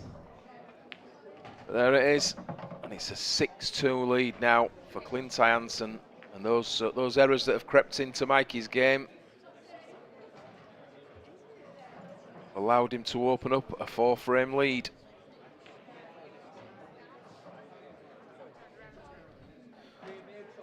Yeah, if he'd have continued his form from this quarter-final against Rob Stephen, this match almost certainly would have been 4 each. A couple of mistakes that cost him dear. 4 fours turned into 6-2, and he's right up against it. He's still in it, but he's just got to get going, hasn't he? To get rid of these mistakes, he's got to steel himself.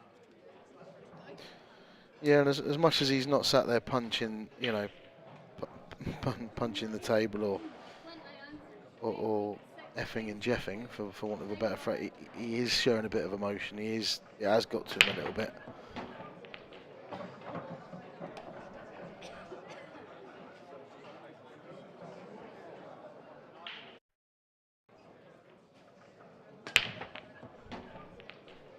Half it those. He did, but losing the white again, I mean, it's gone towards the middle. There's no way he's played to do that. He's clearly not breaking as well as he can, but he's up to press. He certainly hasn't been at his best, has he, in this match? No. But he's still doing the business when required.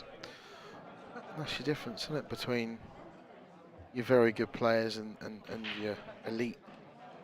Clint's sort of not at his best and finds himself 6-2 up in a semi-final of a pro event.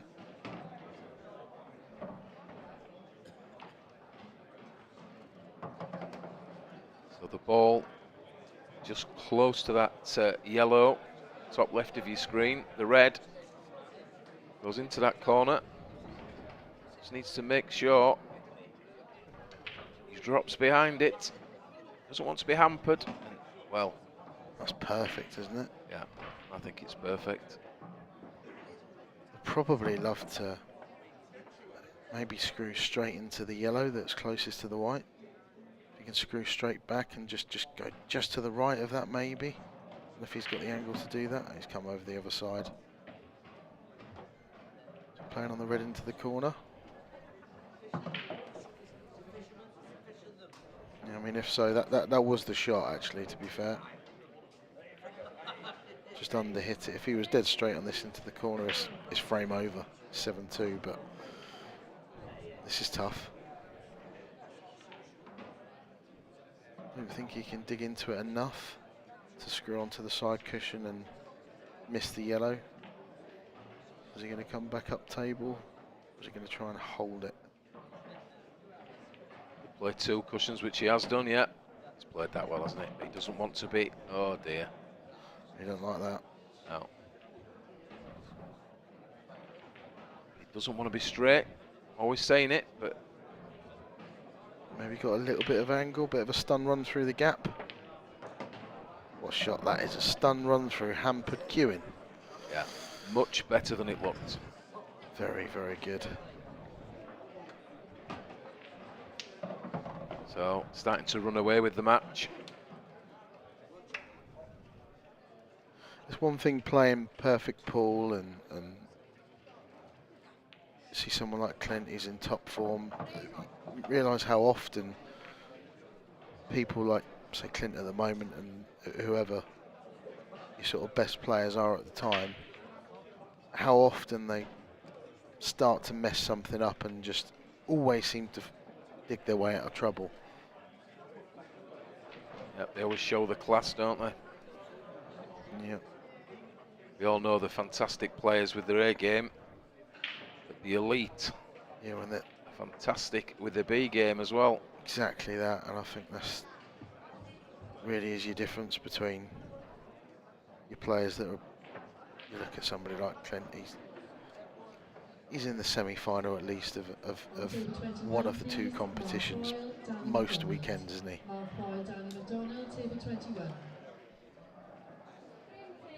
Tomlinson to break, trailing 7 frames to 2. Time running.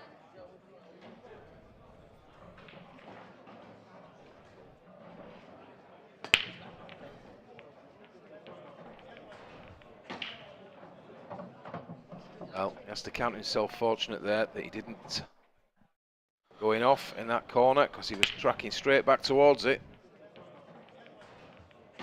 Yeah, just got away with it, and these yellows are easy, very easy. If he doesn't get these, it really is game over.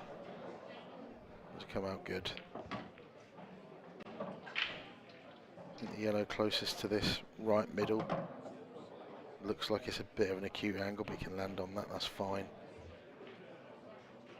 It's exactly what Mike needs. Get himself back into this match. He could do with a couple of quick frames, couldn't he? Yeah, finish these. Needs a dry break from Clint. Maybe try and clear off his next break as well. Could be 7-5 in no time.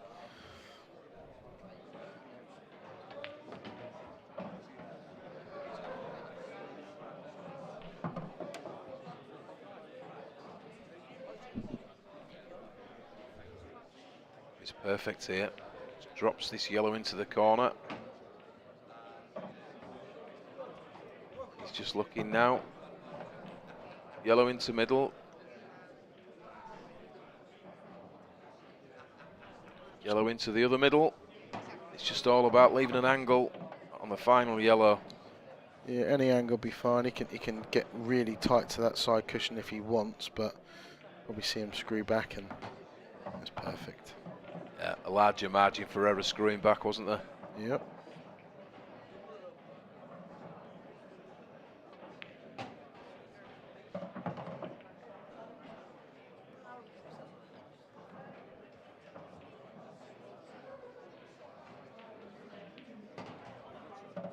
Well, that's one back. It's a long way back, but he's 7-3 and he's going in the right direction. Desperately needs a dry break here from Clint.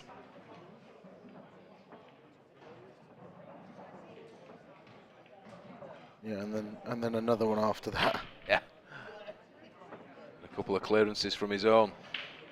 Yeah, make no mistake, he is heavy second favourite in this match now, Mike.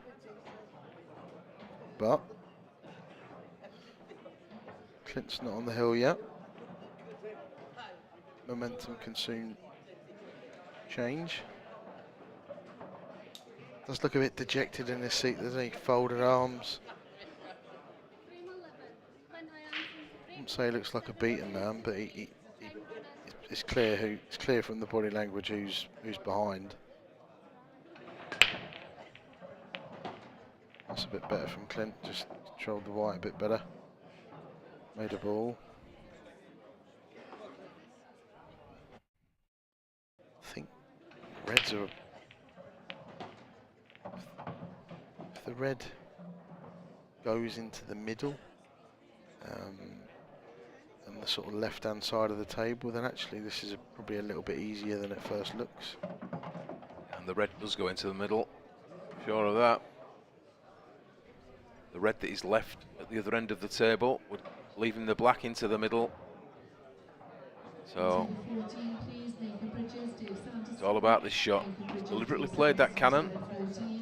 Yeah, use that as a stopper. It's a very clever shot from Clint. He's made these look easy. Yeah. Just make sure it doesn't want to leave himself hampered queuing after this. Drew it back an inch or two, it's perfect. And again, just anything but straight. And this frame's effectively over. A little bit too straight, but it's fine, he can force it up.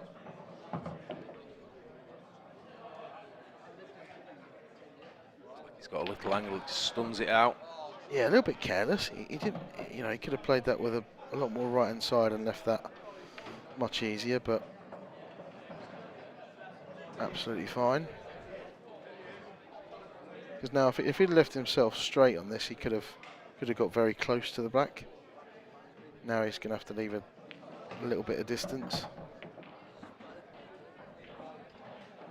So this ball puts him on the hill. Needing just the one frame to get himself into this evening's final. Very good. Yeah. Swagger's back now, looking very confident.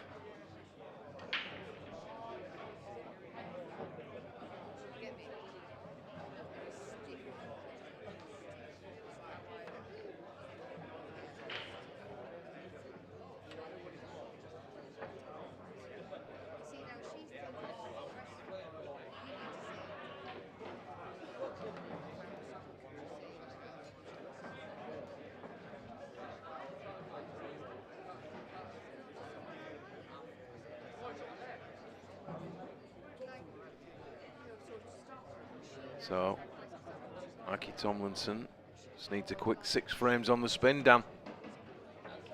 Yeah, it should be alright, shouldn't it? Just the 6 against the current world champ.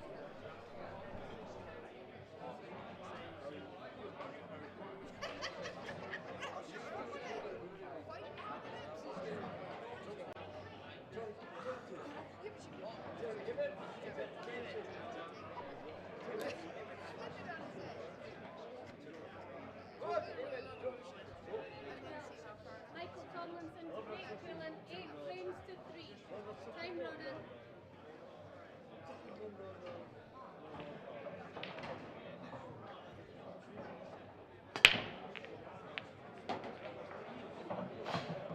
Ball down. Beginning of the comeback. Maybe. Just the little cluster in and around the black needs sorting out.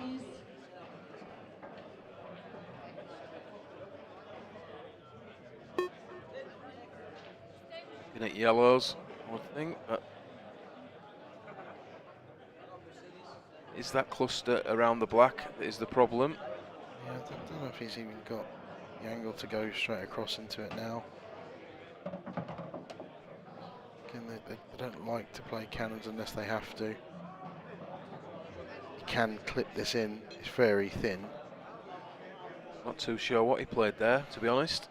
No, I don't know if he was trying to get closer to the black, so he could play more of a controlled cannon on the red. I'm not sure. Maybe he was trying to land on the double into the middle actually.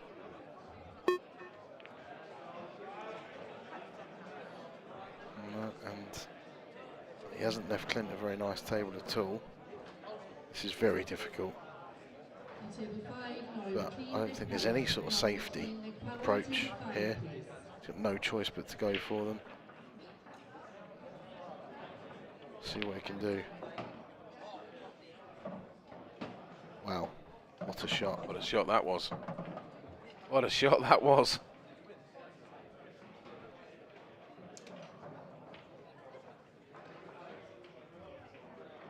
He would dearly loved to have left a better angle on his next ball. Well, that was some pot. Kicks his opponent's ball in at the same time. That's legal with this rule set. That's all he could really do with that red. So, Clint looking at the 3-ball plan. Surely not. Surely not. Oh my word. Clint Ironson. Yeah, and yet another fantastic shot there from Clint Ironson. That's ridiculous. It wasn't even dead set. He had to cut the first red quite thin onto the second one. What a shot. He's just called his extension. Yeah, some shot that. 3-ball plan, full length of the table. Had to make the first 2 balls. They weren't dead set. And he's followed that up. He's had to swerve round the red there. Statement that is. I'm world champ. Don't leave me. Don't leave me tricky finishes. Don't leave me near impossible finishes when I'm 8-3 up, because I will take them out. Well, just drifted further than he wanted. He's not out of the woods yet.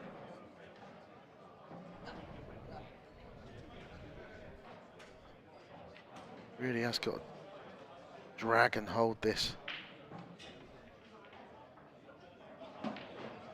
What a shot that is. What a shot. What a clearance. What a clearance to take this semi-final. One of the best clearances of the tournament so far for me. Certainly that I've seen on this stream table. Well, this is my 4th match and that's comfortably the best clearance. Yeah. Assuming he gets this black. Yeah, let's not curse him. That is the best clearance I've seen all day. What a way to finish that match. Yeah, great match, great performance from Clint Ironson. Mike will be disappointed. Couple of errors early on cost him, I think.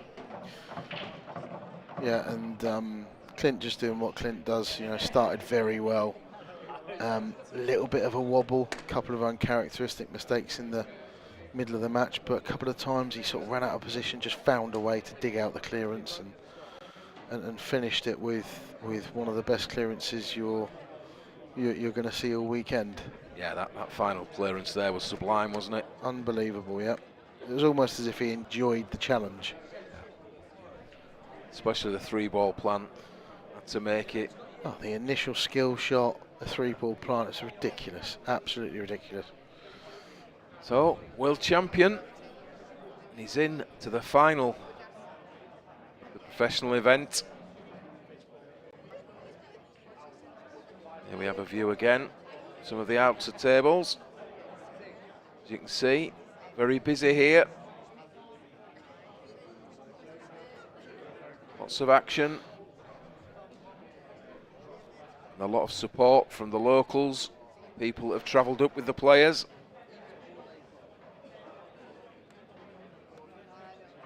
Keep saying it, but it's a great atmosphere here. It's a real buzz. Yeah, it's a great venue. The shape of the room is perfect. It's in a good little spot. There's a reason why we've got 2 of the 5 tours here this year. It's a really good venue. Been here before. And is it the World Championships? They're not at this hotel though, are they? I believe they are actually, but don't quote me on that. I think they may well be, yeah. All the information's on the website. I think it's the best venue I've seen so far of the events that I've come to. Yeah, it's just like the hotel's really nice as well. It's not just I've been to pool events in the past, and you can see the only reason we've been there is because they've got a room big enough to take 20 pool tables, and it isn't much. You know, the rooms are awful, but yeah, lovely hotel. Ready now for the interview with our finalist and current world champion, Clint Ironson. I think he's with Kev Barton for a couple of words. Thanks a lot, guys, and I'm here with Clint Ironson. Clint, yet another final. The form from the World Championships still there? Yeah, he's given me a lot of confidence, to be honest. Whereas before, obviously you come to these events, there's so many good players. So you think, well, you just hope for a good run. But this weekend, this week coming up to this weekend, I don't want to be cocky, but I kind of knew I was going to have a good weekend. You know what I mean? I just felt good, and that's all from winning the World Championships, I think. Yeah, it's obviously giving you that. I mean, you're playing at an elite level, but now you're playing at elite level plus. It seems at the moment. I mean, some of those clearances there were absolutely top draw. Yeah, I think I started off a little bit shaky, to be honest. I don't know if because I was sitting around waiting for a little bit. I don't know what it was, but yeah, I started off a little bit shaky, but then after 3 or 4 frames, I kind of settled down a little bit, and like you said, I played some decent stuff. And just a word about Mickey. Good run for him to the semis, some good victories, and one of those players that's just going to be a danger in every tournament that he plays. Yeah, I'm good friends with Mikey, to be honest, and I think he's a cracking player. I don't think it'll be too long until he's reaching the finals of these and maybe picking up a trophy in the next year or so. He's definitely one to look out for, I think. And there seems to be quite a few in that group. You know, we talk about Mickey, the Robert Stevens, the Gav Robinsons, the Dean Shields. They're all gunning for you elite exactly, players. Yeah. There's, like you said, there's 4 or 5 that you've just mentioned there. There's more than that. Yeah. I've not mentioned myself, of course. Obviously, yourself. Yeah, Pickers as well. No, not Pickers. It won't be long before some of them lads that you've mentioned are knocking on the door in the final or picking the silverware up. And just a word about the Worlds. I know you spoke yesterday with Mark and reflecting back on it. I was thinking, are you one of those people that you like the journey, or the bit that comes out, the sort of adulation afterwards? You know, in the heat of the battle, in the event, which do you enjoy more? Do you enjoy that battle more, or do you enjoy the bit after where you can just look back and think, yeah, I've done really well there? Well, both, to be honest. But I probably, if I had to pick it, it's the battle. Yeah. Obviously, I like everything after. Obviously, I got a lot of followers who send me lots of nice messages and a lot of support, like, you know, come and watch the final and stuff. But obviously, yeah, doing the battle, I like that probably more. Yeah. And the trophies that got pride of place on the mantelpiece at home. It's in my pool club. Oh, right, Well, Spot On Q Club. They're one of my sponsors, so all my trophies, all my winners' trophy goes there. So I've got a nice collection going. You certainly have, and a chance to obviously add to that collection. Just a word about your opponent, Gaz, in the final. What can you expect from Gaz? Well, me and Gaz have played lots and lots of times, and it's probably 50-50 to be honest. Yeah. I think I've won a fair share, and he's won his fair share. It's going to be a great game, so I'm looking forward to it. Well, we're looking forward to it as well, Clint. Well played, and good luck in the final. Thank you. Well played, Clint Ironson. So he's going to now run off. He's got 5 minutes to have a little freshen up before the final. And that's going, like I said, that's going to be coming up in the next few minutes. And so just looking a little bit further ahead, if you've enjoyed what you've been watching today and you sat at home thinking, oh, I think I could mix it with these players. Well, you can enter our next event. If it's just a one-off that you want to enter, that's coming up in 6, 7, 8 weeks' time. At the end of May, another fantastic venue, back to where the World Championships were held in Coventry. And there's still some places available, not many. If this week's anything to go by, they will soon get snapped up. So visit the website for all the details on that one. And looking further ahead after that event, we've got a new event on the calendar, the Scottish Grand Prix, held at the fantastic McGoldrick's Pool Sports Bar up in Rutherglen in Glasgow. And again, open to anyone, and that is again, entry for that is on the website. So if you fancy a great weekend up in Glasgow, then get yourself down for that one. And we look forward to seeing you there, where the elite will be going head to head yet again. And any other events that are coming up on the IPA pool calendar, entry is very simple. You just go to the website, enter via the shop, and you're in the event. And hopefully you could be on that centre stage competing for the silverware in the finals, like Gaz and Clint will be doing in the next couple of minutes. Right, so the players are just about to come into the arena, so we're just going to take a quick 2-minute break, and we'll be back with the final. What a final it's going to be. Don't go anywhere. We'll see you in a couple of minutes.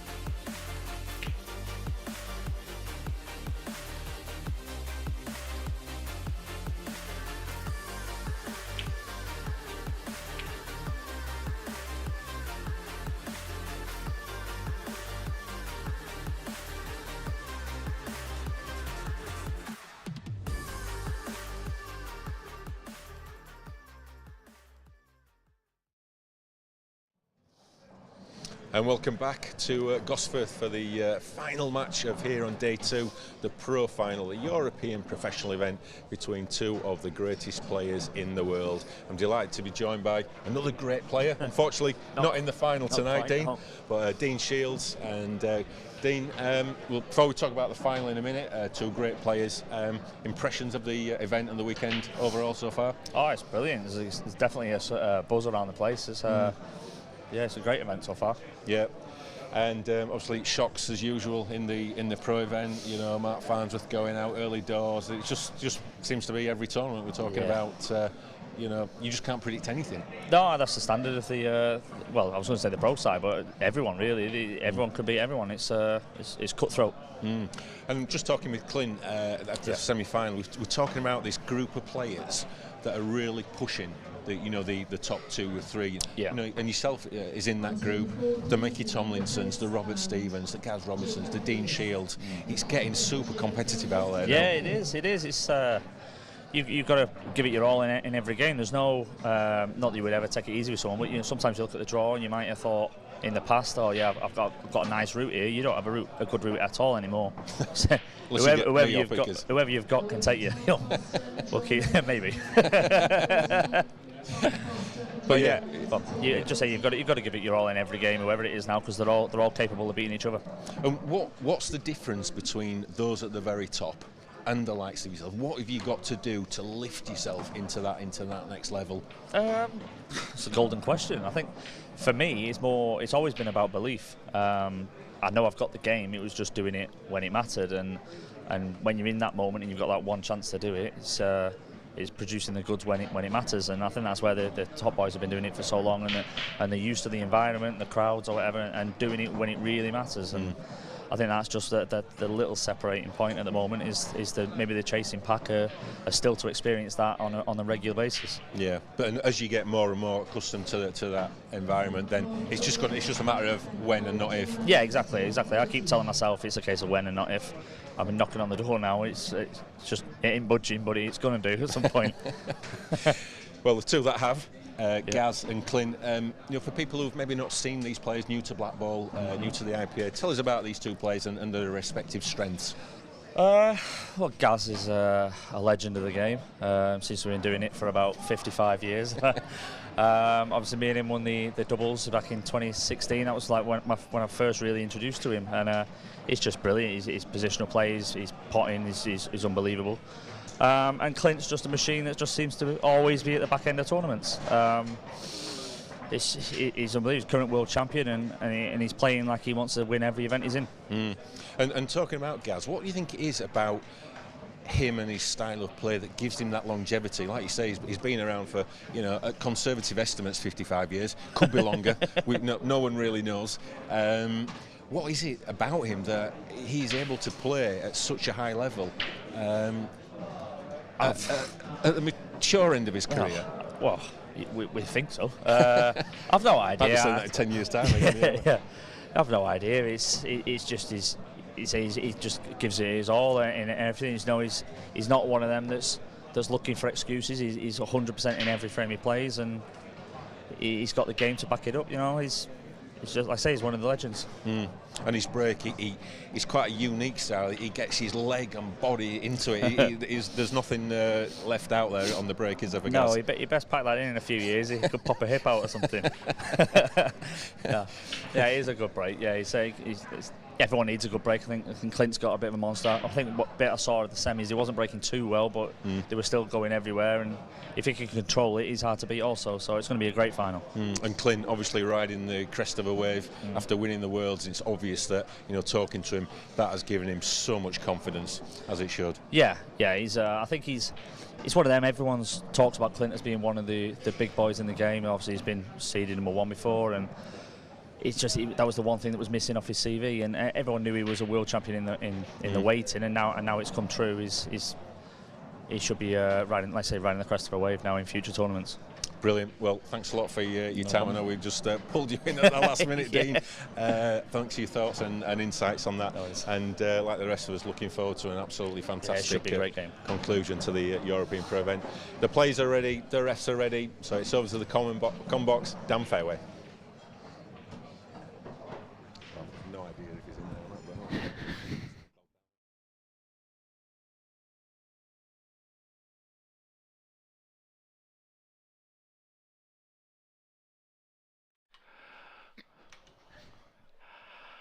Well, here we go.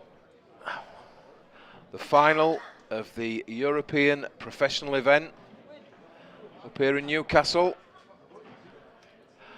And just to let you know, Dan Fairway is still playing on one of the outer tables. Yeah, we've had coverage of him, haven't we, Andy? We have. So I'm not sure where Kev Barton's got his info from about Dan Fairway being in the comms, but he's not. He is playing. But two other players that are playing, Clint Ironson against Gareth Hibbert. This has got a makings of being a classic, but that's not a classic start from Clint. A dry break.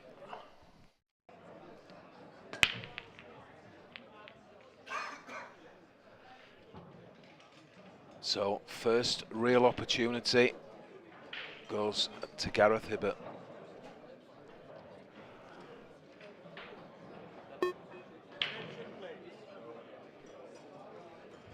Quite a congested table. And that black, well, it may pass into the corner top left of screen. But now he's taking reds. Black, not a problem.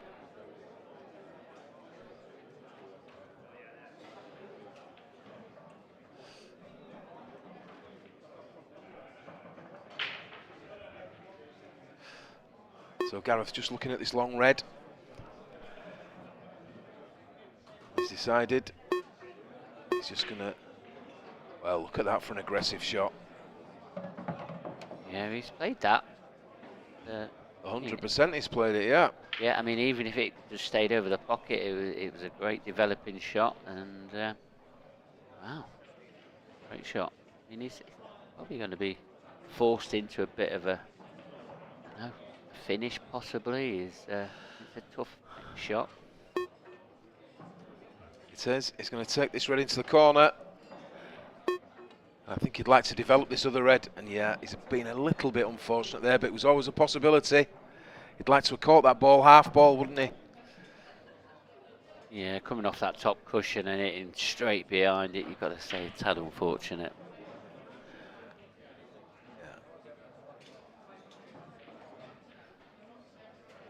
Yeah, not sure what he's got on now. No, not sure if the double's on. I think that yellow's in the way. That clock, though, ticking down. He's already used his extension. I think this double may be on. Oh no, and look at this for a cut. What a cut this is. Oh. Well, he's overcut it. Yeah. Can you believe it? Very good effort there from Gareth. At one stage, I did think that was in.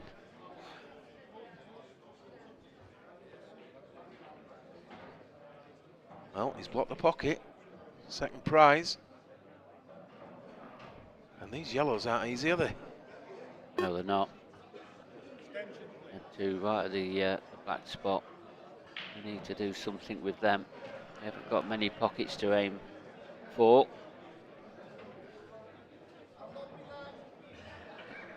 Looking at a containing shot here and developing this yellow.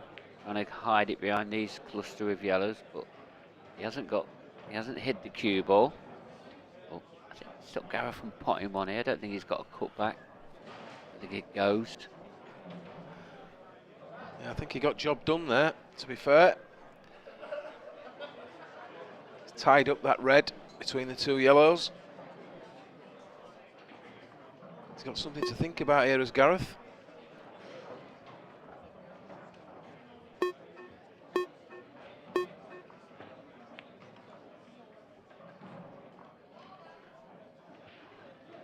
So he's just released that awkward red. Just promoted the ball. He's given Clint an opportunity here. It's a difficult opportunity.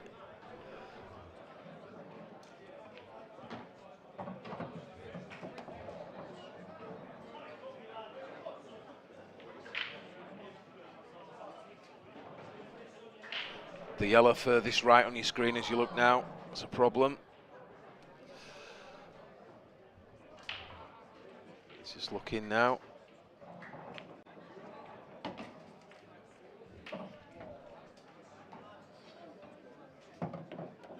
Yeah, that's going to be his problem. You're right about that one, Andy. Just how he navigates himself around there. I mean, there is a possibility of a skill shot if he wants, but he could play this into the middle now. I think he's going that way, look. Trying to get it into an area, and that's not bad. He'll settle for that, yeah. Most definitely. So, looked at his problem ball and went after it as soon as he could.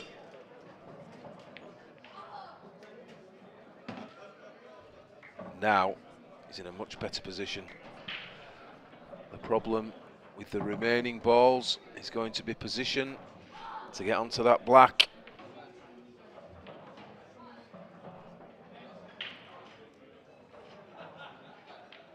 What a final this could turn out to be. Oh yeah, it's got the makings of an absolute classic. Two legends of the game. Both been playing really well. Clint, obviously, as we keep saying, riding the crest of a wave. Current world champion. Shown some real form this weekend. Yeah, he's just carried it on Coventry.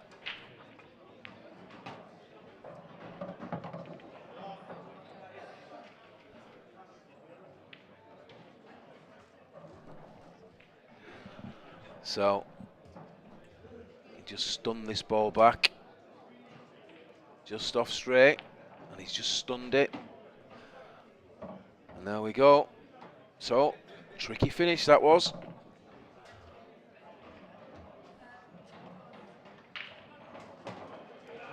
Again, just never seemed under pressure. I mean, it was, like you said, a very tricky clearance, and but he was up to every, challenging shot. 1-0 ahead. He has an answer for every question at the moment.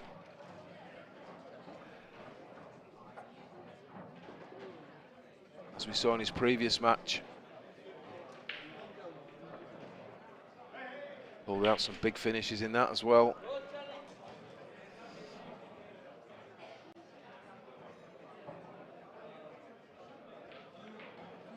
But Gareth, as always, looks very relaxed. Gareth doesn't get much credit for the power on his break. I mean, he has a bit of a loose cue ball because he always draws it back, so he just tend to go in off, more than than most of the good players. But he does generate power. Yeah, that's because his timing is so good. That was a good cue ball, has to be said. Oh. Balls dropping in everywhere, 2 of each. There you see. Give them a right old wallop. And that cue ball could have been kinder. Yeah, I mean, what does he take here? I don't think he's got... Oh, he might have a yellow left centre. Yellow, yeah, he's got a yellow left centre. Red, maybe top left, but more of a difficult pot, and the one along the cushion's not easy. It's about that yellow next to the black. One on the side cushion isn't very friendly either. No. Yeah, top of screen, that's... there's some work to be done there as well.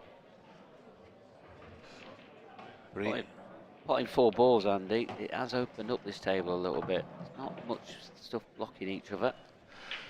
No, so he's taken that ball into middle, and straight away he's got position on one of the 2 of the most difficult balls.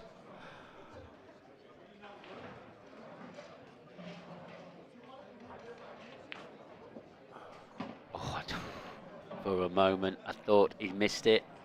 Almost. So it's the ball behind the black.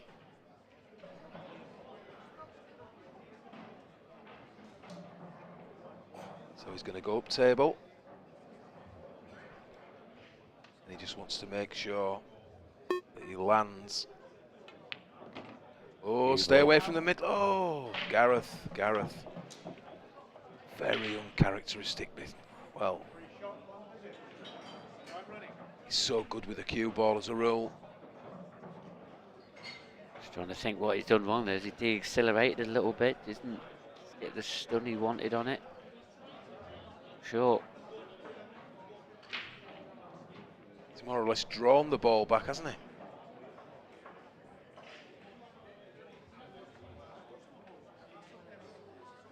So Clint uses his free shot.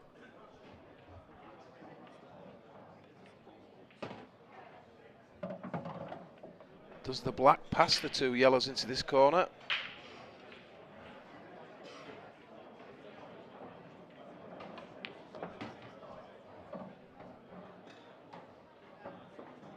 We'll find out soon. Going about his work very quickly, and as I say, not the best of shots there for Clint. Oh, he did. He went. Played that very quickly, didn't he? Yeah, very. Just not like him at all. Didn't give the respect it deserved, and now he's gonna have to do some travelling with his cue ball. A little bit more than he wanted, anyway. Well, he's going round the houses here. There's no option. Yeah, he's going round the houses, and look at this for a positional shot. Spectacular. Class. Once again, runs out of position, but finds an answer. There you see, screws across the table. That black didn't look like it went past the yellows. And just for a second there, he thought he might have been in trouble. And that's a great recovery. And it's Clint Ironson that takes a 2-0 lead in this final. Yeah, we're not too sure what happened there with Gareth. He played the long yellow. I think he just he wanted to stun it, obviously, but I think maybe just a little bit too low on the cue ball.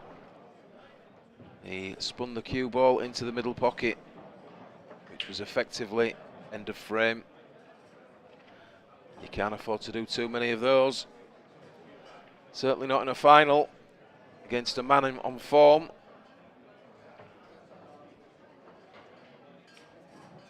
No, definitely not. Going to have to be kicking himself there. He definitely should have been levelling this match up at 1 frame apiece. 2-0 down. Clint Ironson to break. We saw a dry break from him in the first frame. What has he got in store for us here? Definitely didn't strike him that well in that first frame.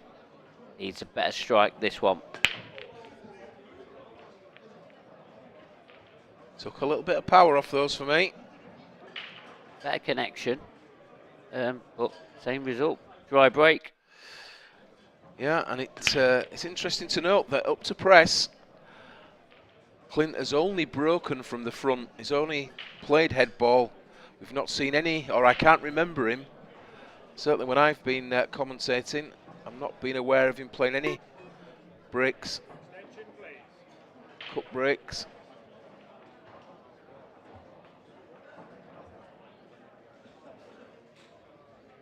So, come on, Gareth.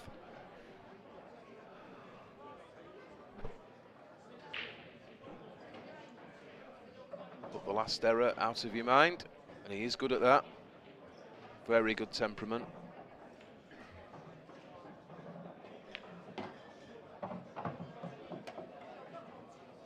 Elected to take reds.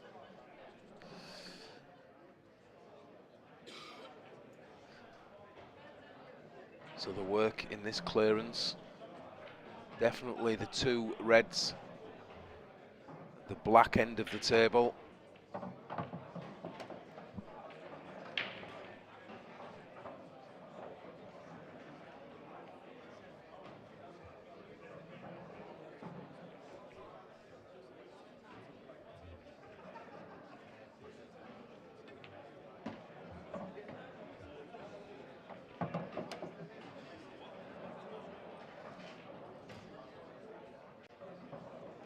He's going to require a good shot here. A couple of shots time if he's to get himself down the other end for good position.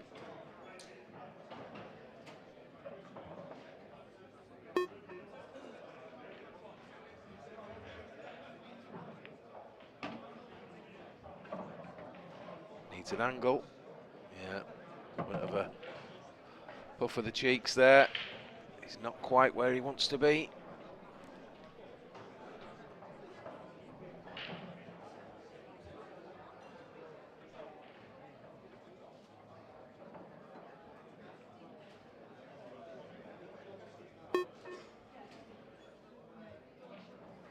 Yeah, he's going to have to think something up here. This for a shot. Get that on the highlight reel. What a shot that was. Brilliant. What a shot that was. That is right up there. One of the best shots we've seen this weekend. Most definitely.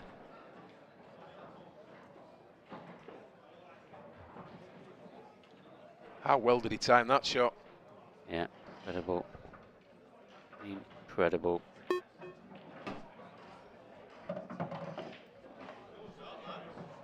So still needs to be careful here. There's only a small window there. If he's to get on this black, this would do him the world of good, wouldn't it?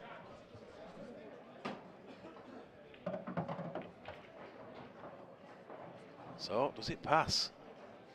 Oof. Must be tight.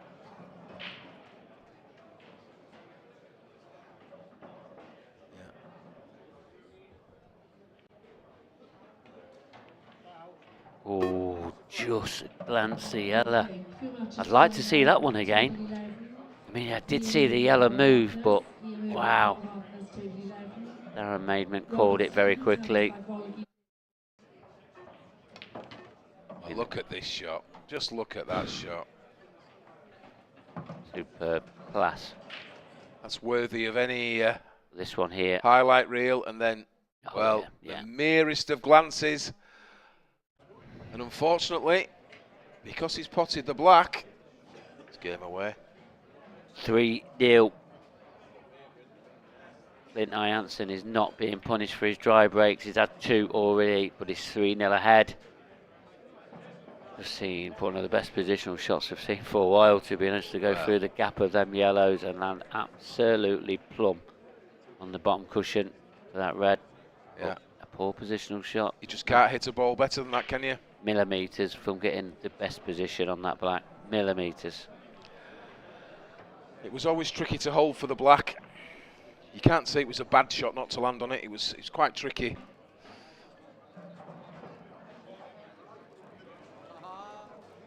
And with the yellow being so close to the black, it was hard for him to put any side on.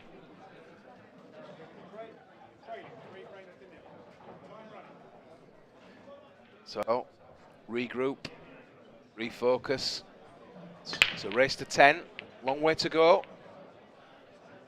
Well, thankfully for Gareth, last roll of the ball, something dropped. But the cue ball hasn't been kind. So here we see, generates a lot of power.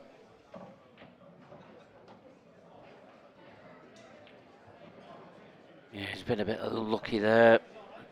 Doesn't seem to be the pool gods on his side at the moment. This is a very challenging opening shot. I mean, he's took his extension, but what does he do? Can he get through to them balls at the top half of the table, just above the baulk line? I don't think that yellow goes. Top right. It's no easy yellows. The yellow on the cushion is the easiest one I see. It goes up to the top right, but that is far from easy. But it's ticking down. And if he does miss it and leaves it hanging, oh well, what a shot! Oh, brilliant opening pot that is. Well, we've seen some right shots in this final already.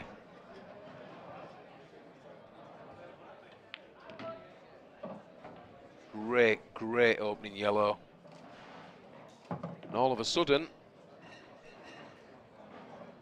he's got a good chance here. Yellow tied up on the left-hand side of the table. But he's got a great angle here. Should he choose, and I'm sure he will, to just take this ball out he played it well.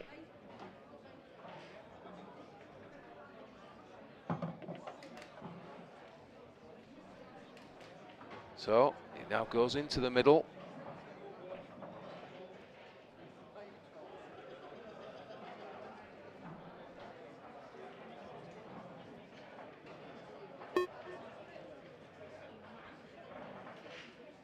So the only thing is, the cue balls, well, I was going to say he's travelling, but he's managed to hold using the red. On that one into the right centre. If not, he's got one down in his bottom left-hand corner. But look at the hampered queuing he's going to have to deal with. Which one does he take? Either's not easy for, you know, trying to get this finish out. But it's a finish he has to take. He's under pressure here, Gareth. Oh, and he's missed that pot. Got the position right. But had to force it, had to hit it with a bit more pace, and that's what's caused the missed pot.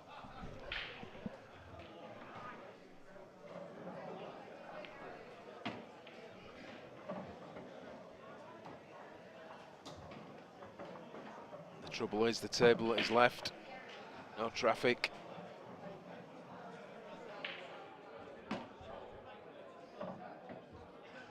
Just a question of good position on his final red. Make sure he drops down for that black. But this is looking very much like a 4-0 lead for Clint Ironson. This would be the dream start.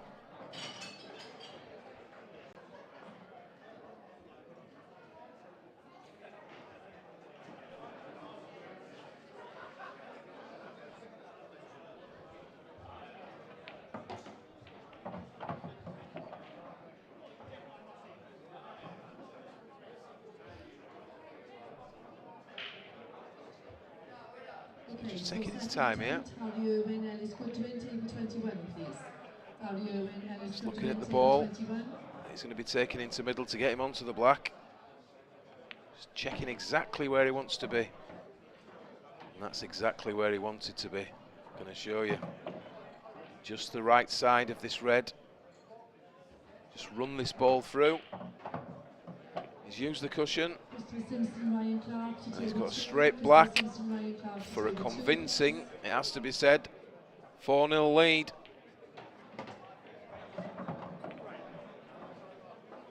Yeah, he is not getting punished any way, shape or form. Gareth Hibbert had chances in all 4 of these frames. He's finding himself 4-0 behind against the current world champion, Clint Ironson. Just say Gareth Hibbert, he's in a little bit of trouble here.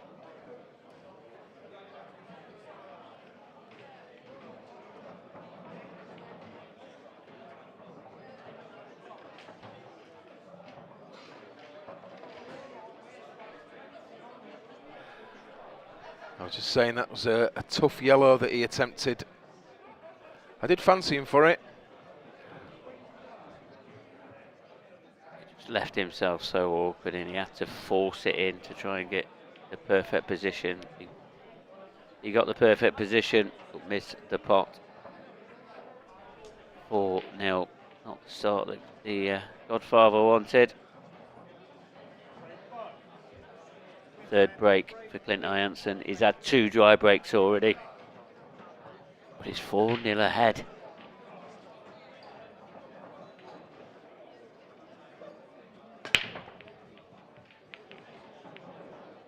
How is nothing going in there? Yeah, looking somewhat perplexed. It's Clint. It's just not working for him at the moment, that break. I think we'll see him change it soon. Yeah, I think he may well do.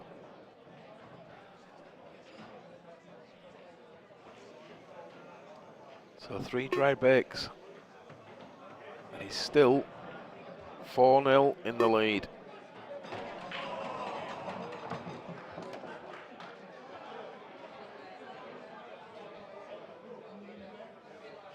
Well, I don't know if he's landed well here. Could have been kinder.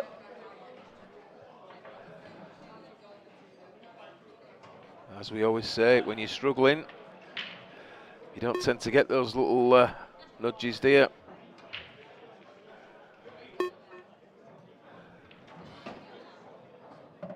So, good pot there. Fine cut. Into the corner pocket. But again, tricky. So, similar shot.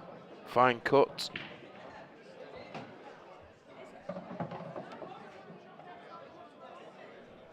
No problem with the pot.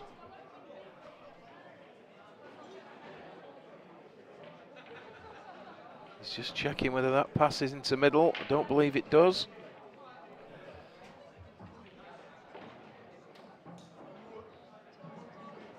On table 8, please, we have the lady, first lady semi-final. So it's not getting any easier, this finish. And Liz Disney. Alice Taylor and Liz Disney, table 8, please.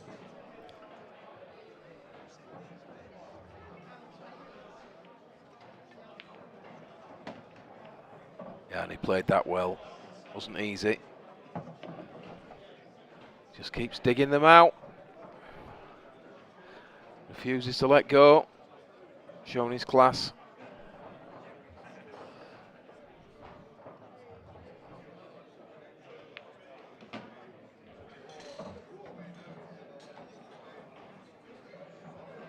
And again, not quite where he wants to be. Everything just seems to struggle at the moment for Gareth.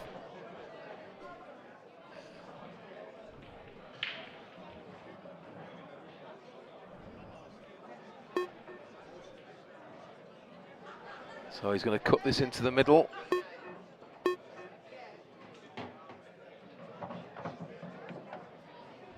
Well, he just held on that red. Now, what can he do with this yellow?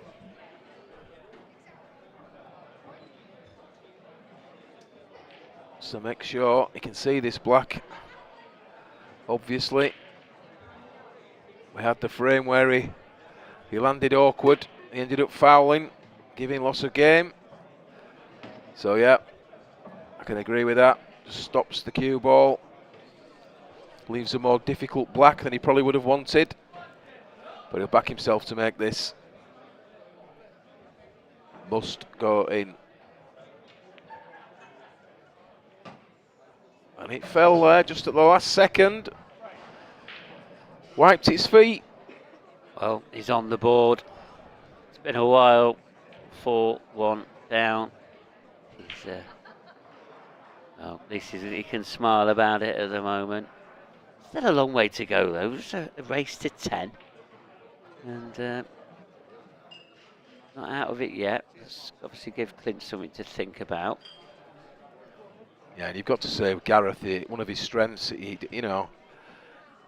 just looks so relaxed, doesn't he? So calm. He sort of takes it in his stride. Yeah, things haven't gone my way. Might have made a couple of errors, but I'll just put those to one side. I know what I'm capable of. And when I was speaking to Kevin earlier in the studio, I was saying, I think that's one of his strengths. He doesn't waste any energy on thinking what might have been. Everything is put into what's to come. Concentration.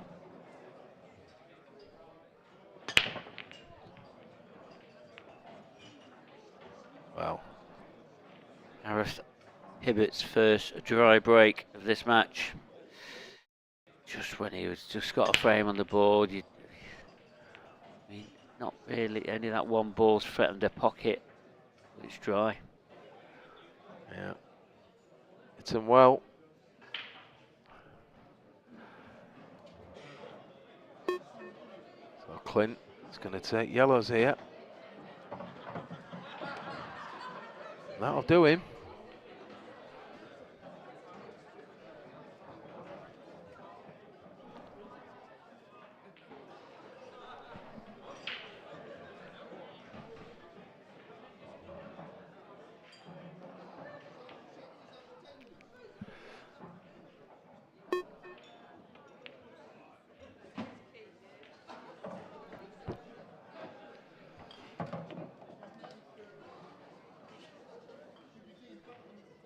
Just looking at the table as it stands. The 2 yellows to the right. Just need a little bit of work. That's perfect. Take this into the corner, this yellow, and leave himself one of those 2 more difficult yellows into the middle pocket. So that's what he's done.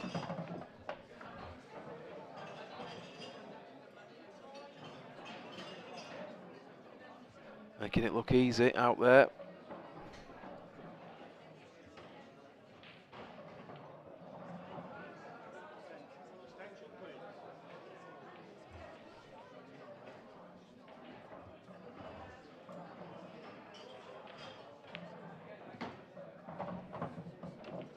Nice little nudge, very well controlled. This is a man in form and very, very focused. You feel if he gets his break working, this is going to be very, very daunting times for Gareth Hibbert.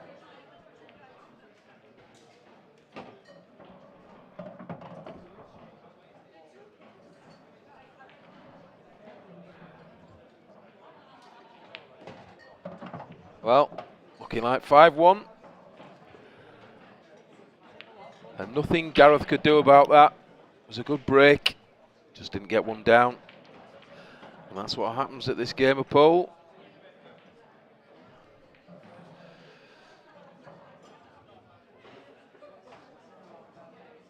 Well, the Clint Ironson, that's the only, sorry, the Clint Ironson break, that's the only thing that's not working at the moment. So does he go over to the side? He's picked his break cue up, so no. No. We'll know when he'll change things. He'll go to the side. But I think he just bears with it. It's worked for him throughout of all of today. So stick with it. Stick with it. It'll come good.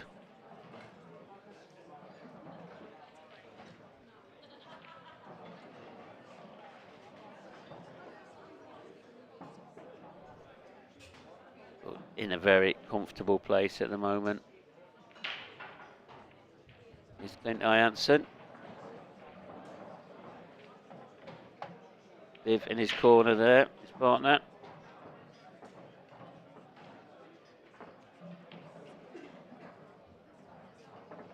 Big glass of water that is. That Viv's got. 5-1.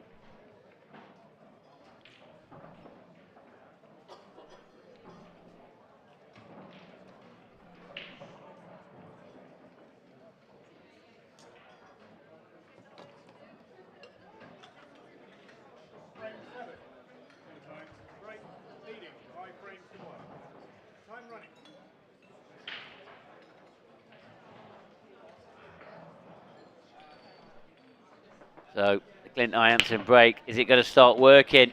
It's a good start. He's got a ball. But there's a little bit of a but. It's got some challenges. Not straightforward. Either colour set.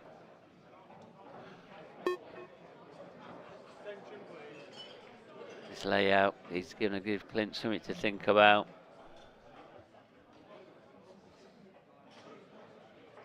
Does he go reds?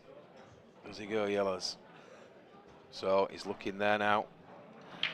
Looks like he's thinking about taking yellows. So he'll be looking at coming back underneath. There you go, and he didn't mean to hit that ball. His intention was to slide behind, to leave it in the same pocket. But regroups.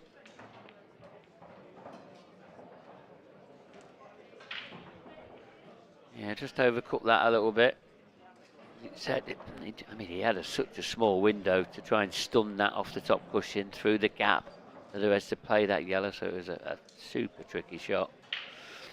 Gareth back to the table, but he's also got issues. Black tied up.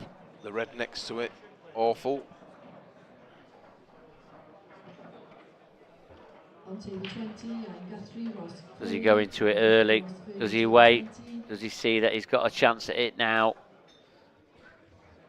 I think he's going to go into it now, and that's what he's doing. Oh, he's cursed there. I think he's okay. I think he's got a cut back on. He may have a cut back, but Not sure we can get the one in the top right-hand corner. So he's developed the black, but the red that's next to it is still a problem.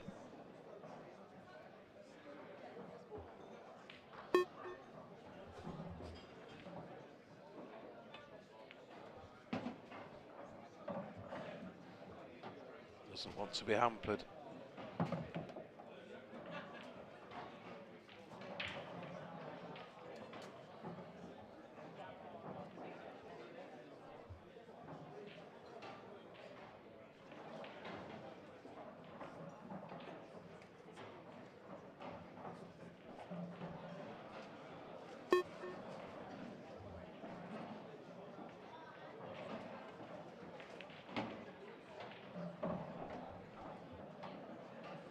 Feel like he's pushing the boat out a bit here.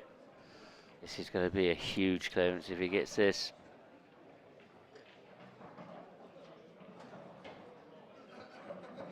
It's hard to see his routine here, how it's going to go smooth. Cause He's playing the plant by the look of it. Good shot. Where has he left the cue ball? It's a cruel game sometimes. It's a cruel game. Yeah, when things are against you, it can really be against you, and that is what Gareth Hibbert is finding out now. Very, very unfortunate to leave the cue ball where it is now. Just look at that table.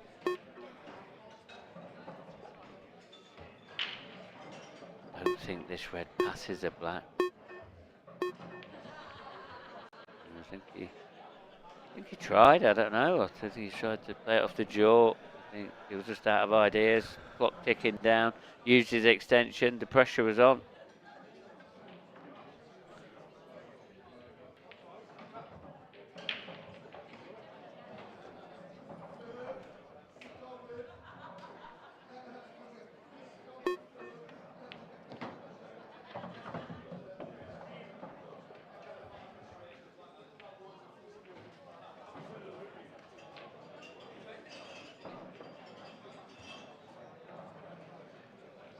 So the black in open play, nothing round it, goes to both corners, and will go, well, he effectively could go in any of the 6 pockets.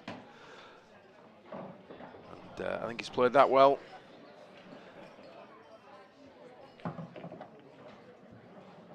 Most difficult ball, obviously the one next to the red. Yeah, he can play onto it now if he chooses.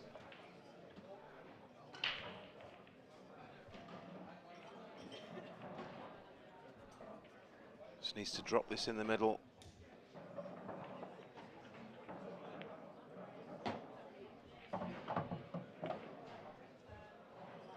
So once again, clinical finish. This has been cruel, this particular frame.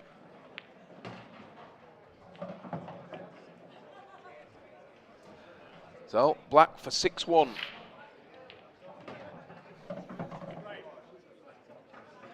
Six 6-1 it is. Got a feel for Gareth there. I mean, God, he's had some chances. As a player though, Andy, how does Gareth try and, you know, get back into this match with everything that seems to be going wrong for him? Because everything he's trying just isn't working. No, I mean, he's got a superb temperament, we both know that. He's been at the game a long time, and I am sure that he's been behind in similar score lines against great players and found a way previously. So he will have got out of this situation before, but this is a tough ask. Reigning world champion in fine form with a big lead. But look at him, you wouldn't know he was 6-1 down, would you? Oh, he seems quite relaxed there, doesn't he? You know, you see players looking like that when they're 6-1 ahead, don't you? Yeah. So it's just got to hang in there, and you just never know, do you? At this rule set, things can just turn, especially in these long races. A race to 10. Clint's still 4 frames away from picking up this title. And especially with the fact that Clint hasn't been making balls on the break. If that was to continue, and Gareth got the opportunities, this match could go close. But he has to start turning these chances into frames.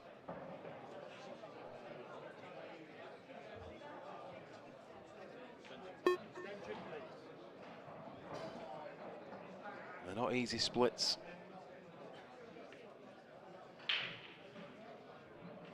There's work to do here.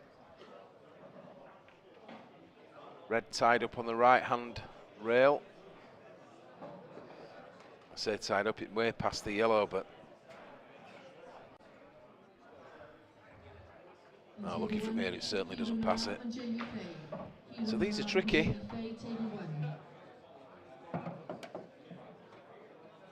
It's going to need to develop that red. Right of screen, side cushion. I don't know if you got a heavy contact there. Yeah, it didn't seem to be natural the way it run through, did it? Seemed like it some sort of bad contact. We don't see many of those in the game anymore, do we? No, we really don't. So he's got an angle here. Yeah, and I don't blame him for that, but once again. Pool gods. That's the pool gods. Where are they? To double kiss the red, throw yourself into that corner like that. Look at where he's landed. Again, that's a couple of mil at either side, and it goes the opposite way. It's incredible how things can go against you at times.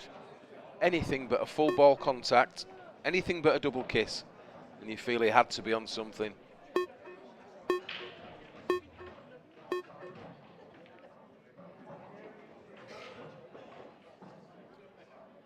So, elected to play a safety.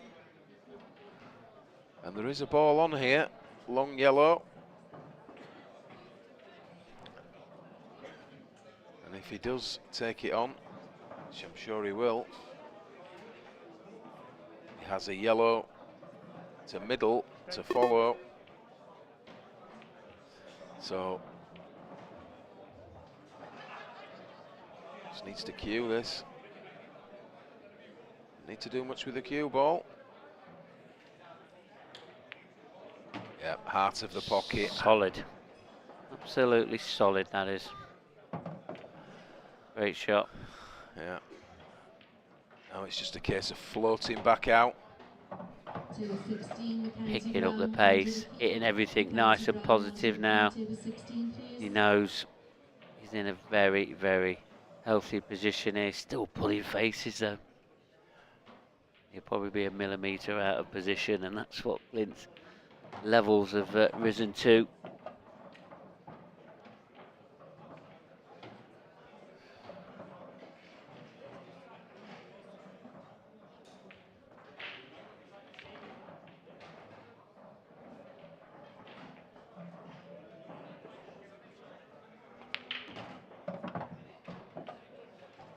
So, I had to stun across to the side cushion there.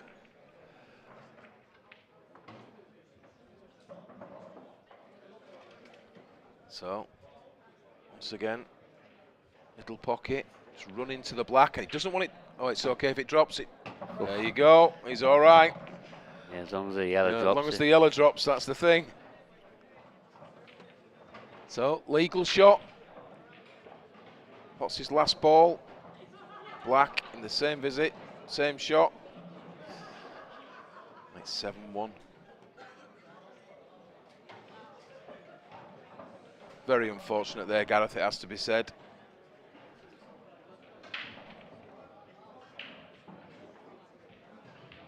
The last couple of frames, not being kind to him.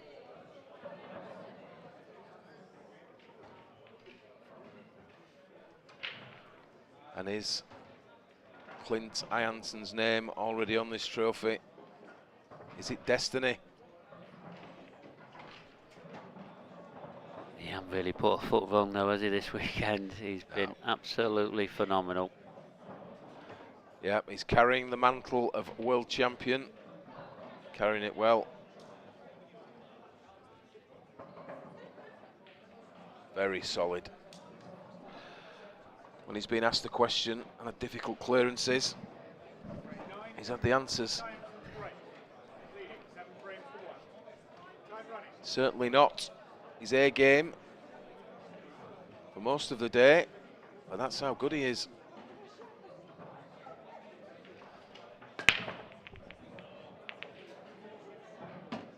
Got another ball. It's 2 good breaks in a row for Clint Ironson. Now his break's working as well. Yeah, well, I think we can safely say it's not going to be yellows.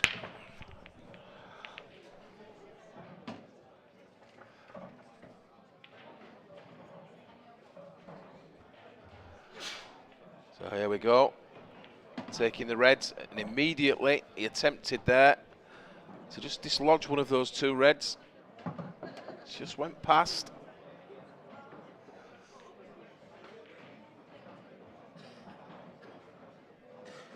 He's trying to run into the higher of the 2 reds.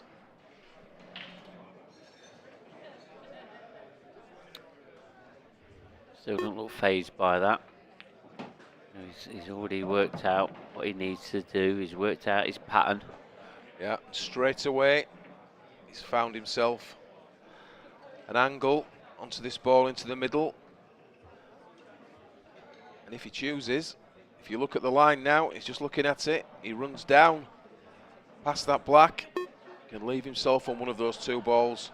But he doesn't want to catch the knuckle. Oh, look at this though for a positional shot again. At the moment, he is playing to a different level. Still pulling faces though. You wouldn't think so when you look at his facial expression. Everybody else would be ecstatic with that. And he just pulls out the right shot next one, doesn't he? Gets himself back into prime position. That's what world champions do, and that is exactly what Clint Ironson is doing. It'll now be at 10:45 tomorrow morning. For anybody who has the match starting at 10:45 this evening, it will not be played this evening. It'll be at 10:45 tomorrow morning.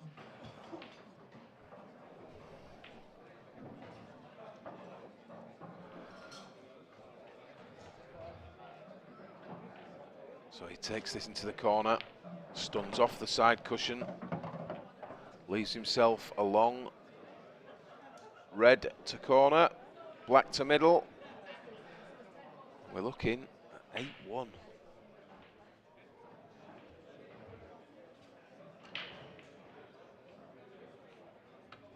To go 2 away from the title.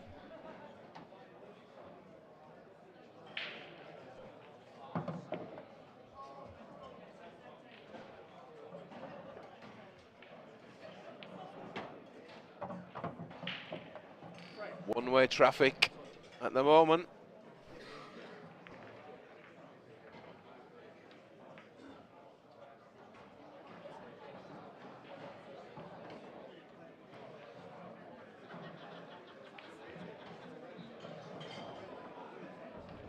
Yeah, he stepped up the gears even more now, Clint has.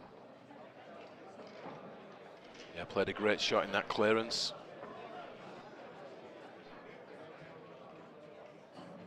Played a great shot into the middle.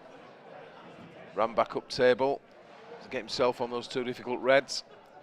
And Gareth Hibbert just popped out for a comfort break. Sure he'll be having a word with himself. Yeah, I mean, what do you do in this position? 8-1 behind. I mean, it'll be some comeback, wouldn't it? If Gareth, I mean, he's a phenomenal player, Gareth is, but Clint Ironson, he's a bit of in a different mood at the moment. You need Clint to continue to dry break. You need to break and clear from your own breaks, and it needs to run for. Well, look at it. He needs a miracle. Let's be fair. It's a massive ask, is this? But it has happened before. But with an alternate break format, it's very difficult.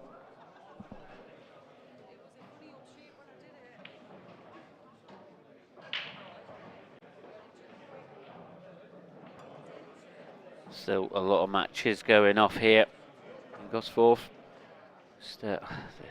We're going to be playing probably into the early hours. I think there is so much activity going off at the moment. Every table is active. You can just hear the noise out there. Very good vibe here outside of Newcastle, here at the Grand Hotel.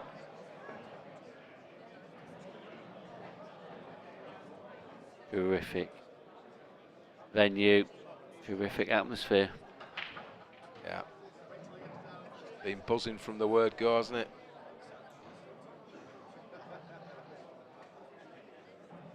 It's deep in thought there, does Clint? Just composing himself, I think that's what you do, don't you? Just, he's just got to concentrate now, just to finish off the final 2 frames that he needs. He's picking himself up another professional title. He won the professional title, the first one in the 2022 season in Coventry. So he'll be starting off in the same fashion if he can find them 2 frames.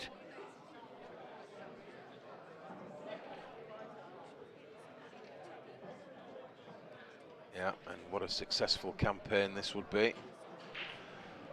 World champion, taking the first professional European event straight after it. Oh, Gareth's just walked back into the arena now, so going to be Gareth to break as well. He's had 3 good breaks out of 4.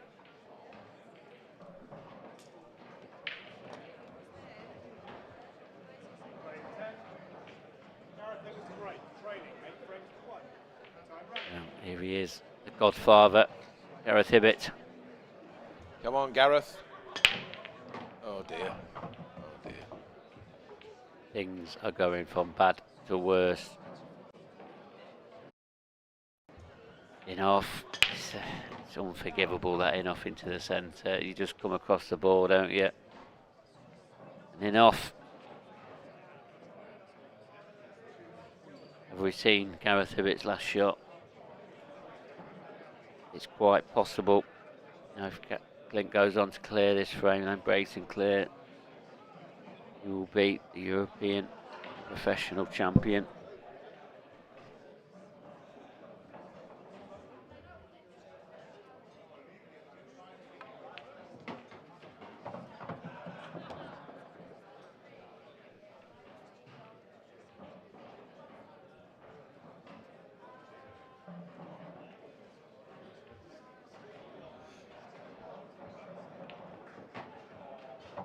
Just can't see where he's going to go wrong here, Andy, can you? It's. I mean, that's why we're not probably saying out, because he's just going about his work. He's a man on a mission. He really is. He said to me on Friday in the studio, he wants that #1 spot back. That's his aims this year. Don't know. He said, I don't know how many points I'm behind Farnsworth, but I want it back. He's going the right way about it. Obviously, Farnsworth had the last 32 exit at the hands of Andy Crowsdale earlier today.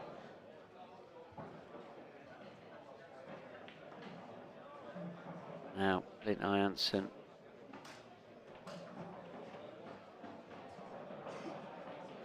Has been informed there is 50 points behind. Going to get 25 for this win. And it all depends on what drops off, because we're a 2-year ranking list here. So, well, he won this first event in there, so he's probably not going to earn too many extra points out of this weekend. But going the right way about it to keep him catching Mark Farnsworth.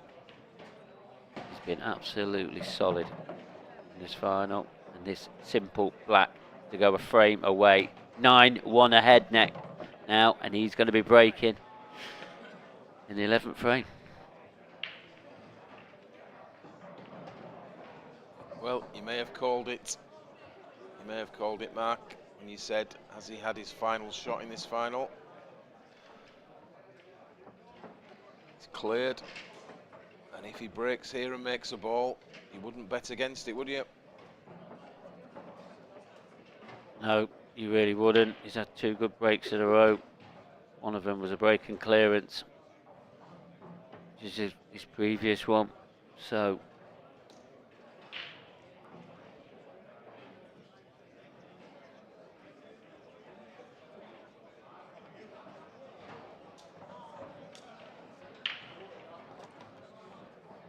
Gareth had a couple of unfortunate visits towards the end of the latter stages of this match. Really, I don't think he's had much of a go since, has he?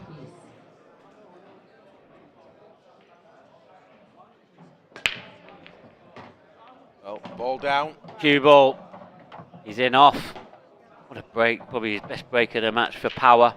But lost the cue ball. A little bit unfortunate to get kicked across in the left-hand centre. Well, that cue ball was travelling around. Yeah, it was unfortunate. Brought the cue ball straight back to the middle of the cushion, as you should, or as a lot of players do. But he got kicked in, didn't he? That bit of adrenaline, extra adrenaline, you know. I mean, he's 9-1 ahead. You just can't see any way back for Gareth.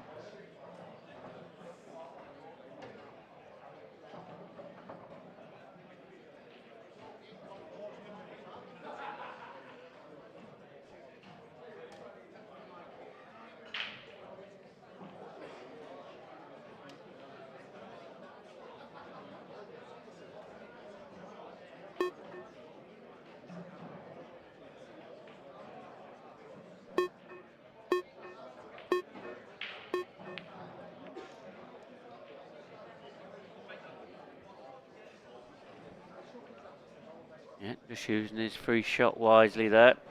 In off the break, is 1 free shot, 1 visit.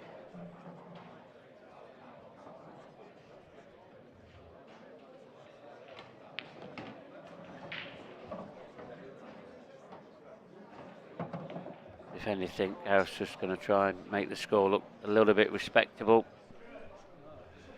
Just about how close he can make it look respectable though. He took the words out of my mouth. I was about to say the same thing. First things first, try and make it respectable. And if you get a couple of racks, a couple of frames, you start to think, well, maybe.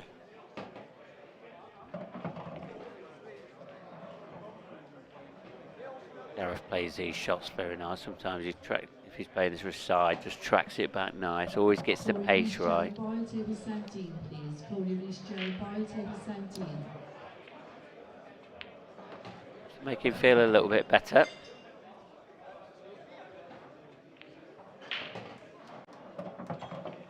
He'll be looking over at that scoreboard and he'll just be thinking, it's just a little grin to himself there as he's walked back to his seat. He's going through his corner. He's still in good spirits, isn't he, Gareth? Great guy, running off the table. Brilliant guy to have around the tour. Brilliant. You've enjoyed having him in the comms as well. Really enjoyed doing commentary with him, yeah. Very knowledgeable. Yeah, great ambassador for the sport, for the IPA. And he still plays at, what a level he plays at. Unbelievable level. Don't know what he's made of, but he's made of some stern stuff. Granite. Yeah, granite's the word. So, frame number 12. Gareth Hibbert to break. Went in off last time. He's to try and control the cue ball. Can he do it? Where's the cue ball gone again? Oh, well, it's just not his day. You cannot help that. Oh, that's incredibly unlucky. For it to go that way and then come over, oh, that. Even if you played a double like that, it doesn't go, does it? No. I mean, look, Gareth hasn't been at his best in this match, and that's fair to say, but he definitely hasn't had the rub of the green either. Ironson, 1 free shot, 1 visit. Hibbert's come out pretty well. Could have gone a little bit wrong, especially the pace that he played it. There's not much of a controlled pace about that shot. He's looking at taking this red into the middle.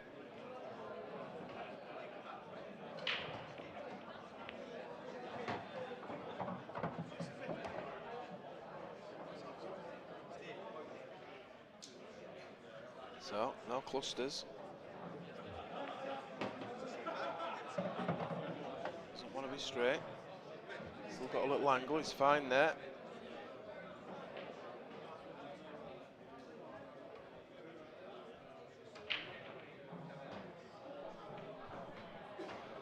So, just needs to get back out from this red. Yeah, played it well. Takes it into the corner, over to the side. Gets him onto the red, to middle. And I think we're in the closing stages here. This European Professional Final.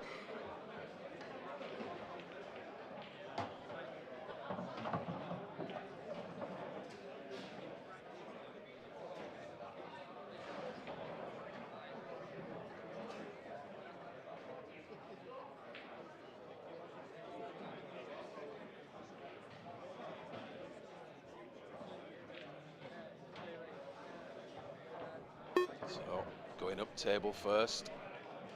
He's just going to screw this cue ball back.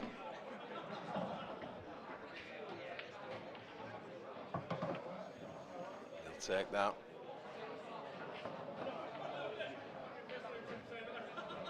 So, tops it through.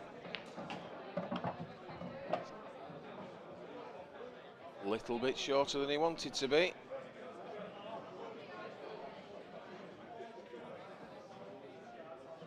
Looking to come further up table.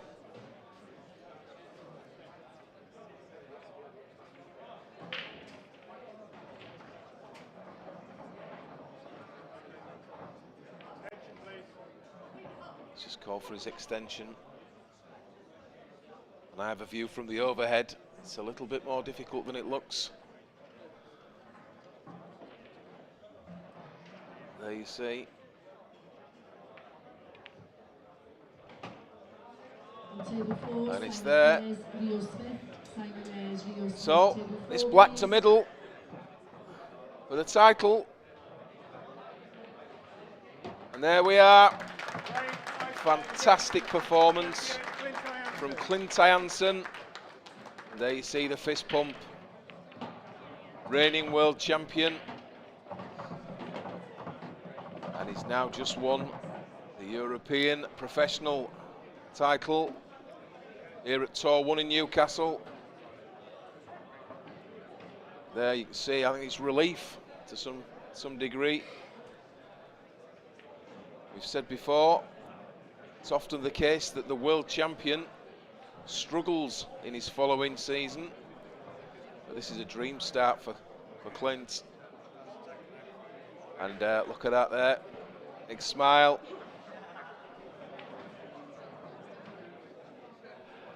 And Mark Pickworth out at table now, about to speak to the two finalists. And over to you, Mark. Yeah, thanks, Andy. And there we've had another brilliant European Professional final. And I think first of all, let's give both of these players a round of applause. Terrific final. Gareth, please just come on and just have a few words. And obviously, you're disappointed with the scoreline, but you know, take your hats off there to Clint. He's played pretty well. Yeah, he didn't make many mistakes really. I made it easy for him in quite a lot of the frames really. Just had first go early on. Tough little finishes, a few of them, and I just didn't have the control really. New tip on my cue. I've got to thank Danny Evans who put a tip on for me after the last 16 match, because I don't think I'd have won the quarters and the semis without the tip, but just on a few little precision shots there, I just didn't quite get the right cue ball, and that's what cost me. And missed a few chances, but he took every chance he had. So. I mean, I was in comms with Andy for this final, and we've mentioned about the pool gods, and there was a lot of things that went against you there. A couple of double kisses, all of a sudden out of position. Did you feel like things were against you? A little bit. I played a great shot. I had 2 balls at the bottom of the table. Played a great shot and landed dead straight, where I couldn't any slight angle on that.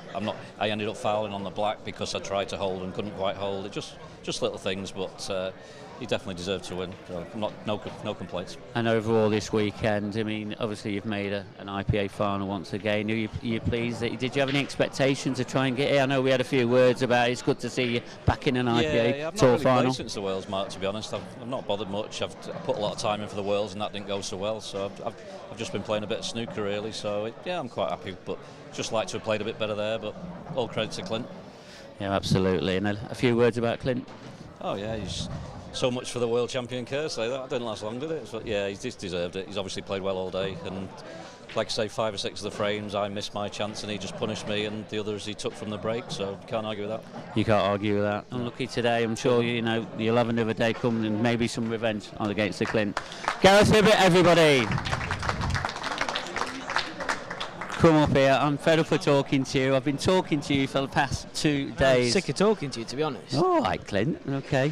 But Clint Ironson, how do you feel? Your absolute phenomenal performance. 10-2 scoreline. Did you see that one coming? No, definitely not. Obviously, Gaz is one of the best players in the world, so to beat any pro 10-2 is a great result, but to beat Gaz 10-2 is phenomenal, really. It's unheard of. I know you're only a few years behind Gareth in age. Quite a few. Sorry, I might have missed a word there. I know you're only a few years behind him. A few decades.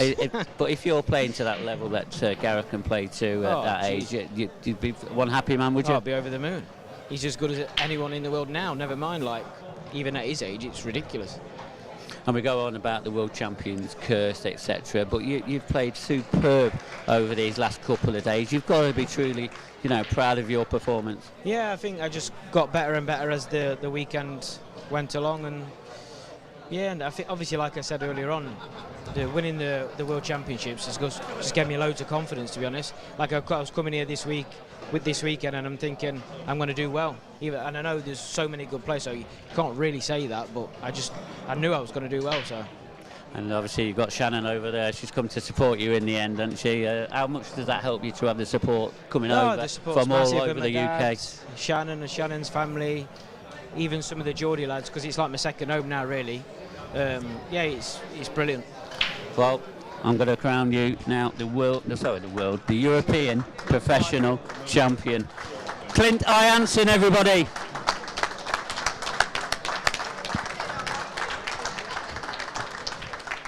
Well, Clint Ironson's done it again, Kevin. We can't get him off this table. He's always in this arena. He's always taking trophies home. What are we going to do with him? Well, I bet if he could take this table home with him and bring it to every tournament for the next 10 years, I think he would, wouldn't he?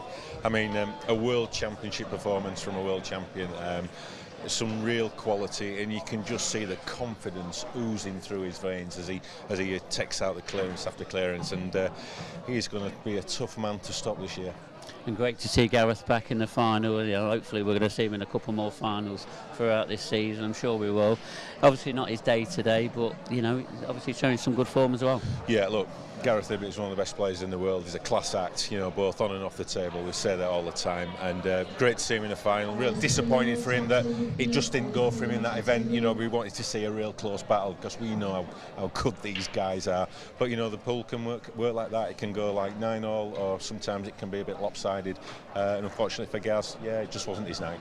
No, it wasn't. But this night's going to go on for a little while, isn't it? There's such a buzz about the place. I mean, you think it's quieting down here, it's not going to be. We're going to be out for a couple more hours yet, aren't we? Yeah, I think the last games are going to get cold about 12 o'clock, so we'll probably be here till about 1, 1:30. But I'm not sure I've been to an IPA event where there's been this much buzz and atmosphere. It's absolutely electric out there, and behind the screens and on the other tables, and just plenty more pool for everyone to be watching tonight. Yeah, plenty more pool. There's going to be plenty more pool tomorrow as well. That is it for us tonight here on the TV table, but we'll be back tomorrow at 12 o'clock, and we're going to start off with the amateur final. We'll see you all tomorrow. Good night.